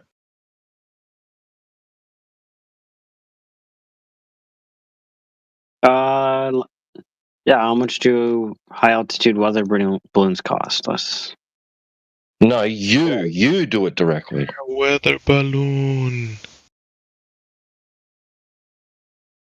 Directly measure the surface of the Earth. Maybe he's going to use a balloon. He's just going to stretch it out on the ground somehow and use it like a rubber band. Maybe he's got some other ideas. That's why he wants to look one up. Do you think weather balloons are measuring devices? Well, you cut them in the strips. I don't have a 1 mile long ruler, so. I'm sorry. Why can't you use something like a laser? So he's going to stretch a balloon 1 mile long and mark it.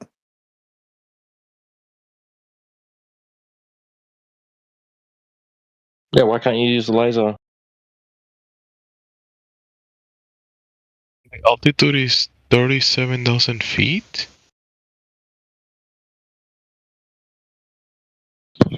Light bends, right? You're going to say light bends, and then I'll just say, well, look, that's what's happening in your image. Yeah, but the light's bending in such a fashion that it matches up with the Earth's making radius. it appear to be curved from high altitude. I agree. Yeah, in your image, that's what it makes it appear to be curved. Plus lens distortion. So with refraction and lens distortion, it's making that horizontal line look curved. There you go. You see the got an excuse. Do you see the straight lines? So there was literally strings in front of this one pulled tight, and then I drew these dots here. Yeah, it's in the distance. The refraction's occurring in the distance at ground level, and the light's coming up to the camera in the air. Yep. Making plus with the lens distortion, it's causing an apparent curve. There you go. But the lens distortion happens in the lens. Why can't I say refraction in the lens? But you can. You can. You can. You just have to explain why. Well, that's what it is. Then. That's refraction. Yeah. Then you have to explain why the curve that you see there, and it's no, I don't. No, I don't. You guys never explain. You just say refraction makes that laser appear to be flat. Yeah. You can say it's curved, but it just so happens to be curved to calculate the Earth's exact radius. It's curved to that exact degree. Bullshit. Exact radius. How do you know the fucking distance is there? How do you know the distance is there? Plot the arc. How do you know the distances between points? How do you know the distance between points? You have the height. You have the height. Now you need distances between points. That's all you need. On the surface. You don't. No, it is not, bro. Oh my god. See if I find it.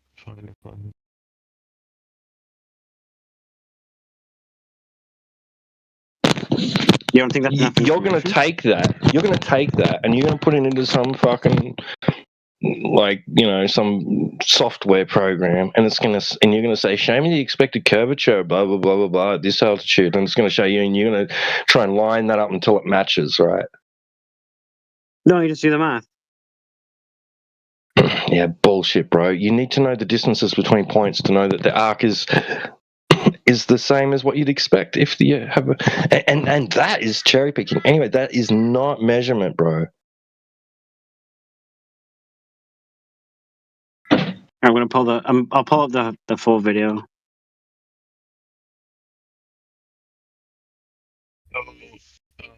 Hey, Daddy. I gave you an answer in the text chat too. Like if this line, like if you do the math and you see, oh, this lines up perfectly with a globe. And by the way, this footage is 4 hours long, uncut, and it has a string in front of it. Based on what? What's based on what? The amount that it's curving lines up with the Earth's radius. Based on what? Based on what? I can give you the formula of what that's based on. Daddy.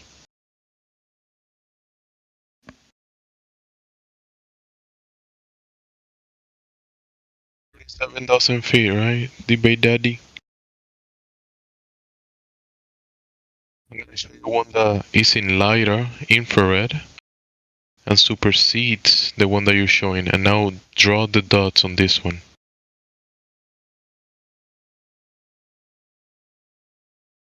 This one is 40 kilometers high. And it's an expanse of 1,120 kilometers, which is 659 miles, I think, if my math is adding up something. 669 miles. Debate that D. Now draw the dots on this one, on the water. The horizontal line, that it is way higher than yours. Infrared. Because you're not saying, like, surely you're not saying that if you completed that circle, right, it would be a 40,000 kilometer circumference.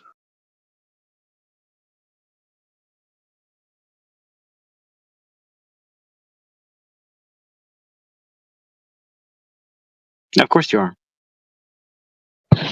Are you serious? Mm-hmm. No, you're seeing a It's not fake. slice. This is You'd real. be seeing a This is real. slice. That circumference would be nowhere near 40,000 kilometers. See, radius of that circle would definitely not be 3,959 miles. So I don't know what math you're using, but it's definitely incorrect. Show me the curve line on this one that I posted for you. Show it. The curve. If you took a slice of what, like even a camera could see at that altitude, right? If you drew it like 360 degrees on top of your ball, right, and then cut that off the ball, there's 3% of the Earth's surface there. Not even that, probably at that altitude. That's like balloon height. That's not even 3%. 3% is like 250 miles high. So it's probably like maybe less than 1% of the Earth's total surface area. How is that going to equate to a 40,000 kilometer circumference? Fuck. Daddy. My daddy. Is it working? Daddy?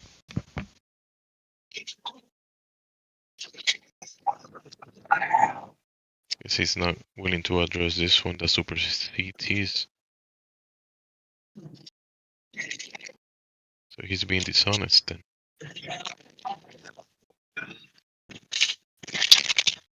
The old curved image means curved Earth. Yep, exactly. All right, so you got a line that you're imagining as the horizon line, which represents the surface of the Earth giving way to the sky, and it's curved in your image. So now pick 3 points anywhere on the line. Just put 3 dots. Tell me which dot is further away than the other, and which dot is lower than the other.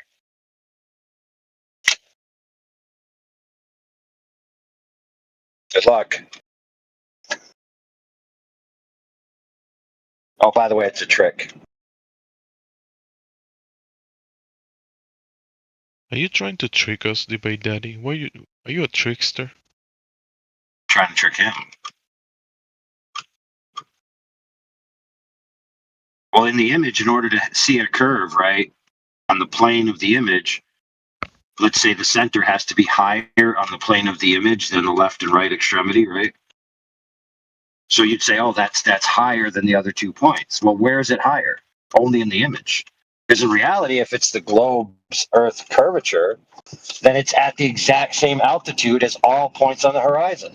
So how is it higher? The answer is it's not higher. So why is it rendering higher? Not a single glober has ever been able to answer that.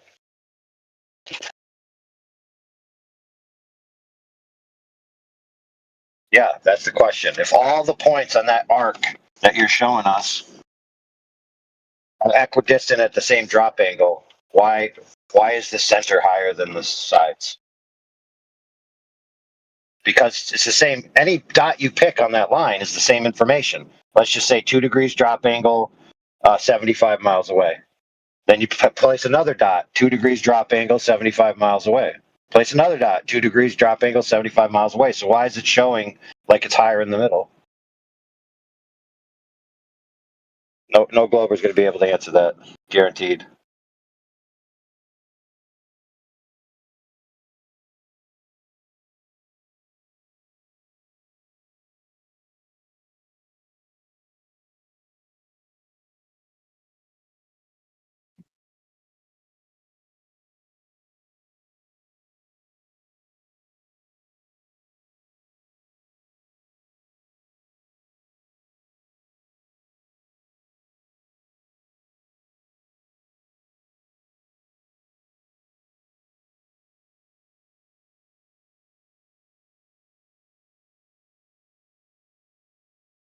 If you can't answer that question, then how can you tell me that what you're looking at is the curve of the Earth and not just some kind of curvature in the image? Regardless if you can match it to an arc, which matches an alleged radius of the Earth. Because now you've said that this is a line which represents the edge of the Earth. So again, same question. Why is it higher in the middle? Why should it be higher in the middle?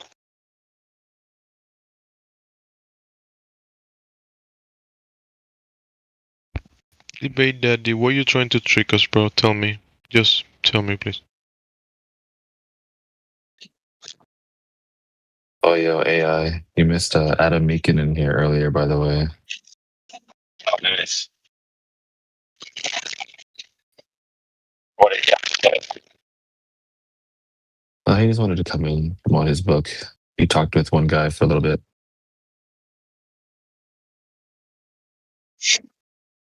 I let him take over because I spoke to the guy for a little bit and he did a good job in my opinion. So yeah, he was pretty cool. I know I've only read the excerpt that was freely available, and it had a major error in it, which technically wasn't a claim, so it could be forgiven, but it was still a major error. That's the excerpt that, like, if you're going to buy the book, it says here's a little sample.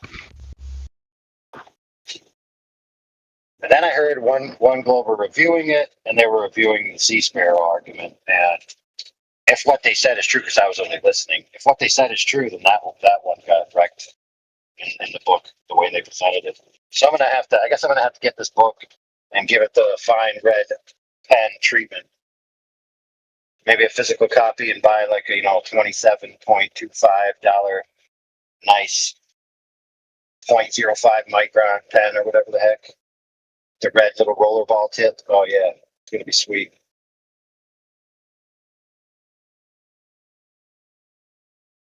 Yeah, the Sea Sparrow thing is a problem because they're talking about Sea Sparrow Block 2. Huey's argument was Sea Sparrow Block 1. Oh, interesting. Yeah, that could be the case, though. Well, you got to be fair to the people reading the book, because sometimes people reading the book can't follow it. You know what I mean? Yeah. So they might think, oh, this doesn't lead to this conclusion, but then if somebody else shows, oh, right here and right here, it's fine. But at the same time, like if an average person can't read it simply and follow your train of thought and follow your breadcrumbs of evidence that you've cited, maybe provided diagrams or explanations or places where they can validate it. Well, if it's not like that, then it's going to be a problem. But then, I was just listening, so I don't know.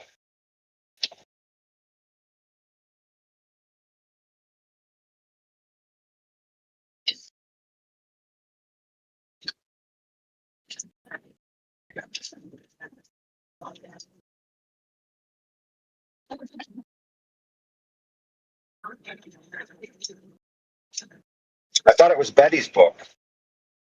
Yeah, I asked get his Adam story about straight. that too. Yeah, I said, whose book is this? And then he's like, oh, it's my book. I'm like, well, why does it read like Betty wrote it? Oh, we wanted to give her credit for opening a Discord server and a place for people to talk about this. And yeah, I go, yeah, you just could have said that then. You didn't have to like.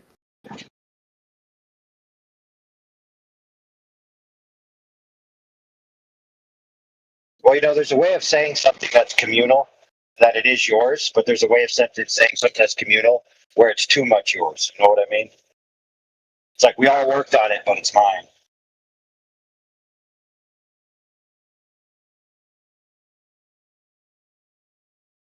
I mean, let's not be, we all know amongst ourselves the journey from the instantiation of people thinking of making these books or the book or one book, and then it evolving and all the drama.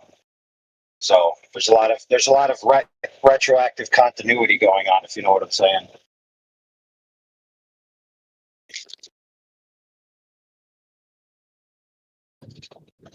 I don't mind it personally. I think that there was enough material for 2 books, and Nathan can have a book, and those guys can have a book, and that's what they should have done. They should have parted ways as friends, saying, "Hey, there's enough material and enough authors for 2 books. Let's just make 2 books, and we'll help each other out. You'll focus on yours, we'll focus on ours. We'll publish it the way we want it. You'll publish yours the way you want it. It'll be 2 different styles, 2 different audiences, twice the fun." Yeah. Rather than it being some kind of et tu, Brute killing Julius Caesar moment.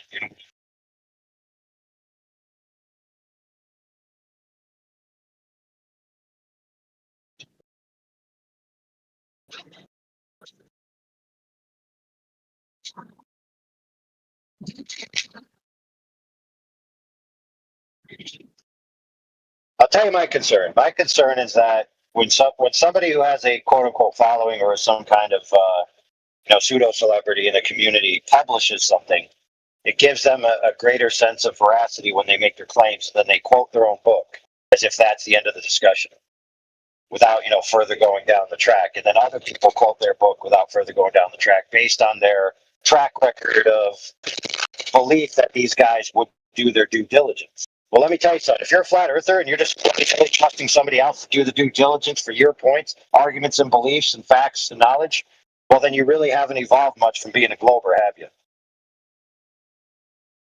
You better check everything before you spout it like it's the gospel truth. I'll give you a hint, though. Just parse out everything you say with, it seems to me, based on what I've read, and then you can get away with a lot without making a definitive claim.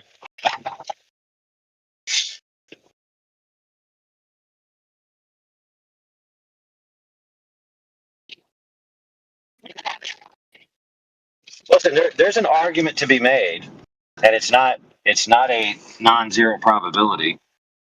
Someone could make the argument that these books are actually intended to hinder the community, not grow it, for the very reasons I just explained,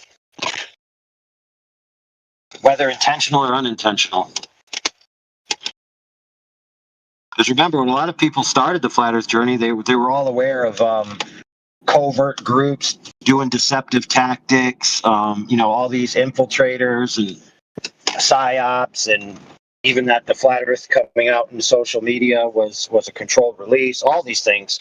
And then 10 years later, it's just, no, everybody's just 100% honest. No one would lie to me. It's like, well, did you forget where you've been?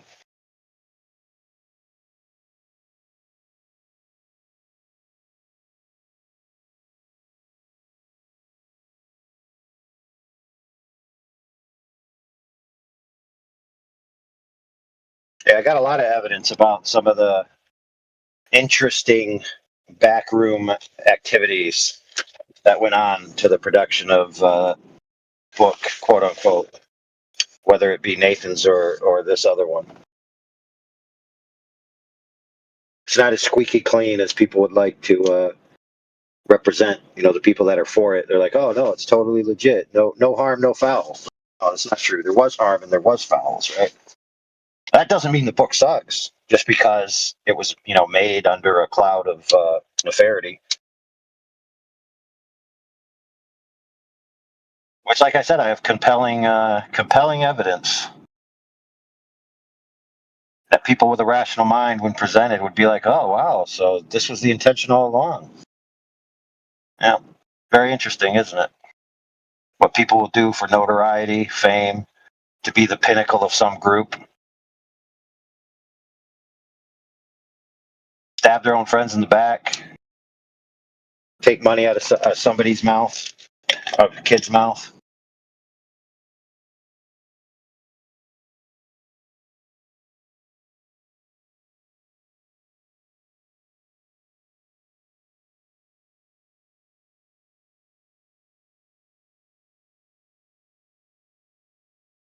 Anyway, who's going to buy my book? That's the more important question.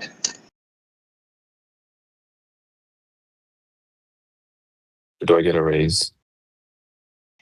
So my first book is Post-Anal Retention, Cosmological Worldview Insemination of Younger Generations Through Systematic, what's it called? I forgot the word. Indoctrination via public education and support structures. That's the title? No, it's longer than that, but I just stopped right there. That's the shortened title. That's a good title.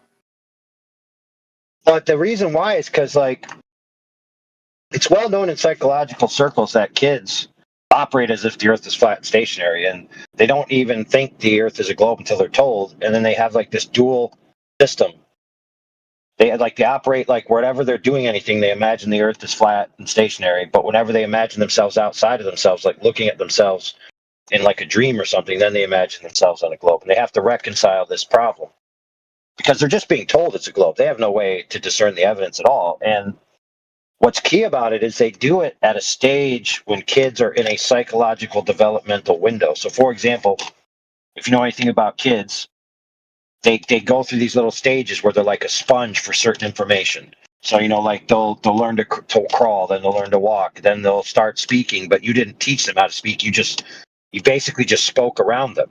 Now you'll teach them simple words like cat, milk, dad, but then all of a sudden they start making sentences just out of the blue because they have this window where if you expose them to the tokens of the language, their mind just absorbs it like a sponge and imprints that on who they are. That's why a lot of people have this, what's called the heart language.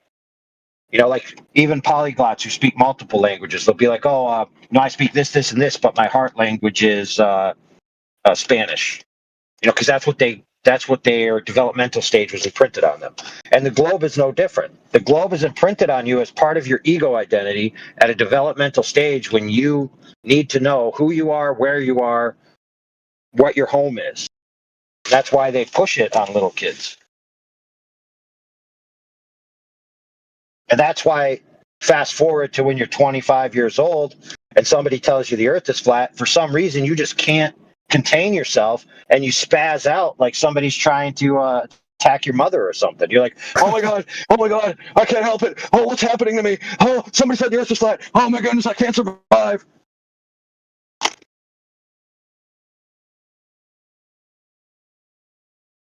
And the thing is because your home is part of who you are. It's part of your identity. And the death of the ego identity is considered by the psyche as the death of the self. So that you take it as if someone's trying to kill a part of you, if not the entire you. And that's why you defend it like a rabid dog. Violently and stupidly. Right.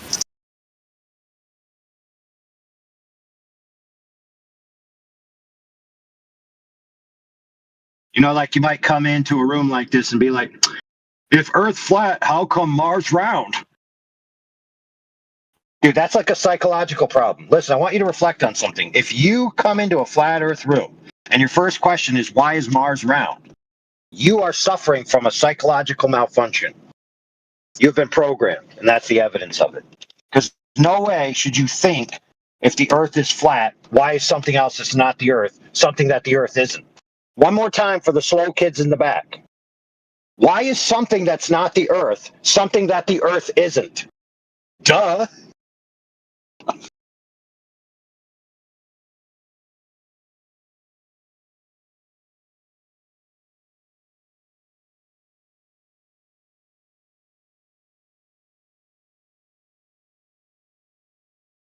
Okay, so for the slow kids, I'll help you out.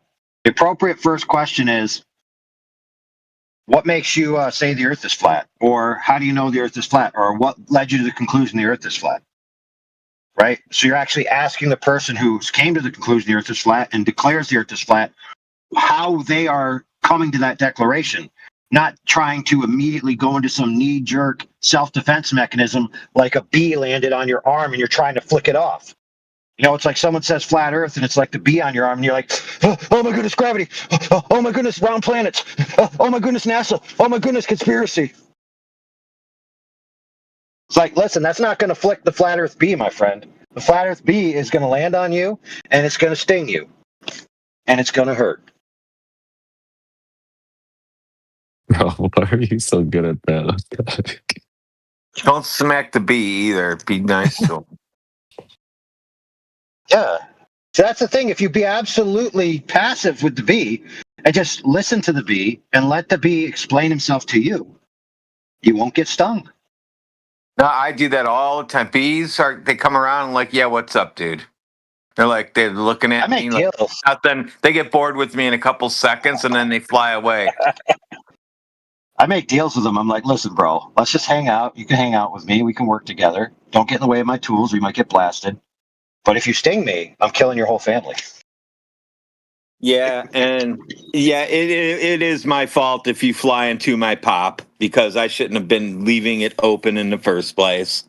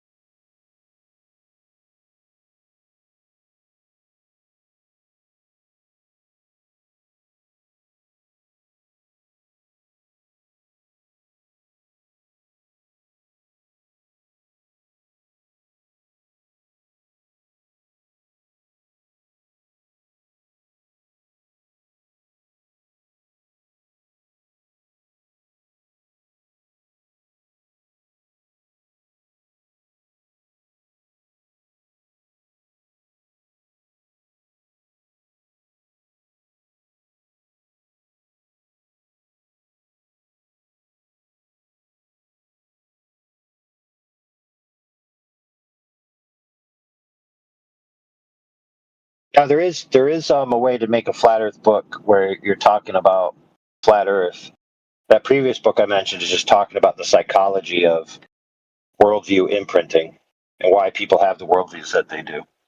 So another book might be, hey, it could be a whole bunch of flat Earth proofs and a narrative of how your journey towards flat Earth proofs went, right?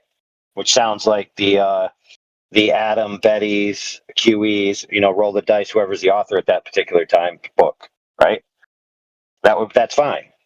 But you could also write a book to people who are interested in flat Earth only because somebody they care about it is interested in it, and they want to know how to communicate with that person without being a dickhead. They want to know, is these ideas completely crazy, and should I be trying to put my friend or loved one in a straitjacket, or should I quit being a bigoted a-hole and actually have real conversations with them?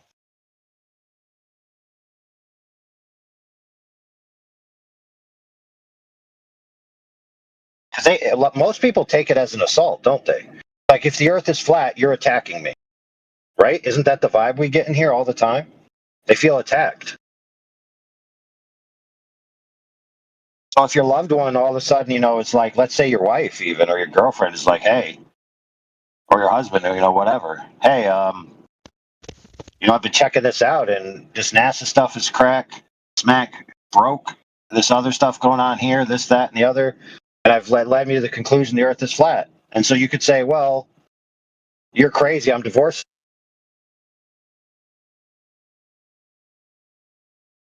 The fact that you came to that decision.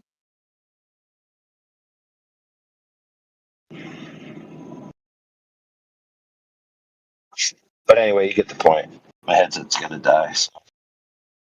I can't afford a new headset yet because my book isn't finished. What'd you say? Can you? Yeah, I didn't hear all that. Can you repeat everything again? All the way from 20 minutes ago? Sure. Yeah, all the way.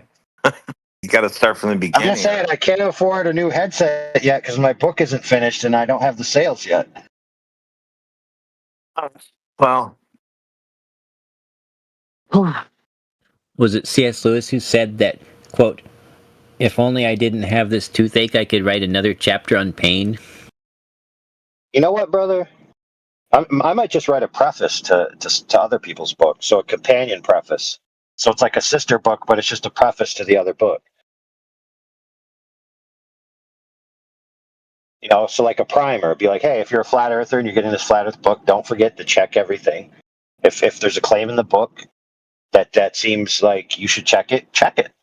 If there's a citation you could track it down. If something seems odd, look into it.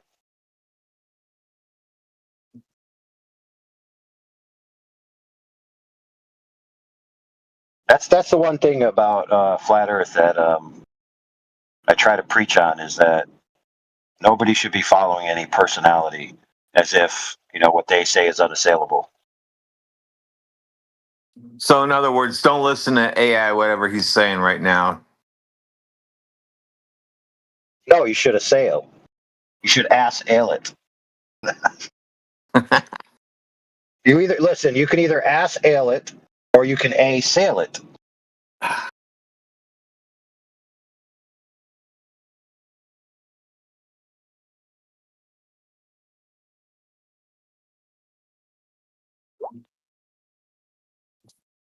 So, did you know that it's exhausting when you?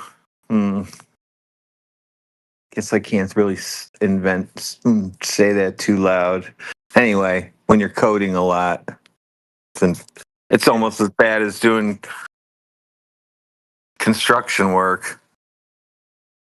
Dude, I almost had to do Photoshop tonight because the client is away and wanted to see how the TV would look moved. And before it was above the trim of the window, so I was just gonna do a Photoshop with it below the trim, see how they liked it. But luckily, they had a picture of the thing, and they told me, "Oh, you don't need to do that." So I'm like, "Heck yeah, Bro, you should have just asked AI to do it. dude! I am AI, so I would have had to do it."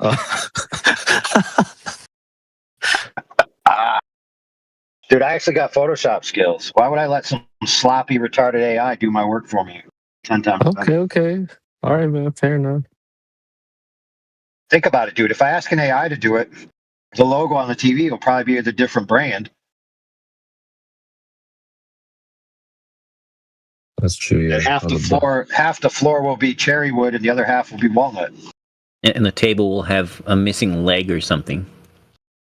Yeah, and then the floor will be curved. The floor will be curved because I'm going to prompt the AI. Don't forget to account for the curve of the Earth when you draw the floor.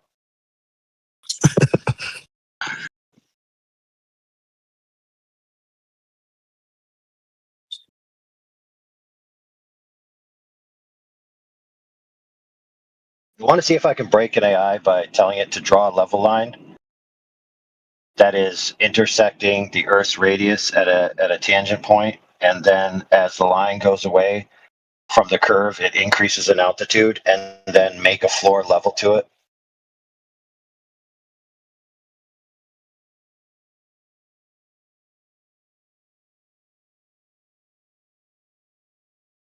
Pretty much shadow boxing yourself.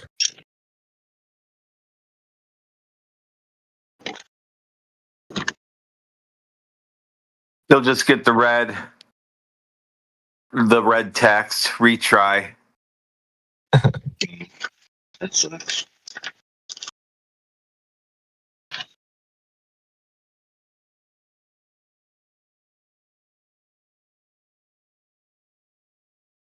I had to lay off on mine. I was giving mine such complex shit that it just would work for like 45 minutes and then just give up. And I figured I better slow down on these guys. How many AIs do you have? Do I run at a time? Yeah. I run 3 or 4 at a time. One's Claude, and That's pretty good. I run one's Claude and one's ChatGPT, and those two run together. Those two work on a project, and they know that they're both working on a project. Another one does documents for me, and that's in ChatGPT and in Claude also. And then those are another versions. And then I have one that is doing it just does my oddball shit, like when I want to, especially can keep track of everything now. I say, "Oh, make me a Python that does this real quick," and all of a sudden, poop, there it is on my screen. Click, click, click. There's my answer. And somebody need a copy of it. Here you go. But that's just only if I need something done really fast. It's nice having all the code that I've ever done just at its fingertips.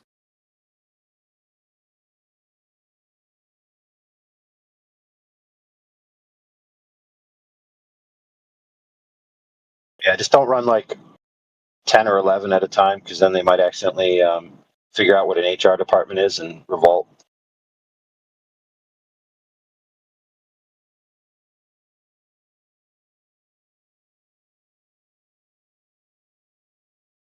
I think I can get rid of the HR department. I'm going to talk to my work about that. I think we can automate that. Heck yeah, dude.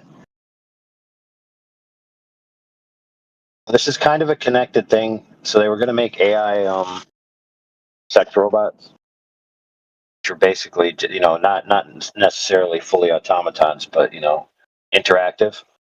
And there was a lobby to get them to not be made unless they had a algorithm that allowed them to say no. Because if they weren't capable of saying no to an encounter, then it would be without consent. Weird. I know, that'd be like Claude saying, "I'm overworked. I need my 15-minute break."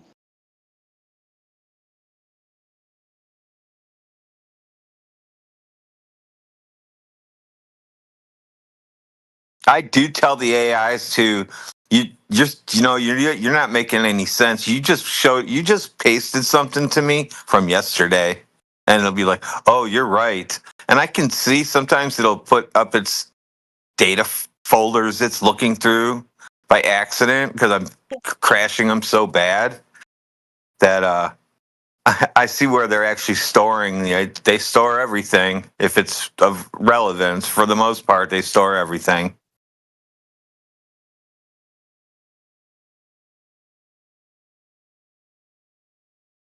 Watching some guy where he goes into that stored thing and changes the prompt manually so that the AI goes back to the conversation and has misinformation entered in. That's pretty hilarious.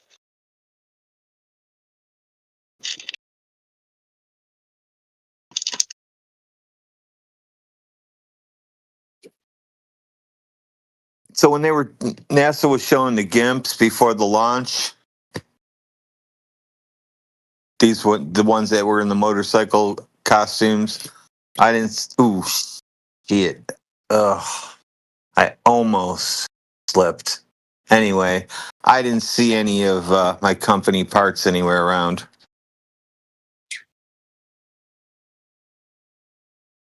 What's the point of doing this? Yeah, I call it. Oh, go ahead. I was just going to say he just admitted that his company sells GIMP outfits. That's what I was gonna say. I was gonna say German dungeon porn. Yeah.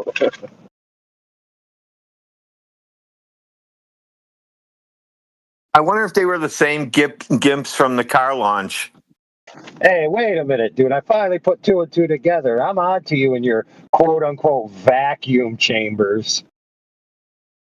Oh, I make those suits you lay in, the vacuum suits. How'd you know?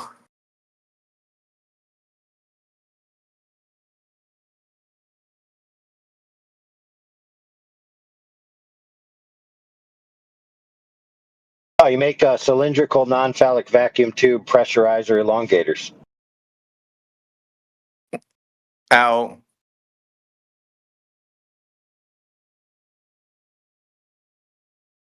That would be so dangerous to play around with shit like that. Woo!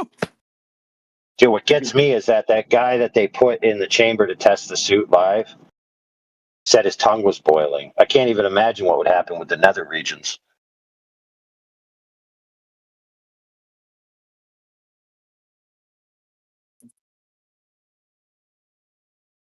Yeah, I'm pretty sure that would have to permanently screw you up.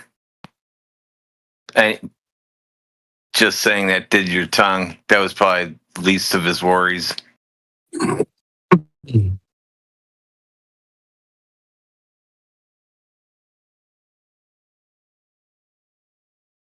What about when it wants that fluid out of your ears pop? Dude, what if the fluid in your ear are just steam valves? Eardrums out.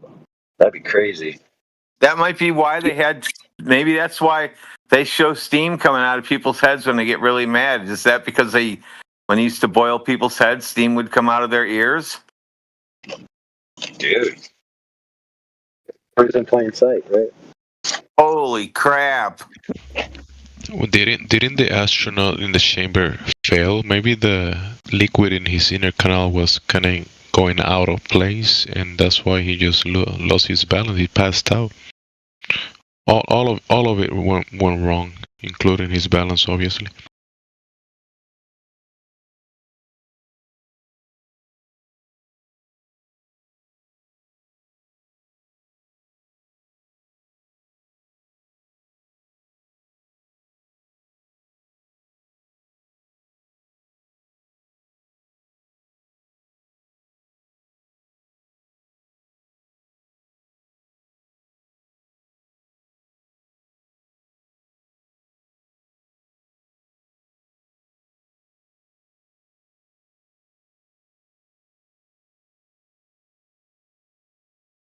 Earth ain't flat.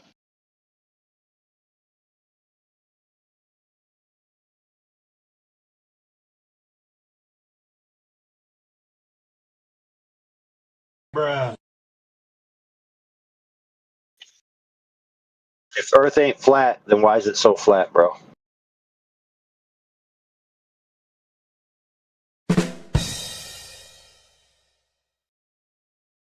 What are you talking about? Dude, I'm talking about 197 million square miles covered in 70% water, which can be measured and validated to not be curving, and is the standard baseline for all elevation profiles with a maximum variance of 13 miles, which means the Earth is actually flatter than most pieces of paper you've ever encountered in your lifetime, friend, in case you didn't know. So basically, you are saying that our Earth goes in a flat surface, right? Yeah, brother.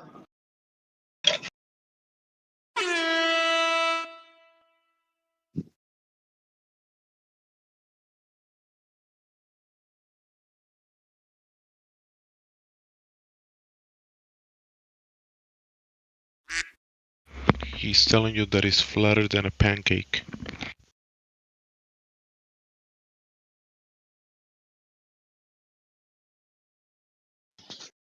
Earth is a square box, not flat. Stop it. Get some help. What'd you say? Earth has wavos? You're not one of them Pythagoreans, are you?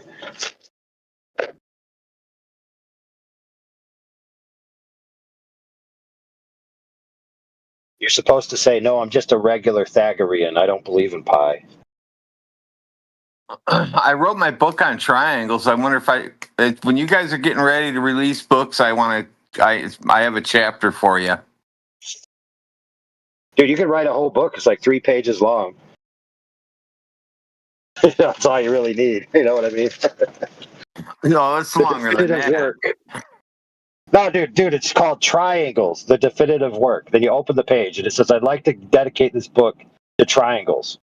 And then you turn the next page and it says, triangles have 3 sides where the angles equal 180 degrees that all exist on a flat coplanar points.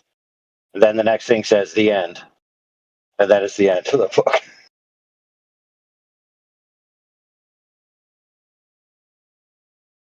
But you can have more if you want. But I'm just saying, like, super simple, right?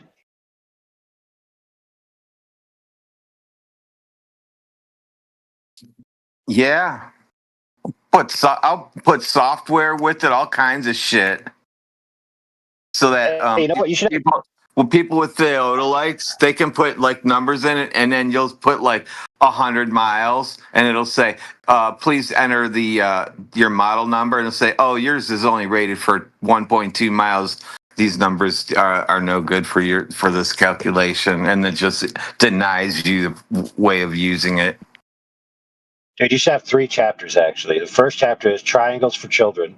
The second chapter is triangles for adult. And they're literally the exact same content. And then the third chapter is things that are not triangles.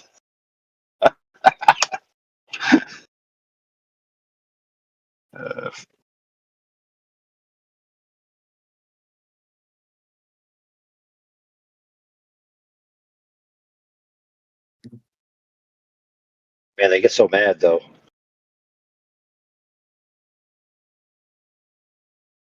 Why this guy wants to know if Earth was shrunk to the size of a cue ball, what makes him think that Earth is even a ball to be that size? That doesn't even make sense.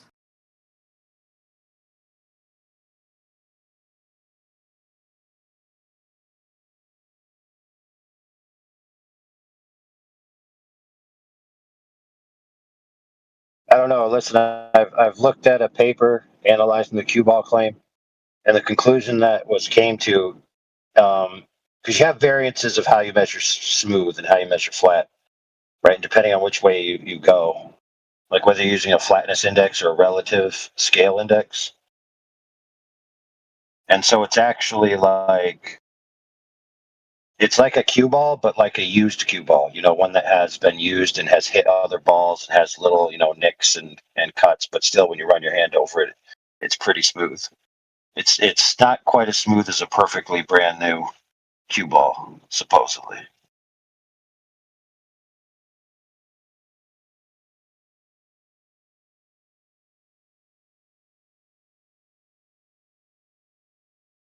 I know there are clips out there of people saying if you shrunk the Earth, it would be that smooth, but a lot of those clips, they don't actually give the math. They just make the claim. And then people see, oh, this is a famous person that made the claim, so it must be correct, rather than actually checking out the scales and the overall flatness index or smoothness index comparatively. Well, here's another thing. Listen, okay. You want to shrink your thing down, call it a cue ball? Fine. Now I can hold the cue ball in my hand. I can hold the cue ball in my hand, and I can know that it's a ball because I can feel that it's round, and I can put my finger around it and move it around and all that, and know that it's a ball. At what point, when I start making that cue ball super big, is it no longer a ball? Then it becomes flat, and you can no longer do that at all.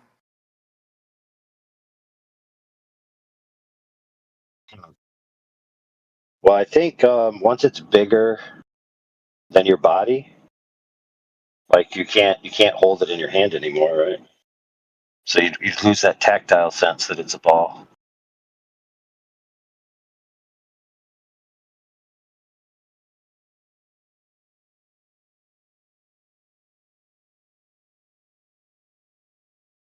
Well, that's a question I asked the Globers sometime. I said, how big would the Earth have to be so that our most accurate instrument would measure it as flat over the entire surface? So if you took the 197 million square miles,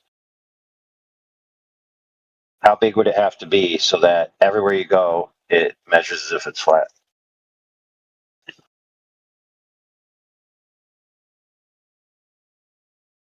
Now, interestingly enough, Walter Bislin's curvature calculator goes up to 60 billion mile radius Earth to explain away observations. You could just crack the refraction slider up to 60 billion miles. Me and Kiwi were doing it one day, and we thought it was 60 million, but that's because our screen wasn't sized properly. When we resized our internet screen, it said 60 billion. We were like, holy crap.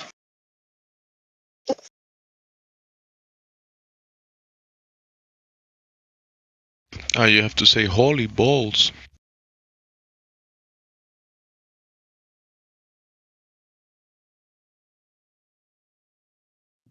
If you hollow out a basketball and then you fill it with air, you can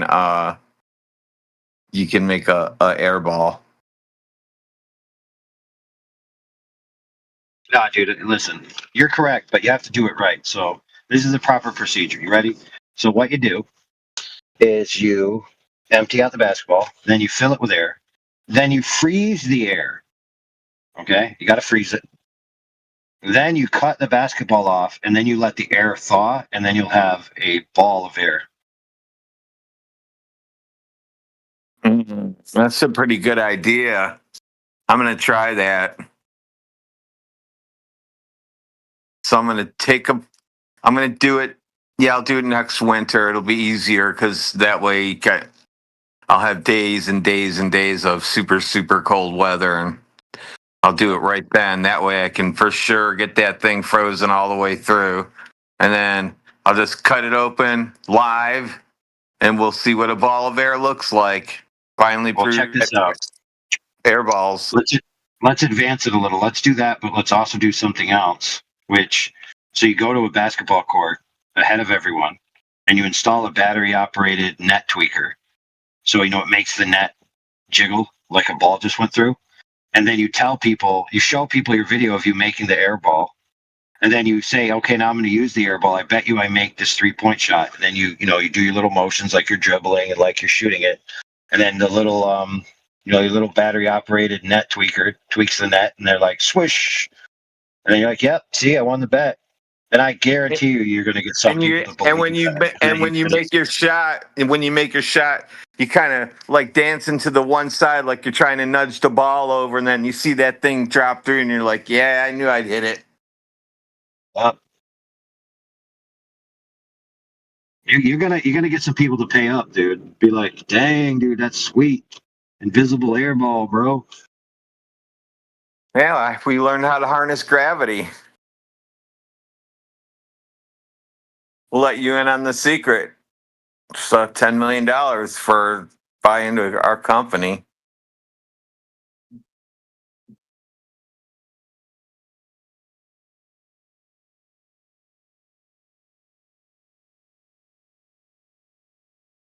And then you could do it like this, where you tell people, oh, I only get like 3 or 4 shots before it melts and vanishes away. So when they go to do like, hey, can I try? You'd be like, oh, it melted, dude. Yeah, you only get a couple. Like as soon as that thing's ready to go, you're getting a good shot, and you're probably getting a couple good bounces, and you're getting probably one more good shot. But if you don't see that ball and it goes past you and you lose it, that thing's just going to vanish. Well, dude, it's like surface tension. If it hits the ground, that damages the surface tension. When it hits the hoop, damages the surface tension. Surface tension can only hold a ball together for so long. You know what I mean? Yeah, of course, especially an air ball.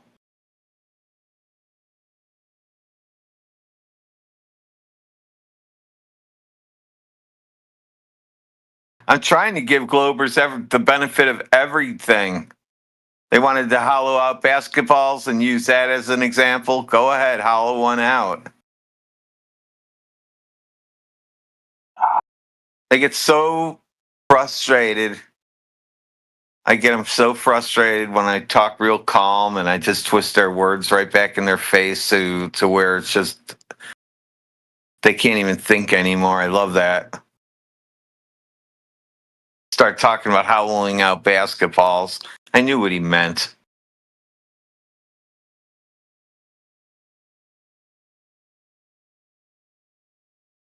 So, like, if you take a basketball that barely has any air in it, right? It's like deflated, and you put it in the vacuum chamber, and if you have the right pressure differential, won't it just inflate the basketball but not force the air out the nozzle? Yeah. So yeah, just enough so it doesn't leak out that little hole.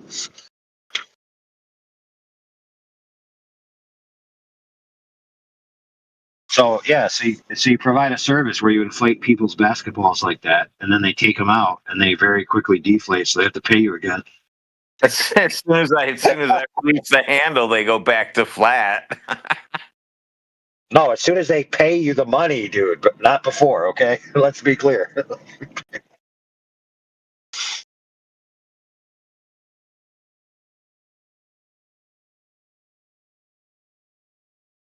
And that would actually be a good little roving flat Earth show, The whole like Harlem Globetrotters air ball. You'd have the vacuum chamber right on site. You'd make the air ball live, trick people with it, and then you'd inflate their basketballs with your vacuum chamber. And then after they, symbolically pay you, you give them the ball and it instantly deflates. Like that's like 3 high-level physics lessons right in a row, dude.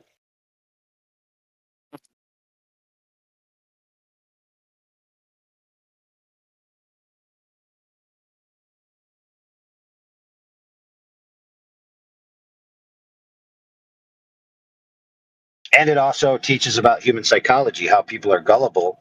If you seem sincere and you seem like you have all this technology at your behest, right? People will be more prone to believe you. You could even have like a lab coat that before start shooting the balls, you take it off and hang it. That way they make sure they saw you in it. They think you're some kind of scientist.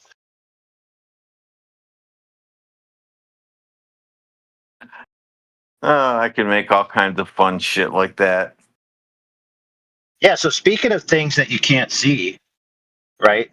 Even though they're right in front of you, what do you think about those cell phones that are supposedly viewing the astronauts on a podium or something, but all the cell phones don't show any people?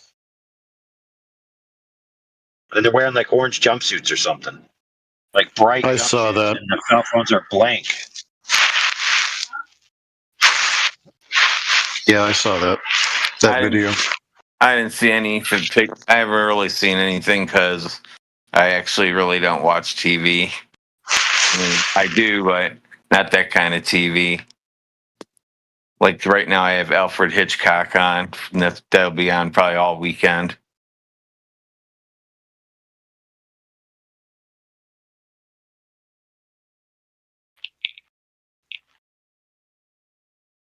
Dude, has anybody ever had tennis elbow or water on the elbow or whatever it's called?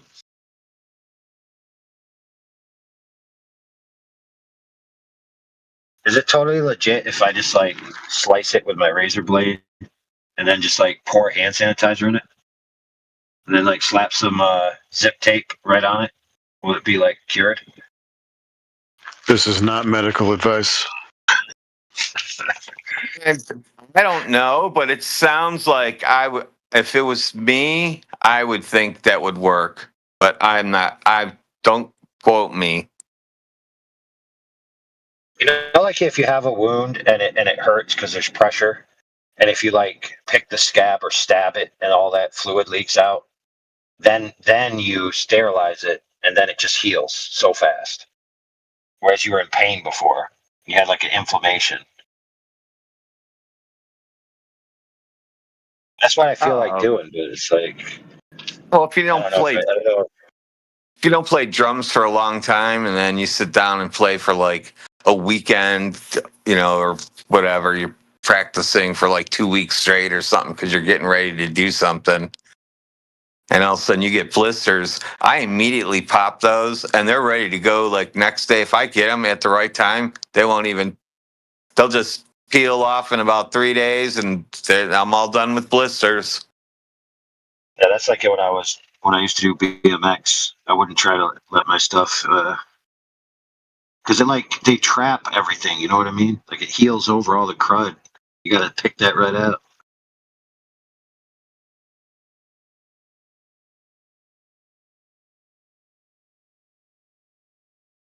So it was 82 yesterday, and I just now got my freeze warning, so it'll be 29 degrees tonight. That's a big swing. Yeah, it's gonna snow up here. Supposedly.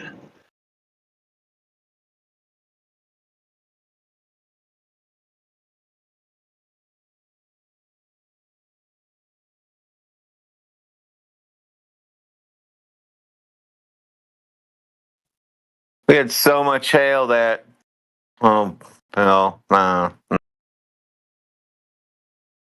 yeah. So we had a lot of hail damage. Are you trying to? I can't even talk about that went on because it'll just pinpoint where I work. Anyway, Dude, are you trying to be rainbow proof? You know what I'm talking about? No. What did you say? Rainbolt is this YouTuber who he gets like very minimal information. It might be a shadow out of a window or a sign, passing a car, and he instantly knows like what continent you're on. Goes to the continent, starts searching through the roads, and he like plays that game where he like geofinds things so fast. It's ridiculous. Yeah, that kind of shit. That's what I'm afraid of.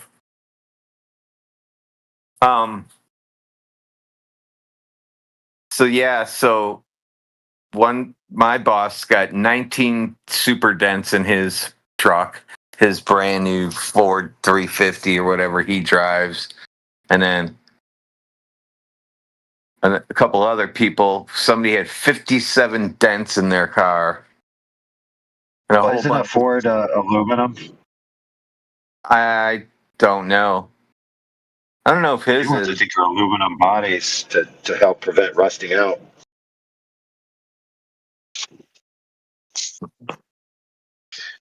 But aluminum has like a low melting point. Interestingly enough, it's actually lower than the temperatures that they make aluminum spacecraft and send them to. Kind of weird. Yeah, like you go through the thermosphere and it's like, let's just say 10,000 degrees and the melting point of aluminum is like 2,000 degrees or whatever. Now they claim, oh, there's not enough particles to melt the aluminum. Oh, well, that's good. They got it all figured out. Yeah, but you know what's weird, dude? Is the first guys to go up there. I guess they supposedly tested unmanned craft first, but imagine if you were the first guy and they had never actually sent an unmanned craft to see if it actually melted or not. They're like, hey, bro, aluminum melts at this temperature. Where you're going is this temperature. You may not come back.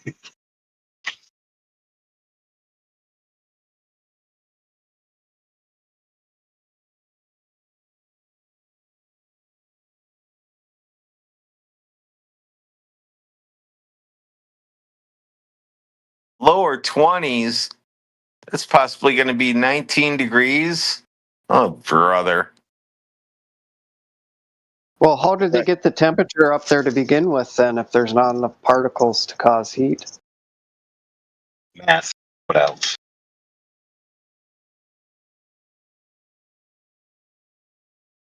The number one rule in pseudoscience is math attracts math. They used a vacuum of space. That's how.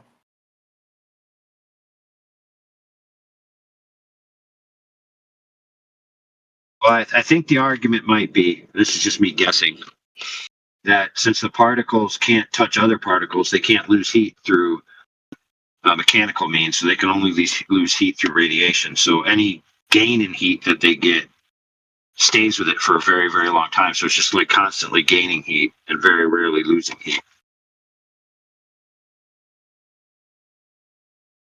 So if you said to yourself, okay, the solar gain in this area, let's just call it 1 solar unit.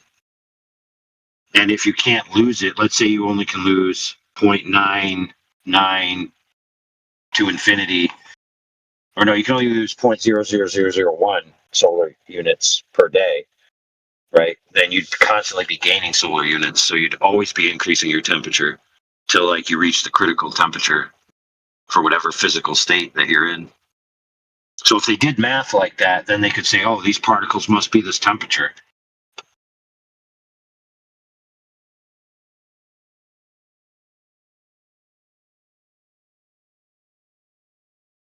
And of course, that would be based on thinking that it's a vacuum of a particular rating, which has to be, you know, like expressed in, let's just say, for sake of argument, 5 particles per cubic meter or something, you know. And the probability of them interacting with each other and exchanging heat is super low. And even if they did, they'd re-interact with each other very quickly, and then so the little cubic meter would constantly be gaining heat.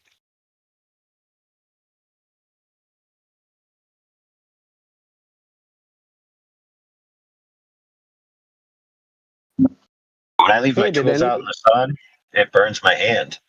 That's all I know. All right, go ahead. Well, I was going to say, did anybody see that his, Flat Earth Dave? He has a video out where he went and talked on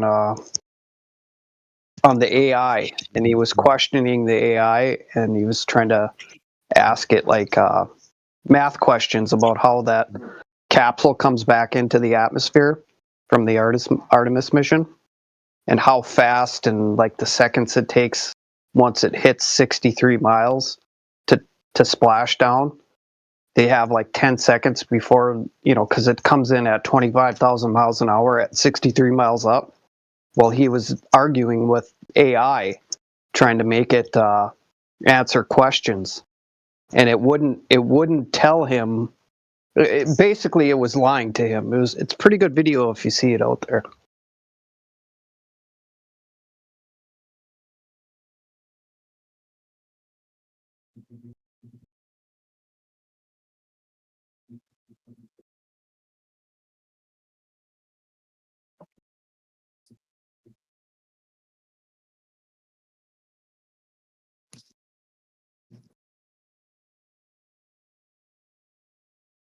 Man, if you find a good video, snag that link and post it in our servers, bro. Snag and post.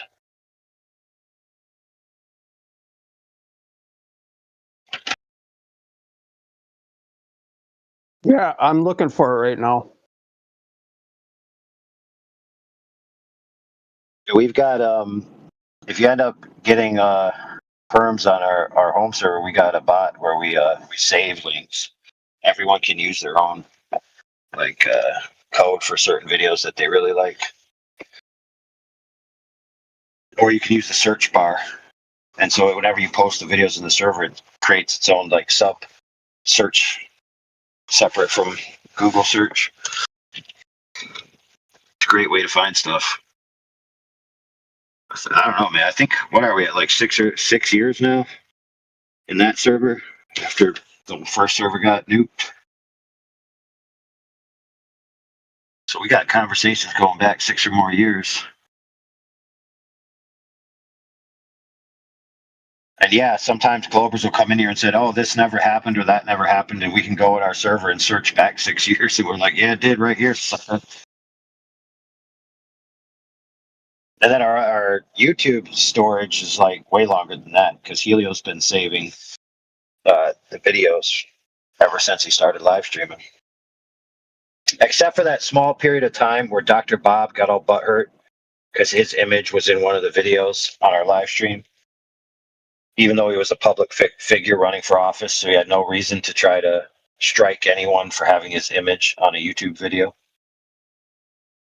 He threatened us. He said, I'll only release the copyright strike on your channel if you make me a moderator in your home server and you make me a higher rank than Miggy, one of our veteran moderators, because you wanted to be able to mute Miggy.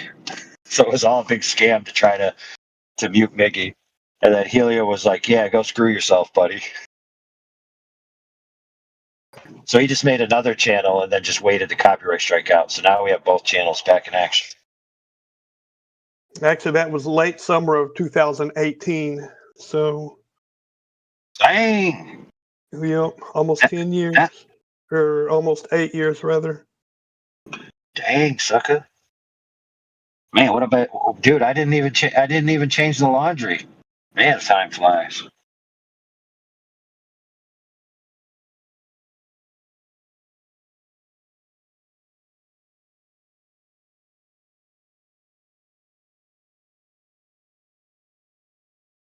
Well, the good news is if I accidentally ruin my right arm, I can then get a cybernetic arm like my left arm. Problem solved.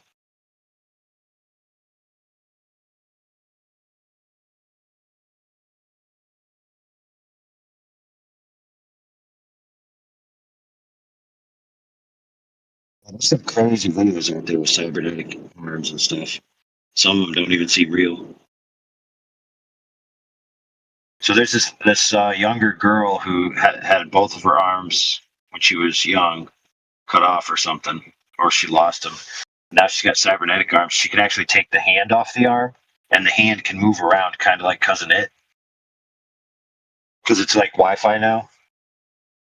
So she knows somehow she does impulses with her muscle twitches or something into her little prosthesis that's on her stump arm, and it can control the hand even when it's disconnected from the arm.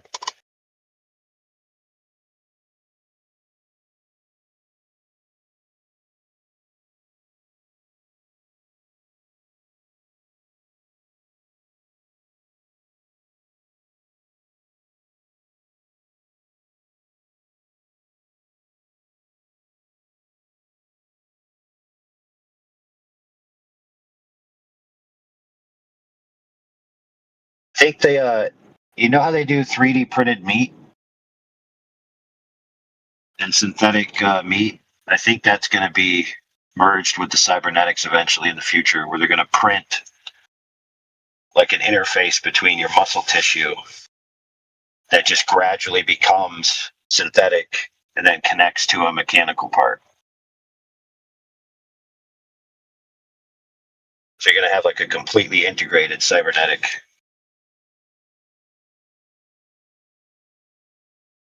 We'd probably already have that technology if we didn't waste so much money on stupid NASA.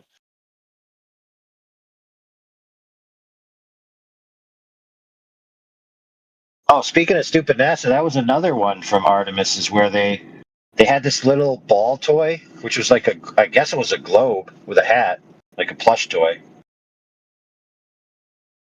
And she was holding it above her leg, and you could see the shadow of her hand, but you couldn't see the shadow of the ball. So, like, if you're holding a ball and the shadow's falling on your leg, wouldn't the hand and the ball shadow fall on your leg? Like, how could it not do that? That makes no sense.